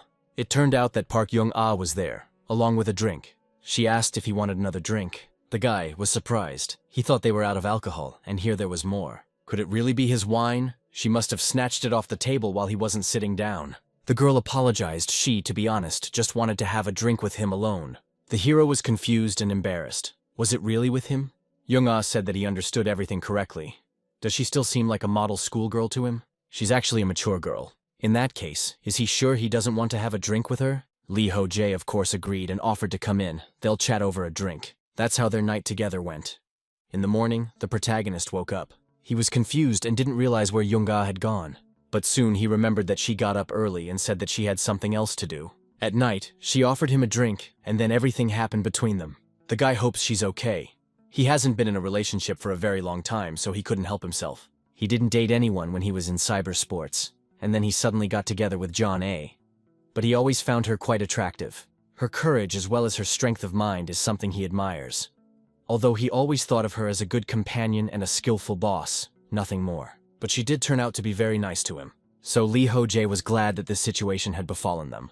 And now the second day of the competition had already arrived. The protagonist sat near the window thinking that today would be the team fights. It was still early to leave the room, so he'd better check out the forum. On the 13th floor, he had no way of knowing anything about the competition.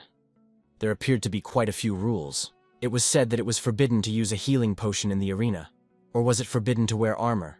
The guards worried that something might get out of hand during the fights, but the guy would be more worried about the third day. Nothing like that had happened so far, though. Just as he was about to leave, a message came to him from Hyunjin. The kid was wondering if Lee Ho-jae had a spare moment. Soon he was already outside greeting the protagonist, who remarked that there was no need to shout like that. He could hear him fine as it was. It had been a while since they had seen each other, and with the others, it was good to see that they were still alive. Everyone who had gathered also greeted him. It seemed to Lee Ho-jae that they were in a good mood. The festive atmosphere of the competition didn't escape the players of infernal complexity. Hyunjin asked if the hero could now pick apart their mistakes during the duels. They asked if the guy could spare some time for them. Lee Ho-jae was glad. He can't refuse a request like that. He can see that they are making progress on the hellish difficulty, and that's just fine. Who knows? Maybe one of them will be on the same team with him. Right now, he's going to start with Hyunjin specifically. the one who kept staring the whole time while dodging.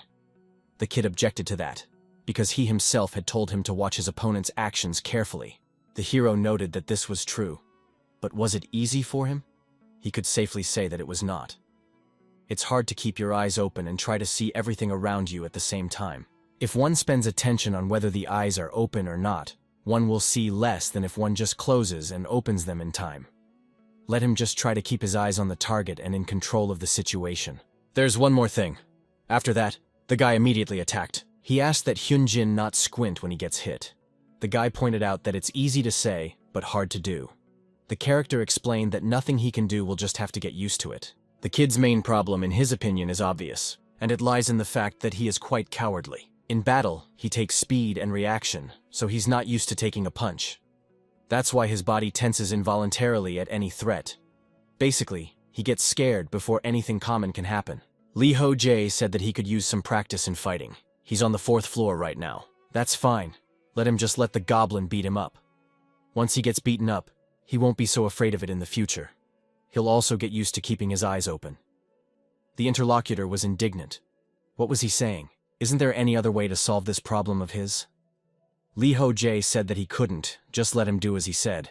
And he would also pump up his resistance to pain in the process. They chatted about it for a while. Suddenly, some girl asked if she could dodge like that. Lee Ho-jae was surprised by her actions and didn't understand what she was doing.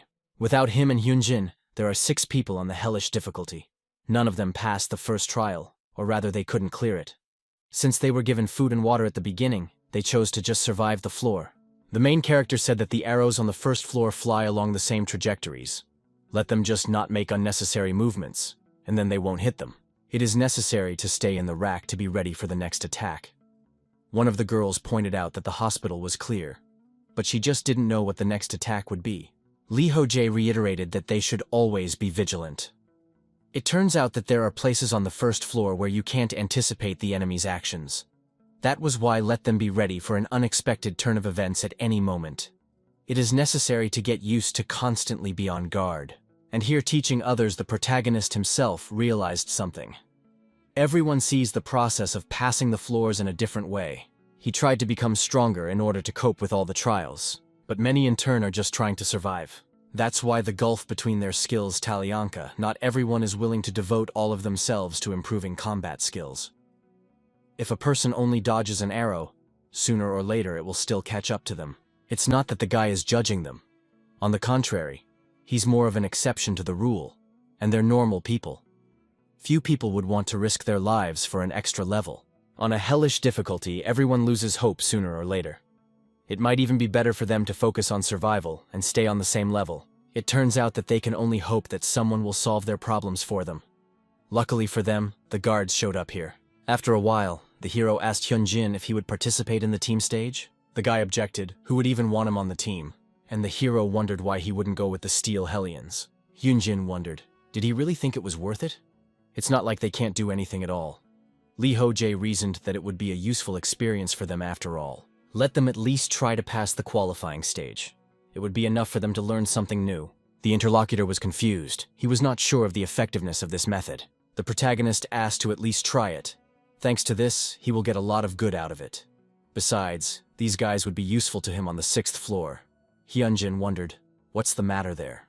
Lee Ho-jae told him that after that floor, all the others would become many times more difficult. So much harder that he would lose all hope. Even he himself had almost fallen, despairing of passing this floor. That's why he has to pull the others up behind him so they can pass the floors as a team. He can't leave them stuck on the 1st floor forever. Thus, he changes the kid's mind, and the kid promises to give it a try. Some more time passed, and the protagonist arrived at the Colosseum. There, the comrade resented that he was very long. The guy apologized for being late. He had urgent business. It was time for the 2nd day of the competition, namely the team stage. Lee Ho-jae was one of the members of this team. In addition to him, there was also Kim Min-hyuk and Park Jong-ah, also Lee Kai-ju-juk and Lee Yu-jun. The protagonist had heard about Ki-juk. He had long held an important position in the organization. She is currently on the 30th floor with Kim Min-hyuk. Jong-ah's usually not outstanding emotion smiled when she saw Lee Ho-jae. He also had smiled. Comrade wondered, what was it? Why did they look at each other? Was it just him? Or was there a change between them? And what was that in his pocket? Is it a knife? Kijuk said he doubted it, and even if it was, he was unlikely to hurt anyone with it. Some more time passed and the qualifying stage for the group category came. The victory conditions were extremely simple, and there were only 2 of them. It was necessary to ride out, as well as to remove the opponent. And the opponent himself also began to gradually appear in the arena. It turned out to be a rather large creature, rather like a monster. The protagonist wondered what to do. Let the comrade command. Perhaps he should deal with it. Min-hyuk objected. There was no need to do that. Let him rest for the time being. After all, the one wants to expose his might before the main stage.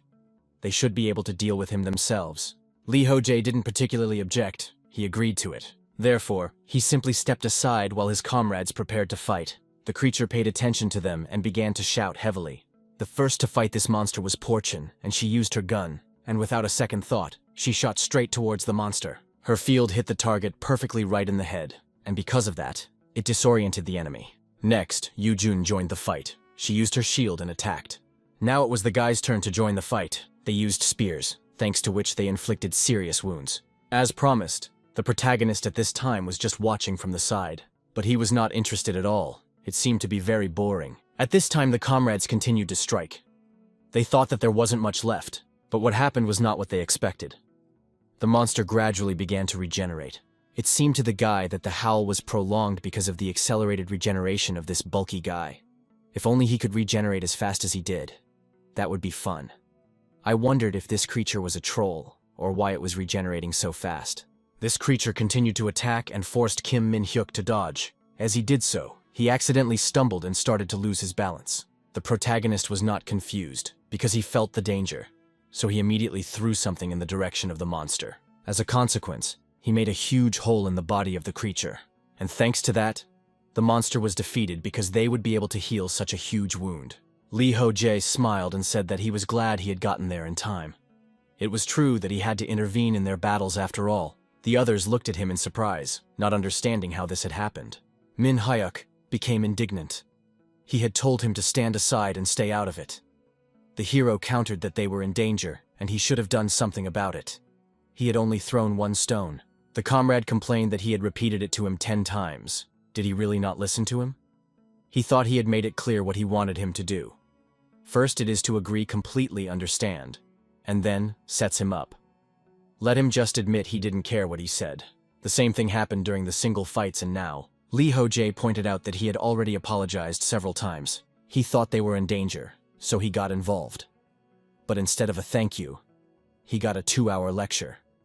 Min-hyuk asked, did he really expect praise after that? Let him see the situation from his point of view. And while they were chatting in the arena, the guys from the Hell difficulty level came out. Lee Ho-jae noted that their skills weren't particularly impressive, but they were only on the first floor after all. It didn't look like they were going to attack. I wonder how long this will last. He's sure that Hyun-jin will deal with the monster once his comrades get a little tired. That way, they can get some battle experience. His comrade interrupted him. Doesn't he listen to him at all? The hero objected. He is certainly listening attentively. Min-hyuk also asked what about him and Jung-ah, did he get it right? Lee Ho-jae confirmed he got it right. The comrade rejoiced. He had succeeded in bringing them together after all. Did he even realize how worried he was about the gap between them? He thought he had settled everything. Lee Ho-jae explained that there was no more awkwardness between them. But the person he was talking to said that they still shouldn't look at each other like that in front of a stranger. He should be able to understand that, right? The hero said that, of course, he understands everything. The guards do their best to hide their weaknesses from other people. It is much easier to maintain order and obedience. Everyone perceives Park Young-ah as a cold and bossy boss, and her softness is hidden from the eyes of others. The guy realized that it might be better to keep their relationship a secret. Suddenly, the comrade revealed that he was glad either way. This is all definitely leading to the best. Lee Ho-jae wondered what he was talking about. The next thing he knew, he's really right. Jong-ah is very young. It's hard for her to cope on her own at all. It's so great to see her smiling again. Min-hyuk, he objected. He misunderstood, because he's talking about him. It's a different story with the girl. The guy showed up. What does that have to do with him anyway? The interlocutor explained that he saw him talking to the other Hell players. When he saw them, he couldn't believe his eyes. He looked pretty happy, and the other guys didn't seem to be afraid of him at all. They were so calmly asking him questions. The hero noted that he noticed it himself and no longer frightened of him. Min Hyuk asked if he realized how scary he looked when he stood there silently doing nothing. His thoughtless face was still very easy to mistake for an angry face, and he wondered why everyone was so afraid to approach him. Usually people go to those who are stronger for advice, but this was not his case. Everything is exactly like at the bottom of a great gathering. Lee Ho-jae remembered what had happened, but it was not the best of times for him back then. He had come there in a morally depressed state. He had shaken the guild representatives and injured himself. The comrade also said that if you compare the then him and the now him, he could tell that he had changed a lot, although his facial expressions haven't become more varied since then. But he seems to be more relaxed. The hero was wondering, that's the reasoning behind it. I wonder when he had time to change outwardly so much.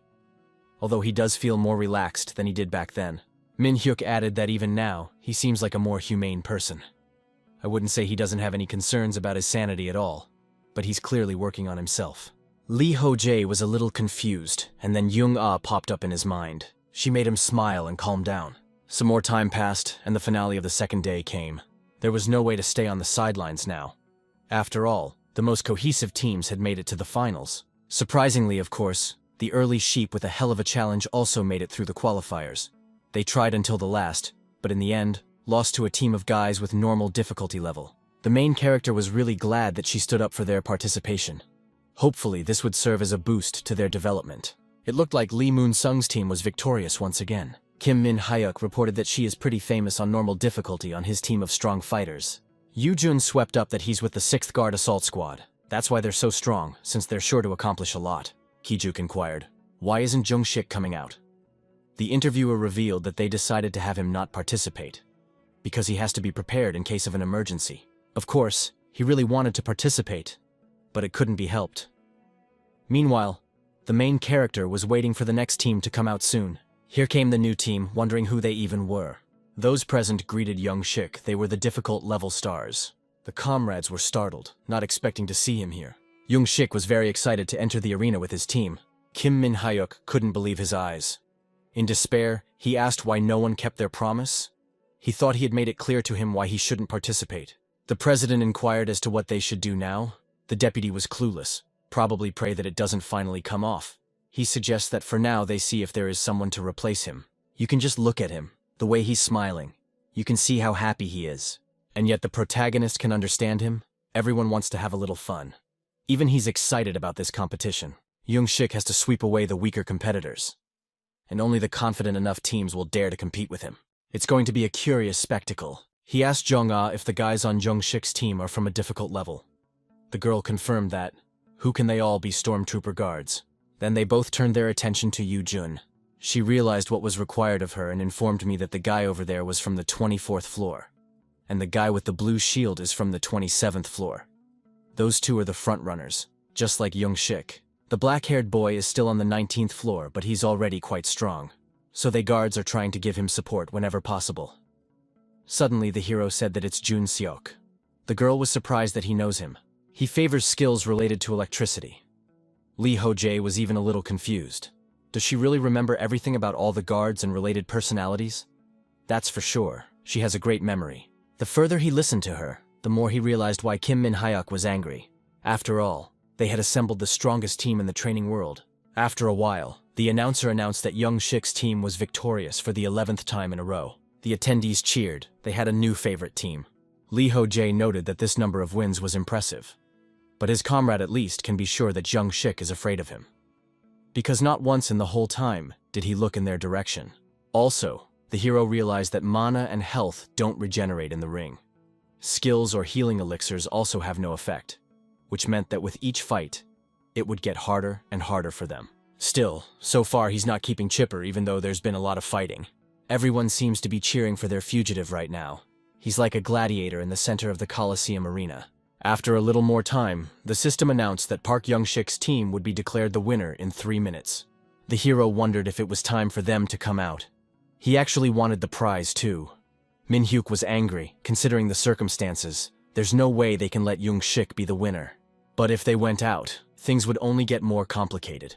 While he was chatting, their comrade headed in their direction and looked directly at where they were sitting. After which he shouted out, addressing Lee Ho-jae, He inquired as to how long the latter was planning on holding up there. The protagonist liked that. He really wanted to come out. Jana also stepped up, let Min-hyuk not break the comedy. What a disappointment it will be if the competition ends on such a dull note. The character remarked that this was indeed a wise word.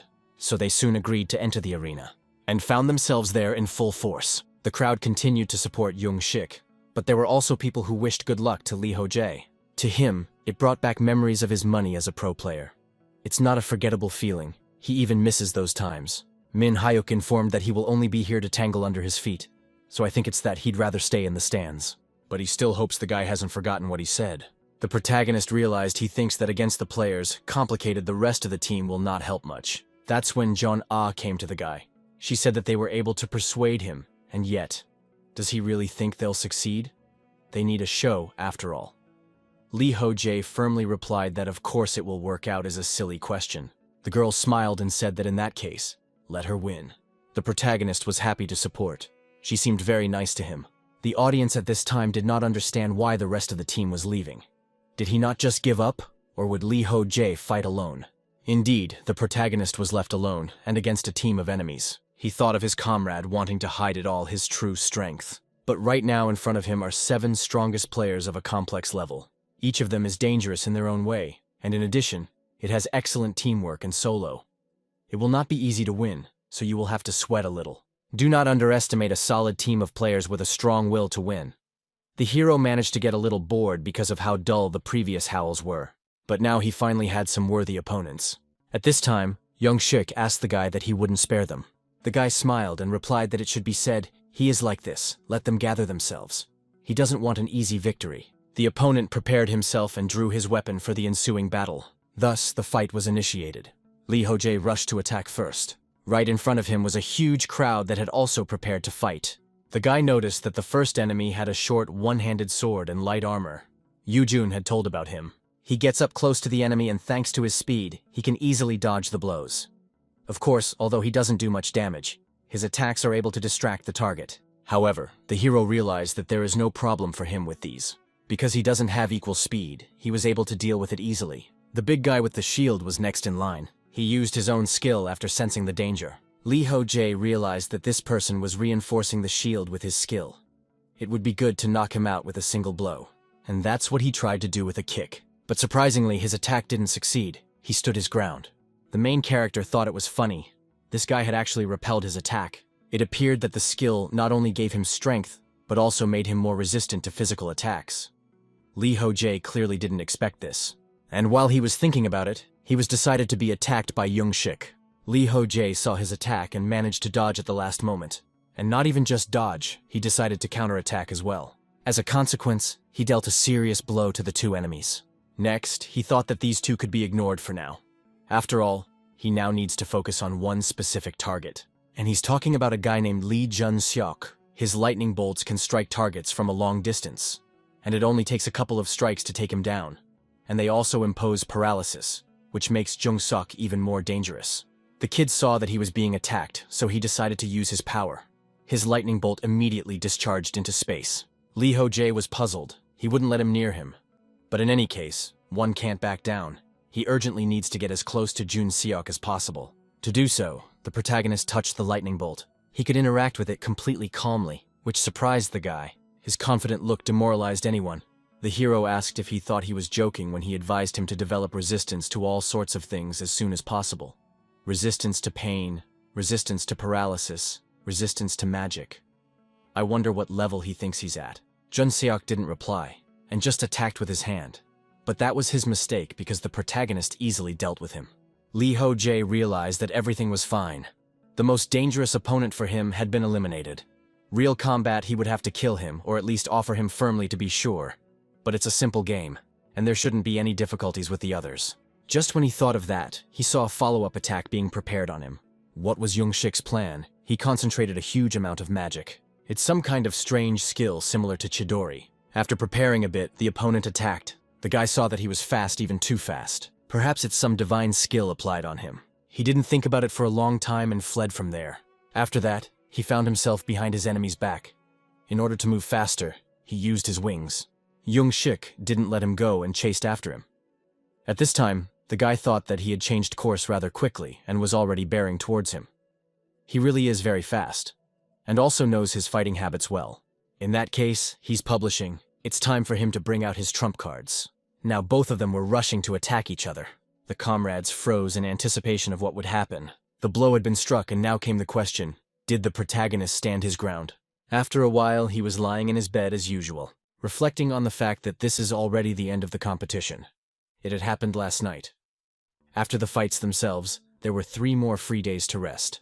After the team fights were over, Kim Min-hyuk and Park Jung-shik immediately went to their rooms. The hero is sure that the latter found a way to avoid the rag, but it's not certain. Lee Ho-jae stayed until the very end as promised. Thinking about it, he used the inventory and started rummaging around in there to find something. Commanded a single category, he got a mysterious crate, and now he had several of those crates. Because for the team category, he also got a second one. So he won both categories. He got 2 tiny boxes. He found the single fights quite boring, but against a team, he had a lot of fun. Jung-shik and his teammates, the audience, and everything else was just perfect. But truth be told, he doesn't think Min-hyuk feels that way. His musings were interrupted by a knock on the door. It turned out to be Jong-ah who came in. The girl asked him how long he'd been waiting for her. He thought he was going to die of homesickness since it had been 3 days. It had been a long time since they had seen each other. The girl informed him that the work was more than she expected. So she changes that she was late. They didn't agree, but hopefully she didn't disturb him. Lee Ho-jae replied that of course not. He was very happy to see her. Jung-ah then threw herself into his arms and apologized for keeping him waiting. After that, they locked themselves in the same room together again. Some time passed, and the protagonist was attacked by some creature that looked more like a mole. To fight him, the guy used a blade, and easily enough coped with his task. Thanks to this, he passed the next floor of the hellish difficulty level. And for this, he received quite a lot of points, as well as other bonuses. He was glad that he had gotten through what he wanted after all. But what a long time it had been. After the competition, he immediately started to pass the 15th floor. It is a narrow abandoned mine. The condition of passage is to exterminate all the mutant moles. In the course of this, it's not difficult, but to find all the monsters in the dark tunnels was not so, then, and easy. Although the perception skills have improved a bit because of it. Without aura sensitivity, the rest of the skills develop faster. He didn't want to repeat the experience again, but it would be quicker to get to Kirikari. Soon he was already in her world. The girl laughed at him because he was muddy. Who would look at how he got dirty? The protagonist resented her for saying such a thing. He actually spent a lot of time in the mine to get through this floor. He really is covered in dust, though. Lee Ho-jae inquired, does his appearance embarrass him? In which case, he would have to eat those candies alone. The girl immediately became calmer. She asked to give them to her. After a while, the guy inquired if perhaps she would give him something.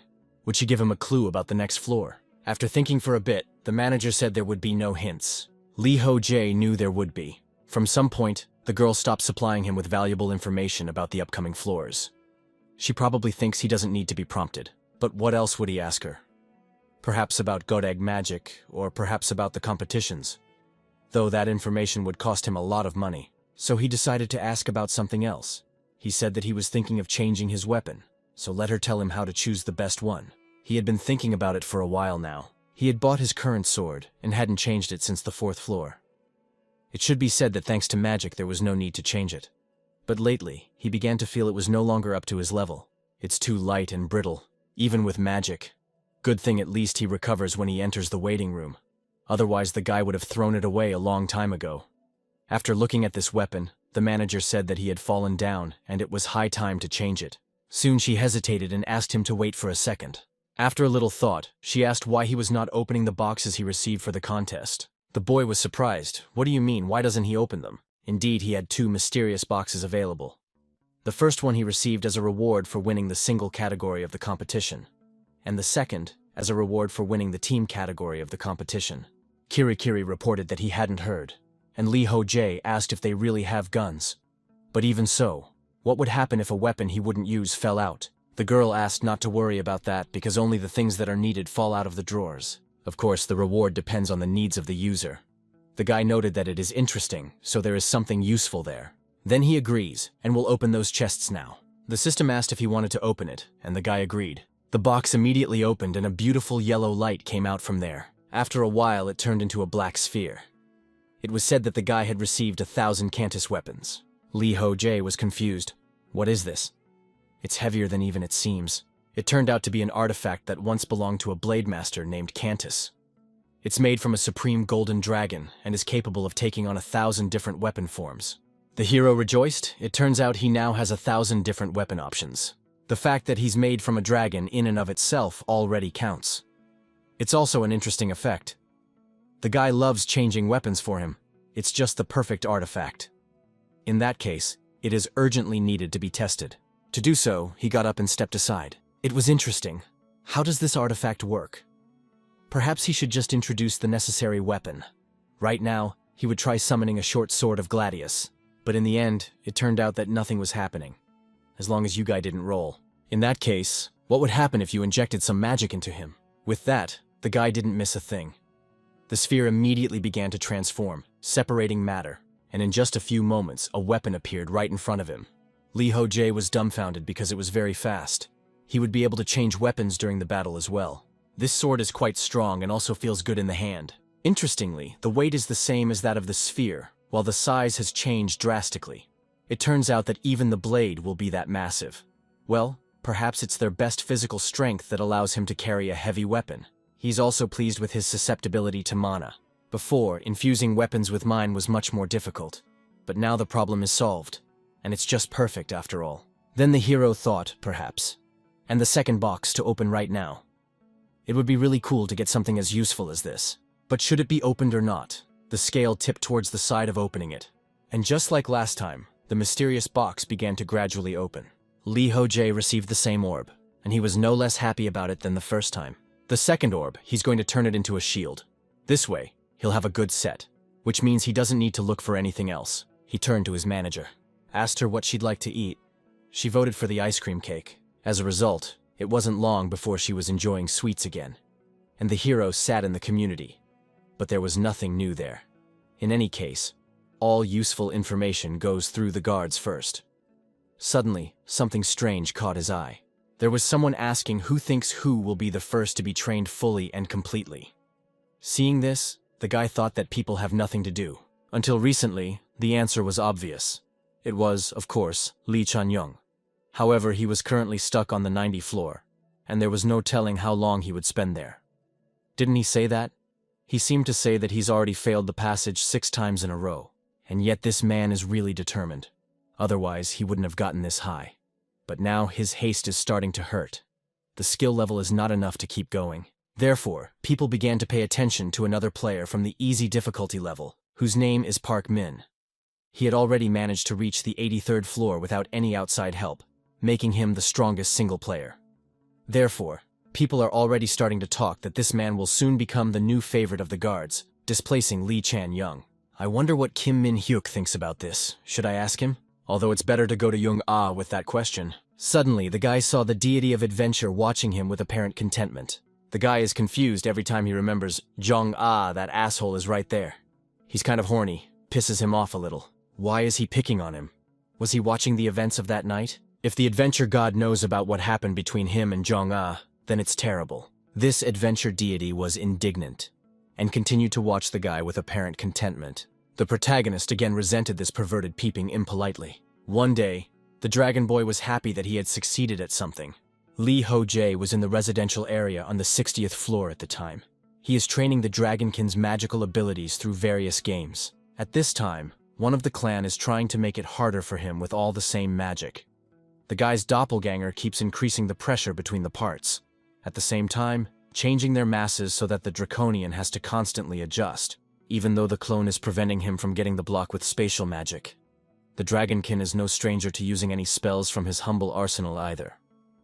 The doppelganger asked if he thought that spatial magic was unfair. The hero noted that it was fine. If you're not caught, you're not a thief. Next, he used the inventory and pulled something out of there. It turned out that this bag was left for him by Jun Seok, but I wonder why. He had given him some of his belongings before returning to reality. You can only take a limited amount of things with you from world training. That's why a lot of people sell off all their possessions before they leave. It happens that interesting items fly away for fabulous sums, even if there is no use for them anywhere but the easy difficulty. It wasn't long before the guy found something that looked like his journal. But why had it been handed to him all that strange? It turned out that there in detail described his development in the world, training purely on business and without intimate details. For any connoisseur of magic, electricity, this little book is a real treasure. And besides all sorts of little things, here is a robe, cloak, and everything in excellent condition. Even he doesn't have such good clothes. Suddenly it feels sad. Lee Ho-jae is using the orbs for experiments and saving a few useful items for the dragon. And put the rest on sale. Maybe even donate some to the keeper. I wonder what Young-ah is doing right now. The girl was pleased that he wanted to give them Jun-seok's things. Yes, and the protagonist was happy about it. He had gotten over this headache. At that, Young-ah asked why he even let him go so easily. The guy wondered in what sense she was saying that. After all, he had talked him into leaving quickly. The decisive argument was his level after he told him. It was Jun-seok who finally gave up. The girl wondered, what was his level? The guy replied that he was level 351. With that, he dumbfounded his interlocutor. She didn't even know that there was something else after the 300th level. Hadn't the last time she asked him if he was at level 251? Was he really playing a joke on her? The guy pointed out that he's not doing anything like that, it's true. But Jong-ah was surprised how he had racked up so much experience. I mean, he's still on the 60th floor. Lee Ho-jae informed that it's not that simple. He has his own interesting methods. She is, after all, referring to an idea of how the skill system of most players is perceived. By passing floors, a person earns new skills. And thanks to this, in parallel, accumulates experience and improves stats. But upon returning to the real world, it is no longer possible to grow. However, for the main character, everything is not like this. The girl asked what he meant. Lee Ho-jae explained that unlike all those who see skills as some sort of superpower, he looks at the very concept of them a little differently. It had dawned on him during the period when he had unsuccessfully attempted to get through the 61st floor. He had hoped then to find a brand new skill that would allow him to make a breakthrough. Something like creating a clone, or something. Although it didn't work out in the end, it had motivated him to delve deeper into the study of magic. And thus, he was able to unravel the essence of the skill system in the training world. He understood the purpose, as well as the origin of every single skill. And it was because of this that he could now create and improve a spell on his own. Jong-ah was amazed by this, just wow. Play added that when. The hero added that when abilities are so awesome that they can't be translated into experience, the system just accrues 50 levels at once. Admittedly, there are no rewards for these levels, because they are not the result of experience accumulation, but simply a reflection of strength. To the system, he is no longer a newbie who needs motivation in the form of some kind of reward. Now the interlocutor said that, to be honest, she doesn't really understand. But they can skip that topic now. She would like to talk about the event. The guy interrupted her. He heard it too. It seems that there is a new competition coming up. Young-ah revealed what she's been talking about. This time, it would be held in conjunction with a server from another dimension. The protagonist of this was more excited about it. It's always nice to see new faces. Next, he inquired if there was something she could watch for him. Have them check to see if the privacy settings work for players on other servers? And it would be best if no one knew about it. The girl agreed. She would definitely cheat. Lee Ho-jae just thanked her after that and ended the conversation. He also thought about the fact that it was necessary to back up. If his magic got out of control again, someone might get hurt. It would soon be time to head to the 61st floor again. Earlier, he had been in the waiting room of the 16th floor. And there he had used the artifact he had recently obtained from the mystic box. Thanks to that, his hands quickly obtained a sword. The 1000-weapon cactus is an item that can become almost any kind of weapon. And one can change from one form to another with just the power of thought. In reality, it also requires a crumb of magic, but it's still very handy. The guy prepared 2 different shields, one small round one and the other wide and long. The sharpened bottom can also be attacked. It's heavy enough to take a good hit on inertia. From the looks of it, Cantus was also the man for this artifact. Perhaps his creator had dragon blood flowing in him. Or maybe it belonged to some higher race? The boys have got to go. Curious, but such information would cost him too much. But he didn't really need it right now. He'd better concentrate on the subject at hand. Now it's time to talk about weapons. Using the second orb, he turned it into a shield. The combination of shield and sword is the most effective. It suits him best. Is he already used to working with it?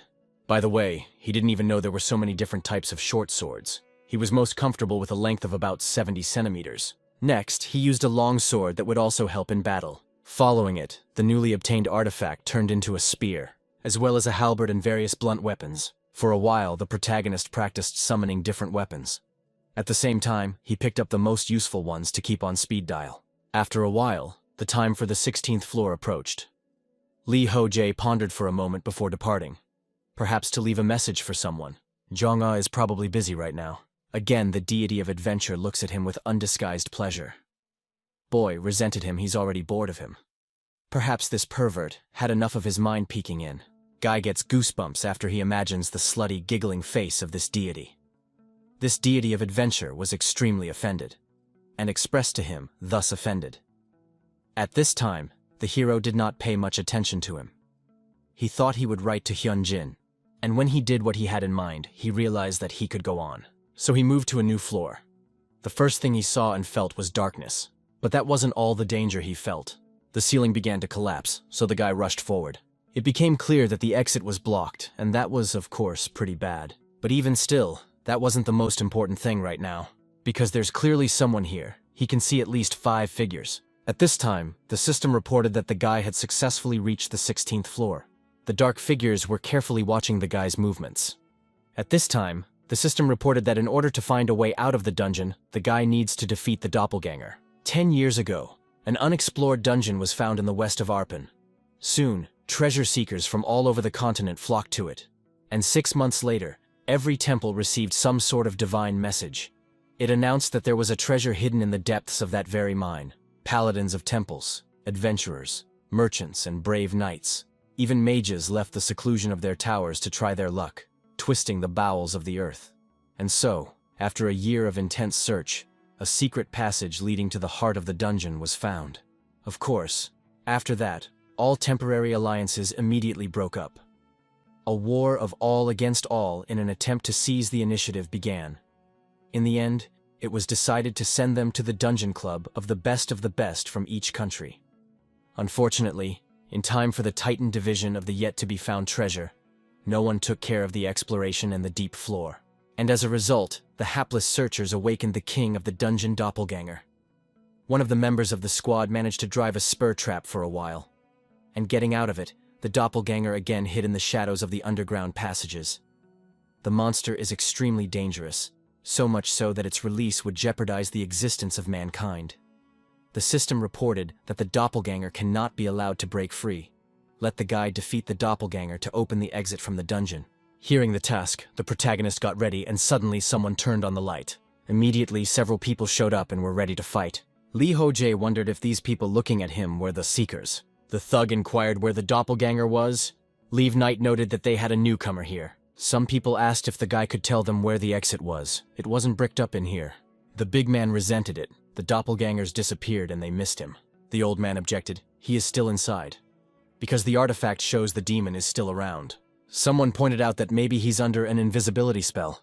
Since you have a demonic nature, he could very well be wielding magic. Then the wizard's Enough Row used the invisibility detection skill. In the end, he reported that there is no one here, only about her alone. The hero was confused. What kind of invisibility spell? He did not know there was such a thing. The paladin was indignant after all. The artifact shows that he is here. All this is strange. The knight said that the record said that the doppelganger was able to copy the physical shell of the chosen victim. It seems that he managed to finish off one of them and take his place. Lee Ho-jae found this information very useful. Now all that remained was to clarify some details. It turns out that the doppelganger is pretending to be one of the Seekers, and he himself is not the damaged, of course. The task of the player on the 16th floor is to destroy the doppelganger before the rescue team arrives. That is, they have a week. This task to the main character seemed really interesting. In the conditions, nothing was said about the other Seekers. That is, killed all to one, he will quietly be able to pass the floor. However, for now, he does not want to resort to such measures, because it was the first time he met people native to the world of learning. He is of course not sure if they belong to the human race exactly, but it is more like it. Lee Ho-jae would like to ask the Seekers about their civilization's culture, technology, and magical knowledge. So he would just try to pass the given floor with cooperation. Suddenly, the guy thought that the wizard was looking at him carefully, but soon he just shifted his gaze downwards. At this time, the system reported that the deity of adventure was watching the guy closely with curiosity. The hero resented it. There he goes again. I guess you can't look in the other man's direction. The thug reported that in any case it will obviously not be easy here. He suggests just try to hold out until the arrival of rescuers. The paladin stated that the main thing is not to let the doppelganger out. We need to be able to solve this problem before they arrive. Someone asked, but how will they figure out which one is the doppelganger? After all, it not only copies the appearance, but also the memory and character of the victim. It seemed to Li Hojie that the knight here was the most talkative. The man noted that in such a case, something must be thought of. Next, they froze in thought, and the hero wondered if perhaps they would try to injure him. The interlocutor didn't understand who he was talking about. Li Hojie said he was talking about the doppelganger, of course. If they nail him, the monsters will surely take his true form. The knight said that could really work. He could turn into a demon in order to escape the threat of death. His true body is stronger than a human shell, so it makes sense. The wizard reported that this is nonsense. But the hero repeated that he had a good idea. They can take turns making their assumptions, and then they can all decide together what to do and who to suspect first. Then, and only then, will they try to attack the person of their choice. Where he's from, it's called playing mafia. The others said it was absurd. He obviously doesn't know shit about demons. Even with the 5 of them, they'd have a hard time taking on a doppelganger. One wrong move and they would all be doomed. Li Hojie told them not to worry, as he would deal with them himself. The interlocutor asked what she was saying. Is she really going to handle it himself? The hero confirmed that he will take care of everything. Honestly, he was hoping they'd let him deal with it on his own. Then he'd get more experience points. But they don't know how strong he is yet. Given the information they've gotten from the other seekers, they can expect the doppelganger to be as strong as all of them combined. Ideally, the task of the player to calculate the double and escaped with unnecessary losses. So there are at least 3 seekers left for the fight. However, the main characters is not quite ordinary, the players. With the doppelganger special problems he should not have. And even if the creature joins forces with the seekers, he is still stronger. One of the seekers said he's just out of his mind. Maybe he'll say that he can do it alone out of dragons. The guys were fed up with this, so he noted that he'd rather show them around. To do so, he decided to use a level 3 curb skill. And this power was directed towards all the seekers. They were confused. Li Hojie said that if he turned out to be a doppelganger, they would already be dead. There was no point in suspecting him. He said there was no need to do so. Also, don't let them try to attack him, or else he'll just kill everyone. The paladin said that they are the best drivers as well as adventurers in the entire continent. Thus, they are stronger than he thinks they are. The hero replied that he was just trying to help them to identify the doppelganger, and he will get rid of it by his own efforts. The old man asked if he was just trying to tell them something about themselves. Li Hojie confirmed it. Even if the doppelganger steals personally the victim, there is still a chance that he will be wrong about something. After a moment of silence, the paladin said that he agreed to share his story. In return, however, let him dictate, and he would do the same. Between themselves, they are not particularly familiar with each other, but this is the first time they have seen him at all. The hero wondered what this old man only took, complicates. He hoped that he could easily get the necessary information out of them and quickly skip the floor. But the results are so much fiddling with these adventures.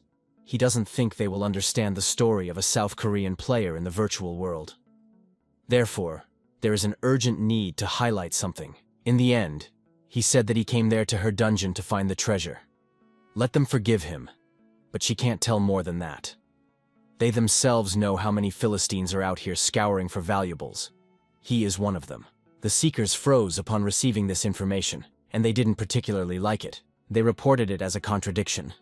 He is the first to open the discussion, and he is also the most suspicious of them all. It seems that they found the one they were looking for here is the logical way out. The protagonist wondered, did they really think he was the prime suspect? But judging by their reaction, he was. The cloaked adventurer stated that he was the strangest and most suspicious one here. It was quite possible that the doppelganger was trying to extract the information he needed from them. The old man noted that the man had said he wanted to help. If they made a hasty decision and released the doppelganger as a result, something terrible could happen. And if they united against him, the effort had a chance of him showing his true colors. The guy thought that was bad, and now they were ironcladly certain that he was the doppelganger. The adventurers kept saying that he had done his best to convince them. But they hate verification who are good at juggling words. Li Hojie realized that he was serious about the situation and only asked for a moment. He just wants to say something? The guy in the class wouldn't listen to him. He's probably hoping to fool them to the last, so he has to go on the attack. After his words, he immediately threw his blade towards the protagonist. The guy, of course, easily handled that dagger, grabbing it himself in his hand.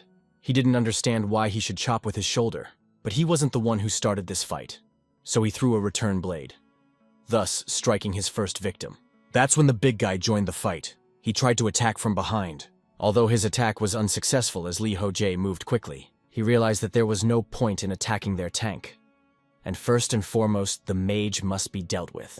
But only he tried to attack as a paladin with a shield started to defend the wizard. It turned out that he predicted the actions of the protagonist, and this is impressive. Soon the old man attacked, but the guy grabbed his arm, after which he threw away his weapon and dealt a serious blow. But from the first blow, this enemy did not fall, so we had to attack again.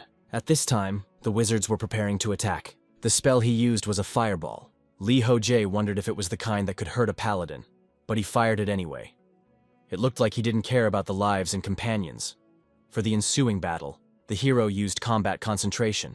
He realized that if he tried to blink with a flicker, he would immediately attack it again. And then you return from the second ball will be more difficult. Besides, it wouldn't be the wisest move to open up all the water areas at once.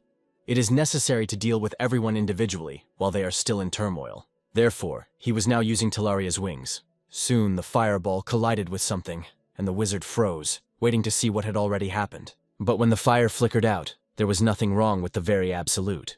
He could only feel the intense stuffiness.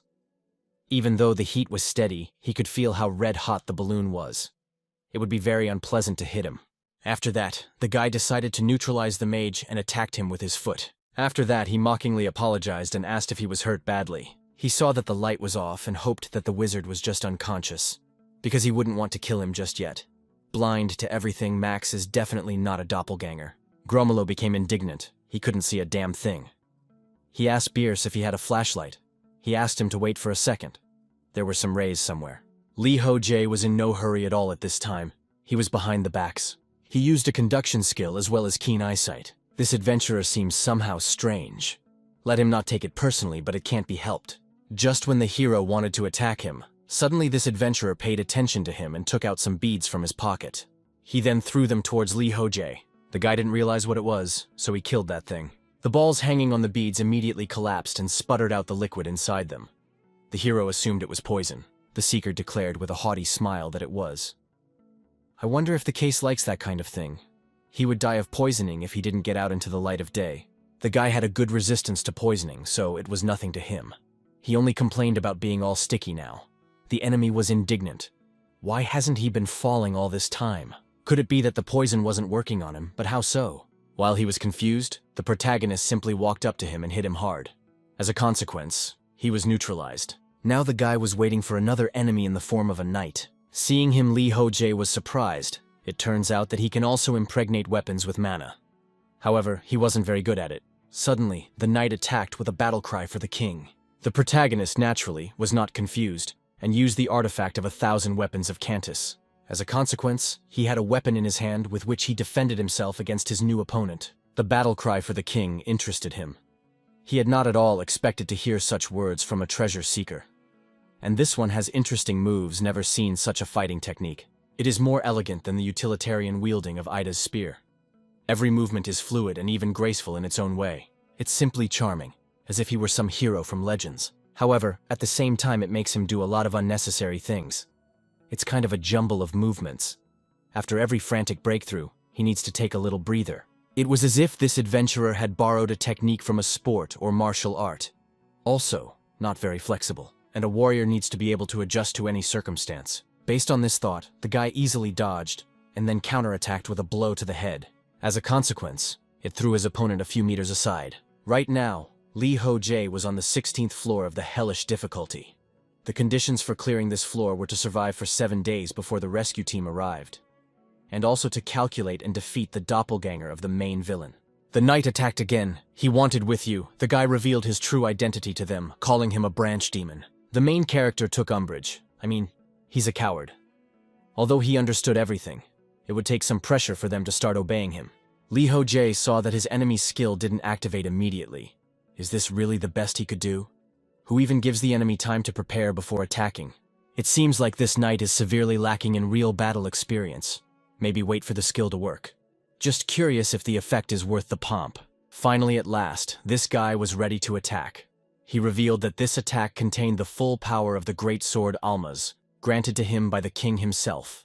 No one had yet survived its crushing blow. The lad thought that he had chewed it all up for him.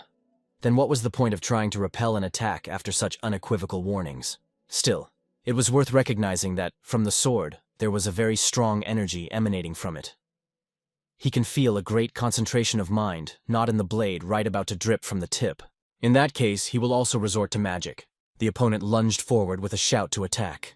The hero wondered if he knew he didn't necessarily have to voice his every action. Soon their blades came together. The hero was surprised that this knight parried the blow.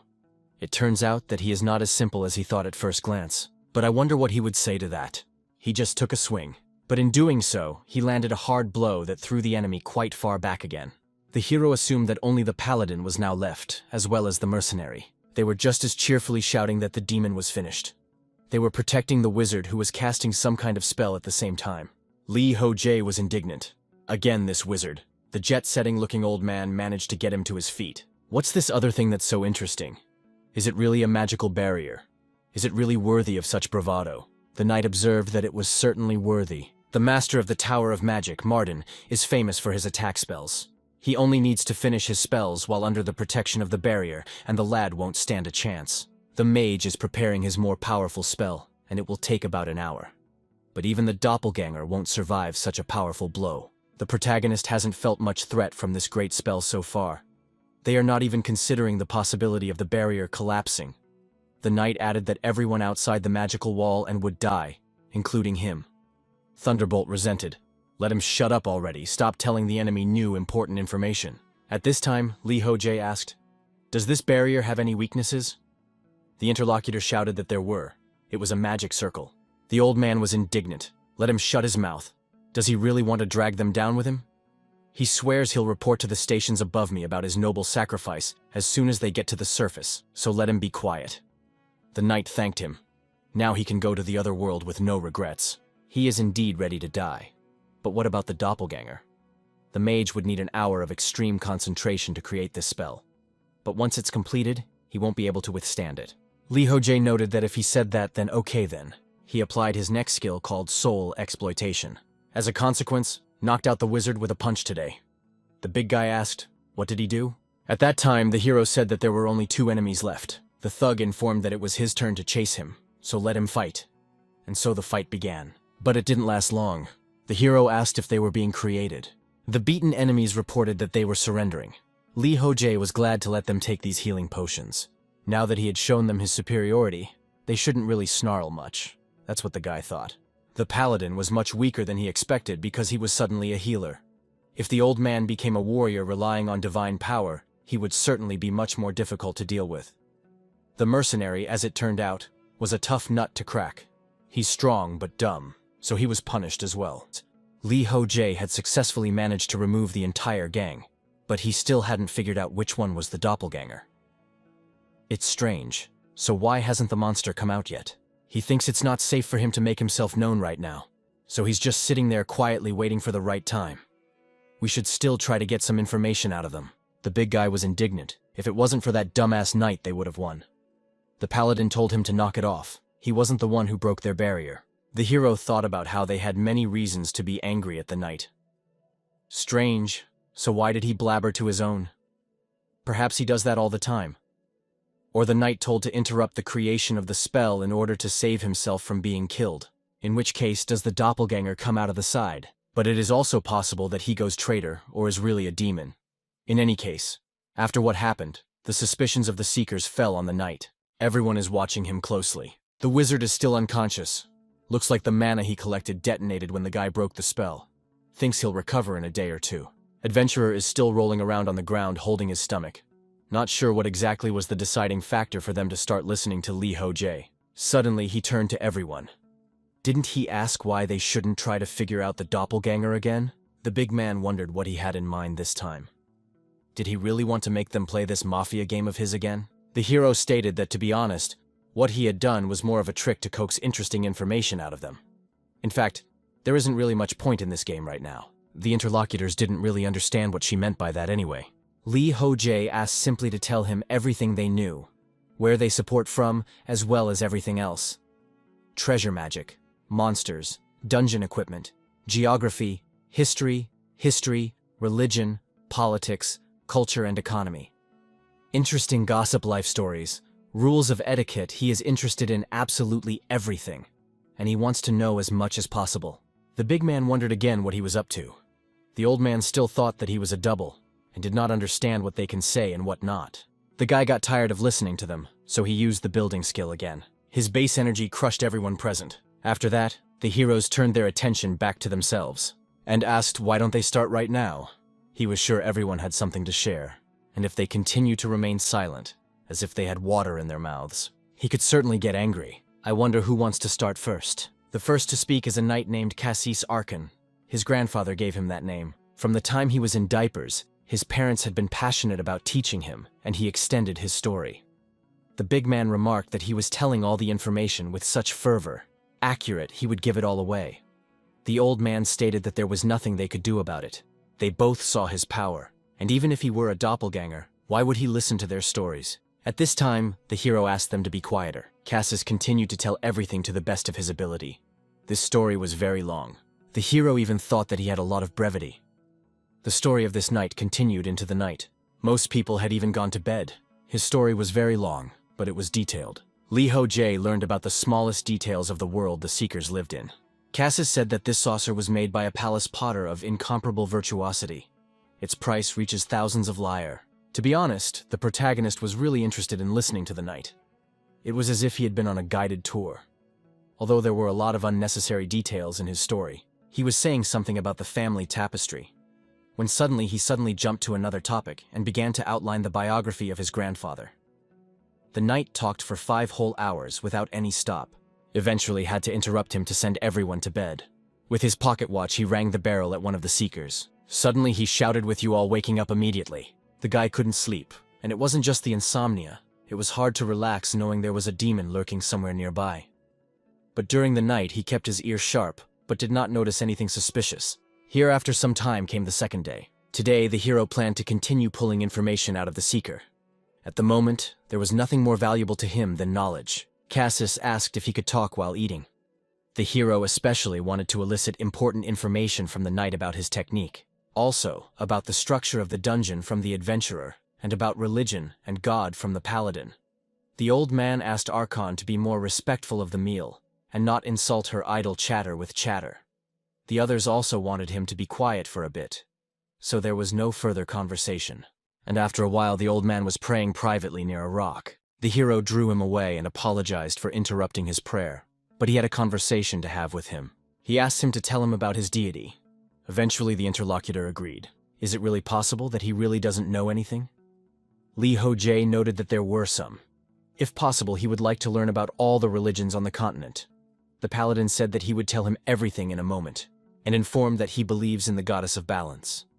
In general, polytheism reigns on Arpan and, unlike clerics, ordinary people often worship several deities at the same time. They draw power from their belief in their patron in order to cast spells. Because people prioritize a personal connection to their chosen deity, many clerics choose not to join religious organizations.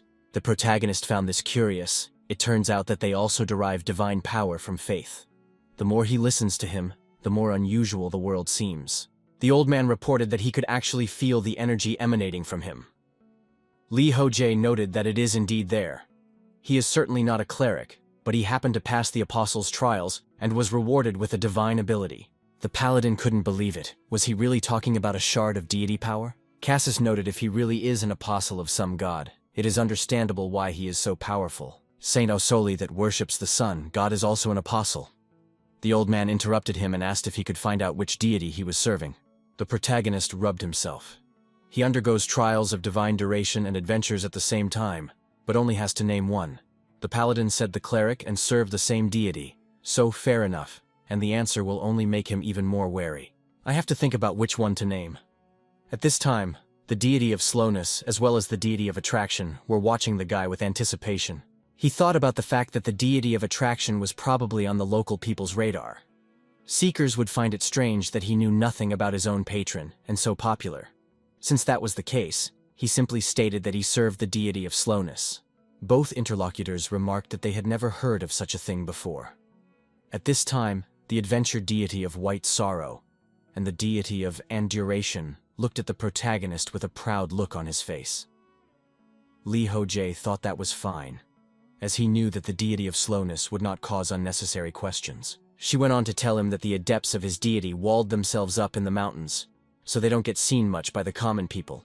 He himself knows little about the outside world, because his life is spent in seclusion. The old man noted that everything was clear now. It turns out that he was here using the rest of the deity, and perhaps helping them was part of his ordeal. The boy noted that it could be said either way. Suddenly he remembered something. He was going to ask to be taught your interesting technique, the one the knight showed yesterday with the glowing sword. Cassius is confused. He apologizes, but he can't reveal such information to a stranger.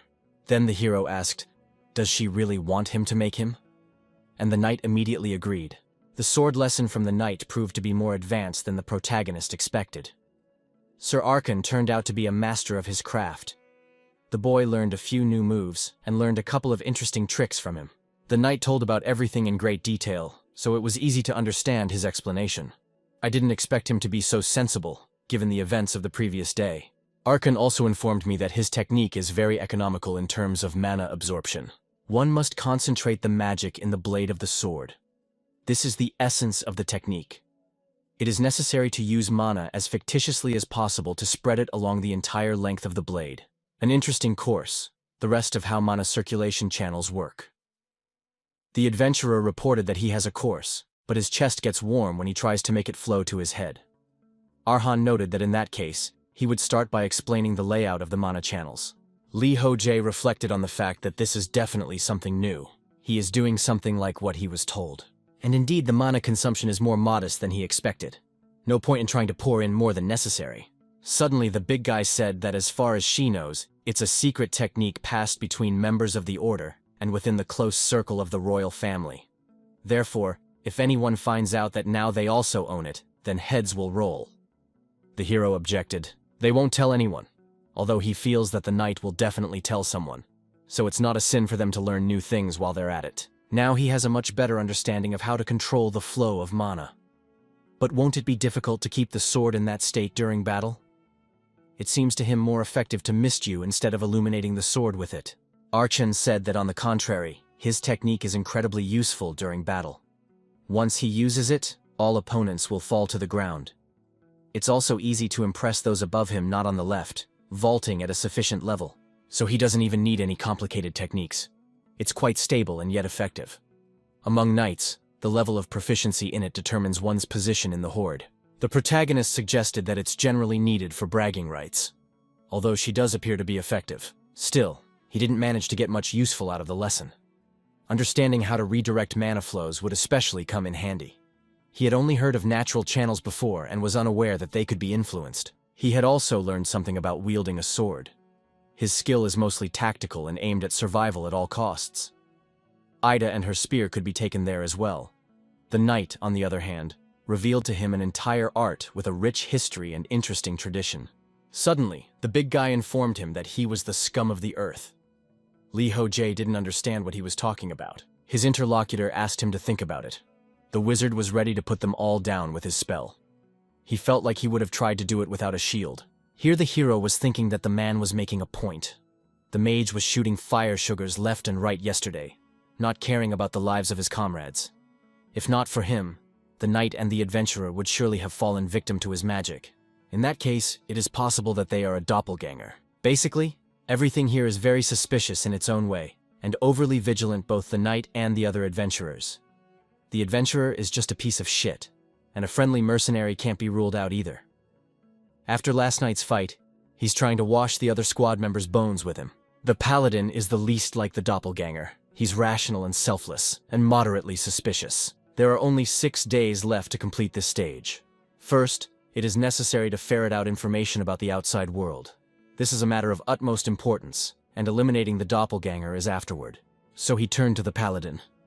He asked if the wizard was still unconscious. Perhaps he should be given some kind of elixir or something. And so he was confused when he saw that the hat had fallen off this wizard's head. Because this wizard turned out to be a girl, Lee Ho-jae was confused and asked, "Did the old man really know that?" He informed that it looked like she was hiding her real appearance with the help of an artifact. The hero pondered the fact that he was an old rogue, attempted to heal the mage without telling anyone that he was actually the girl. The old man himself could see in his eyes that he suspected him again. Stop looking at him like that already. After examining this girl, Lee Ho-jae reported that she looked even younger than him. I thought he said she owned some kind of tower. Arhan reported that it's quite possible. This girl is the apprentice of her real master, and the mentor sent her to them in his place. The boy said he didn't know what he was talking about. He explained that the master of the magic tower was very old, so it would be difficult for him to show up himself. Under the disguise, she didn't look particularly old. The girl must have made a few adjustments to the appearance to make it believable. It was actually over 100 years old. Gramila remarked that she was a beauty. Don't let him tell him he'd already had his fun with her. The paladin immediately started screaming, in some incomprehensible language. The protagonist didn't understand what he was saying. Then Arkan said that when a cleric has an irresistible desire to insult the offender, they switch to long-forgotten ancient language. So Dismiss still for a long time tried to yell. The interlocutor simply apologized and asked to calm down. It is unclear why he is so boiling. He was just joking after all. Soon the knight said that from now on it was better for all of them to interact with her as little as possible, because she could be dangerous. The paladin was also well aware of that. Arkan had no doubt that his thoughts were pure.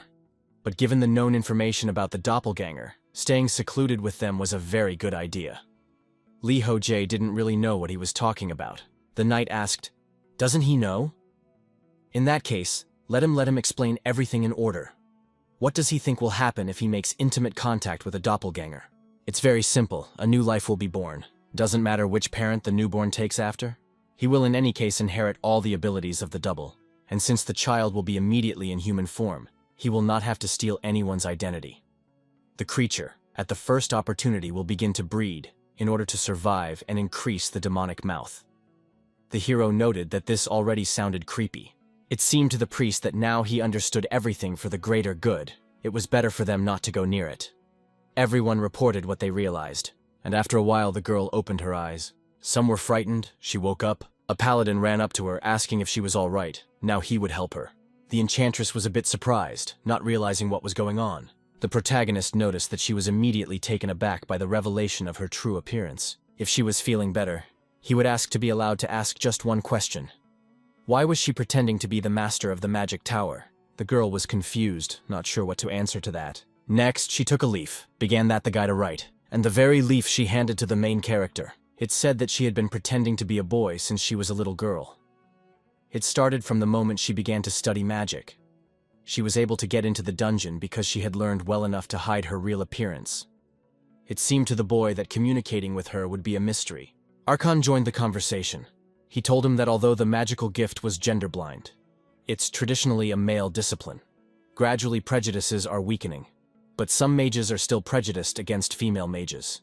That is why many of them hide their gender in order to be considered as equals. Lee Ho-jae was already really glad that he had a personal narrator. The one at this time kept saying that some even had their own skills to help with this. This seemed to be her case. Unlike ordinary people, Magi do not feel the need for a family of children or a second half. That's why they live under someone else's guise. The hero liked this guy. He explains everything as a personal Wikipedia. Well, then they will have to organize a separate restroom and a place to change clothes. After a while, Arhan shouted out that this was exactly what it was.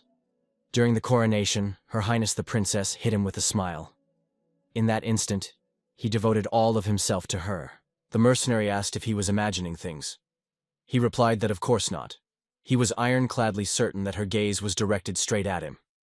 The adventurer suggested that he had something on his face. The interlocutor resented how he dared desecrate his most precious memories.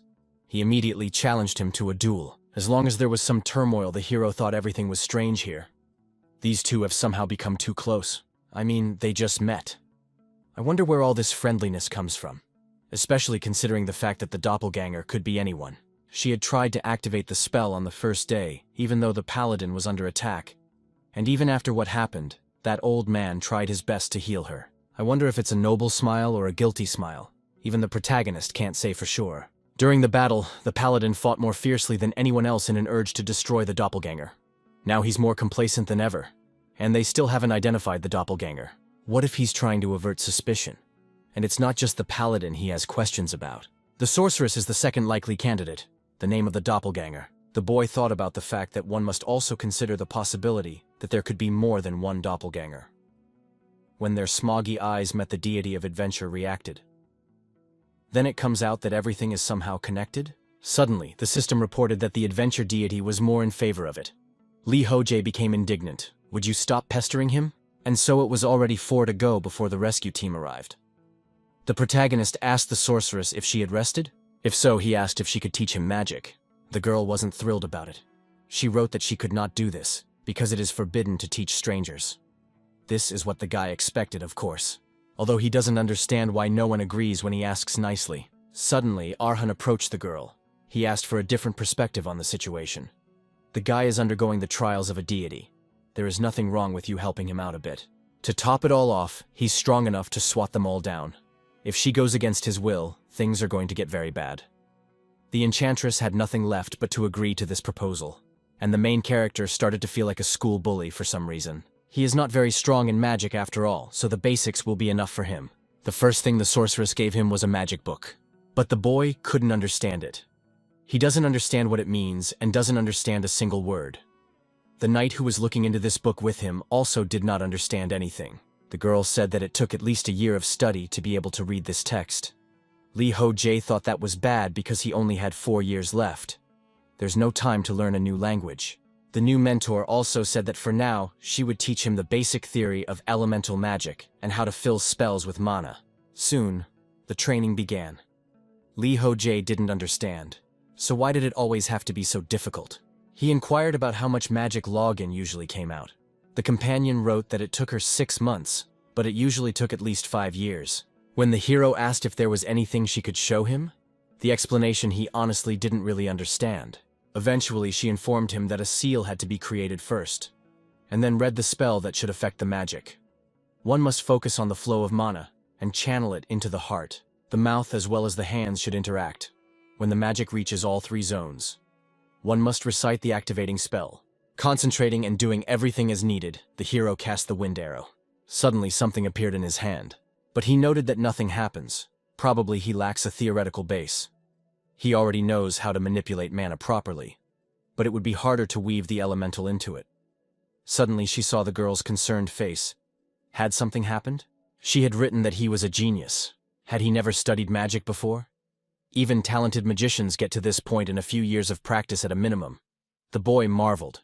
So he had actually succeeded at something. Soon he received another piece of paper. The enchantress said that if he suddenly decided to seriously pursue magic, let him visit their tower. He would be very welcome there. Li Hojie was of course grateful for the offer, but said that it was unlikely to happen.